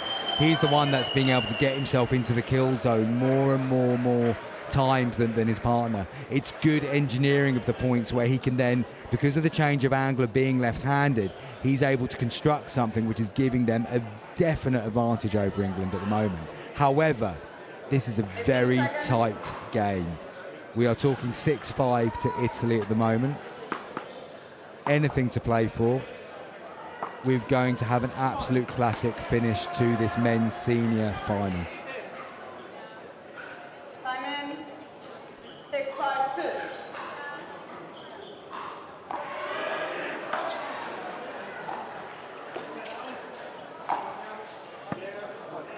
Well left. Good judgment again from Dave Youngs. The ball's back in the hands of Richard Love. 5-6-1 for England to now try and turn this final game around. 5-6-1.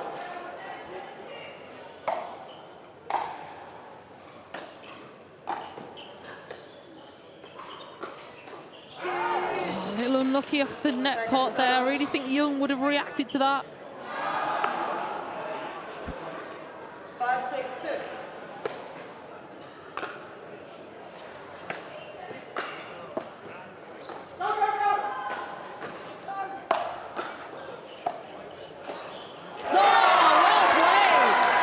That feels like a big moment for England. That's got the crowd going here in Southampton. For a moment, it looked like England were on the retreat in that point, and suddenly the momentum swung. Love was able to force the error, and we've now got a tied game at 6 each.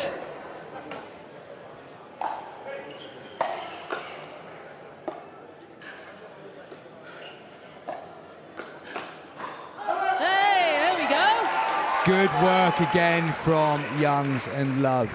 Just that patience initially to create the opportunity, and Italy been forced into another error. The crowd are now getting a little bit more amped up, and England are going to need that in these closing stages.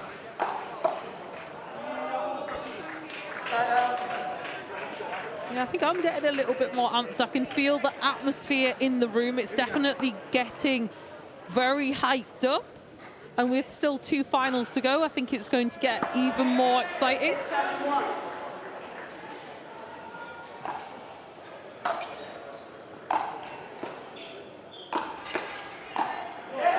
Well done, Young. Youngs has done superbly well there. We've had another net call there, which has meant that Youngs has had to change his paddle position so quickly to be able to deal with it. Not only deal with it, he's able to then put the pressure back onto the Italians, and then we've seen the ball arrive in the net once again.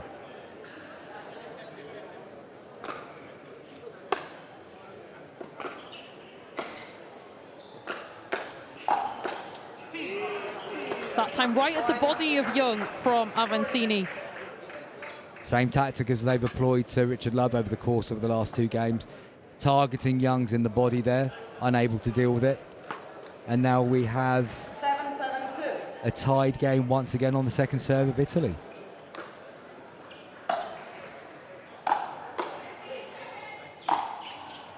Wow! Great shot down the middle by Avancini. England really need the crowd to respond now when the point doesn't go the way, when the rally doesn't go their way. You hear silence when England haven't come out of the rally on top. 8-7-2.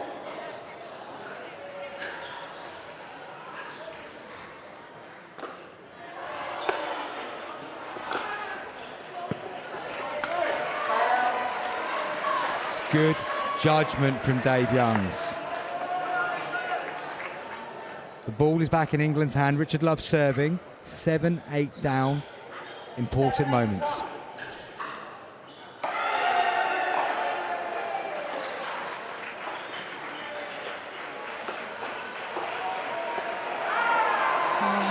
I was a little bit unlucky there, but quick hands from all 3 of them.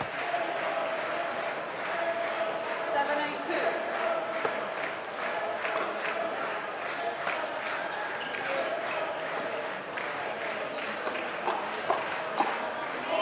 There we go.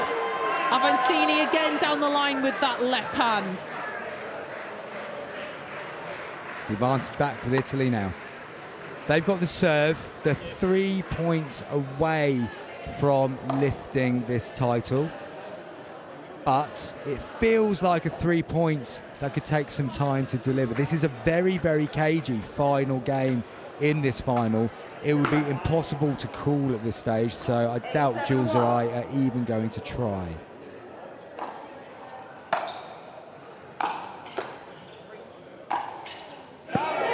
And there we go again, that forehand.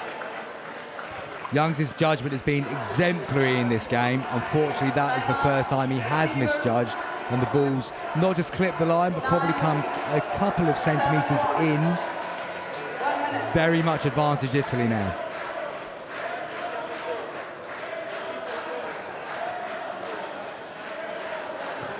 So we've now got a 2-point lead for the Italians. What do you think is being said on the England bench at the moment? I actually think this timeout isn't too much about what's being said. It's just a moment for Richard Love and Dave Youngs to step away and just to gather their thoughts ahead of going into the final bit. James Chowdhury has just come over with a couple of bits of advice by the looks of it, which Richard Love is taking on board. But I do think this was more of a timeout just to kill that little bit of a run that Italy are on. Give Youngs and Love a chance to have a little, just step away, think, because what they're going into now is absolutely do or die from their point of view. The ball is in Italy's hands. Italy have a 2-point advantage. England have got to move now to turn this final back on its head.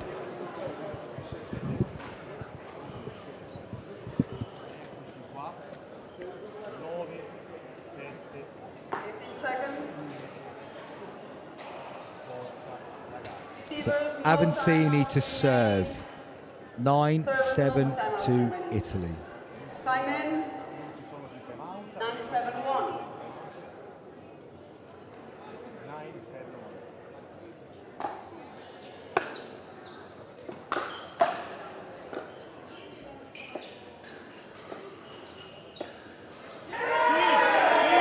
There we go. Another point on the board. Just keeping that patience from Italy. Big moment. Young's so close to getting that dink over. It's clipped the top of the net and fallen the wrong side for him. So first match point for Italy. 10-7-1. 10-7-1. 10-7-1. E match point.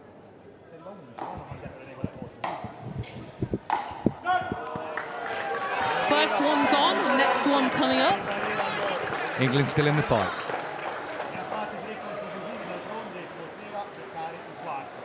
Forza, speriamo. 10-7-2. 10-7-2. Altro match point.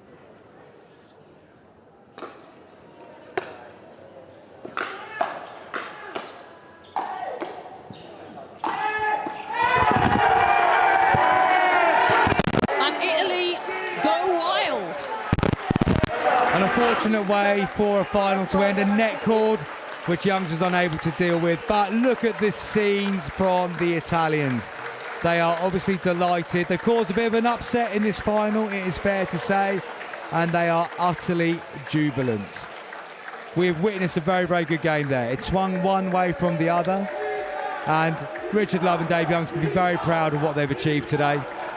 But Italy will go home with a gold medal and be very, very excited by that fact.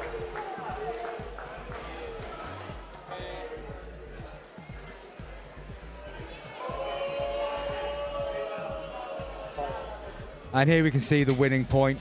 Avancini, as he's done so many times in this final, driving straight in front of him, this time clipping the net cord, and Dave Youngs in an unfortunate position where he could do nothing to do that. A wonderful camera shot though, the emotion from Avancini as he knows he's hit a point that has taken his country to a gold medal.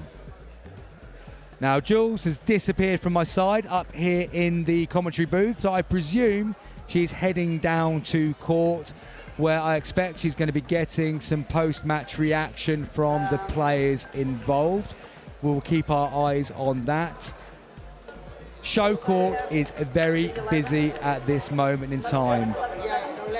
Players and fans from both countries congregating in the middle. Congratulations and commiserations being shared across both countries. We've witnessed two very good finals so far this afternoon. England coming out on the wrong side of both. Passing over to Jules. Very exciting final, I have to say. England very dominant in that first game. What do you think that you changed up in that second game to take away the win today? Yes, we play against a great team. Team England is a great team, one of the best in Europe. For us, it is important to win the first European Championship. First set, we play very bad because of us, because of tension. Probably we play very bad. In the second and the third, we exit and we win well. A lot of thanks to our Federation of Tennis of Italy that support us in this fly, for the accommodation, for all, and our techniques and our trainer. Is the first gold of Team Italia. So it's important for all our nation. Probably we have also in Davis Cup and Billie Jean Cup and now in Pickleball Cup the gold medal. So the federation, I think, is very important for us. Yeah, you touched a little bit on that it's very important for Team Italia, for yourselves. But not only that, but we got the world of pickleball as well. So in your mind, what do you think this will do for pickleball in Italy? In Italy, pickleball is grow up. So a lot of clubs have pickleball court. A lot of ex-tennis player arrived in pickleball. I have a lot of experience in US. I play also in pro tournaments, usually also this year, and I see that the difference between Europe and Italy and all the Europe and USA is that in USA the little child start with pickleball, not tennis player converted in pickleball. They born as pickleball players, so this is the difference for me in the world of pickleball. So USA is the best nation, but Europe, if in Europe arrives a school of pickleball, and you have a lot of great players in England that can make this, James Chaudhry, Tadalok, with child. Also our nation work with child. I think Europe can arrive at the level of the USA. Well, you've definitely shown that today with Team Italia taking gold in the senior. This must be a fantastic moment for your nation. So this is me, Julia Stevens, signing off, and back to you up in the studio.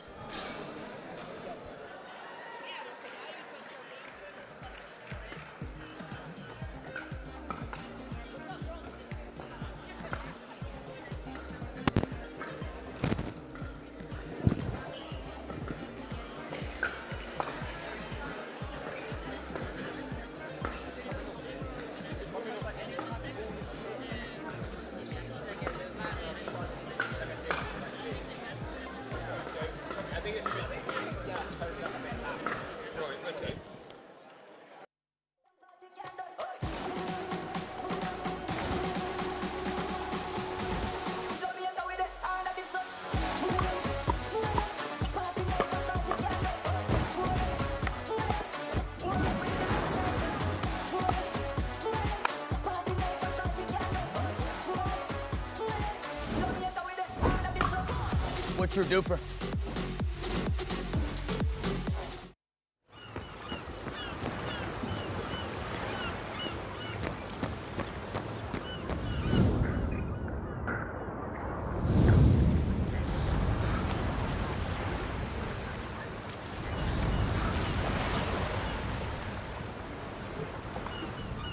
Hey, ready to play? Yeah.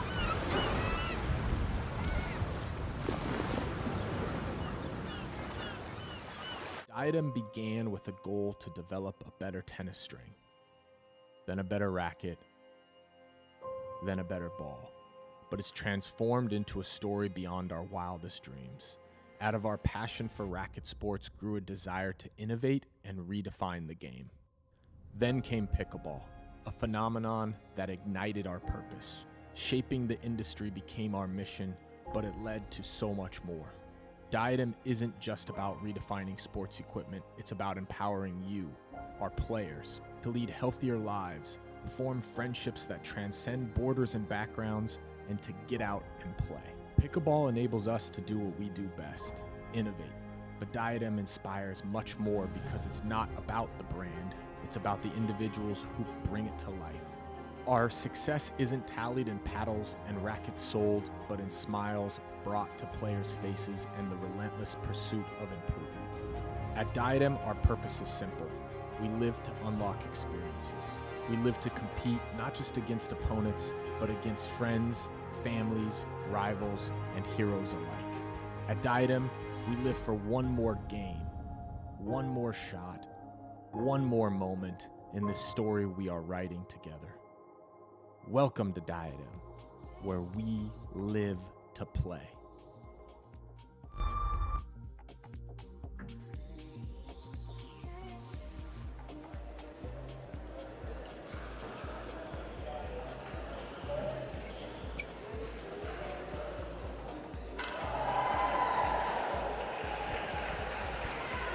Welcome back to Southampton, David Lloyd Centre. We are looking forward to the Women's Doubles Open Final, a showdown between England and Spain. Jules, probably fair to say the two teams that we're expecting to see in this stage of proceedings. Yeah, I would say these are the top two seeded teams, and again we're seeing Lock on the court, as we saw that in amazing mixed doubles yesterday. So I would say we're going to see a little bit more of the same from her, but probably taking a similar role as well, probably playing on the right, and Molly Nags, who is just opposite her, playing on the left, because she has a formidable forehand that I'm sure that we will see quite a bit of today. In terms of the Spanish team, we have Rives, which is closest to us, and we saw her in the mixed doubles final yesterday, so definitely another formidable player to watch out for. And her compatriot there, Carvajal, wearing the visor, for those of you that are looking to find a way to differentiate between the two Spanish players. Now, Jules, I'm not going to say a surprising team change, but we have seen the two Mollys playing all the way through to the final, and now Thadia Locke comes in for this final. What do you think the reasoning is from Sam Basford to make this switch at this point? Is it purely just the experience of Locke, or do you think there's something more tactical in there? I think because Locke has experienced some of the Spanish before, she knows exactly where she wants to move. She's very tactical, very aware of the game, and has been taking quite a coaching role today. So I think possibly giving a bit of calmness on court, also a bit of experience, but also that rock on the court that I always talk about, just keeping that ball in play and just allowing Molly Nags to possibly just attack the ball a little bit more from the balls and opportunities that she creates. Interesting stuff. I mean, spare a thought for Molly O'Donoghue then, and I mean, England have been exceptional with the team dynamic so far. It is very much a squad game. Everyone is massively supportive of each other within the camp. But I'd imagine Molly O'Donoghue must be feeling a little bit disappointed to not be getting to play the showcase final, but she can be incredibly proud of the fantastic work that she has done to get England into this position alongside Molly Nags. Yeah, absolutely. Definitely a formidable player. Only been playing in the UK for a small amount of time and already going to 2 finals in our recent national championships in Bolton. 1 winning gold and 1 winning silver. So definitely somebody to look out for in the future of European pickleball and possibly even further. And Jules, what can you tell us about the respective styles of the two Spanish players that we're going to see there? And obviously we saw Rieves in the mixed doubles yesterday. What else do we know? So I'm gonna see, just from watching this warm-up here, a lot of power. There's probably tennis background from both of them just from looking at the way that they're hitting those forehands, so there's going to be a lot of power. So it'd be interesting to see how England deal with that. Is that something that we need to try and neutralize by doing a bit more kitchen play, waiting for that right moment? We will find out. Well, the referees have just called the players over. They're deciding who's going to be having the first serve. Carvajal has just tossed the ball down the end of the Spanish, so I'm going to take from that they're going to be starting proceedings. So, someone who I actually mentioned at the very first interview of today was actually Rieves, and it was Thaddeus Locke as well. So, seeing them in the final shows that I had a little bit of judgment that was correct, which is always nice, but we are about to start here.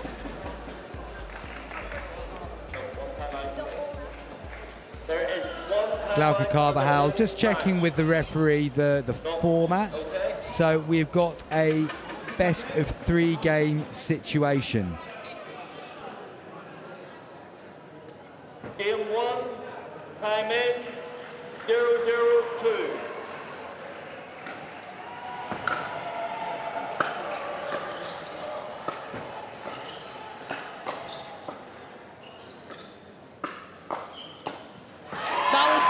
Shot down the line. Well, straight away we're seeing the quality of the 4 players on court. That was a wonderful exchange. Then Molly Nags forcing the error from Carvajal in the first instance.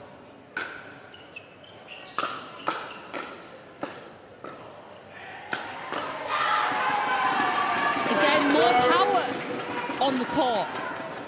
And Carvajal instantly getting her own back there, pinning Nags in mid-court with a low drive to the ankles.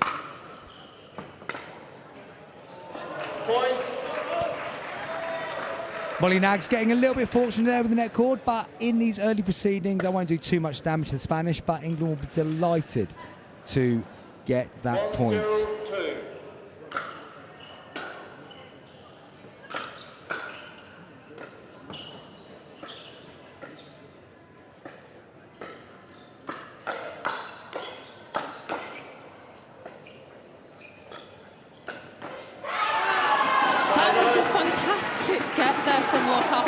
Just not getting on top of that exchange. I think already we might be seeing one of the reasons why Thaddeus Locke's been brought into the team, that her ability to reset in this situation, but also counter-attack on that double backhand is amazing. Just came out the wrong side of that one.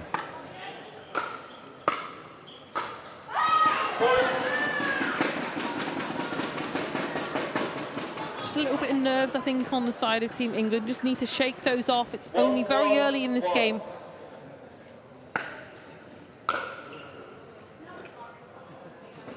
From both players, just need to shake off these nerves, just maintain themselves. 2-1-1.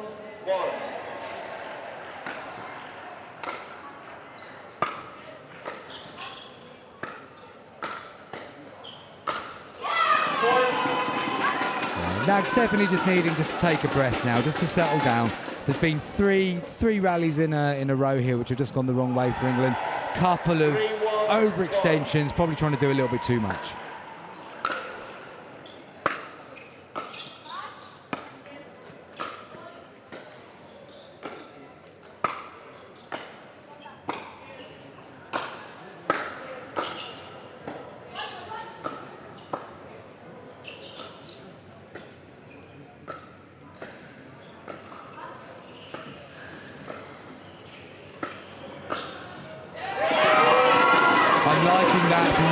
And Carvajal, very patient, not looking to force things too quickly, and eventually Molly Nags is playing the ball longer.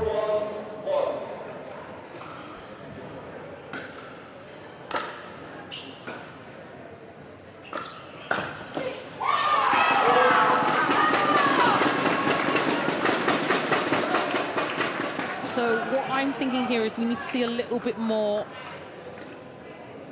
slowing down of play from Team England, just allowing them to settle.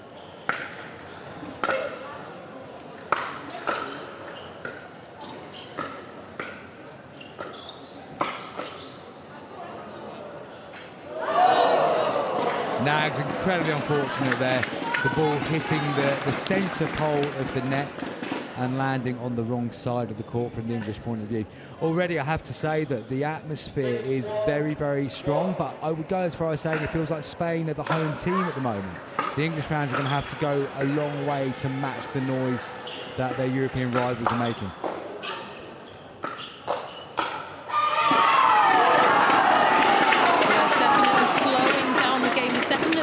What I am hearing from the side of the English bench. No, without doubt. If England are looking to fight fire with fire here, you're seeing the results of that so far. Getting into a softer game, taking the sting out of the Spanish attack is what is needed now.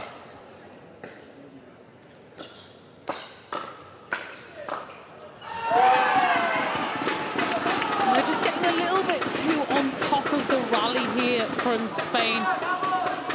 A little bit of targeting of Nags, just needs to try and keep her temperament here over these next few games. I mean points.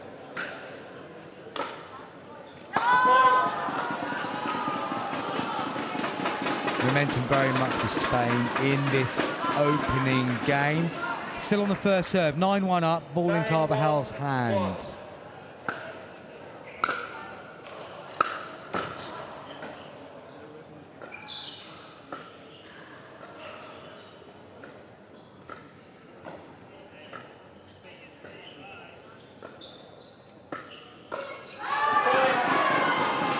Spain again being incredibly patient. Ribes just staying in the point, keeping the ball moving, and then Locke being the first one to try and take it to Spain, but hitting the net. A little conversation there between the two English players, possibly going to change something up here.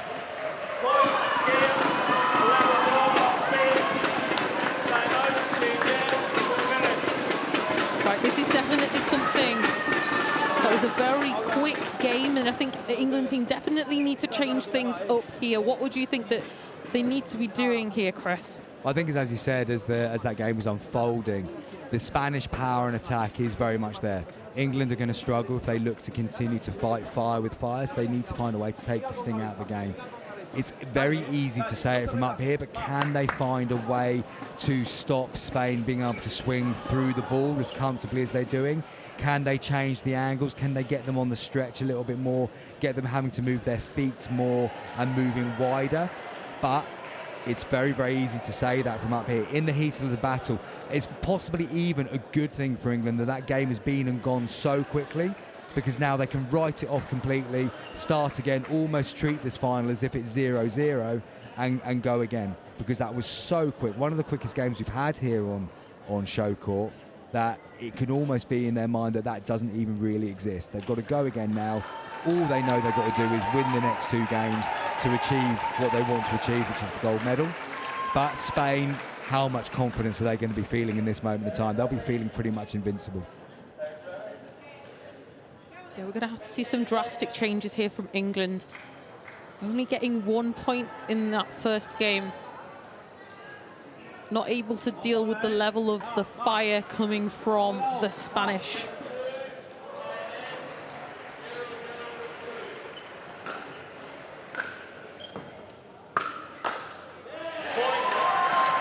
Right off the bat. That'll do England a lot of good. Important to get the first point on the board in this second game, and they've achieved that first milestone.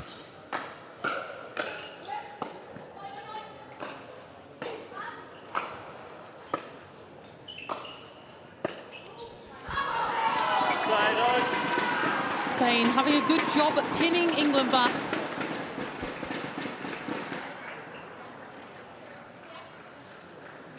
England finding a difficult time getting forward to the kitchen line here.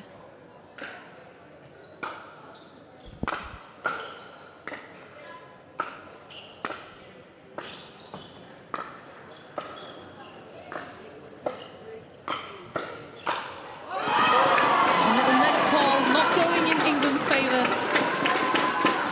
just feels like England, when they're looking to take this thing out of the game, the ball's still going a bit too far into the court, which means Spain are getting the opportunity to step onto it and still attack.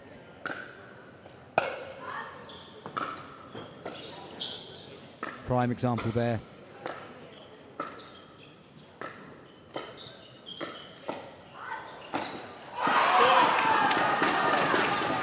Really well played there from Rives. Spain are able to dominate this court at the moment. They're able to choose the position they want to be in, and they're able to then take full advantage of that. England need to find a way of getting Spain to where they want them to be on the court, which feels like they've got to draw them closer into the kitchen.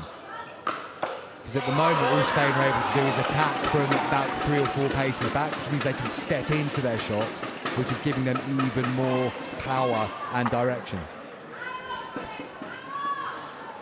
3-1-1.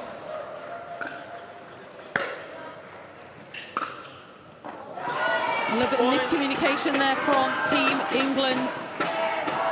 And by no means, the English team, they are a couple of the best players in Europe. This Spanish team is not making it seem that way. They are doing a very good job at neutralizing.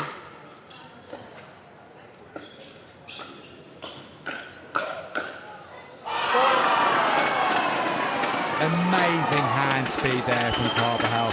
Lot thought she'd done enough with that forehand volley, but the reaction time from Carvajal there to send it back with even a little bit more, incredible work.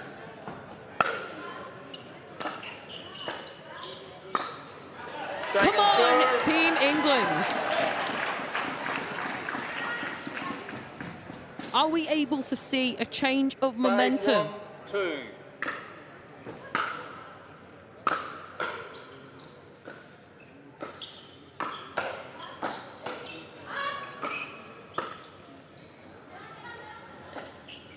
Point. Yeah, the ball just floating slightly out there from Nags, who's trying to flick it deep Timeout receivers, on that side. 6-1-2, 1 minute. But what we're seeing here, Jules, is there's so much of volley. It's all hands battles. We're not seeing many resets to try and turn it into a little bit of a thinking game. That feels like the only option England have left now available to them, is what can they do to stop Spain being able to either take it on the aggressive volley or have enough time and space to be able to step into an aggressive drive. We've got to find a way of creating non-attackable situations. Yeah, so what you would have to try and do, which is going to be very, very difficult, is you have to try and neutralize those aggressive balls. So Rives actually spends a lot of time in America and does a lot of American pickleball, which means that they will speed up at that first opportunity that they can, and that is exactly what we are seeing right now. The England crowd is getting very loud, very much behind the girls of Team England here in Southampton. Let's see if we can see a change of momentum. Receivers have no timeouts remaining. Servers have 1 timeout remaining. Time in. 6-1-2.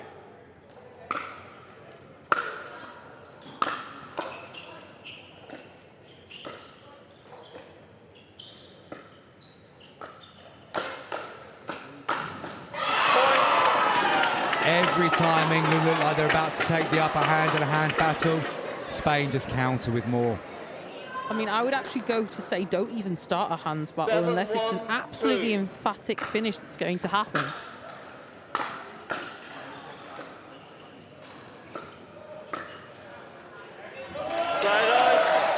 First time Nags for a while has really had the opportunity to force Carvajal to make an error there. 1-7-1.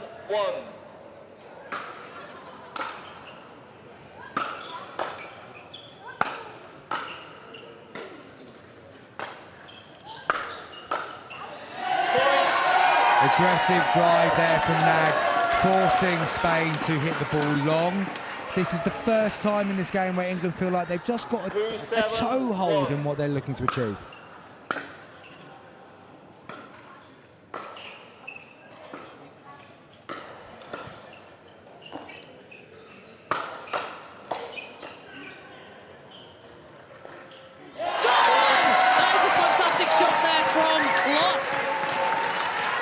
slight momentum shift now in the direction of England, much needed.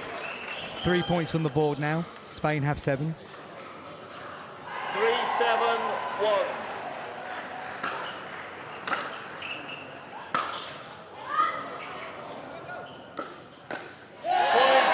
Another point on the board for England. Rieves did incredibly well to react to that net cord, but in getting the ball back over, Nags was again able to deliver a shot they couldn't deal with.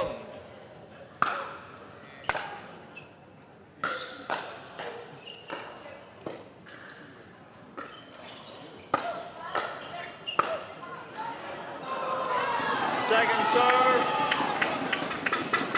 Even though England have got 4 points on the board there, Jules, it doesn't massively feel like there's been a strategy shift. It just feels like they're coming out the right side of a few more of these exchanges.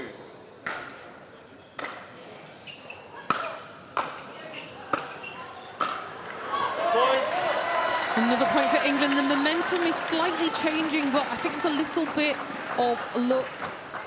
I don't know if we can go as far as saying it's luck. I mean, England are executing better. So, I mean, there's two ways of looking at sport. You can either have a plan B or you just do plan A better. And if they're now doing plan A better, long may it continue for England. Side out. So a few points on the board there. 7-5 looks a lot better than 7-1 from when we had that side out. Let's see if the momentum can be maintained for England.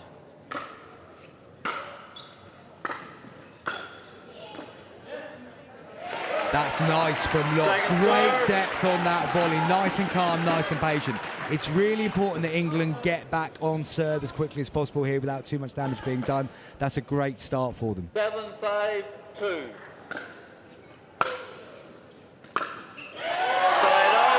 Two and out from England. Are Spain feeling a little bit of pressure? They've had it all their own way for most of this game, but England have certainly got the momentum behind them in this moment. 5-7-1. Second serve.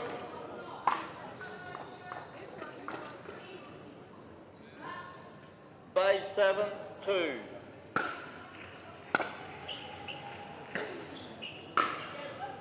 Fault. Right foot. A foot fault going in England's favour there. Right foot. These past few points, I don't know about you, Chris, but seem to be all going England's way. Well, we've seen it go from 7-1 to 7-6, so the evidence would certainly suggest that.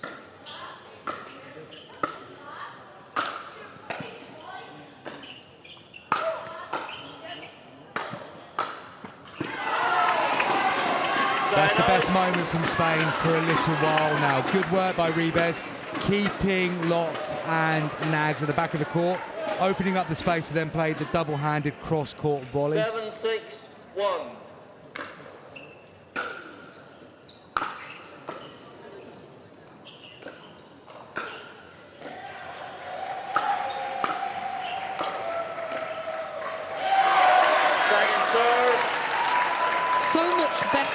Quality of pickleball from England in game 2. A lot of credit to Thadia Locke there. Depth on those volleys again, keeping Spain pinned at the back. Finally, England feel like they're actually playing the game on their terms for a little while now.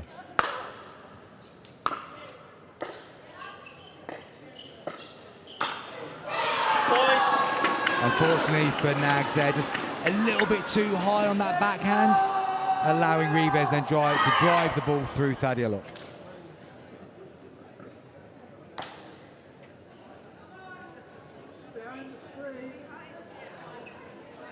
Spain just extending this lead to 2.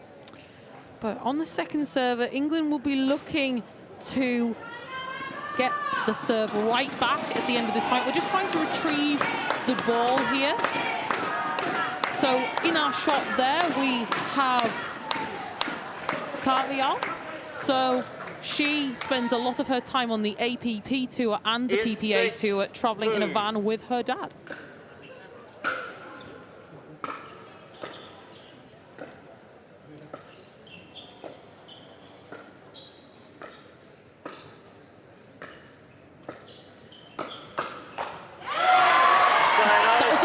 I've seen from Nags in a while that she has come out on top. Good work from Molly Nags. You felt that she popped one up slightly there that Ribes could have done more with, but she didn't, and then Nags was able to take full advantage. 6-1.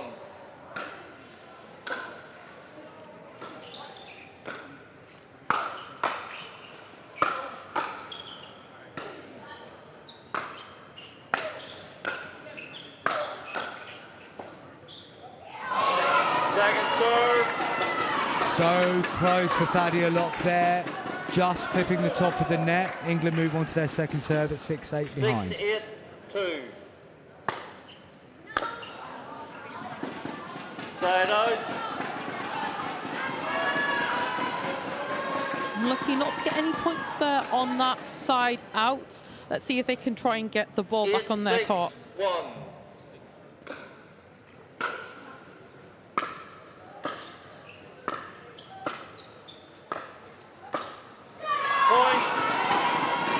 Frustration getting to Molly Nags there. Disappointed in herself pulling that double-handed backhand wide. Spain now 2 points away from gold.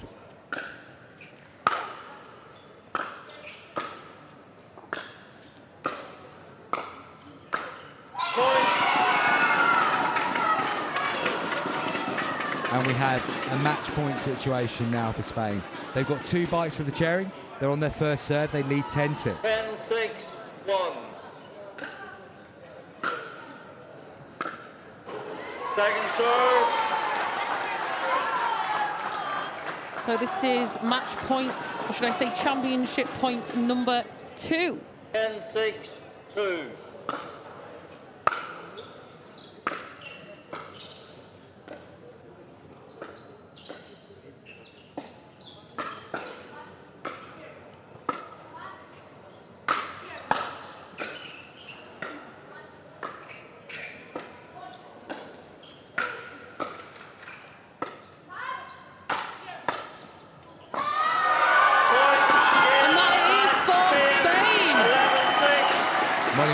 Just pulling the ball wide there.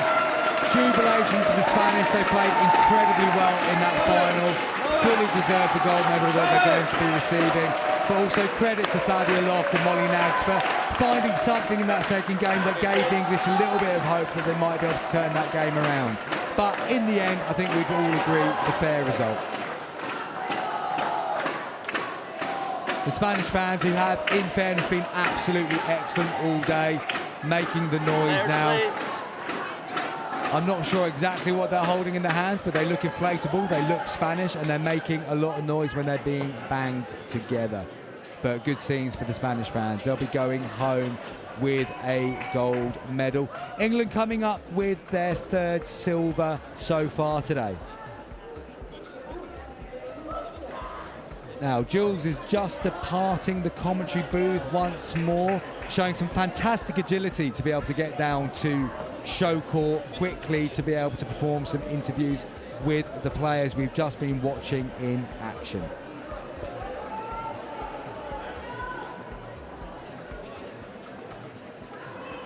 Carvajal and Ribes there sharing hugs, congratulating themselves on what was a very, very good performance.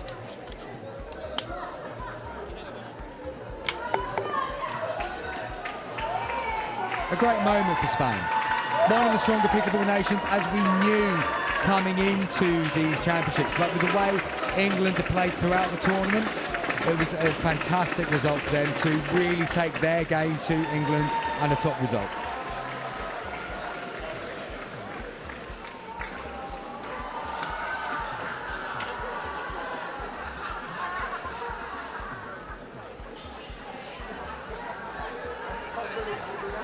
Jules is looking like she's about to be speaking to the victorious Spanish team. We'll be passing over to her in any second now. What an unbelievable final. Very, very aggressive from the start. Was that your game plan from the start?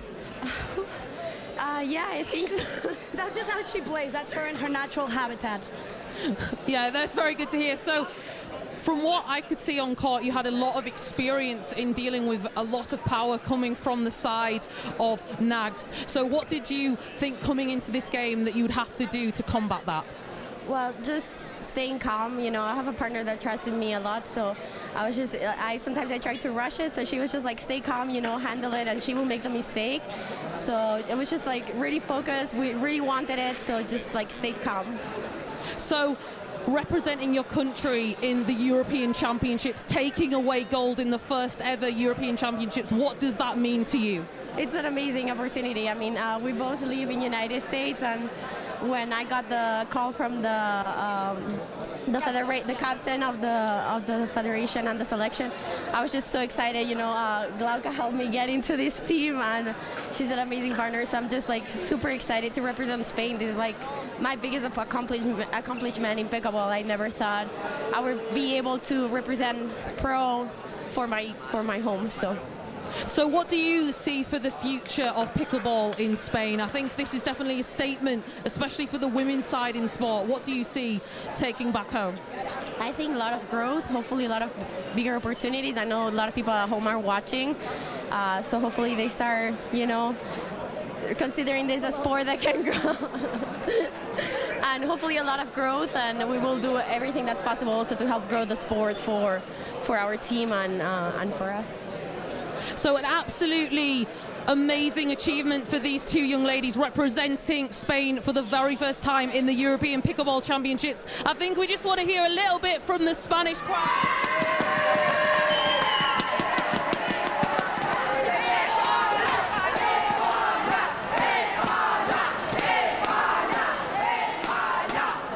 So coming back to you, Chris, in the studio. Great stuff. Thank you there, Jules. So we're going to be heading into the final event of the day, the Men's Open Final, which will be contested once again between England and Spain. On camera now, we just have the three of them actually just having a little warm-up. Great team camaraderie between the two nations there. But now Medina has joined. The four are working individually.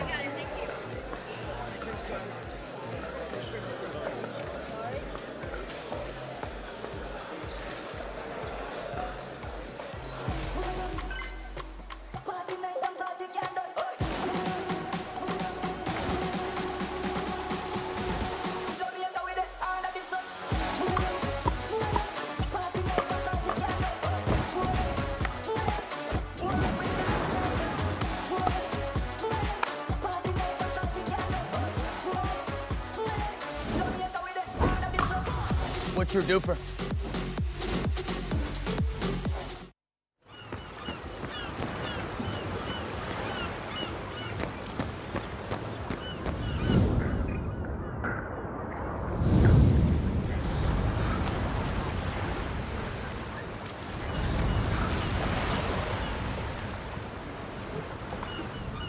Hey, ready to play? Yeah.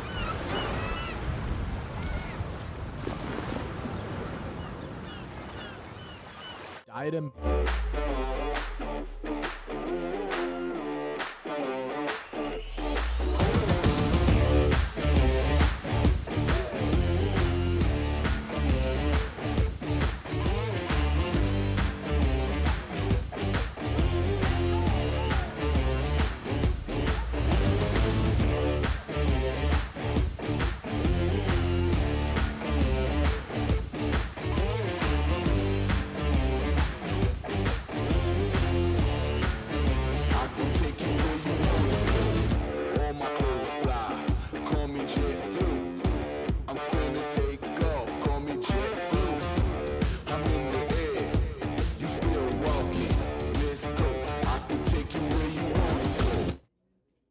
Oh, hey. Give me a sec.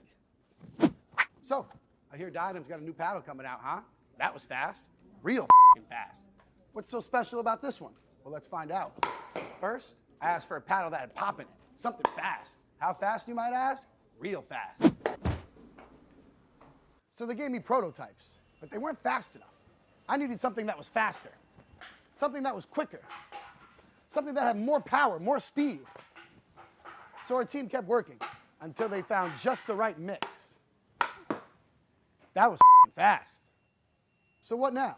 Some brands, they believe in sponsoring pros. They might sign Johns or Tyson, but our team, we pay these guys instead. So what did that get us? A fucking fast, legal paddle. A paddle you can trust. A paddle that dominates the court. A paddle that's made for the players, especially the good ones. It's like nowadays, people only do things because they get paid for it. It's actually really sad. So when we had some extra money to spend, instead of putting it towards somebody's sponsorship check, we decided to put it towards developing a great paddle. And we think you're gonna love it. So, what did we learn today? It is so fucking fast. Real fucking fast.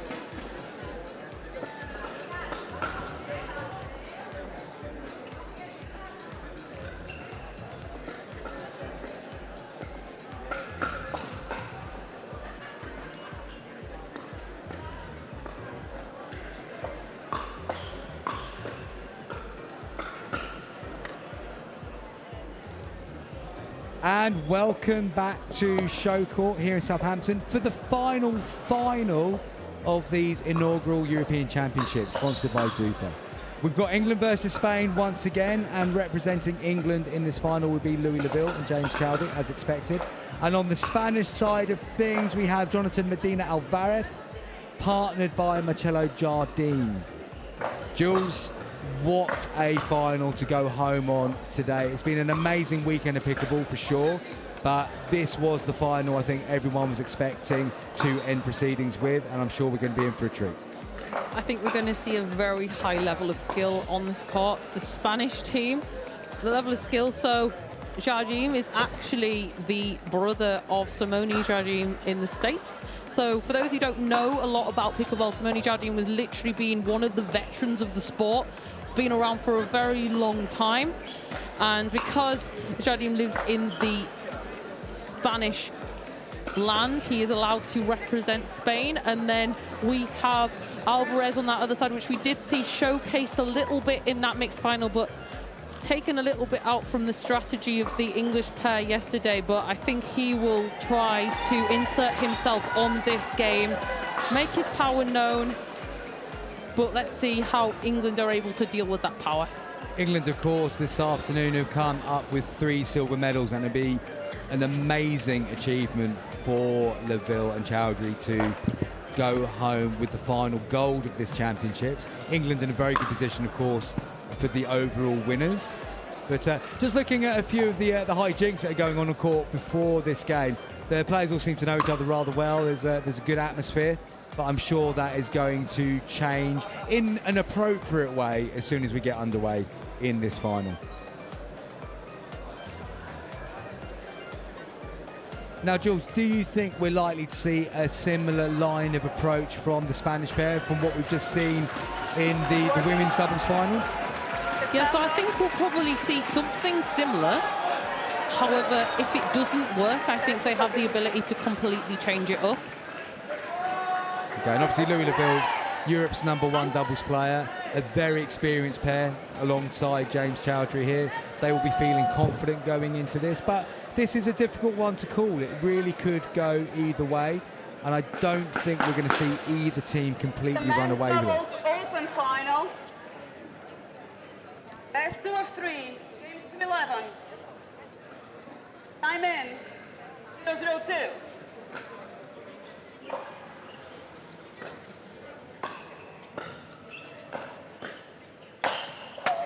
And that's that power I was talking about. Strong start from Spain. A little bit too much height on that initial one from Chowdhury and punished. 0-0-1.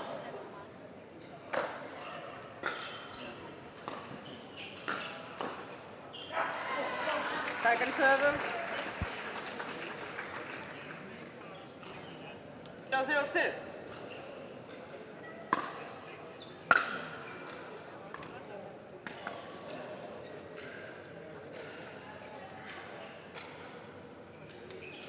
Okay, so just with those.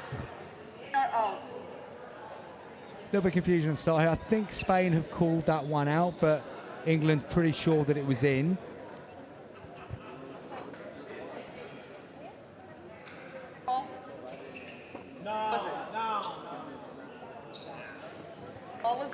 Medina on serve there, disappointed with the outcome, and we have a side out, so Louis Laville will be getting us back underway. 0-0-1.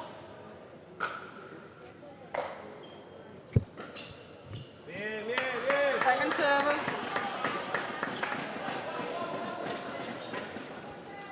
Go 0-2.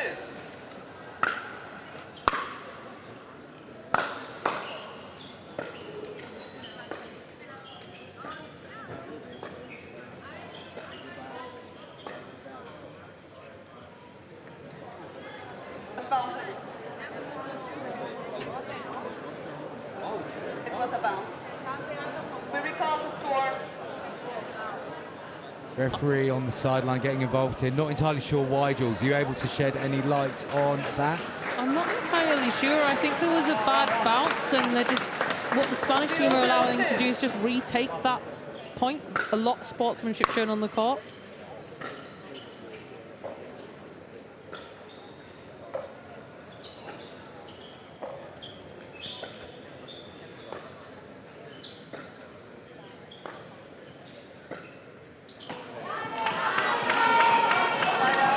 Good from Jardine there, locking Chowdhury into a dinking battle and coming out the right side of it. Alvarez now on serve.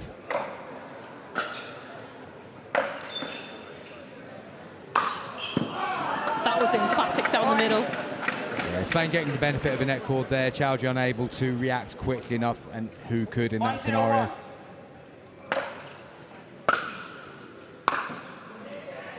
Second serve. Nice deep return. Difficult to get a purchase on that from Chowdhury. 1-0-2.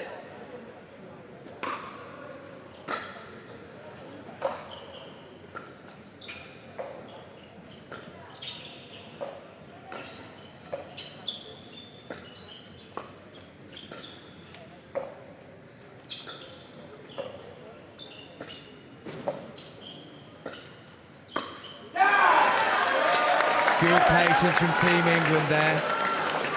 Jardine feeling like he had to be the first one to go aggressive, but the ball's possibly too low to take that on the attack.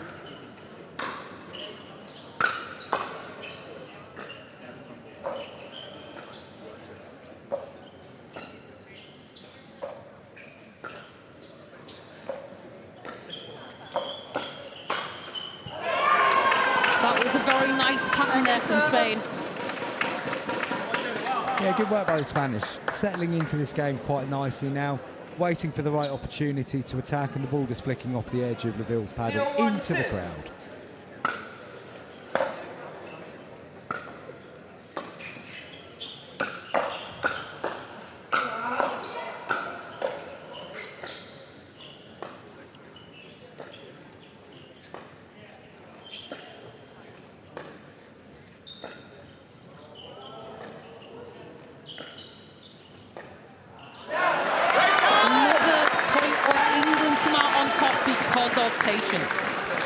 Almost 2 points in one there, Jules, because James Chowdhury went for the speed up quite early on in proceedings. Spain dealt with it and it all started again. But yeah, great patience in the second phase from England there.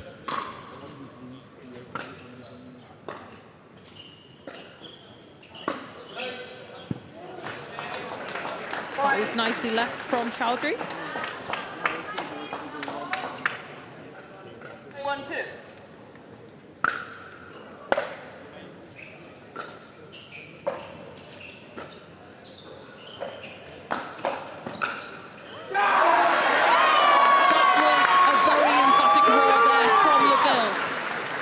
Great play here by Louis Laville.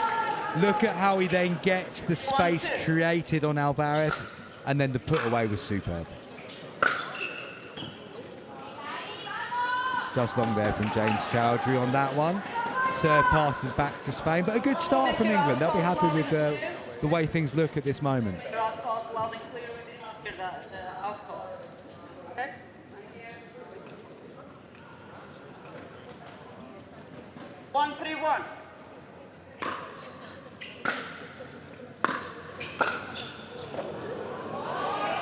James Chowdhury never really looking like he was in the best position to execute that shot, and the volley goes in. Nice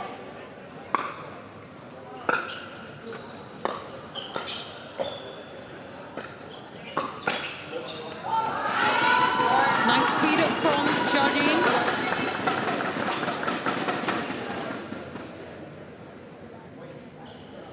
Just getting a little bit into the body there of Leville, not able to control the power.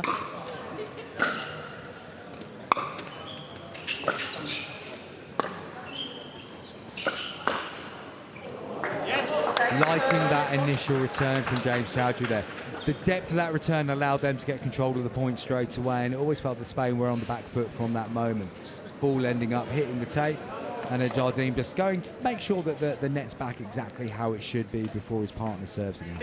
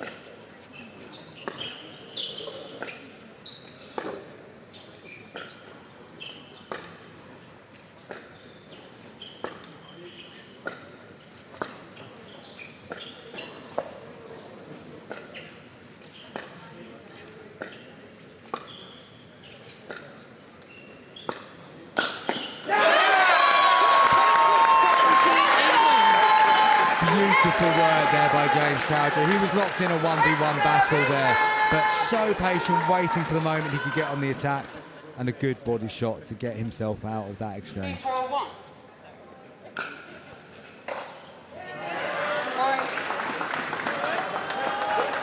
Relatively cheap point on the board for England there.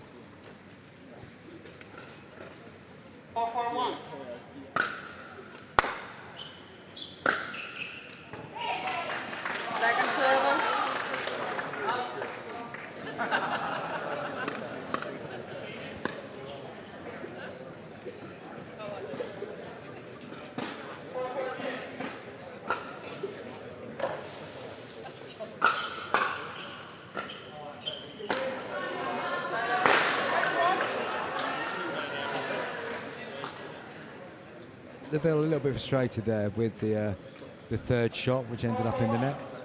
Advantage back now to Spain on serve.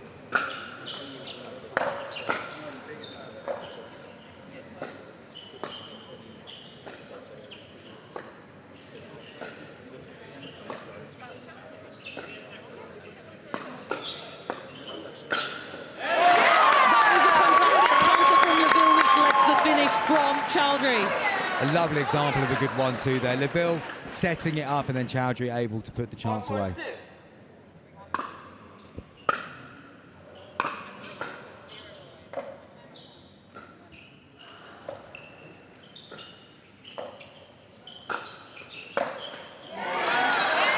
Nice recovery backwards for that smash from Leville. That would have been so easy for it not to go where Leville was intending. He never looked completely in control of his body, but then the shot was executed exactly how he intended and forced another error from Team Spain.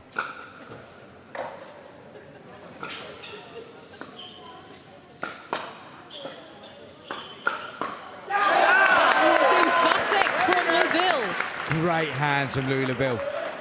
Spain looking to speed up on him, but watch this. Great reactions. Second server. Still feels very nervy though, Jules, doesn't it? We're seeing occasionally great moments, great passages, but then the next thing that's following is often a little bit of an error, and we're not getting really into a flow here just yet.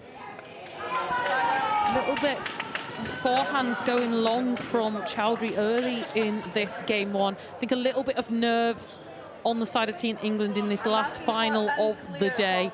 Maybe feeling a little bit of pressure as we have lost 3 finals, however, coming away with 3 silvers, maybe just wanting to get that gold for England.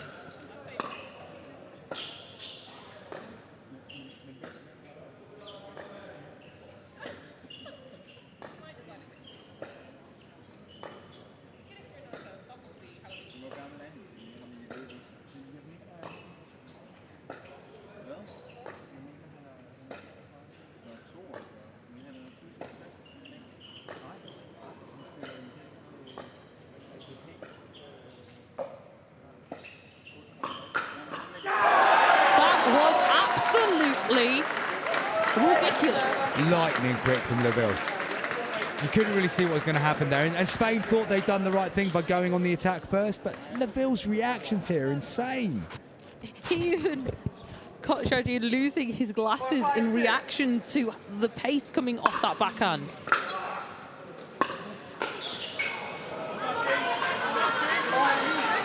Like the idea there from Laville, but not quite executing what he wanted to do.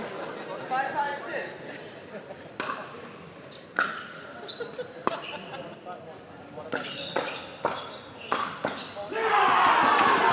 The power from Spain, though, is still formidable. Still very tight, this game. Moments for each team, but no consistency, no real runs yet. Neither team getting away from each other.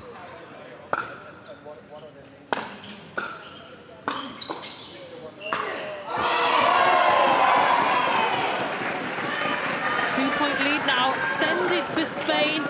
Let's see if they can go on a little bit of a run, as you just mentioned there, Chris.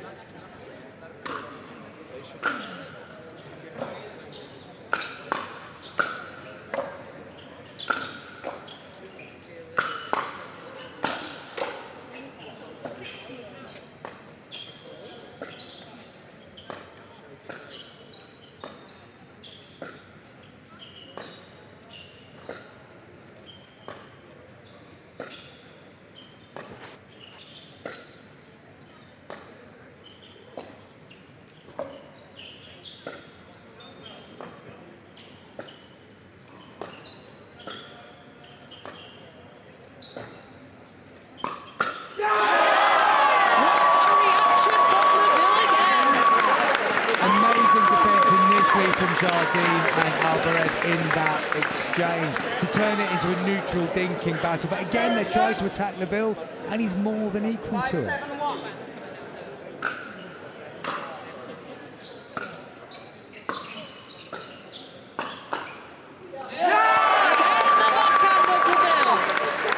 It's so casual, there's so minimal amounts of movement, but just look at how accurate this is.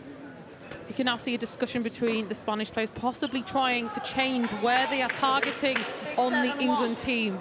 Yeah, don't target Louis Laville's backhand would probably be the conclusion from that based on what we've seen over the last couple of points.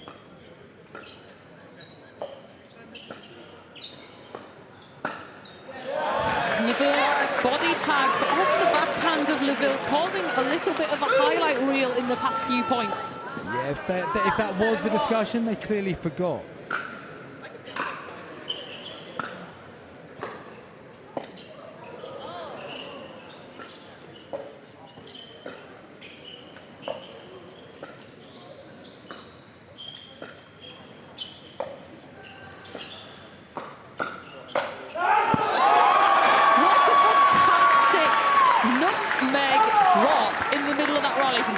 James Chowdhury, stop it. That's ridiculous to be able to pull that off in the European Championship final.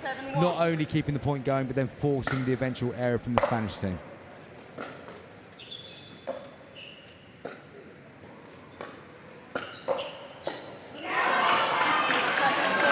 That felt important for Spain.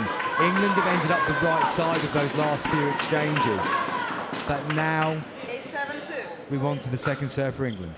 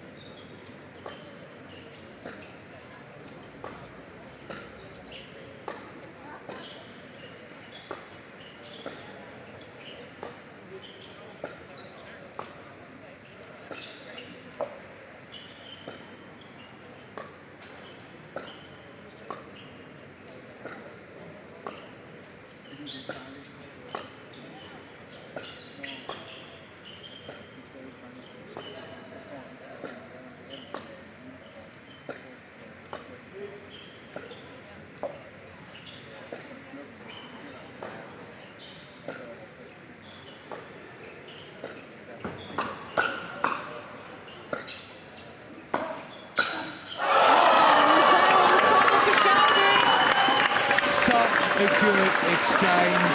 Spain went first on the attack. It looked like England had reacted, but then Chowdhury was unfortunate to find the net with that forehand volley. The patience shown from both teams here. This is a true depiction of European pickleball. This is just going from strength to strength. 7-8-1.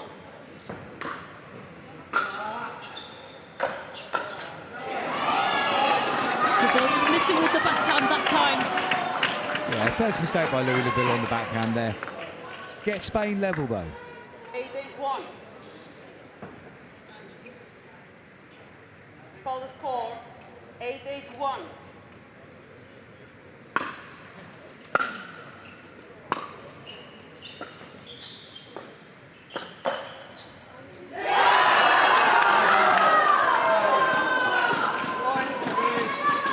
I think that just clipped the baseline there. Yeah, Leville calling that in Spanish crowd with a very good view there. Happy to see the call made correctly.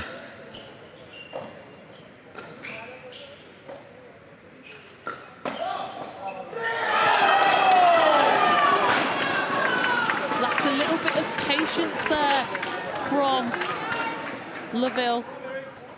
So Spain, first to be in the position of a game point.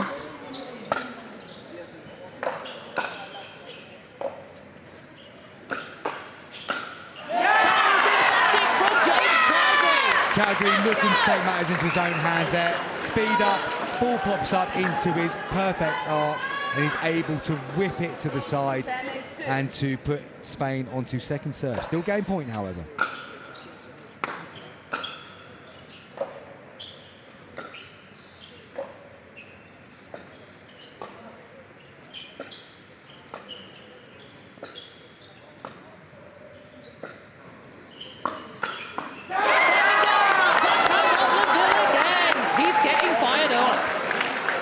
I don't know what they're expecting to get from that. Leville on the backhand.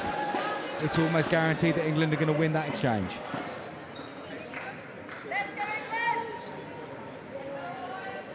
The ball is back in Louis Leville's hand.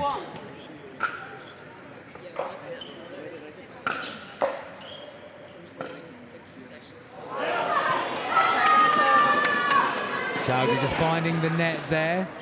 Second serve for James. 8-2.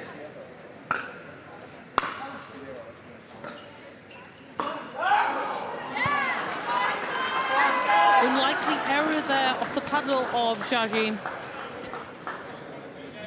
So England bring it back to 1 point difference.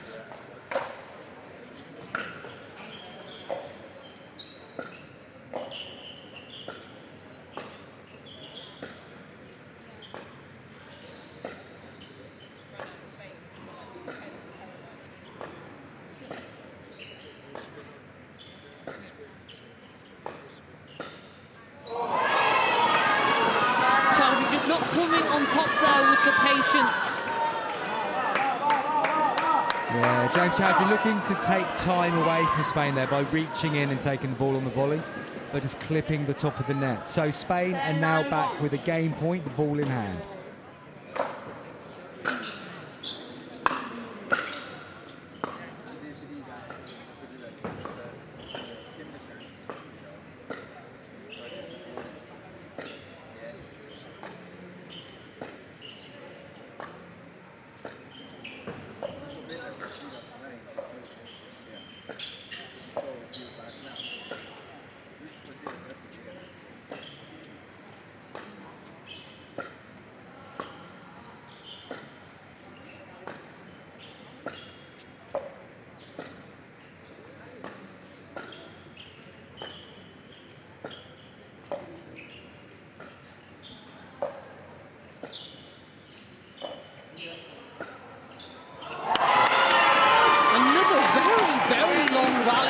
Goes the way of Spain and game one.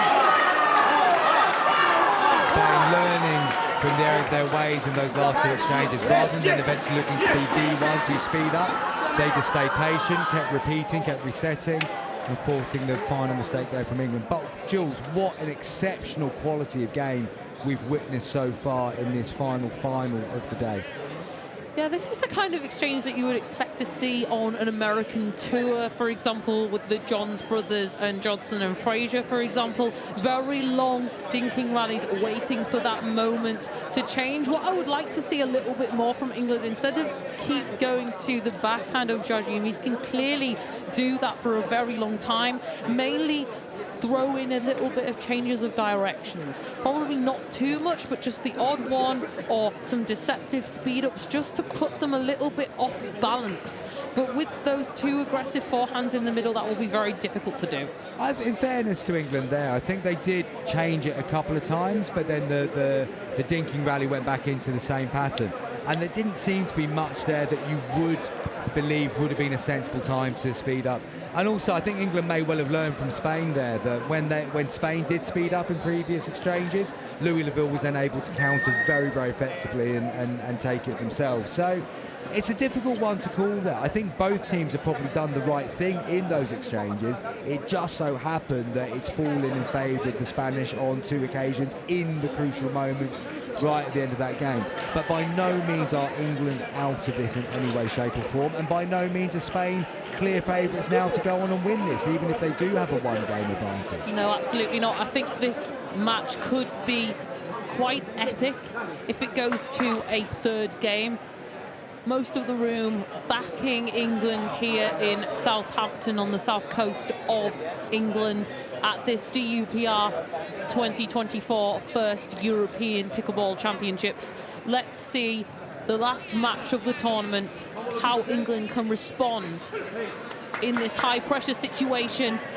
And let's see if we can hear some noise for the crowd as we start game 2. So Jonathan Medina Alvarez getting this second game underway.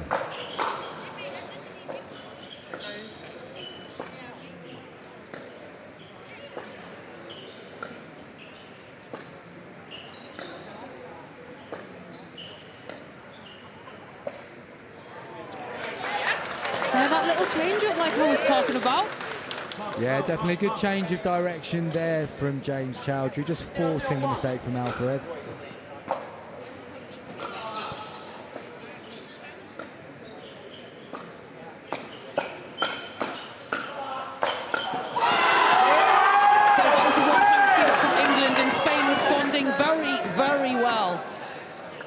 Good aggression at the right moment there from Spain. Waiting for the ball to pop up and then finished emphatically by Alvarez.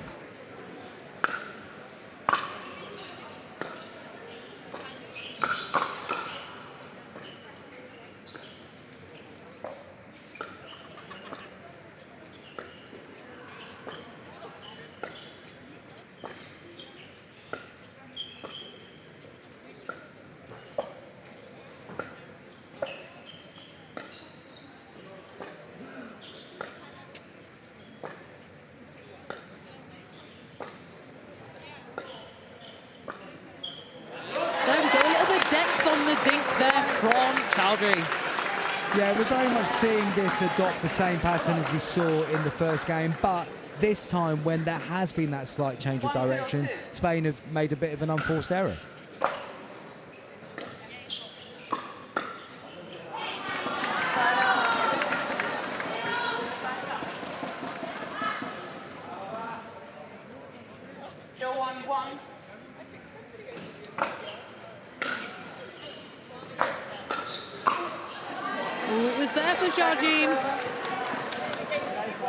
Yeah, he was on the stretch slightly there though, so it was, although he felt it was there, maybe it wasn't quite as there as he thought it was.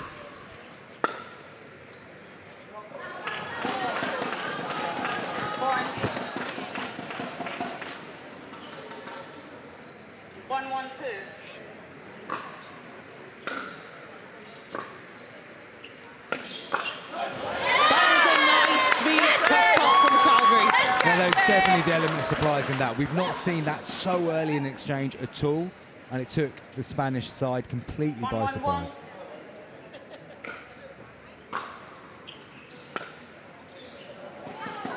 Second server.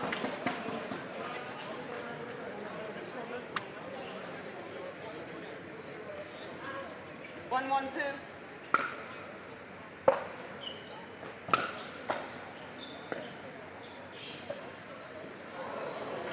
was a nice drop there from James, just putting Alvarez a little bit off balance to get that back over the net. 2-1-2.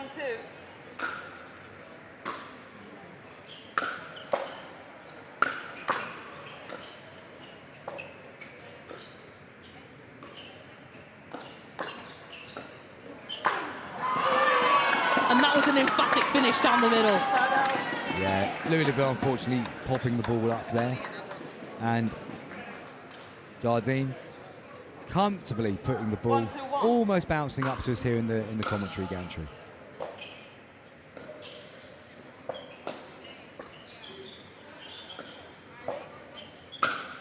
And an emphatic finish on this side of the net from Chowdhury. Very, very nicely engineered there by James Chowdhury. As we watch this back, just look at the top spin. Oh, we're not going to see it now, unfortunately. There was a very nice top spin before the ball came back into the position to drive.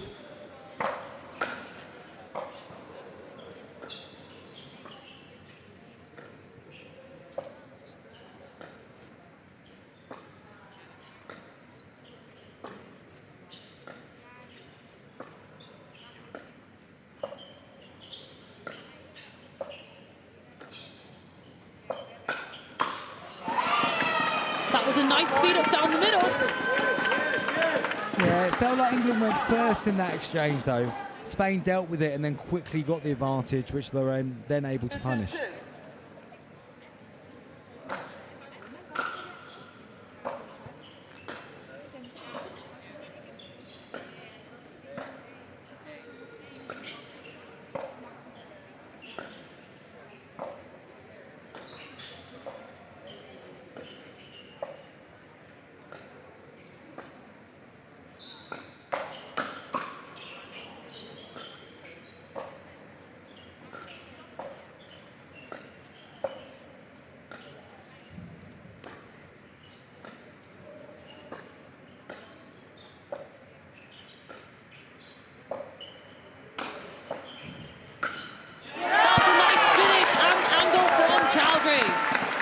Very good finish over Chowdhury, but that was, for me, a masterclass in court positioning there from Alvarez. So often he was moving back and forward. He didn't come out the right side that time, but he kept Spain in the point so long then.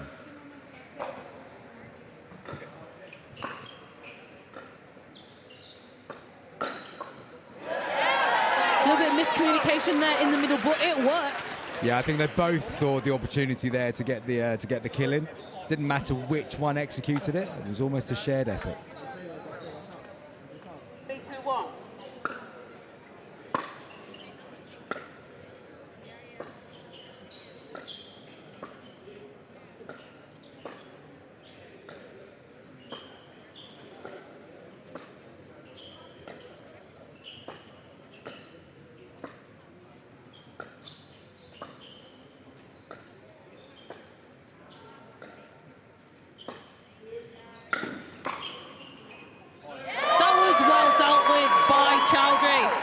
Good communication early there by Leville and Chowdhury. Leville clearly also then getting out of the way to allow Chowdhury to play the aggressive shot, which Spain were unable to deal with.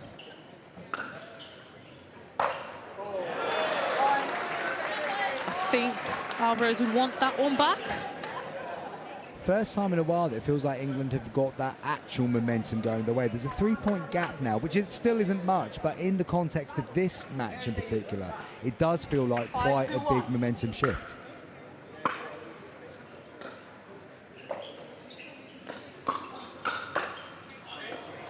Oh, what a reset from Jardim. That's the thing with the momentum shifts. They can swing back the other way quite quickly. Had England got that point, 4 points have been different, but now we're on a second serve.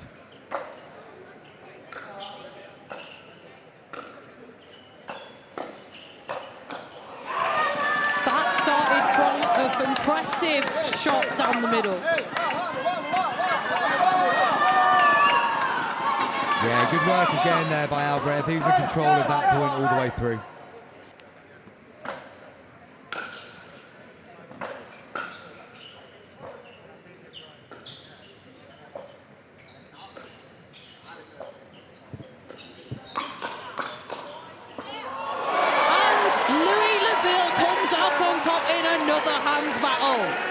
We've not seen the opportunity for Leville to use that backhand too often in this particular game, but very much still there. Great speed, forcing the error.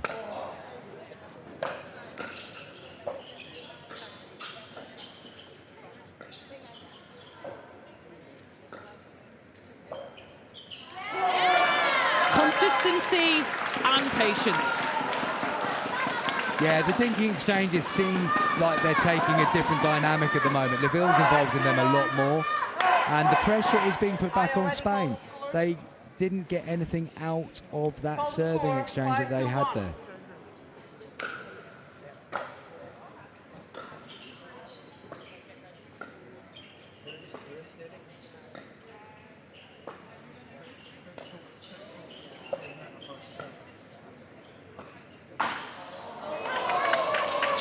There with that showboating nutmeg dink. And unfortunately, a similar situation to we saw a few exchanges ago where they both saw the opportunity to kill. But this time, both going for the same shot didn't have the same outcome. 5-2-2.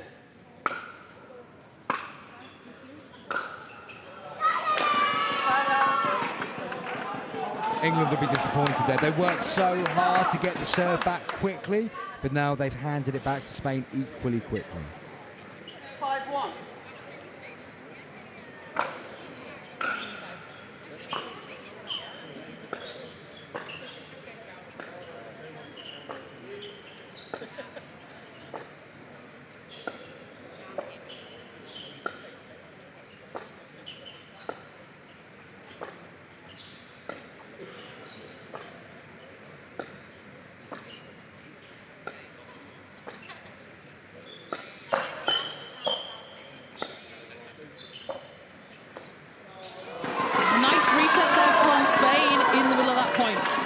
Yeah, good work again by Alvarez. Managed to force the pressure back onto Leville. 3-5-1.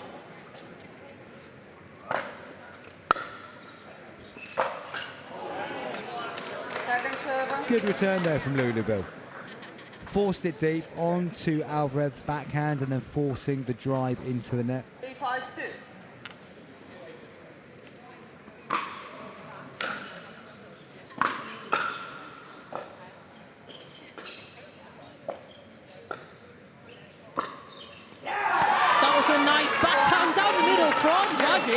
We haven't seen much from Jardim in the last few minutes, but that was a massive reminder that he's still on court. What a wonderful backhand down the middle, dissecting Leville and Jardim.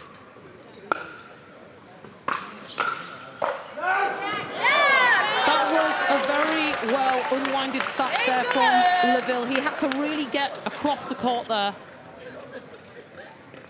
5-4-1.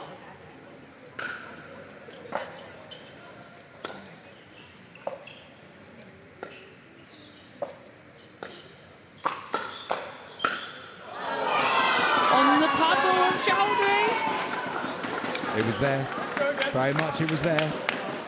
England still on the second serve though, 1 point advantage.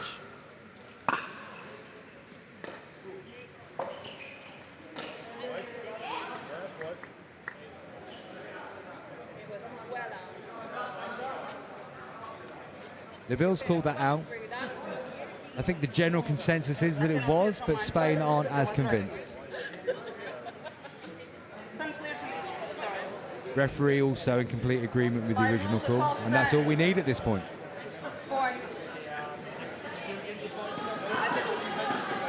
Looking back on the replay now. Inconclusive.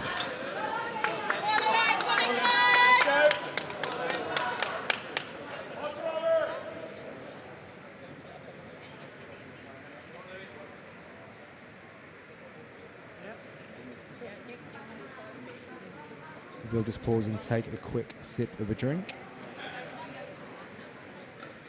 Just going to see this one more time. I think the original call that was made was the correct one based on what I've just seen there on the video replay.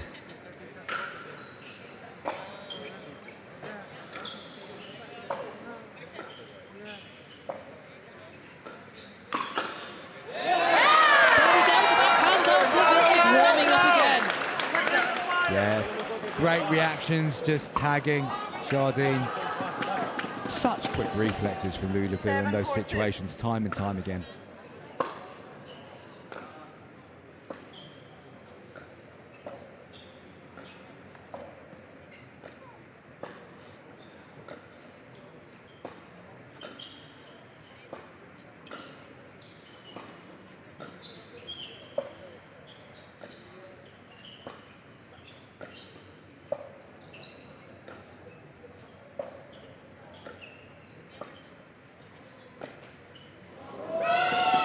Just a little net call there, not going the side of England. Yeah, Chowdhury looking to take the aggressive stance in that exchange, but just hitting the top of the net.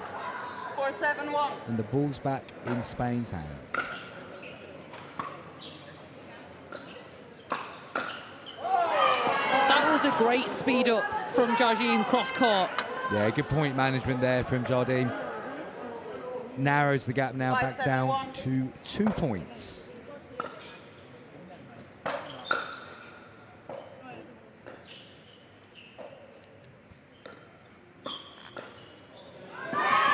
was a nice dink on the volley by Jardim, really making Chowdhury think. Yeah, great disguise there from Jardine. Completely threw Chowdhury with the direction of the shot.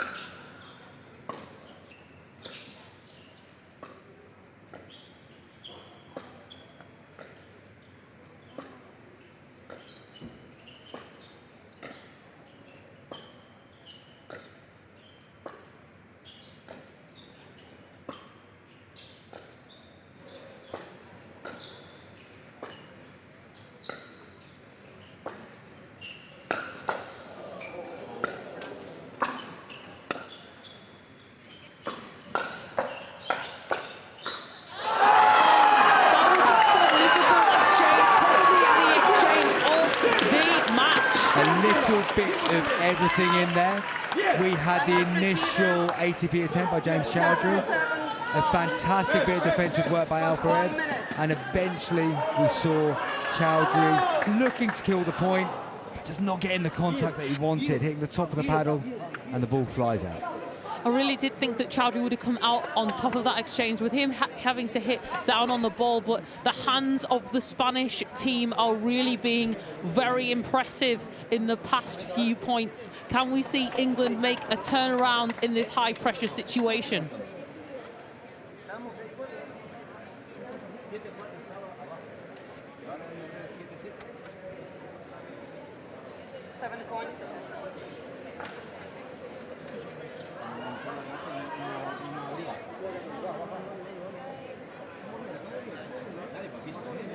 Hey, al 100% te quiero, al 100%, no toques bola, no importa, pero 100%.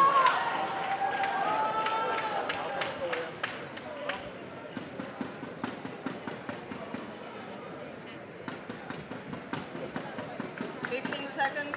Moni, al 100%, dale papá, dale, dale.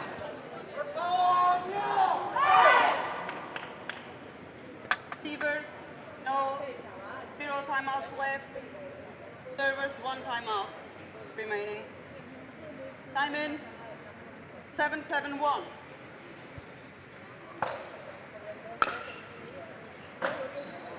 I think that's exactly what the team England wanted after that timeout. Yeah, good return there from Laville, forcing the mistake from Alvarez. 7-7-2.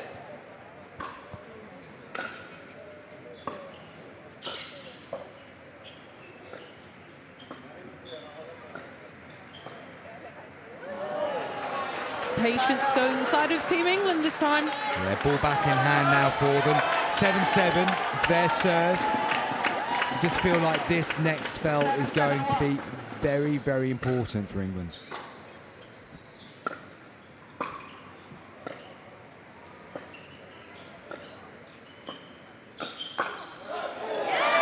Louisville getting fired up. Good speed up again from Laville, forcing Alvarez to drive the ball long there. England with their noses in front now.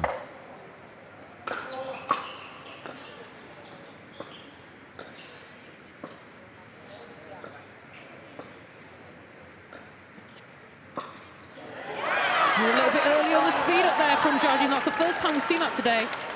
Very nice stink leading up to that though by Chowdhury. Just that little bit extra on it, which changed the dynamic of the ball and forcing the error from Team Spain.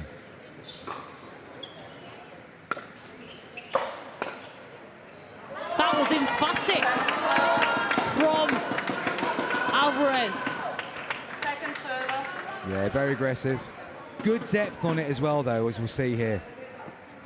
Very difficult for Chowdhury to deal with in that position.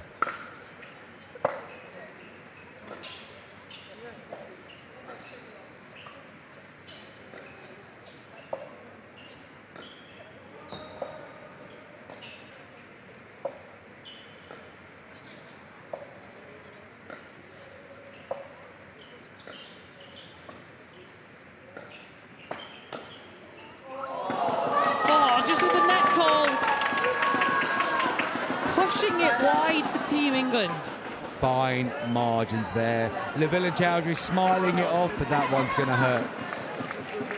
7-9-1.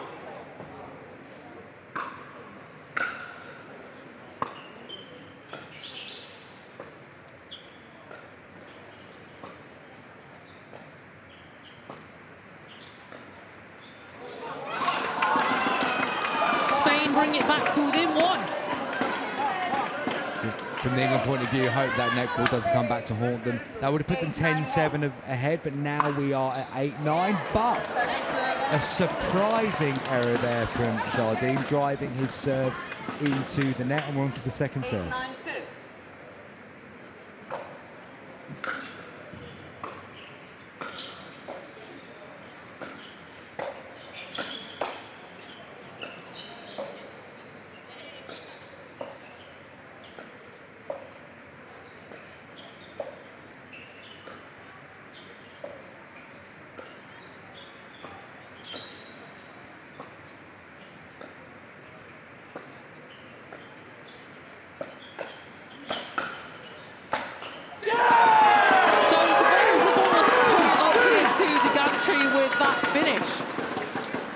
Very good court positioning throughout there from both the Spanish players. There were gaps at times, but they managed to engineer with the right type of reset to get themselves established again at the kitchen line, and that gave them the advantage they were looking for. We have a tied game. This is so close.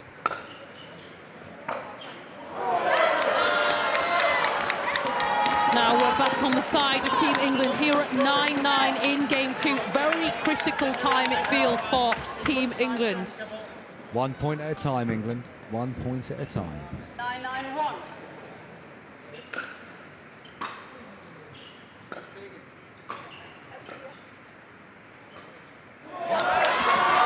Game point on the paddle of Team England.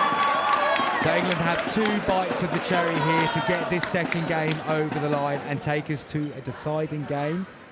The ball is in the hands of James Chowdhury. 10-9-1.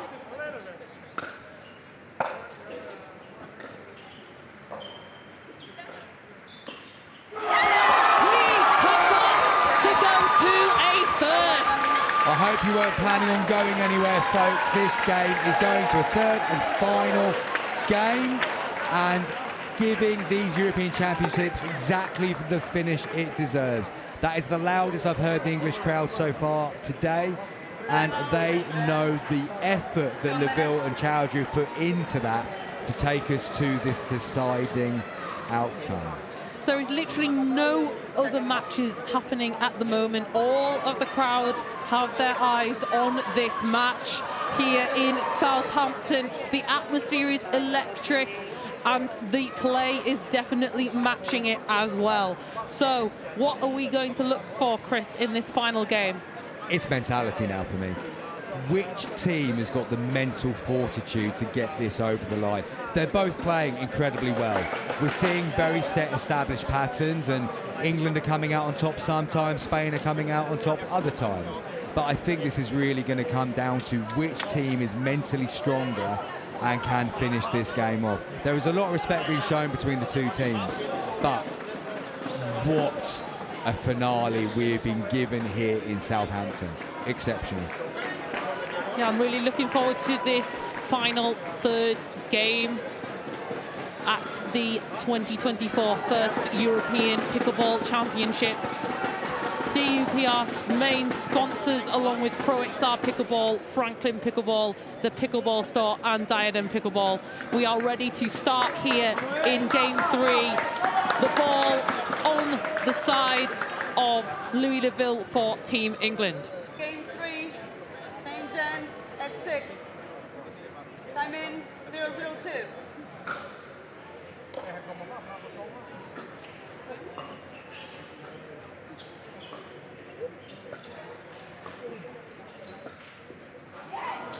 Side out.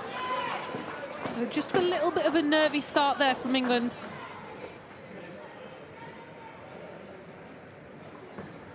0:01.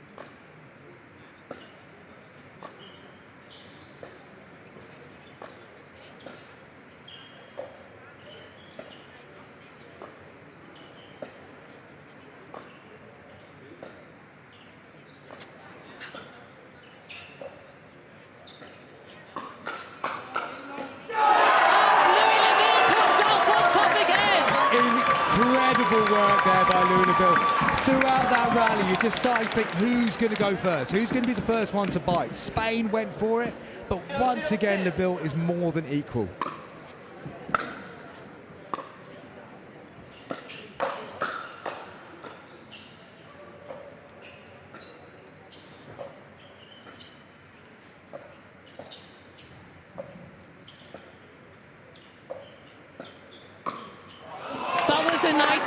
Finish from Jardim. Yeah, just a little bit too much height and width given there by Chowdhury, but Jardim has taken the opportunity and put it down the middle.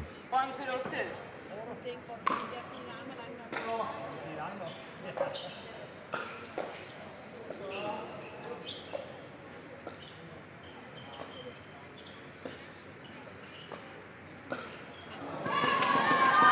Lacking patience that time.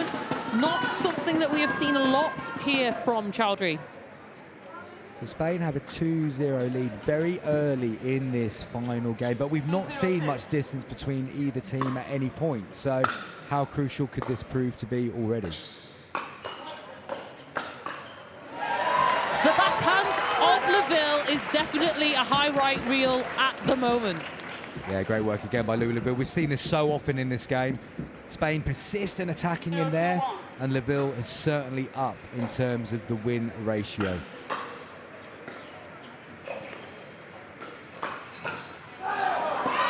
That was a very well-constructed point there from Spain.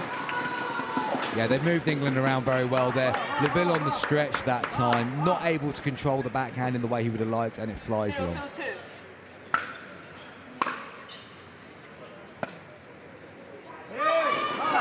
Very deep return there. Yeah, Spain will be absolutely delighted with that outcome. They handed the serve back to England, but it's come back to them without any points being registered. So Spain still very much in the box seat here.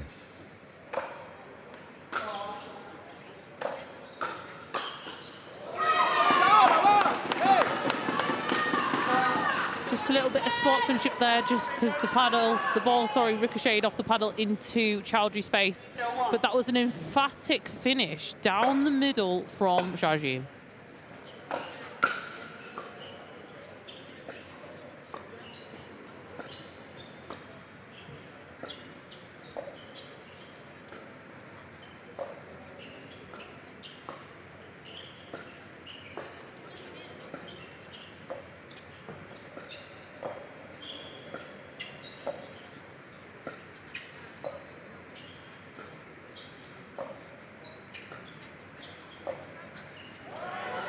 Patience paying off for England.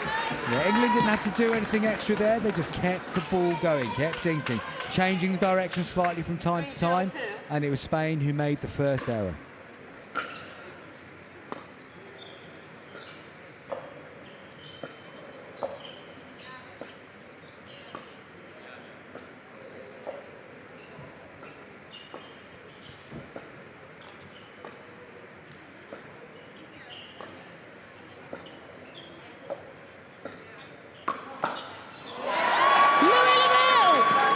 How many times have we seen that today? I've lost count, but once again, Spain making the first move, making the first mistake, and Leville absolutely punishing them with that trademark lazy backhand flick, which is so stylish.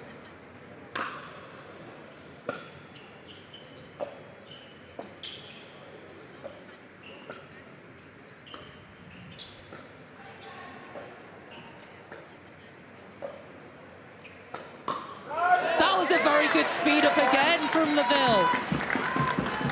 Louis Leville very much looking to take matters into his own hands in this final game of this final. 1-3-1.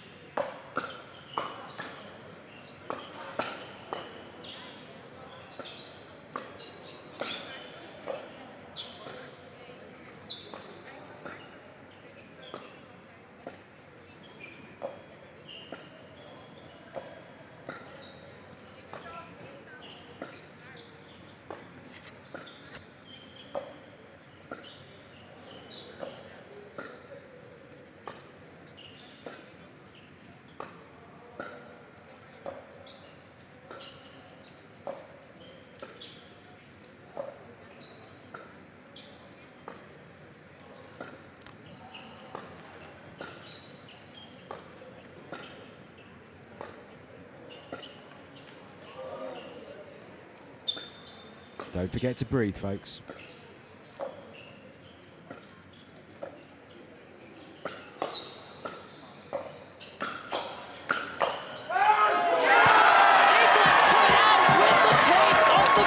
And now you can all take a breath. What an exchange that was between both teams. Patience personified, and then an error being forced. Great work by Team England.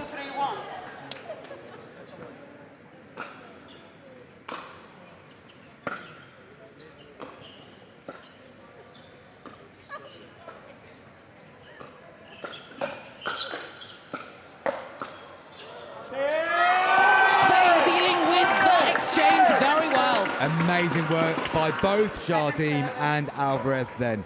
The ball was travelling and they dealt with it so well and forced Chowdhury into his own error.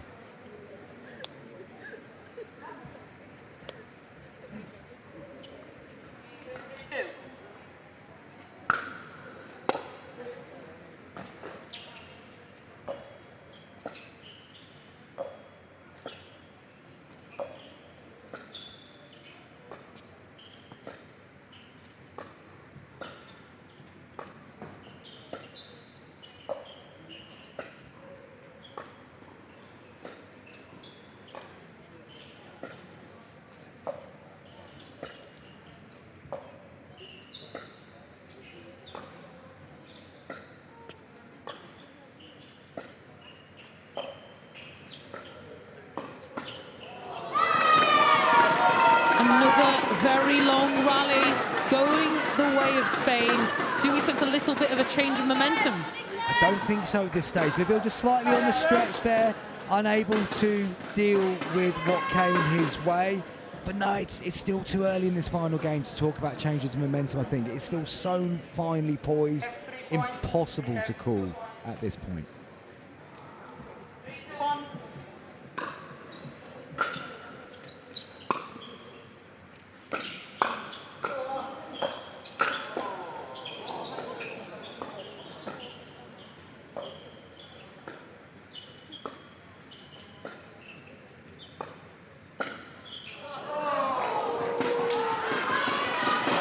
Close there for Chowdhury, but Spain coming out on top here.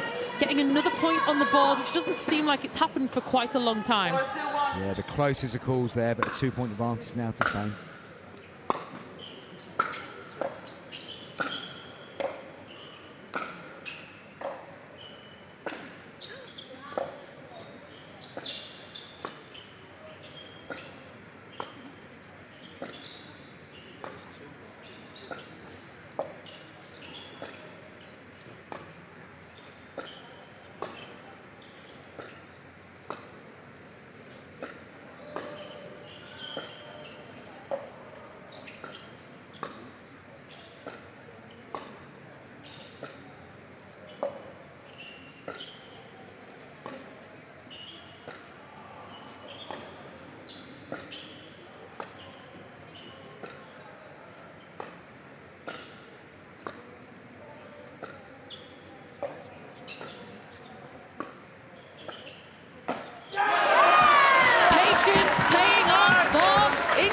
Jules, can you believe there's going to be some people that are thinking of maybe flicking over his country file or something on normal television at this moment?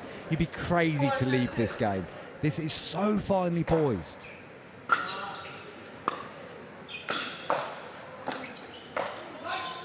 James Chowdhury with the tomahawk. Great work again from James Chowdhury. Absolutely dynamic there. Both feet in the air, flicking and getting England back on serve.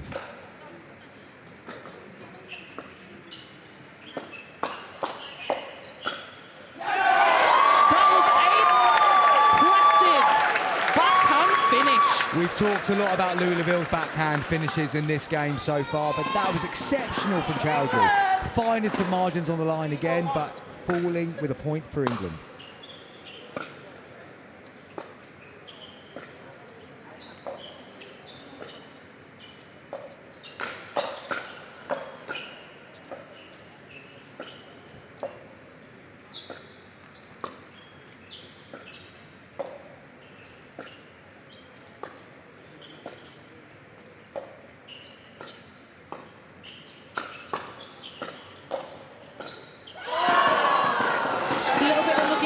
But very well played by Spain, waiting for the right opportunity to speed up that ball.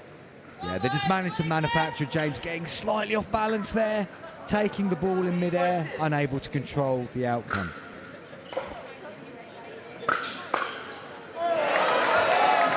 That was a very effective drive there from James Chowdhury in response. Yeah, the quickest way to get over an error is then to force the opponent into an error themselves. Great drive from Chowdhury. So we've now levelled it up here in game 3 at 4-4.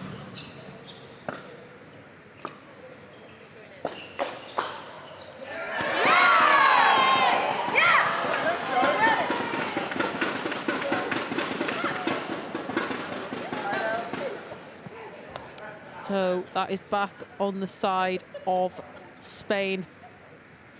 That ball just slightly going long, if you could not see at home. Unfortunately, the video replay didn't do us any favours there to get a full conclusion on whether that ball landed in or out.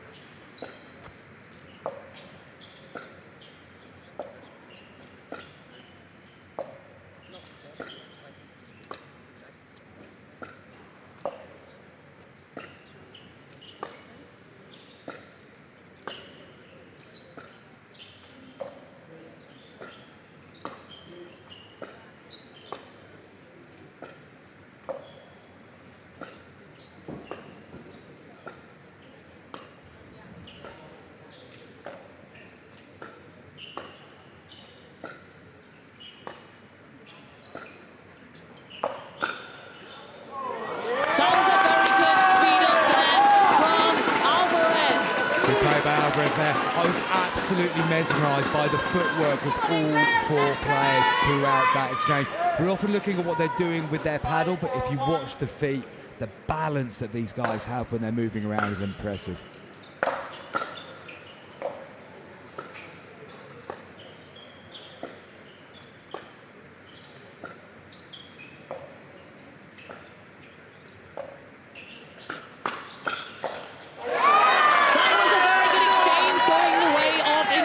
Yeah, Laville went first on that one, and it was England who came out on top. Chowdhury then forcing the error from Alvarez.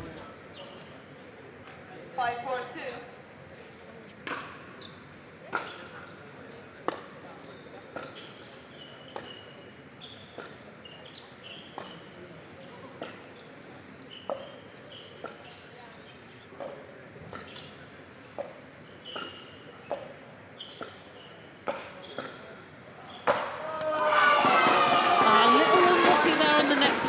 Another point for Spain, taking their lead up to 2. And we have a change of ends here, so probably a good opportunity for England to regroup, reanalyze what is going on, maybe just maintaining the same thing. Just the points, they just seem like they can go either way, Chris. Most certainly, most certainly. The Spanish crowd in the corner, they're getting far more animated than the English fans at this moment in time.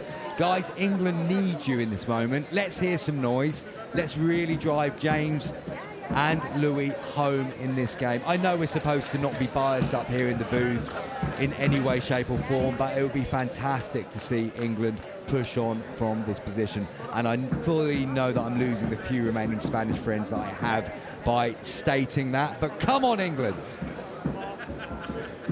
Yeah, it would be good to see a turnaround here from England, pushing it on home ground for this very first European Championships. Can they pull it out of the bag for their country?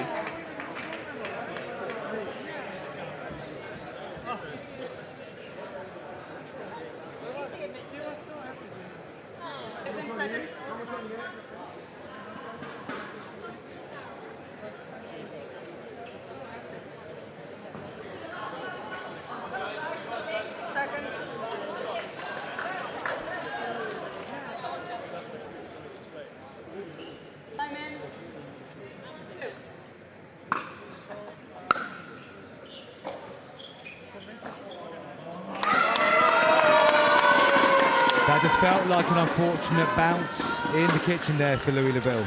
So straight away, Spain get another point on the board. They're 7-4 up, ball in hand.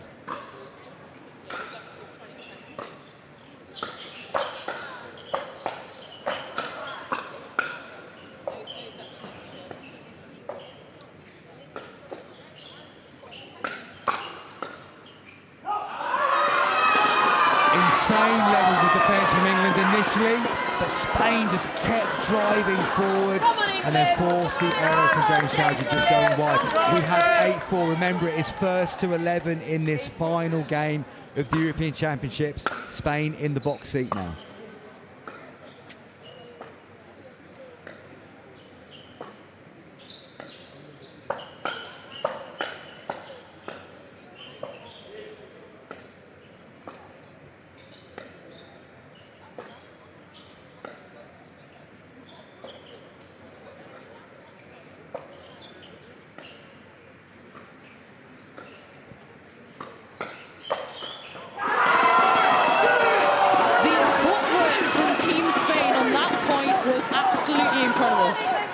Teamwork, absolutely fantastic teamwork.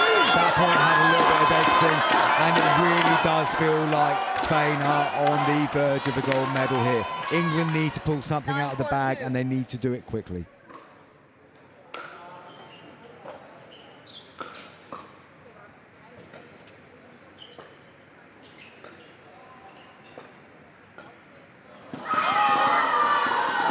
So this is the first championship point to Spain. Can they pull it out of the bag, or can England swing it back round? This is a very, very crucial moment in this match.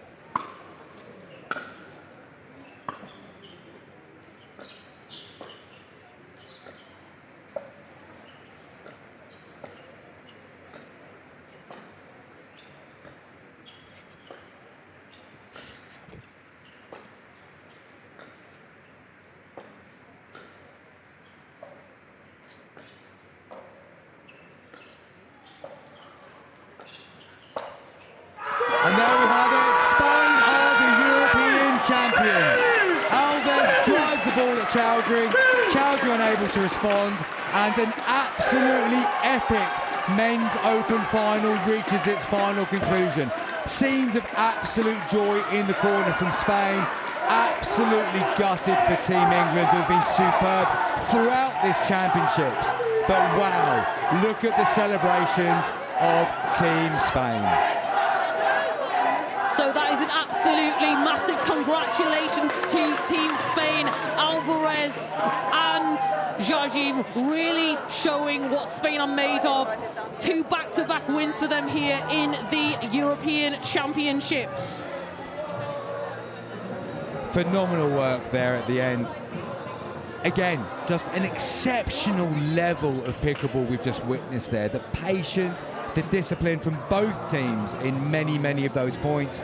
It could have gone either way, but absolute credit to Team Spain for having that mentality that we talked about as we went into the final game, being able to get it over the line.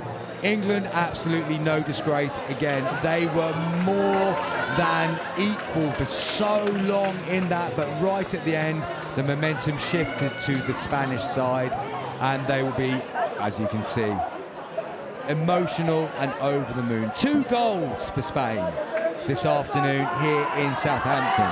But what a European Championships we've had the pleasure to watch here. The first one ever, and a very, very memorable occasion.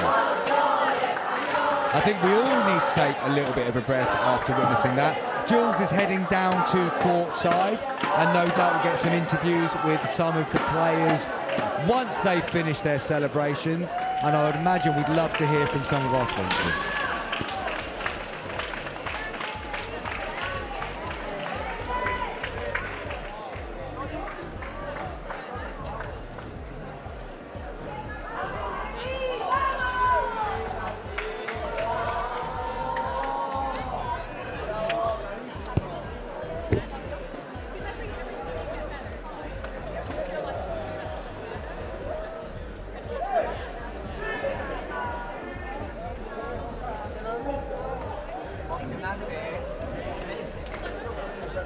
As we can see, Team Spain very much still enjoying this moment, and why shouldn't they? What an incredible moment. We're going to pass over to Jules now, who is going to be speaking to Alvarez. Here at the end of this European Championships, could you just tell me what you're feeling right now? I am excited. This guy and I did an amazing tournament so far. I mean, not only us, but the entire team of Spain.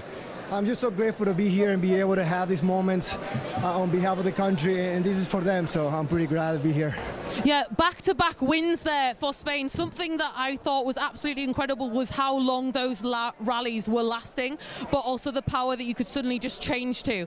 Was there anything that you wanted to change in your game tactics in that final game from the second game? I mean, I spoke with Marcelo. We needed to be more aggressive, and it got to a point that we were thinking for so long, and we were like, we got to speed that up. We got to put him uncomfortable so we can finish the shot, and just kudos to Marcelo. I mean, he was able to handle so many dinks back and forth. I was trying to help, but I mean, amazing kudos for him and what he done today. Yeah, the level of skill from all 4 players was absolutely phenomenal. I would say that was probably the match of the tournament, and what a way to do it. Back-to-back wins for Spain. Again, what do you think this does for the male players that are thinking, do I want to pick up a paddle in Spain? Absolutely. This is what we're here. We want the sport to grow in Spain, and the federation is behind us 100%, and that's what we want. But I want to say thank you to my wife, to my son, to my people at home. Thank you so much for being there for me. I love you. Gracias, los quiero mucho. España! So, just a little bit from you, Jardim. What have you got anything that you want to say? My English is awful, so my partner can talk to me, can speak with me, so agradezco a España haber dado esa posibilidad de jugar el campeonato, encantado de jugar con Papito, un grande compañero, y dar las gracias a todos que estaban fuera animando también, y a España y mi familia, que es lo más importante siempre. I'm translating, so he's pretty grateful. He's grateful for the opportunity to be able to play. He's getting kudos to me, and he's just happy to be able to get the win for Spain. This is absolutely fantastic. A huge congratulations, and a huge congratulations for Spain. Well done. Okay, so let's just go and see who else we can find. So if we turn the camera around a 180 degree, we can see a massive circle of Team England here.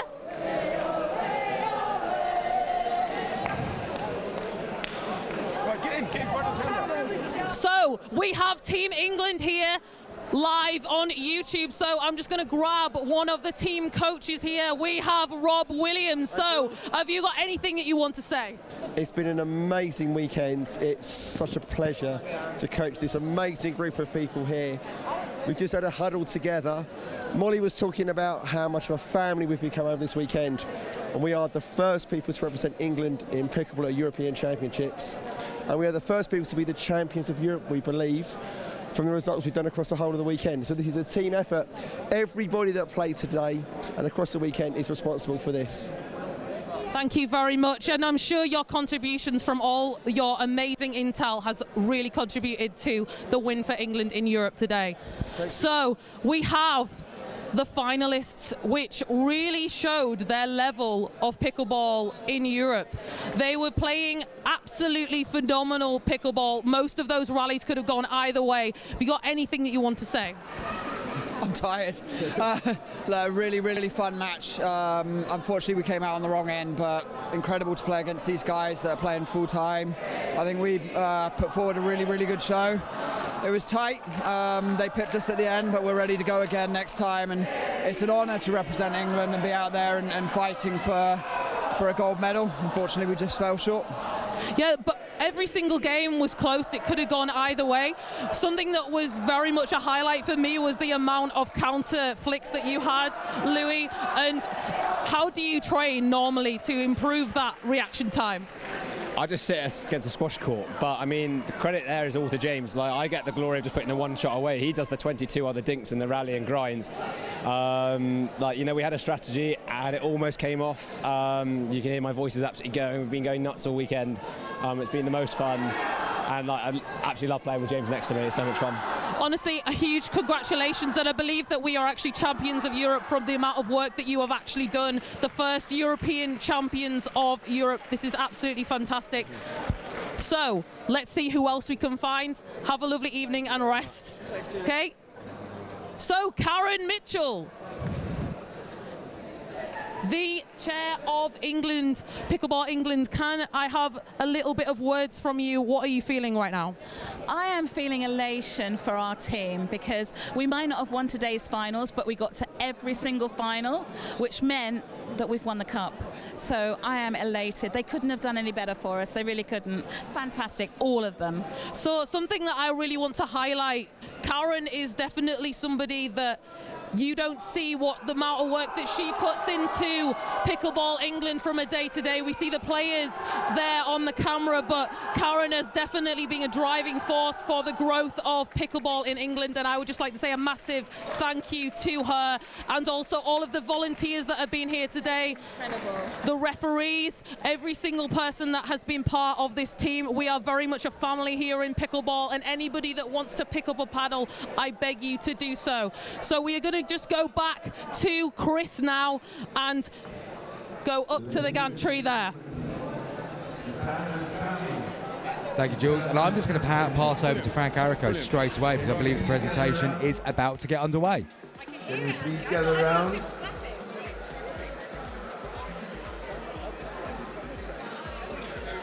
Well, maybe not as quickly as we thought. Ladies and gentlemen,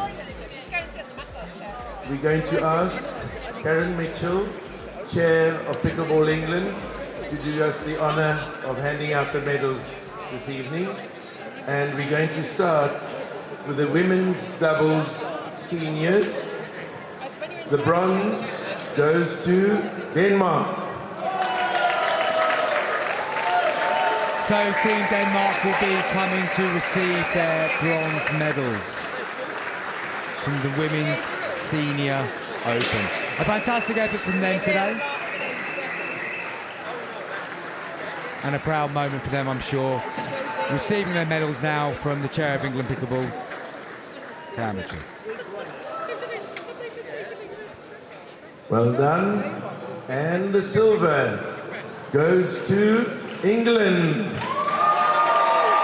And of course, in the epic final that we saw earlier, England coming out on the wrong side from their point of view, but they've entertained us massively over the course of the day. And Anna Linson first onto the podium there, followed by Julie Mack. And the rest of the England team joining as well. Silver medals being handed out, the England flag also being passed to the players. And now for the champion, women's doubles senior, España.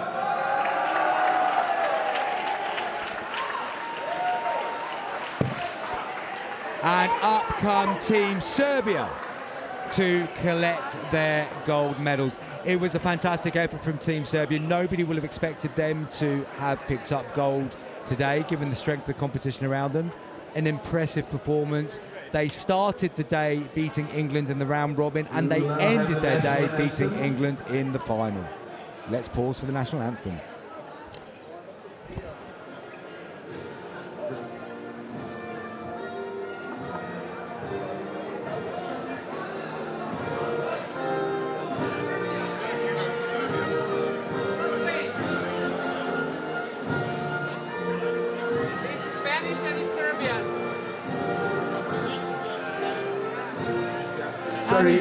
Often the case in these situations. We've just got a slight change of anthem about to come along now. We're going to hear the Spanish anthem in due course, but let's now listen to the Serbian anthem and give them the moment they fully deserve for their epic outcome in today's European Championships.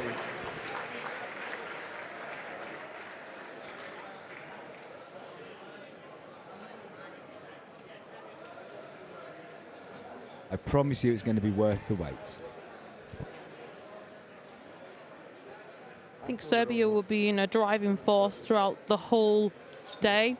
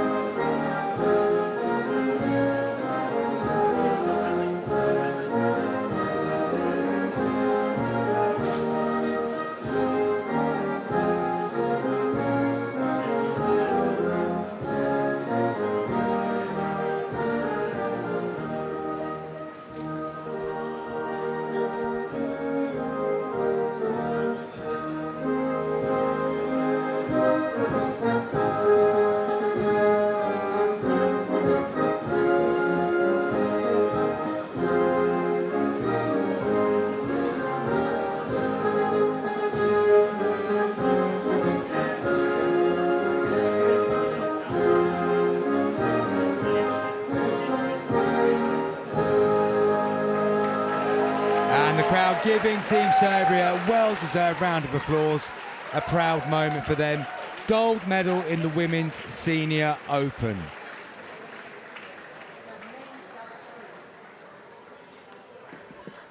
And we're just going to pause for a few more photographs here. So what impressed you most about Team Serbia today, Jules? I think it was just the polish and the consistency. There weren't a lot of unforced errors. If they made an error, it was something that the other team created. They were just really consistent. And the power that was coming off the paddle was very formidable as well. That was certainly something that Julie Mack mentioned when I spoke to her earlier about the first encounter they had. The power of the Serbians was something they were unable to deal with in the way that they hoped for. But we're now going to move on to the next category. We now move on to the men's doubles seniors. The bronze goes to Spain.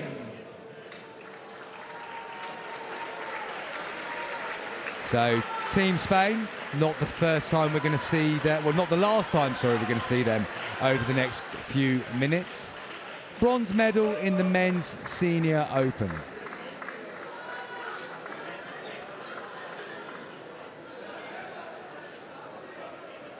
And the silver goes to England. And we will now see Team England take the podium to collect their silver medal. Richard Love up first, gold medal yesterday, silver medal today. He can be very pleased with his weekend's work, joined by his partner Dave Youngs and Pete Hitchman in the background. Sorry, Lee Harper in the background there.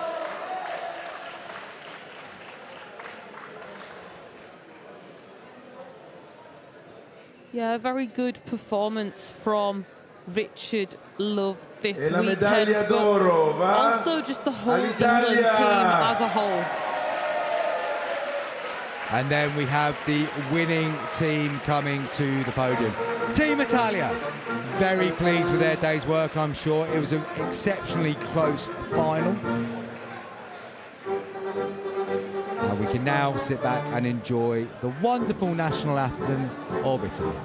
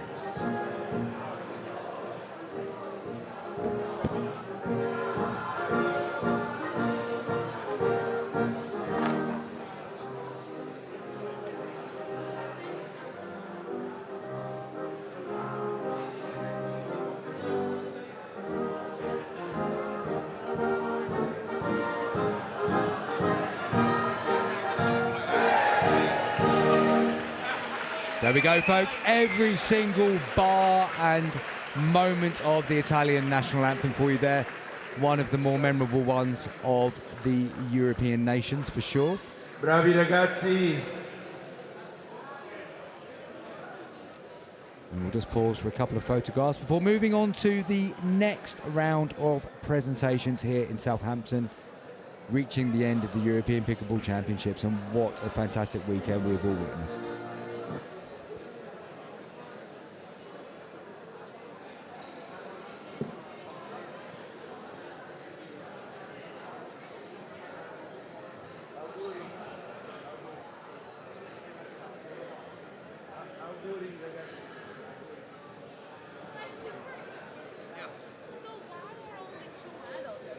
Right, we now move on to the women's doubles open, and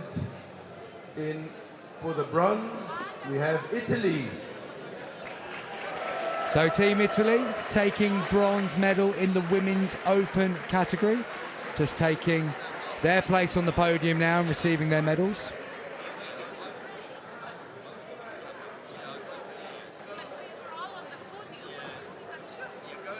Been a good return for Italy today. We have England. And we will now see Team England take their place on the podium to receive their silver medals. Molly Naggs, Molly O'Donoghue, Thadia Locke, all there together.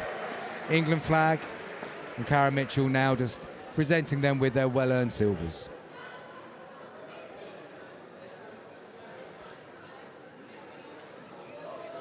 Favourite national anthem, Jules, whilst we've got a moment? I really do like Italy because it always gets me, I don't know, it gets me emotional sometimes when I hear it, the passion that they sing their national anthem with, but I do also like the Spanish one as well. Well, you're in luck because Spain are now taking their place on the podium We've already had a little tease of the Spanish national anthem so far, but now we're going to hear it in full. And they will no doubt enjoy every single second of this with their Spanish contingent in tow.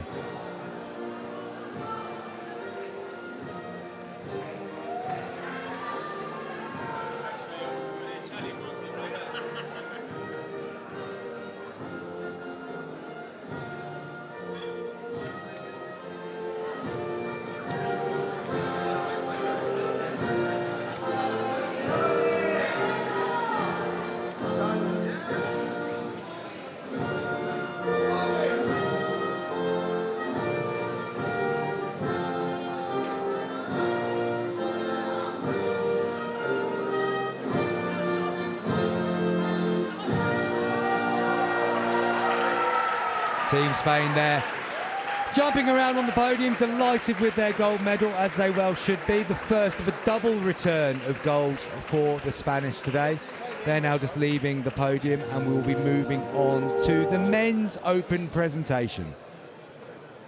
Right, now we get to the men's doubles open, and the bronze goes to Deutschland. So Team Germany will be taking their place on the podium. Just making their way to the front now. Germany. We'll see them come up. So Germany, to win this bronze medal, beat France. France just slightly coming up short of a medal for the second time this weekend, but they have definitely been a force and been very difficult for quite a few of the opponents that have finished in the top three. Definitely something to be proud of. England. And we're getting used to this sight today. England taking the podium now for another silver medal. But these silver medals are what we believe will have led them to become the first European champions of pickleball. Louis Leville receiving his silver medal there. James Chowdhury, who admitted he was very tired earlier. Bit of a step up onto the podium there, not what you want at this time of day. And Peter Hitchman also taking his silver medal there. And here come our European Men's Open champions. A great effort by Team Spain, a fantastic final to end proceedings with today. And we're going to hear that glorious Spanish anthem with the volume turned up to finish the proceedings here today.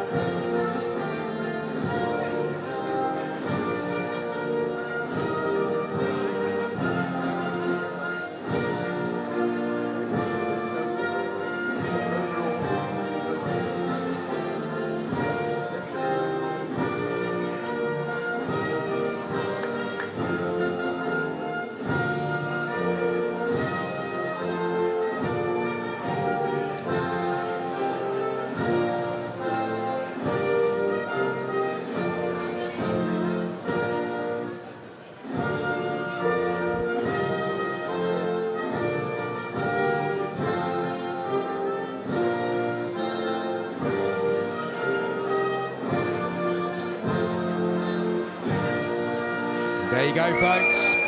There are the final people on the podium of the first ever European Pickleball Championships. However, we're going to see the presentation of the overall cup. So just bear with us a few moments. Spain just taking the adulation of their massive support, who have been the highlight for me in terms of support, with the amount of noise that they've made consistently over the last few days. The gold medalists there just getting one final picture with the flag. Making the most of these final moments on the podium before we find out, and we think we know who it is, who are the first ever champions of Europe. But also who came second and third. Thank you, well done. We now move on to the women's doubles overall. That's open and seniors together. The women's doubles champion team. So the bronze goes to Spain. So Spain, are going to take the podium. Bronze medal overall in the women's Bronze European medal Championships. goes to Spain. Overall women. Women's doubles overall. Open and seniors together. Spanish female contingents quickly gathering. I don't think they're going to get all of them on the podium, but they're going to give it their best shot. There'd be 6 of them, wouldn't there? If your maths are correct, Jules, then that will be the number. How long did it take to present 6 bronze medals, I wonder? And the silver. This is in the overall women's women's doubles overall, senior plus open. Okay, the overall together. The silver goes to Serbia. Well done to Team Serbia. They are going to take the silver medal overall in the women's category, both open and senior, of course. They will then find themselves trying to get all of them on the podium as well and get presented with their silver medals. Silver. Open and seniors together. Women's doubles. Right. Now we get to the gold of the women's doubles, open and seniors. And the gold goes to England. And there we go. Team England are going to take the stage. Overall European champions in the women's category. I think what England showed today, the consistency of being on the podium over this weekend. I tell you what, they're going to need some consistency being on the podium more literally than that, Jules. Getting all 6 very tired competitors up there in one go is a monumental effort at this time of the day.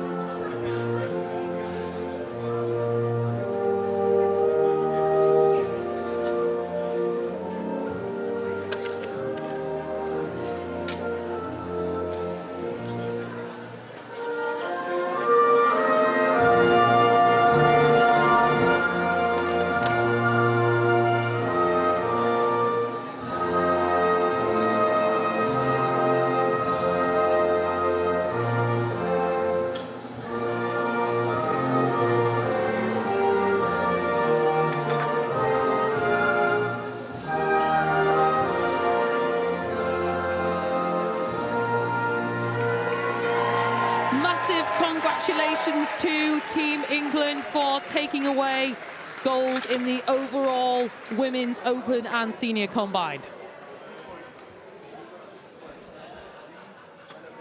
So we wait with bated breath to see who's going to finish where. I presume we're going to be going into the men's version of what we've just seen. No idea at this stage whether we're going to see an overall as well. But it's quite nice to find these things out as we go, Jules. I always kept on my toes this weekend. Nothing's ever predictable. And there's been some, I would say, dark horses in this competition making it to the podium. Men's doubles, overall, open and seniors. The bronze goes to Italy. And here we come then, Team Italy, men's overall bronze medal winners today. They performed exceptionally well. We saw a lot of Ernesto Russo earlier in proceedings. Didn't see him in the latter stages of this competition, but wonderful work in the final. Between Spain and England. And the rules we set out was that in the case of a tie in points, the prize would be shared. So we have a tie between England and Spain for the gold medal. We weren't expecting this. It's amazing to still get a little bit of jeopardy this late in the day. So Spain and England are... Those were the rules that we set out. Going to all get into the first place podium. There's going to have to be some clever manufacturing of what they're going to do here. But let's see how they do it. England being typically magnanimous here, and letting Spain take the first place whilst England stand on the second place of the podium. But of course, they're all going to be ending up with gold medals, which is what we want to see. I think over the past 2 days, I think Spain have definitely showed that England are quite level in the level of play that's been shown on court, court one, especially in that final. I think it definitely showed how close the level is in Spain and England. Oh, most certainly. That final could have gone either way. And had it gone England's way, we might have seen a different result on the top of the podium. But that doesn't matter at this stage, because I think both nations have given us a lot of pleasure in the quality that they've displayed over the last 2 days. So a fair result, and pickleball's known for good sportsmanship, and this is wonderful to see both teams taking centre stage and enjoying their moment together. However, going to be really interesting to see what they do with the national anthems here, Jules. I would love to see like a combined composition. Would be quite funny. I can't imagine those two being mixed together particularly quickly and well at this point. I think we've agreed that there won't be a national anthem in this scenario. So there we have it. This is the end of the first European Pickleball Championships, first of many that I will believe every single sporting event has first. I'm going to hold you there, Jules. We've got more to come. Okay, I actually am mistaken. There is actually more to come here for the overall champions of Europe, combining both men and women. Goes to Italy. So overall bronze medal in the first ever European Pickleball Championships goes to Team Italia.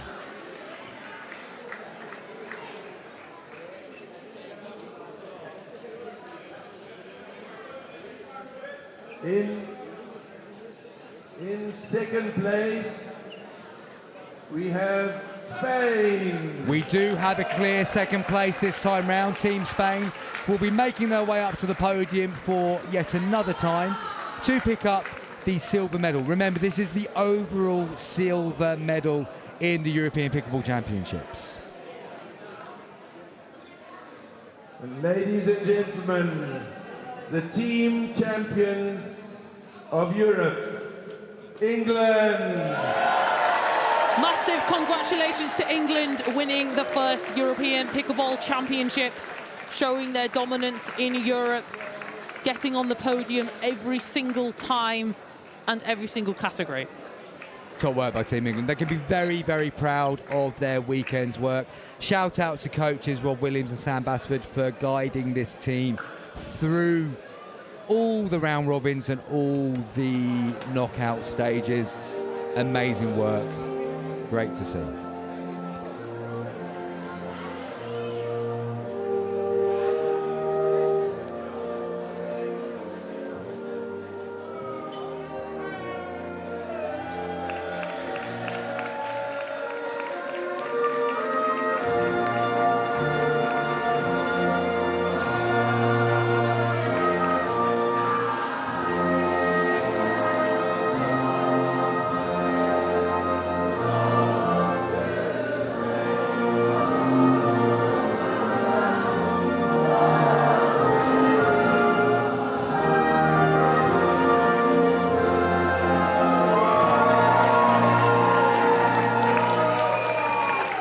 Another massive congratulations to England. I just want to take this moment to say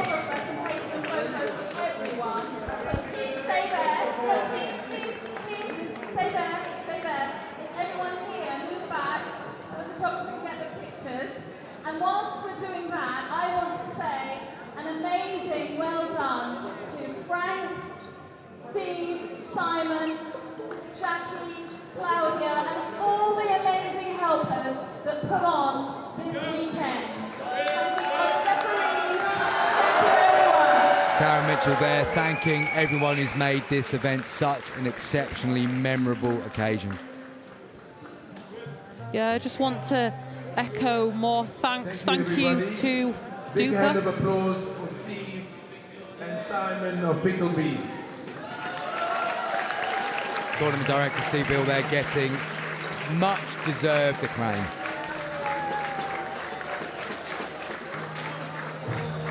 Right, so before we carry on with all the photographs, I just want to say a big thank you to the players for putting on such a fantastic show for us. The finals were out of this world. Well done, everybody who played, well done. And thank you to all the volunteers, to the referees, and all the volunteers, referees, helpers, anybody that I missed out, thank you for making this so special. Safe trip home, and we look forward to seeing you next year at the European Championship. Jules, well done. I think we can officially call that a wrap What on a the first fantastic ever weekend this has been. On these first ever European Championships. Obviously, great work by yourself there on the co-commentary.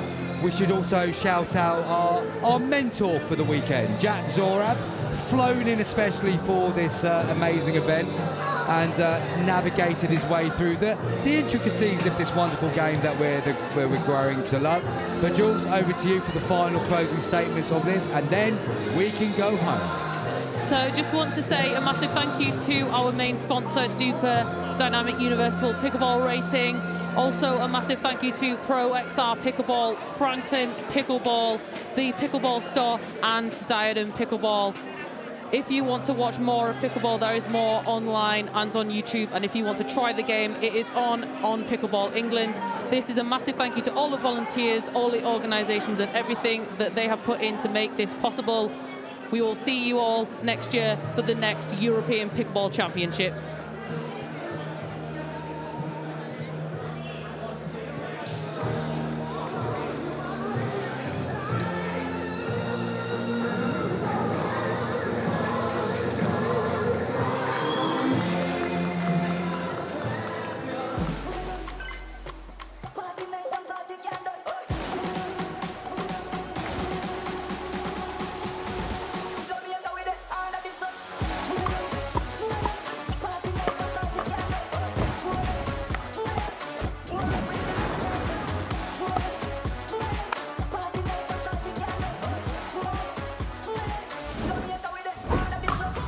What's your Dupr?